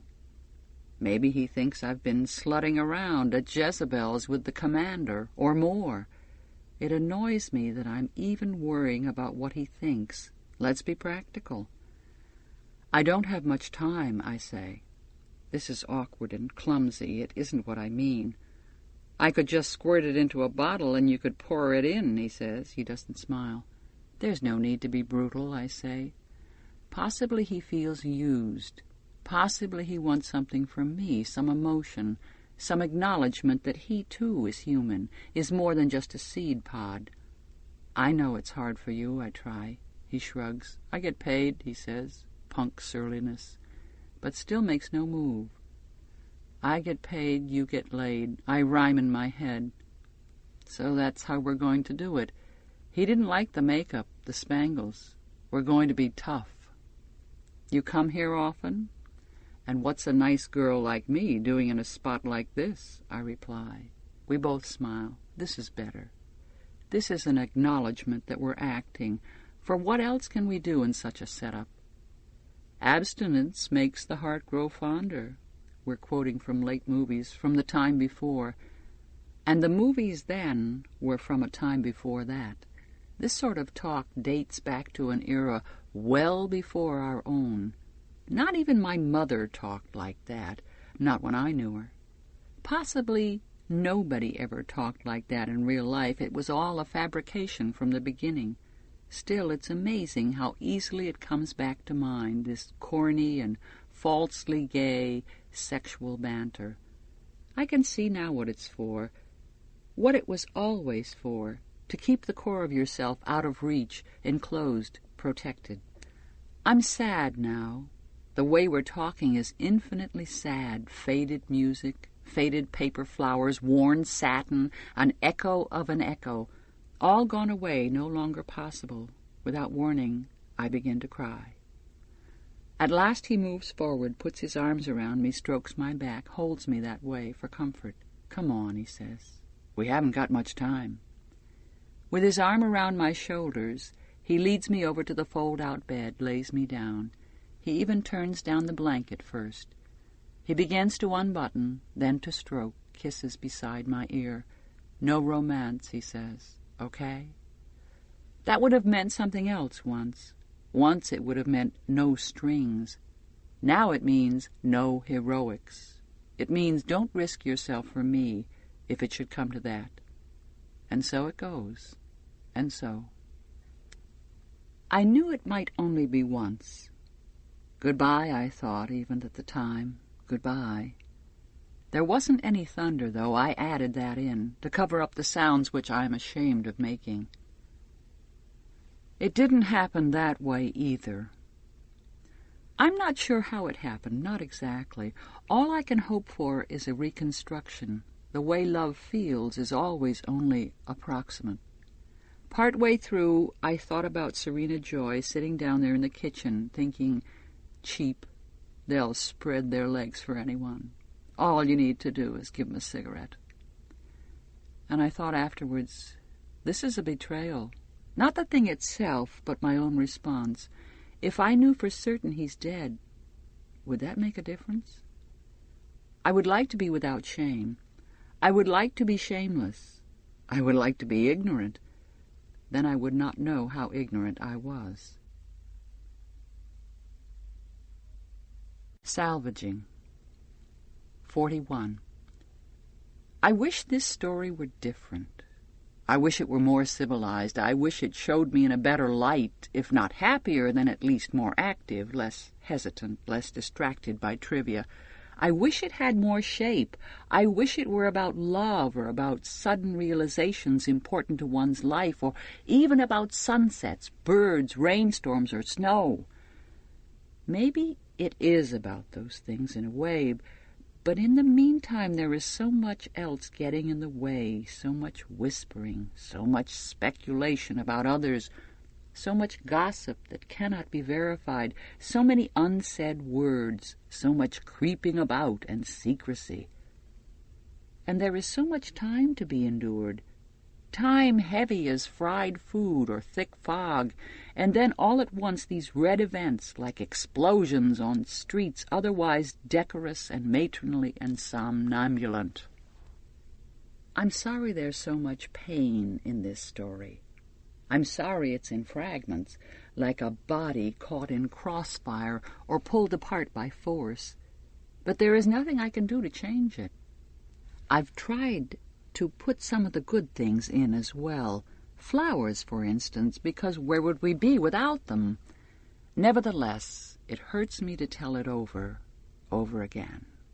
Once was enough. Wasn't once enough for me at the time, but I keep on going with this sad and hungry and sordid, this limping and mutilated story because, after all, I want you to hear it, as I will hear yours, too, if I ever get the chance, if I ever meet you, or if you escape in the future, or in heaven, or in prison, or underground, some other place. What they have in common is that they're not here. By telling you anything at all, I'm at least believing in you. I believe you're there. I believe you into being. Because I'm telling you this story, I will your existence. I tell, therefore you are. So I will go on.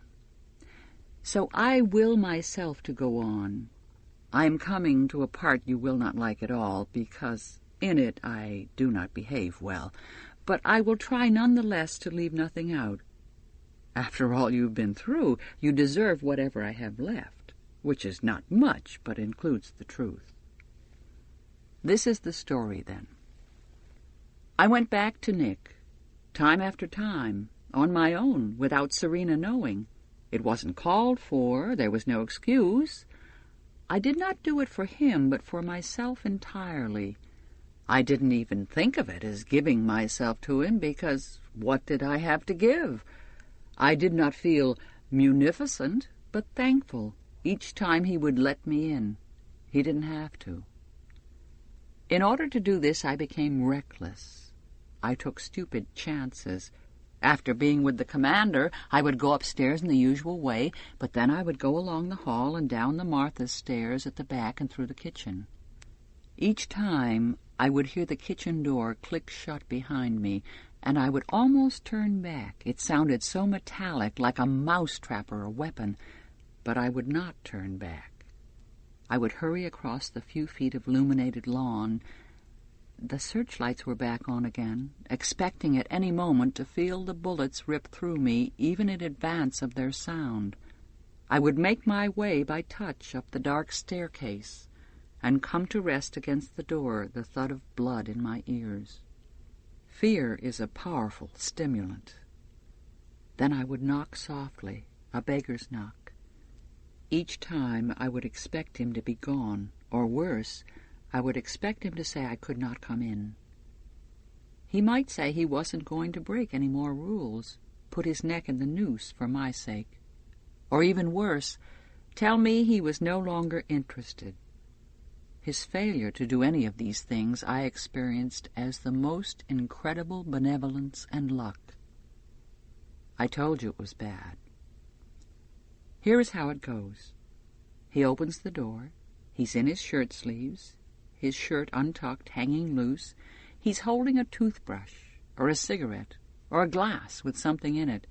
He has his own little stash up here, black market stuff, I suppose.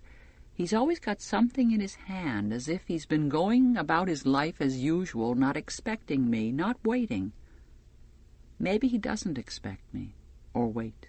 Maybe he has no notion of the future, or does not bother or dare to imagine it.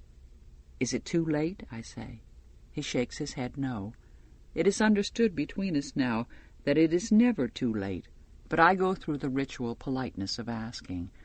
It makes me feel more in control, as if there is a choice, a decision that could be made one way or the other. He steps aside, and I move past him, and he closes the door.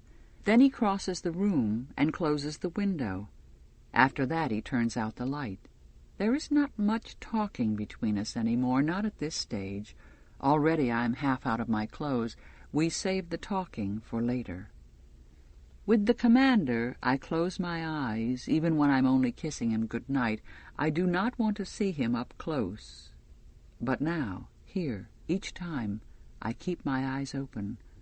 I would like a light on somewhere, a candle perhaps stuck into a bottle, some echo of college, but anything like that would be too great a risk. So I have to make do with the searchlight. the glow of it from the grounds below, filtered through his white curtains, which are the same as mine. I want to see what can be seen of him, take him in, memorize him, save him up so I can live on the image later.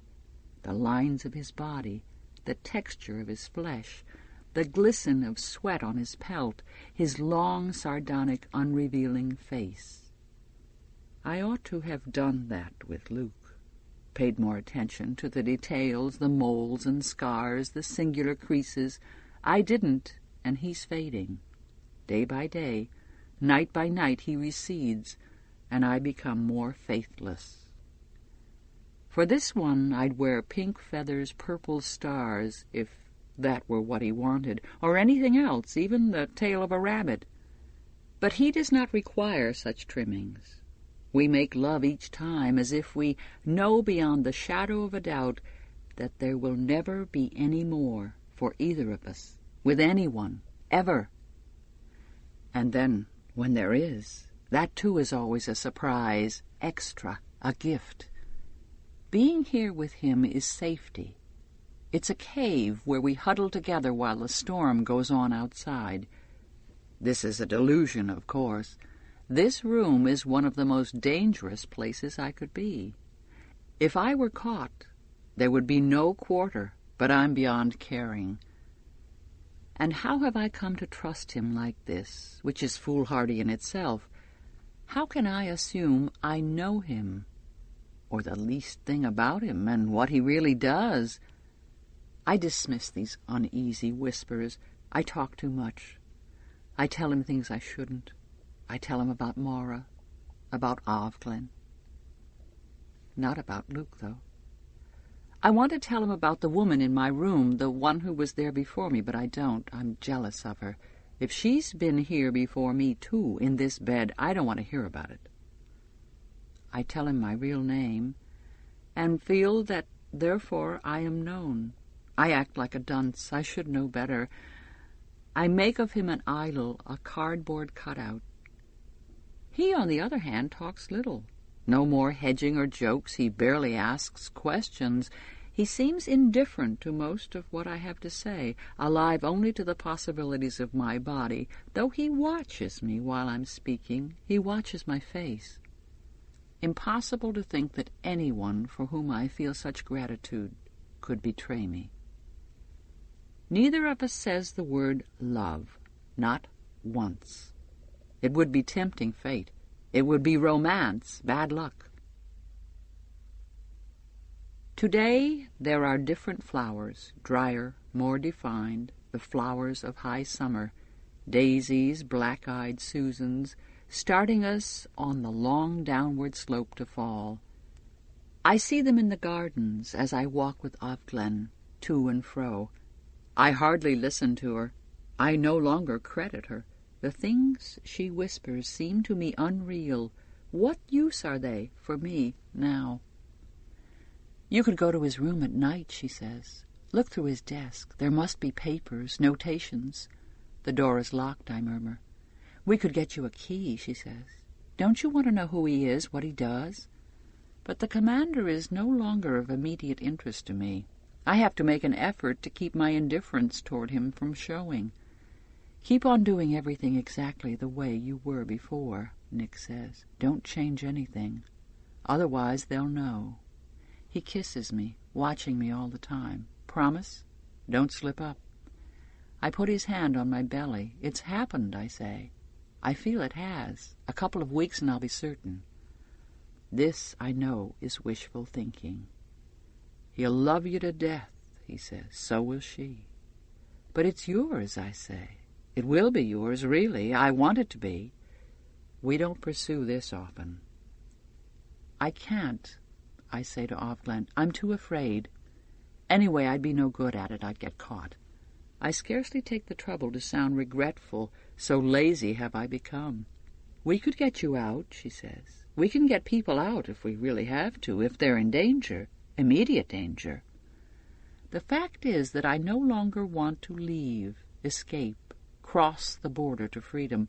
I want to be here with Nick, where I can get at him. Telling this, I'm ashamed of myself. But there's more to it than that. Even now I can recognize this admission as a kind of boasting. There's pride in it, because it demonstrates how extreme and therefore justified it was for me. How well worth it. It's like stories of illness and near death, from which you have recovered, like stories of war. They demonstrate seriousness. Such seriousness about a man, then, had not seemed possible to me before. Some days I was more rational. I did not put it to myself in terms of love. I said, I have made a life for myself here of a sort. That must have been what the settlers' wives thought, and the women who survived wars if they had a man. Humanity is so adaptable, my mother would say. Truly amazing what people can get used to, as long as there are a few compensations. It won't be long now, says Cora, doling out my monthly stack of sanitary napkins. Not long now, smiling at me shyly but also knowingly. Does she know? Do she and Rita know what I'm up to creeping down their stairs at night? Do I give myself away, daydreaming, smiling at nothing, touching my face lightly when I think they aren't watching?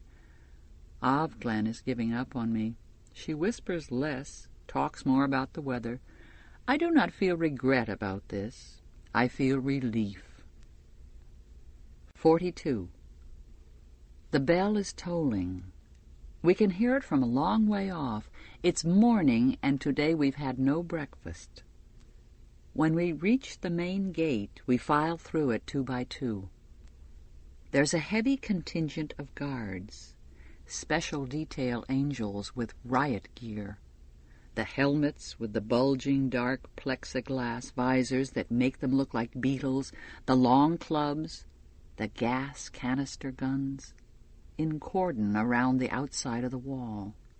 That's in case of hysteria. The hooks on the wall are empty. This is a district salvaging for women only. Salvagings are always segregated. It was announced yesterday. They tell you only the day before. It's not enough time to get used to it. To the tolling of the bell, we walk along the paths once used by students, past buildings that were once lecture halls and dormitories. It's very strange to be in here again. From the outside, you can't tell that anything's changed, except that the blinds on most of the windows are drawn down. These buildings belong to the eyes now. We file onto the wide lawn in front of what used to be the library. The white steps going up are still the same. The main entrance is unaltered. There's a wooden stage erected on the lawn, something like the one they used every spring for commencement in the time before. I think of hats, pastel hats worn by some of the mothers, and of the black gowns the students would put on, and the red ones. But this stage is not the same after all, because of the 3 wooden posts that stand on it with the loops of rope. At the front of the stage there is a microphone. The television camera is discreetly off to the side. I've only been to one of these before, 2 years ago. Women's salvagings are not frequent. There is less need for them. These days we are so well behaved. I don't want to be telling this story. We take our places in the standard order, wives and daughters on the folding wooden chairs placed toward the back, Econo wives and Marthas around the edges and on the library steps, and handmaids at the front where everyone can keep an eye on us. We don't sit on chairs, but kneel, and this time we have cushions, small red velvet ones with nothing written on them, not even faith. Luckily the weather is all right, not too hot, cloudy bright. It would be miserable kneeling here in the rain. Maybe that's why they leave it so late to tell us, so they'll know what the weather will be like. Oh, that's as good a reason as any. I kneel on my red velvet cushion. I try to think about tonight, about making love in the dark and the light reflected off the white walls. I remember being held. There's a long piece of rope that winds like a snake in front of the first row of cushions, along the second, and back through the lines of chairs, bending like a very old, very slow river viewed from the air, down to the back. The rope is thick and brown and smells of tar. The front end of the rope runs up onto the stage. It's like a fuse or the string of a balloon. On the stage to the left are those who are to be salvaged. 2 handmaids, 1 wife. Wives are unusual, and despite myself, I look at this one with interest. I want to know what she has done. They have been placed here before the gates were opened. All of them sit on folding wooden chairs like graduating students who are about to be given prizes. Their hands rest in their laps, looking as if they are folded sedately. They sway a little. They've probably been given injections or pills so they won't make a fuss. It's better if things go smoothly. Are they attached to their chairs? Impossible to say under all that drapery.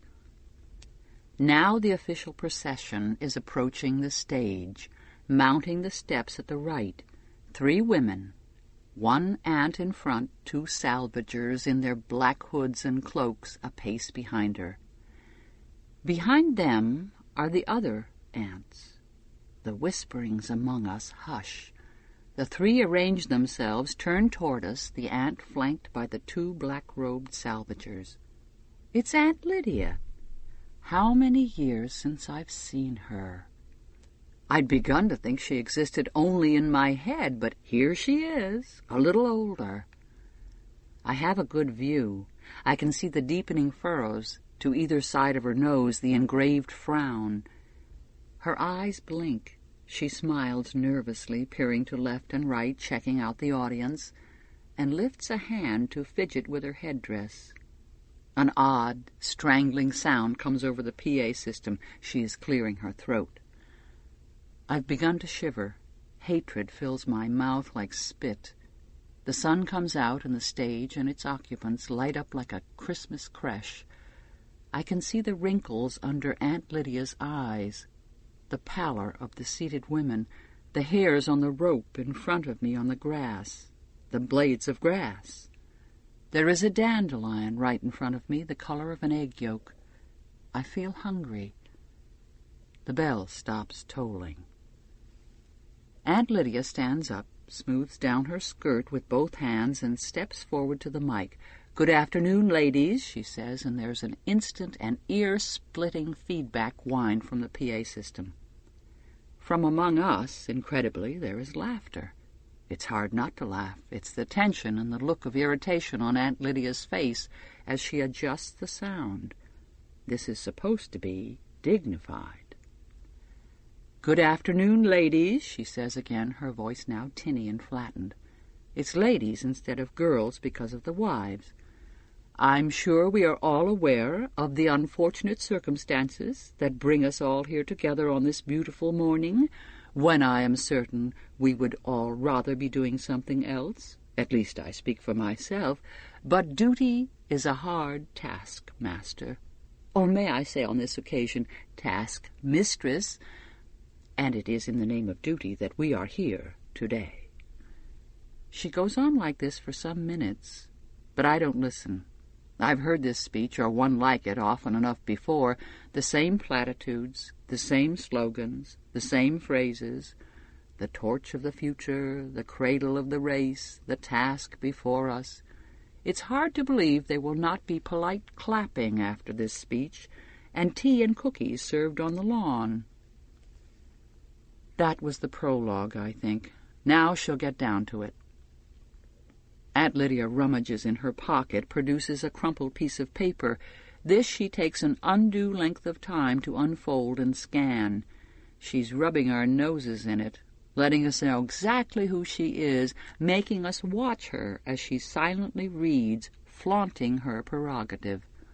Obscene, I think. Let's get this over with. "In the past," says Aunt Lydia, It has been the custom to precede the actual salvagings with a detailed account of the crimes of which the prisoners stand convicted. However, we have found that such a public account, especially when televised, is invariably followed by a rash, if I may call it that, an outbreak, I should say, of exactly similar crimes, so we have decided in the best interests of all to discontinue this practice. The salvagings will proceed without further ado. A collective murmur goes up from us. The crimes of others are a secret language among us. Through them we show ourselves what we might be capable of after all. This is not a popular announcement. But you would never know it from Aunt Lydia, who smiles and blinks as if washed in applause. Now we are left to our own devices, our own speculations. The first one, the one they're now raising from her chair, black-gloved hands on her upper arms. Reading? No, that's only a hand cut off on the third conviction. Unchastity? Or an attempt on the life of her commander? Or the commander's wife, more likely. That's what we're thinking. As for the wife, there's mostly just one thing they get salvaged for. They can do almost anything to us, but they aren't allowed to kill us, not legally. Not with knitting needles or garden shears or knives purloined from the kitchen, and especially not when we are pregnant. It could be adultery, of course. It could always be that. Or attempted escape. Of Charles, Aunt Lydia announces. No one I know. The woman is brought forward. She walks as if she's really concentrating on it. One foot, the other foot. She's definitely drugged. There's a groggy, off-center smile on her mouth.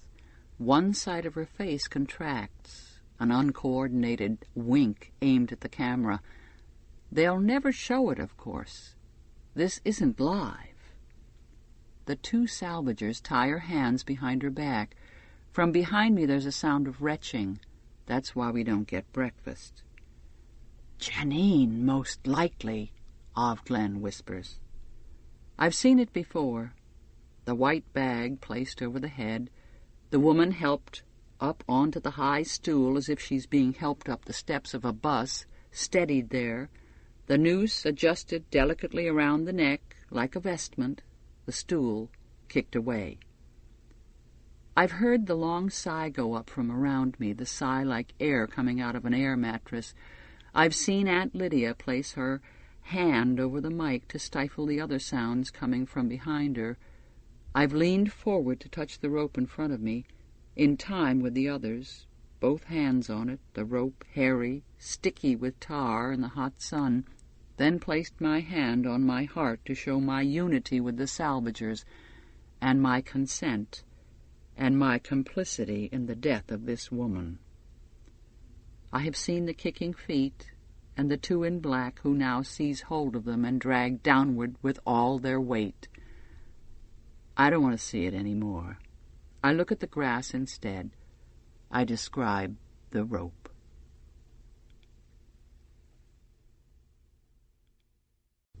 43. The three bodies hang there, even with the white sacks over their heads, looking curiously stretched, like chickens strung up by the necks in a meat shop window, like birds with their wings clipped, like flightless birds, wrecked angels. It's hard to take your eyes off them. Beneath the hems of the dresses the feet dangle, 2 pairs of red shoes, 1 pair of blue. If it weren't for the ropes and the sacks, it could be a kind of dance, a ballet caught by flash camera, mid-air. They look arranged. They look like showbiz. It must have been Aunt Lydia who put the blue one in the middle. Today's salvaging is now concluded, Aunt Lydia announces into the mic. But we turn to her, listen to her, watch her. She has always known how to space her pauses. A ripple runs over us, a stir. Something else, perhaps, is going to happen. "But you may stand up and form a circle." She smiles down upon us, generous, munificent. She is about to give us something. Bestow. "Orderly now." She is talking to us, to the handmaids. Some of the wives are leaving now, some of the daughters. Most of them stay, but they stay behind out of the way. They watch merely. They are not part of the circle. 2 guardians have moved forward and are coiling up the thick rope, getting it out of the way. Others move the cushions. We are milling around now on the grass space in front of the stage, some jockeying for position at the front next to the center, many pushing just as hard to work their way to the middle where they will be shielded. It's a mistake to hang back too obviously in any group like this. It stamps you as lukewarm, lacking in zeal. There's an energy building here, a murmur, a tremor of readiness and anger. The body's tense, the eyes are brighter as if aiming. I don't want to be at the front, or at the back either. I'm not sure what's coming, though I sense it won't be anything I want to see up close.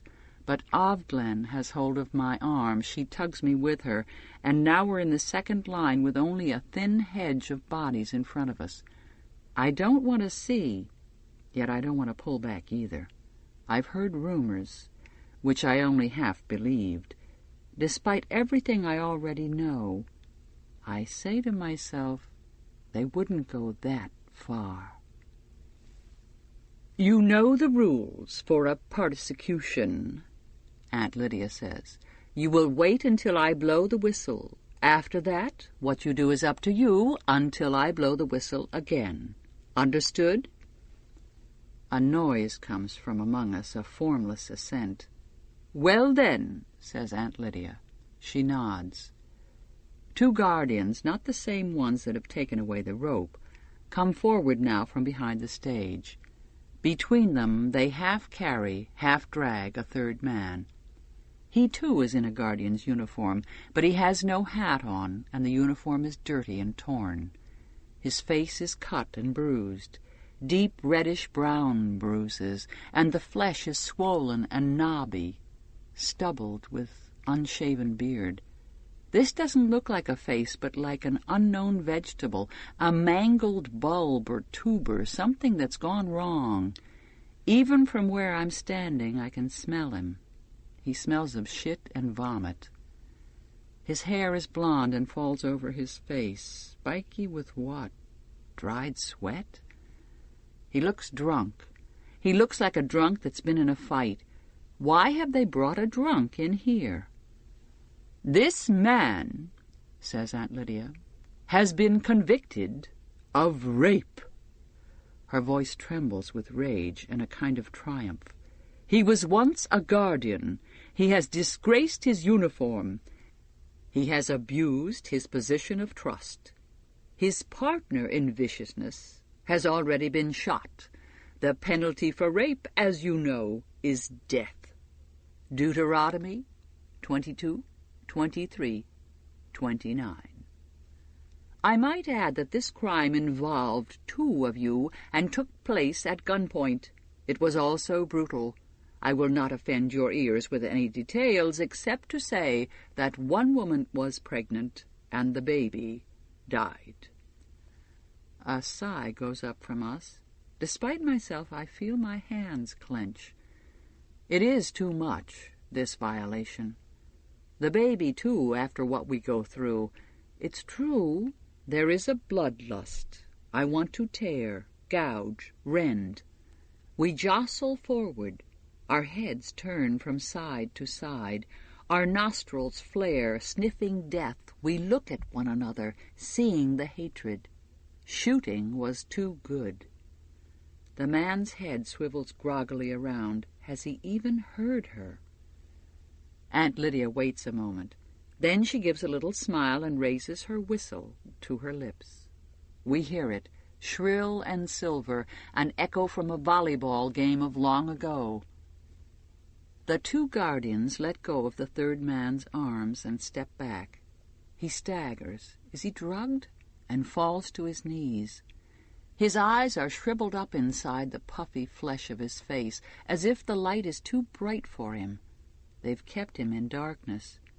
He raises one hand to his cheek, as though to feel if he is still there. All this happens quickly, but it seems to be slowly. Nobody moves forward.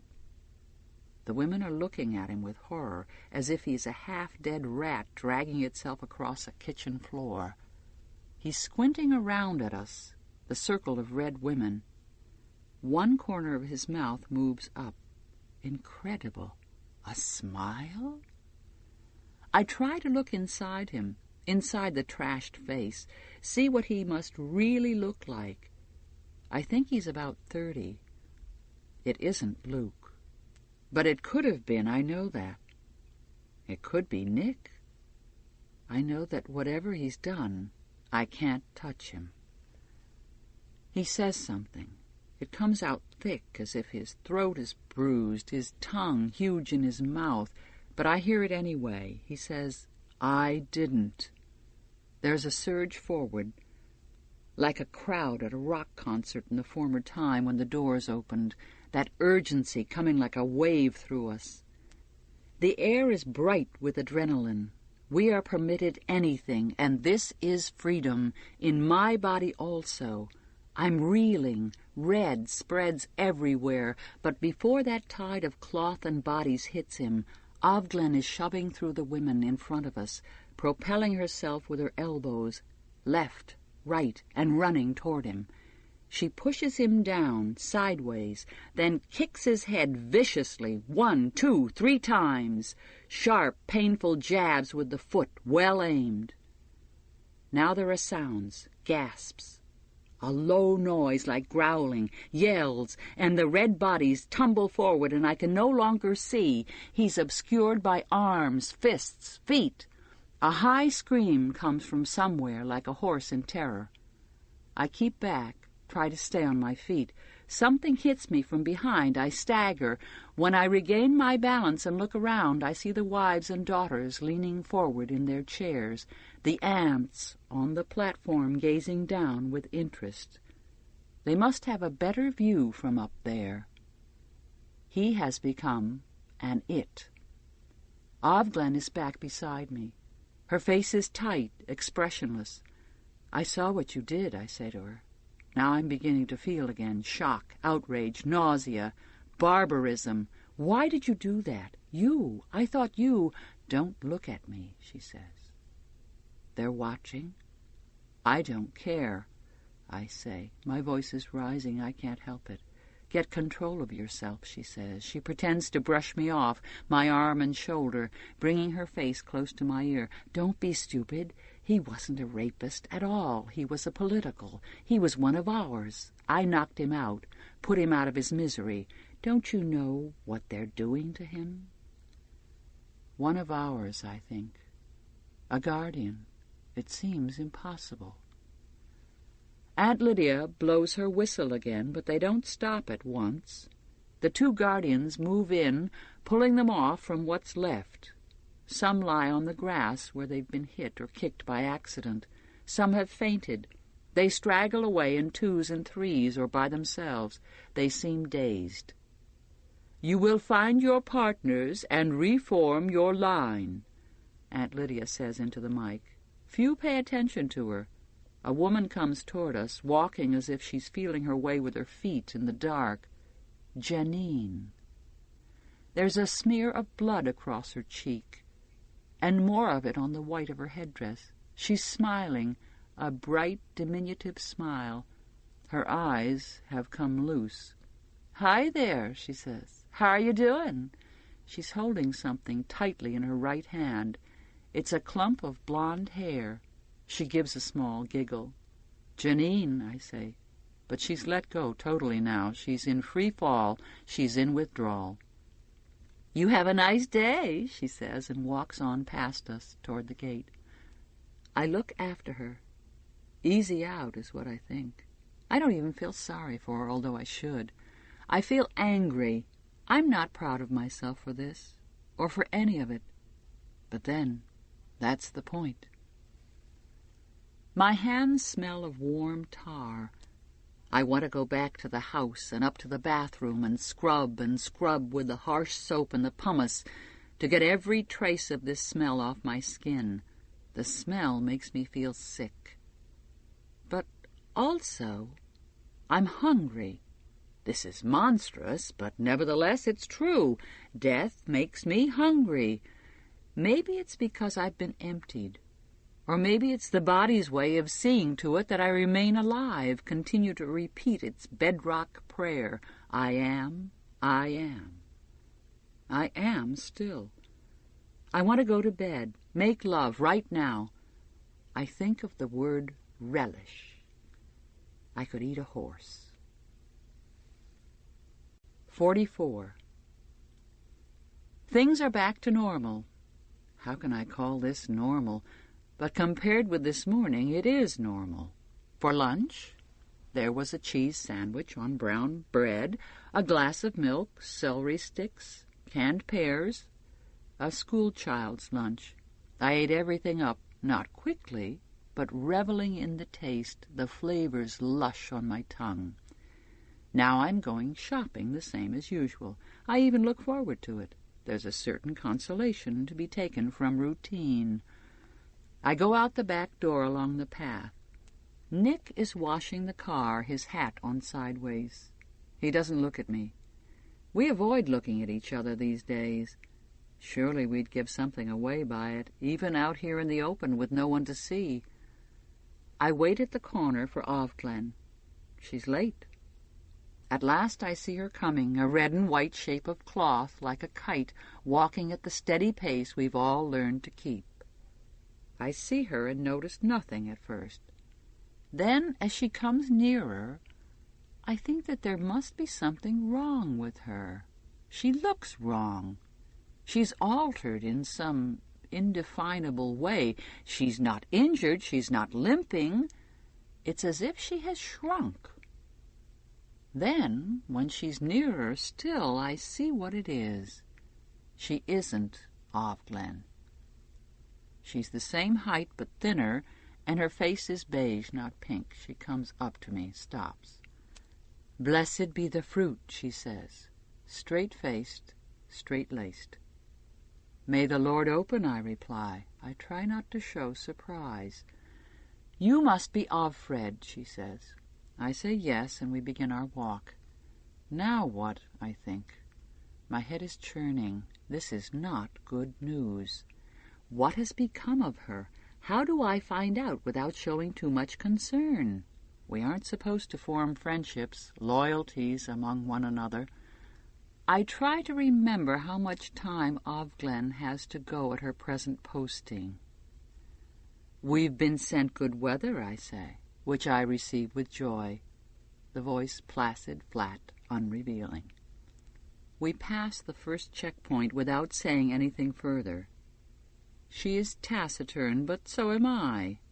Is she waiting for me to start something, reveal myself, or is she a believer, engrossed in inner meditation? "Has Ovglen been transferred so soon?" I ask. But I know she hasn't. I saw her only this morning. She would have said. "I am Ovglen," the woman says. Word perfect. And of course she is, the new one. And Ovglen, wherever she is no longer Ovglen. I never did know her real name. That is how you get lost, in a sea of names. It wouldn't be easy to find her now. We go to Milk and Honey and to All Flesh, where I buy a chicken and the new Ovglen gets 3 pounds of hamburger. There are the usual lines. I see several women I recognize, exchange with them the infinitesimal smiles with which we show each other we are known, at least to someone, we still exist. Outside All Flesh, I say to the new Ovglen, "We should go to the wall." I don't know what I expect from this, some way of testing her reaction, perhaps. I need to know whether or not she is one of us. If she is, if I can establish that, Perhaps she'll be able to tell me what has really happened to Ovglen. "As you like," she says. Is that indifference or caution? On the wall hang the 3 women from this morning, still in their dresses, still in their shoes, still with the white bags over their heads. Their arms have been untied and are stiff and proper at their sides. The blue one is in the middle, the 2 red ones on either side, though the colors are no longer as bright. They seem to have faded, grown dingy like dead butterflies or tropical fish drying on land. The gloss is off them. We stand and look at them in silence. "Let that be a reminder to us," says the new Ovglen finally. I say nothing at first because I am trying to make out what she means. She could mean that this is a reminder to us of the unjustness and the brutality of the regime. In that case, I ought to say yes. Or she could mean the opposite, that we should remember to do what we are told and not get into trouble, because if we do, we will be rightfully punished. If she means that, I should say, praise be. Her voice was bland, toneless, no clues there. I take a chance. Yes, I say. To this she does not respond, although I sense a flicker of white at the edge of my vision, as if she's looked quickly at me. After a moment we turn away and begin the long walk back, matching our steps in the approved way so that we seem to be in unison. I think maybe I should wait before attempting anything further. It's too soon to push, to probe. I should give it a week, 2 weeks, maybe longer. Guard her carefully, listen for tones in her voice, unguarded words, the way Ovglen listened to me. Now that Ovglen is gone, I am alert again. My sluggishness has fallen away. My body is no longer for pleasure only, but senses its jeopardy. I should not be rash. I should not take unnecessary risks. But I need to know. I hold back until we're past the final checkpoint, and there are only blocks to go, but then I can no longer control myself. I didn't know Ovglen very well, I say. I mean the former one. "Oh," she says. The fact that she said anything, however guarded, encourages me. "I've only known her since May," I say. I can feel my skin growing hot, my heart speeding up. This is tricky. For one thing, it's a lie. And how do I get from there to the next vital word? "Around the 1st of May, I think it was, what they used to call May Day." "Did they?" she says, light, indifferent, menacing. "That isn't a term I remember. I'm surprised you do. You ought to make an effort," she pauses, "to clear your mind of such," she pauses again, "echoes." Now I feel cold, seeping over my skin like water. What she is doing is warning me. She isn't one of us, but she knows. I walk the last blocks in terror. I've been stupid again, more than stupid. It hasn't occurred to me before, but now I see. If Ovglen's been caught, Ovglen may talk. About me, among others. She will talk. She won't be able to help it. But I haven't done anything, I tell myself. Not really. All I did was know. All I did was not tell. They know where my child is. What if they bring her, threaten something to her in front of me, or do it? I can't bear to think what they might do. Or Luke. What if they have Luke? Or my mother, or Maura, or almost anyone? Dear God, don't make me choose. I would not be able to stand it, I know that. Maura was right about me. I'll say anything they like. I'll incriminate anyone. It's true. The first scream, whimper even, and I'll turn to jelly. I'll confess to any crime. I'll end up hanging from a hook on the wall. Keep your head down, I used to tell myself, and see it through. It's no use. This is the way I talk to myself on the way home. At the corner, we turn to one another in the usual way. "Under his eye," says the new treacherous Glen. "Under his eye," I say, trying to sound fervent, as if such play-acting could help now that we've come this far. Then she does an odd thing. She leans forward so that the stiff white blinkers on our heads are almost touching, so that I can see her pale beige eyes up close, the delicate web of lines across her cheeks, and whispers very quickly, her voice faint as dry leaves. "She hanged herself," she says, "after the salvaging. She saw the van coming for her. It was better." Then she's walking away from me, down the street. 45. I stand a moment, emptied of air as if I'd been kicked, so she's dead, and I am safe after all. She did it before they came. I feel a great relief. I feel thankful to her. She has died that I may live. I will mourn later. Unless this woman is lying, there's always that. I breathe in deeply, breathe out, giving myself oxygen. The space in front of me blackens, then clears. I can see my way.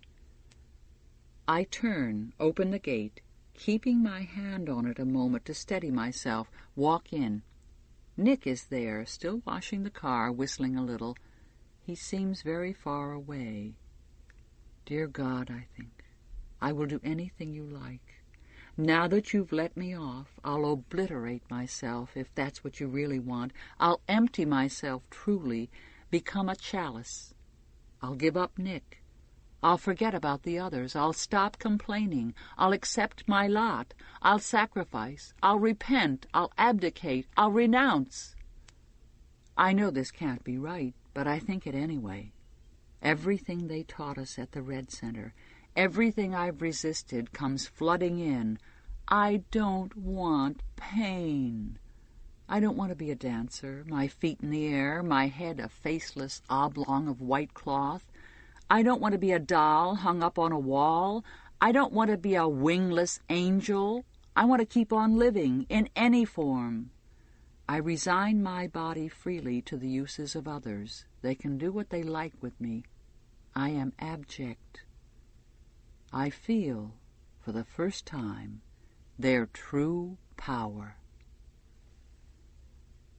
I go along past the flower beds, the willow tree, aiming for the back door. I will go in. I will be safe. I will fall on my knees in my room, gratefully breathe in lungfuls of the stale air smelling of furniture polish. Serena Joy has come out of the front door. She's standing on the steps. She calls to me. What is it she wants? Does she want me to go into the sitting room and help her wind gray wool? I won't be able to hold my hands steady. She'll notice something. But I walk over to her anyway, since I have no choice. On the top step, she towers above me. Her eyes flare, hot blue against the shriveled white of her skin. I look away from her face down at the ground, at her feet, the tip of her cane.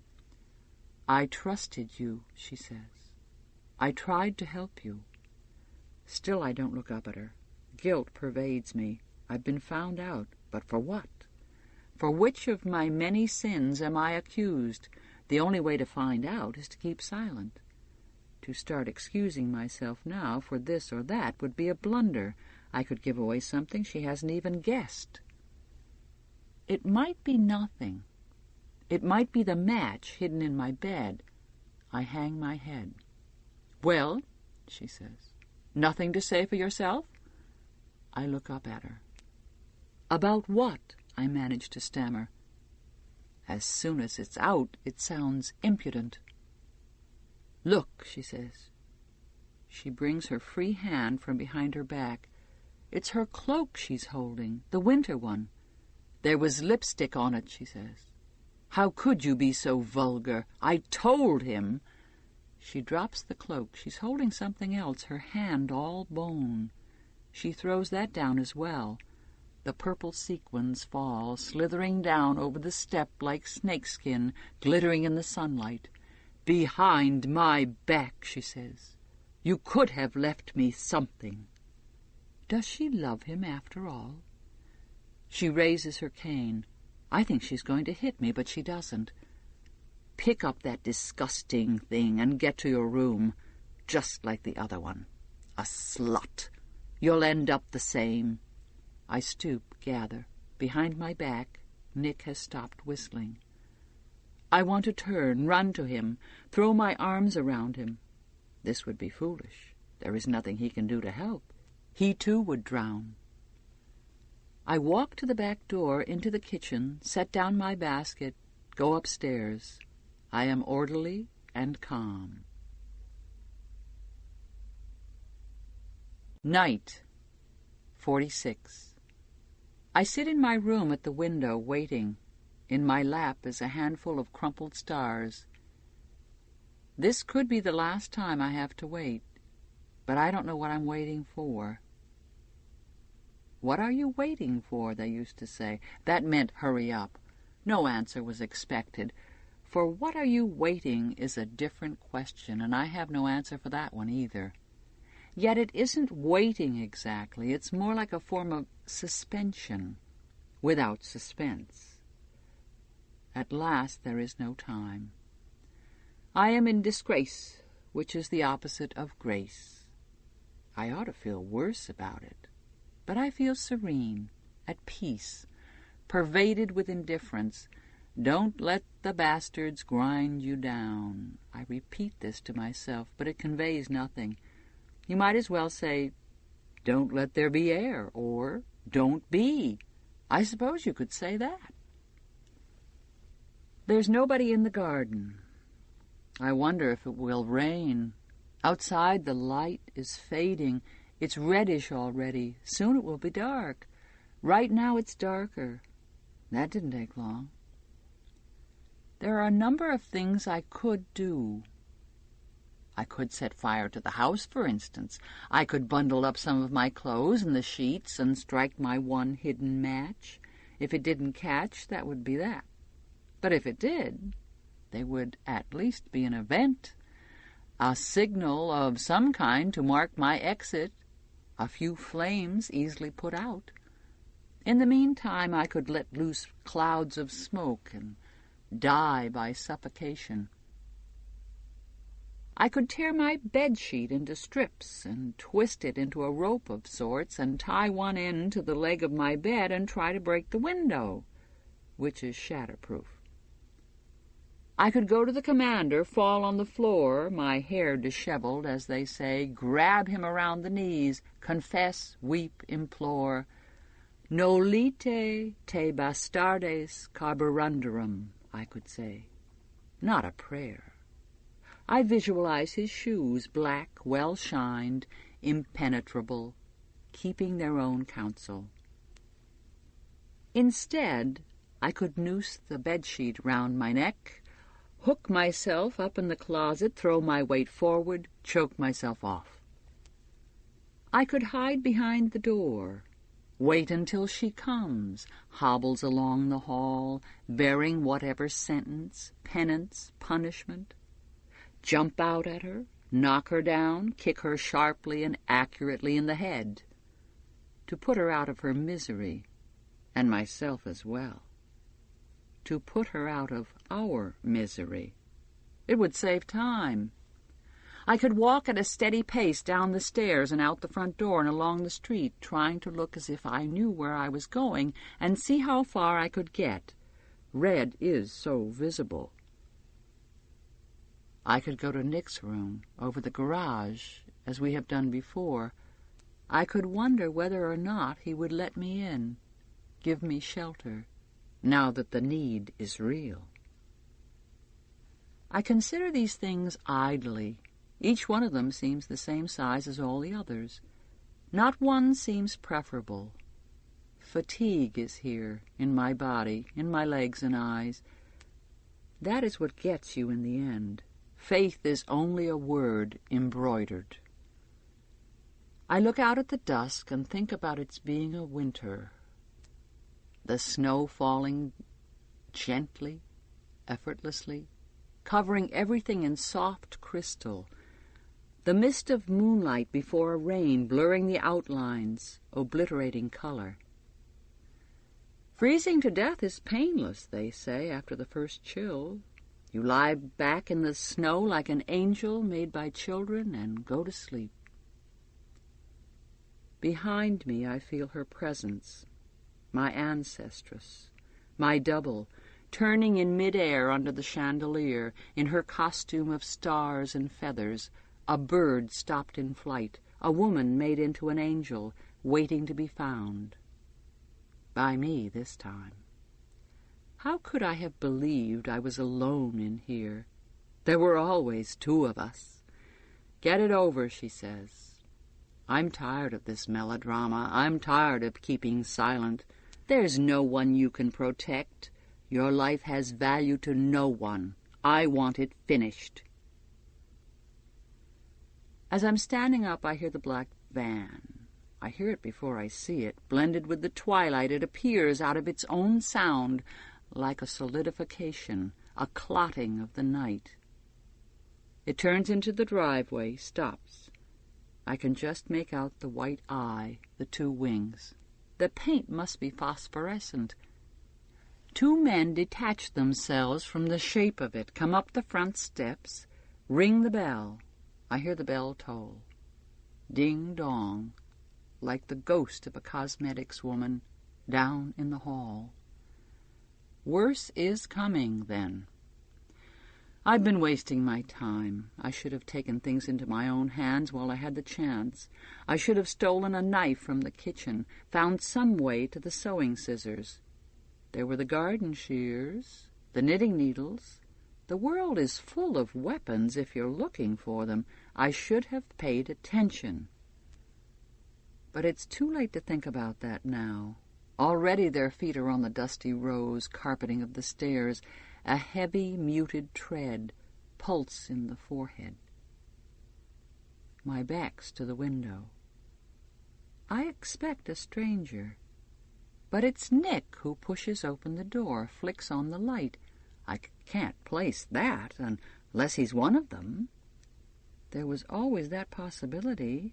Nick, the private eye. Dirty work is done by dirty people. You shit, I think.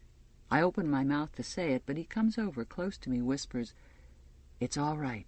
It's Mayday. Go with them." He calls me by my real name. Why should this mean anything? Them, I say. I see the two men standing behind him, the overhead light in the hallway making skulls of their heads. You must be crazy. My suspicion hovers in the air above him, a dark angel warning me away. I can almost see it. Why shouldn't he know about Mayday? All the eyes must know about it. They'll have squeezed it, crushed it, twisted it out of enough bodies, enough mouths by now. Trust me, he says, which in itself has never been a talisman, carries no guarantee. But I snatch at it, this offer. It's all I'm left with. One in front, one behind. They escort me down the stairs. The pace is leisurely, the lights are on. Despite the fear, how ordinary it is. From here I can see the clock. It's no time in particular. Nick is no longer with us. He may have gone down the back stairs, not wishing to be seen. Serena Joy stands in the hallway under the mirror, looking up incredulous. The commander is behind her. The sitting-room door is open. His hair is very gray. He looks worried and helpless, but already withdrawing from me, distancing himself. Whatever else I am to him, I am also at this point a disaster. No doubt they've been having a fight about me. No doubt she's been giving him hell. I still have it in me to feel sorry for him. Maura is right. I am a wimp. "What has she done?" says Serena Joy. She wasn't the one who called them then. Whatever she had in store for me, it was more private. "We can't say, ma'am," says the one in front of me. "Sorry." "I need to see your authorization," says the commander. "You have a warrant?" I could scream now, cling to the banister, relinquish dignity. I could stop them, at least for a moment. If they're real, they'll stay. If not, they'll run away, leaving me here. "Not that we need one, sir, but all is in order," says the first one again. "Violation of state secrets." The commander puts his hand to his head. What have I been saying? And to whom? And which one of his enemies has found out? Possibly he will be a security risk now. I am above him, looking down. He is shrinking. There have already been purges among them. There will be more. Serena Joy goes white. "Bitch," she says. "After all he did for you." Cora and Rita press through from the kitchen. Cora has begun to cry. I was her hope. I've failed her. Now she will always be childless. The van waits in the driveway. Its double doors stand open. The two of them, one on either side now, take me by the elbows to help me in. Whether this is my end or a new beginning, I have no way of knowing. I have given myself over into the hands of strangers because it can't be helped. And so I step up into the darkness within, or else the light. And now, some historical notes on The Handmaid's Tale. This is a partial transcript of the proceedings of the 12th Symposium on Gileadian Studies, held as part of the International Historical Association Convention, held at the University of Denay, Nunavut, on June 25, 2195. In the chair, Professor Marianne Crescent-Moon, Department of Caucasian Anthropology, University of Denay, Nunavut. Keynote speaker, Professor James Darcy Payek-Soto, Director, 20th and 21st Century Archives, Cambridge University, England. I am delighted to welcome you all here this morning, and I am pleased to see that so many of you have turned out for Professor Payek-Soto's, I am sure, fascinating and worthwhile talk. We of the Gileadian Research Association believe that this period well repays further study, responsible as it ultimately was for redrawing the map of the world, especially in this hemisphere. But before we proceed, a few announcements. The fishing expedition will go forward tomorrow as planned, and for those of you who have not brought suitable rain gear and insect repellent, these are available for a nominal charge at the registration desk. The nature walk and outdoor period costume sing-song have been rescheduled for the day after tomorrow, as we are assured by our own infallible Professor Johnny Running Dog of a break in the weather at that time. Let me remind you of the other events sponsored by the Gileadian Research Association that are available to you at this convention as part of our 12th Symposium. Tomorrow afternoon, Professor Gopal Chatterjee of the Department of Western Philosophy, University of Baroda, India, will speak on Krishna and Kali elements in the state religion of the early Gilead period. And there is a morning presentation on Thursday by Professor Sieglinde van Buren from the Department of Military History at the University of San Antonio, Republic of Texas. Professor Van Buren will give what I am sure will be a fascinating illustrated lecture on the Warsaw Tactic, Policies of Urban Core Encirclement in the Gileadian Civil Wars. I am sure all of us will wish to attend these.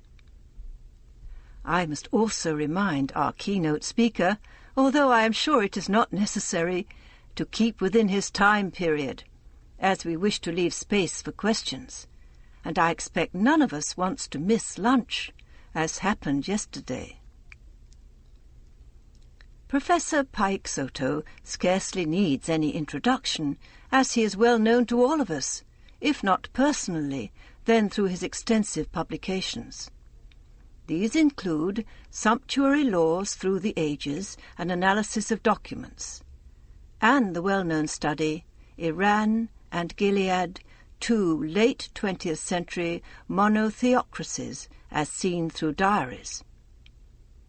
As you all know, he is the co-editor with Professor Notley Wade, also of Cambridge, of the manuscript under consideration today, and was instrumental in its transcription, annotation, and publication. The title of his talk is Problems of Authentication in Reference to The Handmaid's Tale.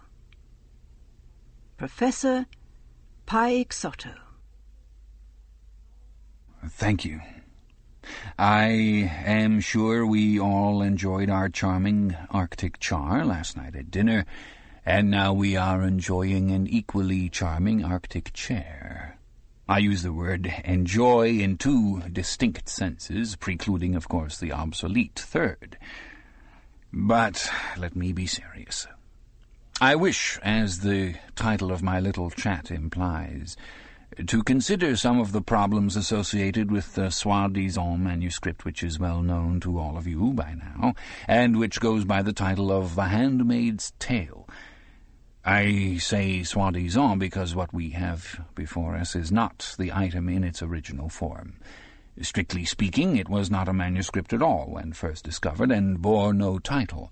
The superscription, The Handmaid's Tale, was appended to it by Professor Wade, partly in homage to the great Geoffrey Chaucer, but those of you who know Professor Wade informally, as I do, will understand when I say that I am sure all puns were intentional, particularly that having to do with the archaic, vulgar signification of the word tale, that being to some extent the bone, as it were, of contention in that phase of Gileadean society of which our saga treats. This item, I hesitate to use the word document, was unearthed on the site of what was once the city of Bangor in what, at the time prior to the inception of the Gileadean regime, would have been the state of Maine. We know that this city was a prominent way station on what our author refers to as the Underground Female Road, since dubbed by some of our historical wags the Underground Frail Road. For this reason, our association has taken a particular interest in it. The item in its pristine state consisted of a metal footlocker, a U.S. Army issue circa perhaps 1955.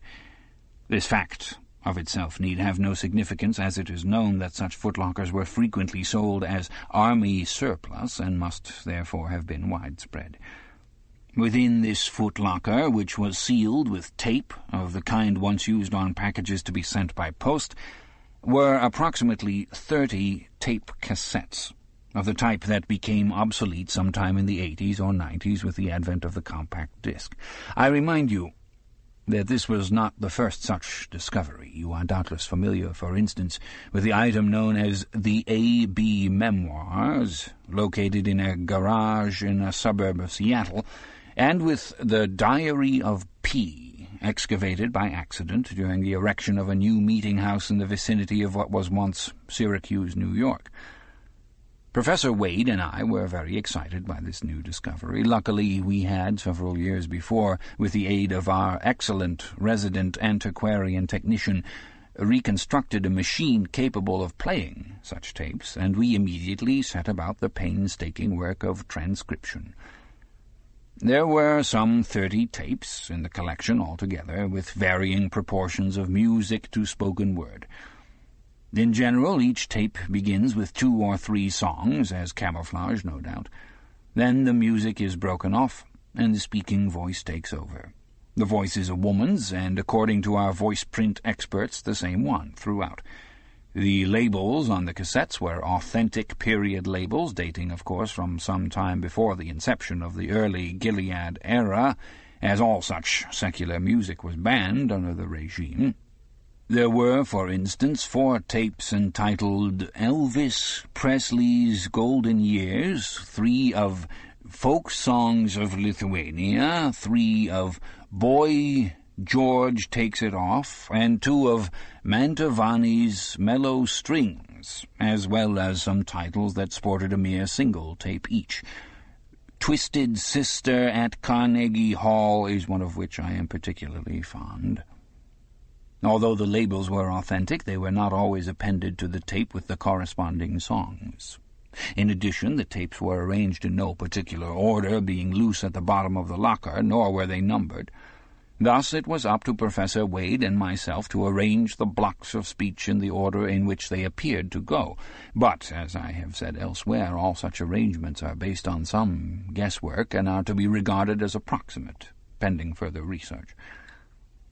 Once we had the transcription in hand, and we had to go over it several times owing to the difficulties posed by accent, obscure reference, and archaisms, we had to make some decision as to the nature of the material we had thus so laboriously acquired. Several possibilities confronted us. First, the tapes might be a forgery. As you know, there have been several instances of such forgeries, for which publishers have paid large sums, wishing to trade, no doubt, on the sensationalism of such stories. It appears that certain periods of history quickly become, both for other societies and for those that follow them, the stuff of not especially edifying legend, and the occasion for a good deal of hypocritical self-congratulation. If I may be permitted an editorial aside, allow me to say that, in my opinion, we must be cautious about passing moral judgment upon the Gileadians. Surely we have learned by now that such judgments are of necessity culture-specific. Also, Gileadian society was under a good deal of pressure, demographic and otherwise, and was subject to factors from which we ourselves are happily more free. Our job is not to censure, but to understand. To return from my digression, tape like this, however, is very difficult to fake convincingly, and we were assured by the experts who examined them that the physical objects themselves are genuine. Certainly the recording itself, that is, the superimposition of voice upon music tape, could not have been done within the past 150 years. Supposing, then, the tapes to be genuine, what of the nature of the account itself? Obviously, it could not have been recorded during the period of time it recounts, since if the author is telling the truth, no machine or tapes would have been available to her, nor would she have had a place of concealment for them. Also, there is a certain reflective quality about the narrative that would, to my mind, rule out synchronicity. It has a whiff of emotion recollected, if not in tranquillity, at least post facto. If we could establish an identity for the narrator, we felt we might be well on the way to an explanation of how this document, let me call it that for the sake of brevity, came into being. And to do this, we tried 2 lines of investigation. First, we attempted, through old town plans of Bangor and other remaining documentation, to identify the inhabitants of the house that must have occupied the site of discovery at about that time.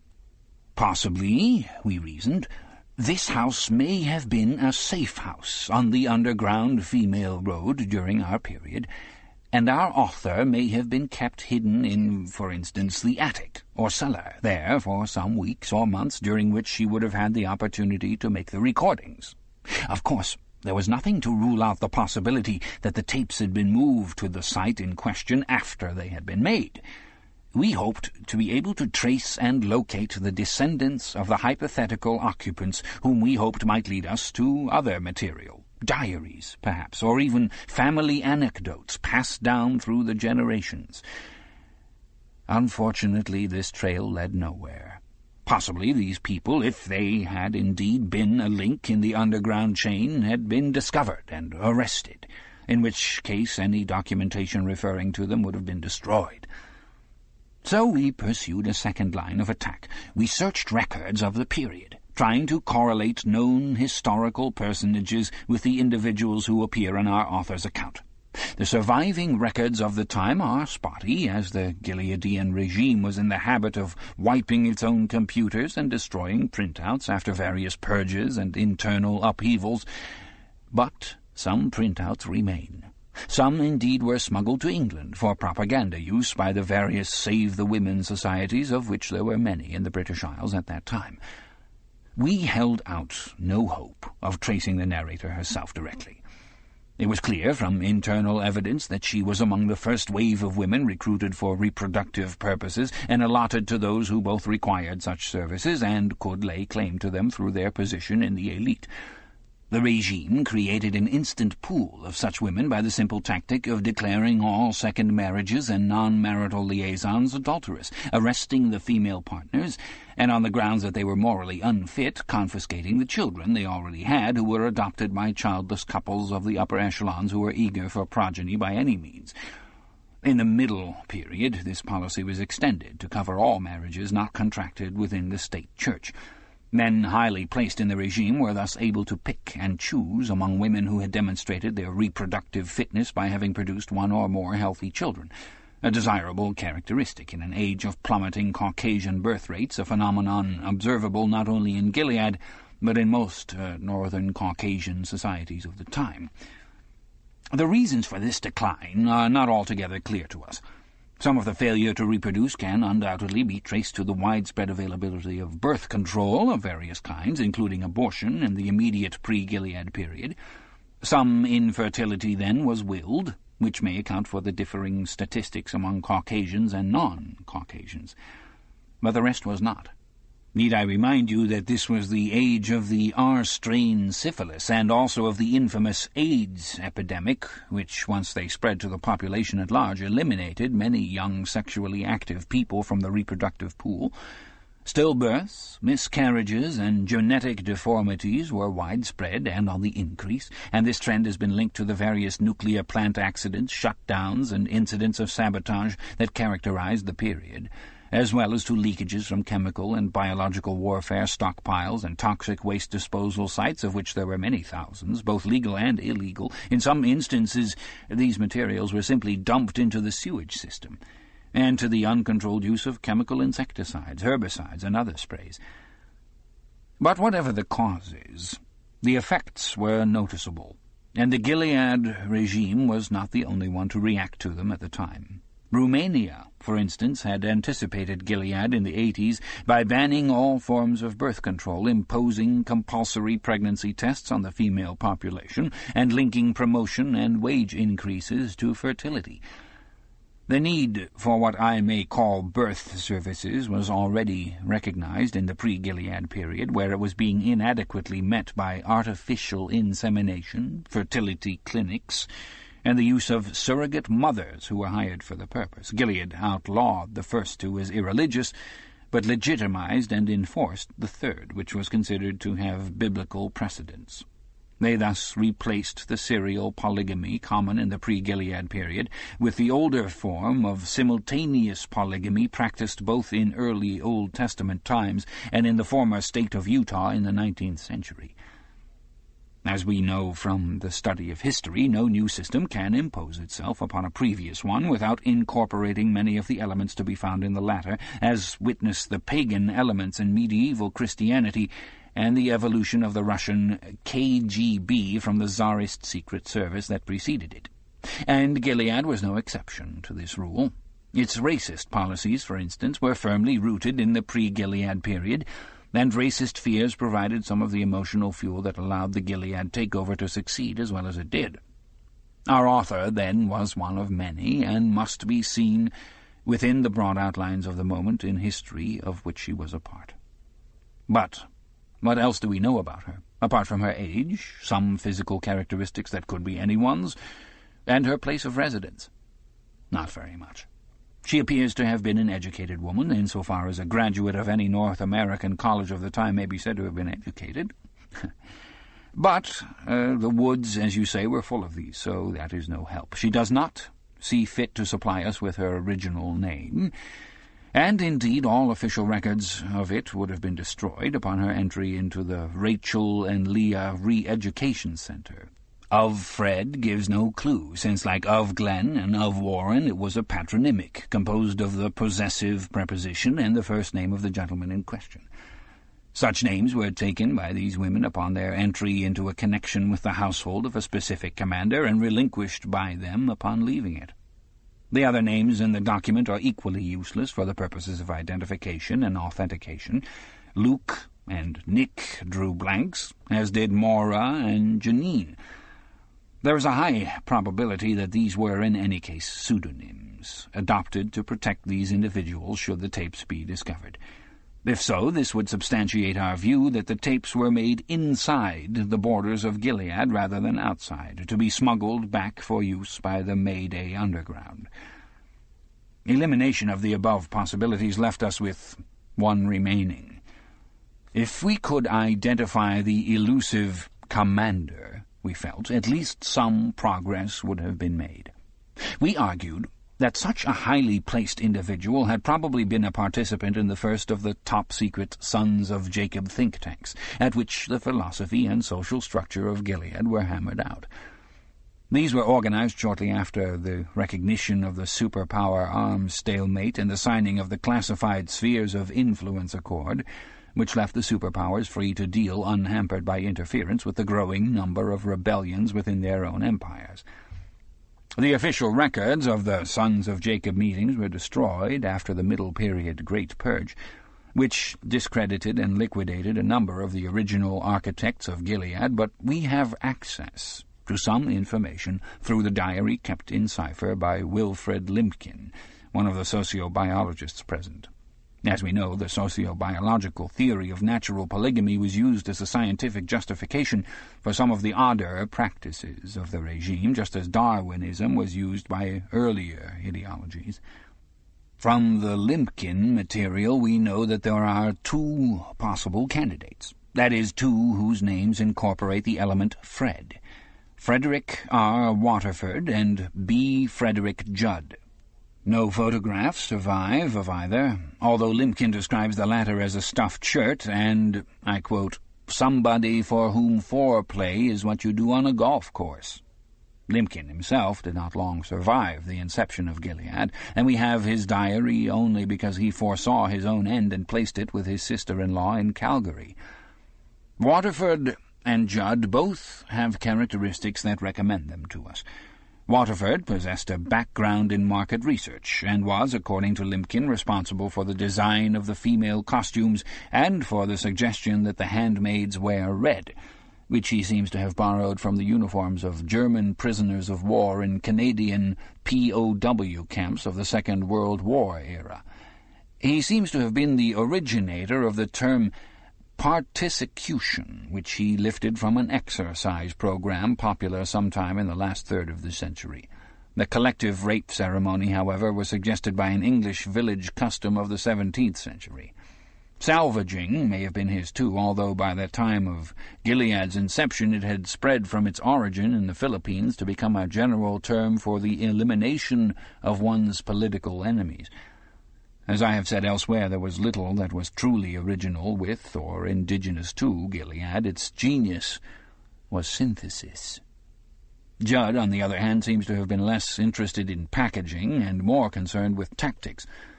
It was he who suggested the use of an obscure CIA pamphlet on the destabilization of foreign governments as a strategic handbook for the Sons of Jacob, and he, too, who drew up the early hit lists of prominent Americans of the time. He also is suspected of having orchestrated the President's Day Massacre, which must have required maximum infiltration of the security system surrounding Congress, and without which the Constitution would never have been suspended. The national homelands and the Jewish boat person plans were both his, as was the idea of privatizing the Jewish repatriation scheme, with the result that more than one boatload of Jews was simply dumped into the Atlantic to maximize profits. From what we know of Judd, this would not have bothered him much. He was a hard liner, and is credited by Limpkin with the remark, "Our big mistake was teaching them to read. We won't do that again." It is Judd who is credited with devising the form, as opposed to the name, of the partisecution ceremony, arguing that it was not only a particularly horrifying and effective way of ridding yourself of subversive elements, but that it would also act as a steam valve for the female elements in Gilead. Scapegoats have been notoriously useful throughout history, and it must have been most gratifying for these handmaids, so rigidly controlled at other times, to be able to tear a man apart with their bare hands every once in a while. So popular and effective did this practice become that it was regularized in the Middle Period, when it took place 4 times a year, on solstices and equinoxes. There are echoes here of the fertility rites of early earth goddess cults. As we heard at the panel discussion yesterday afternoon, Gilead was, although undoubtedly patriarchal in form, occasionally matriarchal in content, like some sectors of the social fabric that gave rise to it. As the architects of Gilead knew, to institute an effective totalitarian system, or indeed any system at all, you must offer some benefits and freedoms, at least to a privileged few, in return for those you remove. In this connection, a few comments upon the crack female control agency known as the Aunts is perhaps in order. Judd, according to the Limpkin material, was of the opinion from the outset that the best and most cost-effective way to control women for reproductive and other purposes was through women themselves. For this there were many historical precedents. In fact, no empire imposed by force or otherwise has ever been without this feature, control of the indigenous by members of their own group. In the case of Gilead, there were many women willing to serve as aunts, either because of a genuine belief in what they called traditional values, or for the benefits they might thereby acquire. When power is scarce, a little of it is tempting. There was, too, a negative inducement. Childless or infertile or older women who were not married could take service in the aunts and thereby escape redundancy, and consequent shipment to the infamous colonies, which were composed of portable populations used mainly as expendable toxic cleanup squads, though if lucky you could be assigned to less hazardous tasks, such as cotton picking and fruit harvesting. The idea, then, was Judd's, but the implementation has the mark of Waterford upon it. Who else among the sons of Jacob think-tankers would have come up with the notion that the aunts should take names derived from commercial products available to women in the immediate pre-Gilead period, and thus familiar and reassuring to them? The names of cosmetic lines, cake mixes, frozen desserts, and even medicinal remedies. It was a brilliant stroke, and confirms us in our opinion that Waterford was, in his prime, a man of considerable ingenuity. So, in his own way, was Judd.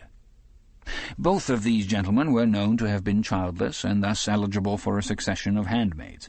Professor Wade and I have speculated in our joint paper, The Notion of Seed in Early Gilead, that both, like many of the commanders, had come in contact with a sterility-causing virus that was developed by secret pre-Gilead gene-splicing experiments with mumps, and which was intended for insertion into the supply of caviar used by top officials in Moscow. The experiment was abandoned after the spheres of influence accord because the virus was considered too uncontrollable and therefore too dangerous by many, although some wished to sprinkle it over India. However, neither Judd nor Waterford was married to a woman who was or ever had been known either as Pam or as Serena Joy. This latter appears to have been a somewhat malicious invention by our author. Judd's wife's name was Bambi May, and Waterford's was Thelma. The latter had, however, once worked as a television personality of the type described. We know this from Limpkin, who makes several snide remarks about it. The regime itself took pains to cover up such former lapses from orthodoxy by the spouses of its elite. The evidence, on the whole, favours Waterford. We know, for instance, that he met his end probably soon after the events our author describes in one of the earliest purges. He was accused of liberal tendencies, of being in possession of a substantial and unauthorized collection of heretical pictorial and literary materials, and of harbouring a subversive. This was before the regime began holding its trials in secret and was still televising them, so the events were recorded in England via satellite and are on videotape deposit in our archives. The shots of Waterford are not good, but they are clear enough to establish that his hair was indeed grey. As for the subversive Waterford was accused of harbouring, this could have been of Fred herself, as her flight would have placed her in this category. More likely it was Nick, who, by the evidence of the very existence of the tapes, must have helped of Fred to escape. The way in which he was able to do this marks him as a member of the shadowy Mayday Underground, which was not identical with the Underground Female Road, but had connections with it. The latter was purely a rescue operation, the former quasi-military. A number of Mayday operatives are known to have infiltrated the Gileadian power structure at the highest levels, and the placement of one of their members as chauffeur to Waterford would certainly have been a coup. A double coup, as Nick must have been, at the same time, a member of the Eyes, as such chauffeurs and personal servants often were. Waterford would, of course, have been aware of this, but as all high-level commanders were automatically directors of the Eyes, he would not have paid a great deal of attention to it, and would not have let it interfere with his infraction of what he considered to be minor rules. Like most early Gilead commanders who were later purged, he considered his position to be above attack. The style of middle Gilead was more cautious. This is our guesswork. Supposing it to be correct, supposing, that is, that Waterford was indeed the commander, many gaps remain. Some of them could have been filled by our anonymous author, had she had a different turn of mind. She could have told us much about the workings of the Gileadian Empire, had she had the instincts of a reporter or a spy. What would we not give now for even 20 pages or so of printout from Waterford's private computer? However, we must be grateful for any crumbs the goddess of history has deigned to vouchsafe us. As for the ultimate fate of our narrator, it remains obscure. Was she smuggled over the border of Gilead into what was then Canada, and did she make her way thence to England? This would not have been wise, as the Canada of that time did not wish to antagonize its powerful neighbour, and there were roundups and extraditions of such refugees. If so, why did she not take her tape narrative with her? Perhaps her journey was sudden. Perhaps she feared interception. On the other hand, she may have been recaptured. If she did indeed reach England, why did she not make her story public, as so many did upon reaching the outside world? She may have feared retaliation against Luke, supposing him to have been still alive, which is an improbability, or even against her daughter, for the Gileadian regime was not above such measures, and used them to discourage adverse publicity in foreign countries. More than one incautious refugee was known to receive a hand, ear, or foot vacuum-packed express, hidden in, for instance, a tin of coffee. Or perhaps she was among those escaped handmaids who had difficulty adjusting to life in the outside world once they had got there after the protected existence they had led. She may have become, like them, a recluse. We do not know. We can only deduce also the motivations for Nick's engineering of her escape. We can assume that once her companion of Glenn's association with Mayday had been discovered, he himself was in some jeopardy, for, as he well knew as a member of the Eyes, of Fred herself was certain to be interrogated. The penalties for unauthorized sexual activity with a handmaid were severe, nor would his status as an Eye necessarily protect him. Gilead society was Byzantine in the extreme, and any transgression might be used against one by one's undeclared enemies within the regime. He could, of course, have assassinated her himself, which might have been the wiser course, but the human heart remains a factor, and as we know, both of them thought she might be pregnant by him. What male of the Gilead period could resist the possibility of fatherhood, so redolent of status, so highly prized? Instead, he called in a rescue team of Eyes, who may or may not have been authentic, but in any case were under his orders. In doing so, he may well have brought about his own downfall. This, too, we shall never know. Did our narrator reach the outside world safely and build a new life for herself? Or was she discovered in her attic hiding-place, arrested, sent to the colonies or to Jezebel's, or even executed? Our document, though in its own way eloquent, is on these subjects mute. We may call Eurydice forth from the world of the dead, but we cannot make her answer. and when we turn to look at her, we glimpse her only for a moment, before she slips from our grasp and flees. As all historians know, the past is a great darkness and filled with echoes.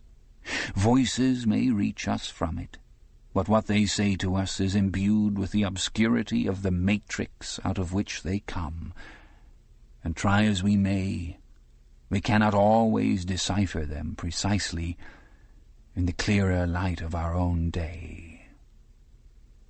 Are there any questions?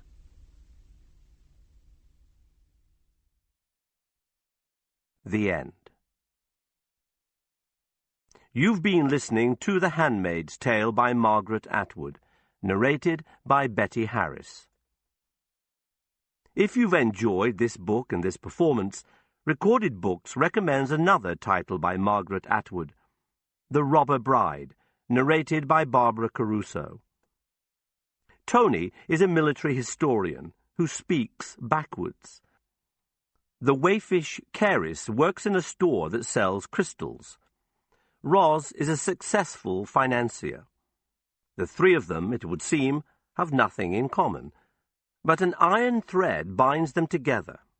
Xenia, a woman who stole all their men, a woman who changes personae as often as some people change shoes, a woman whose ashes, they believe, lie buried in a metal canister at Mount Pleasant Cemetery. But Xenia is back. You'll find a wide selection of titles in the Recorded Books catalogue, including bestsellers, mysteries, classics, histories, and more. Call us toll-free or log on to www.recordedbooks.com to learn about our latest releases and special offers, order another recorded book, or to read author interviews and narrator profiles. Don't forget to ask about easy 30-day rentals by mail. And thank you for being a Recorded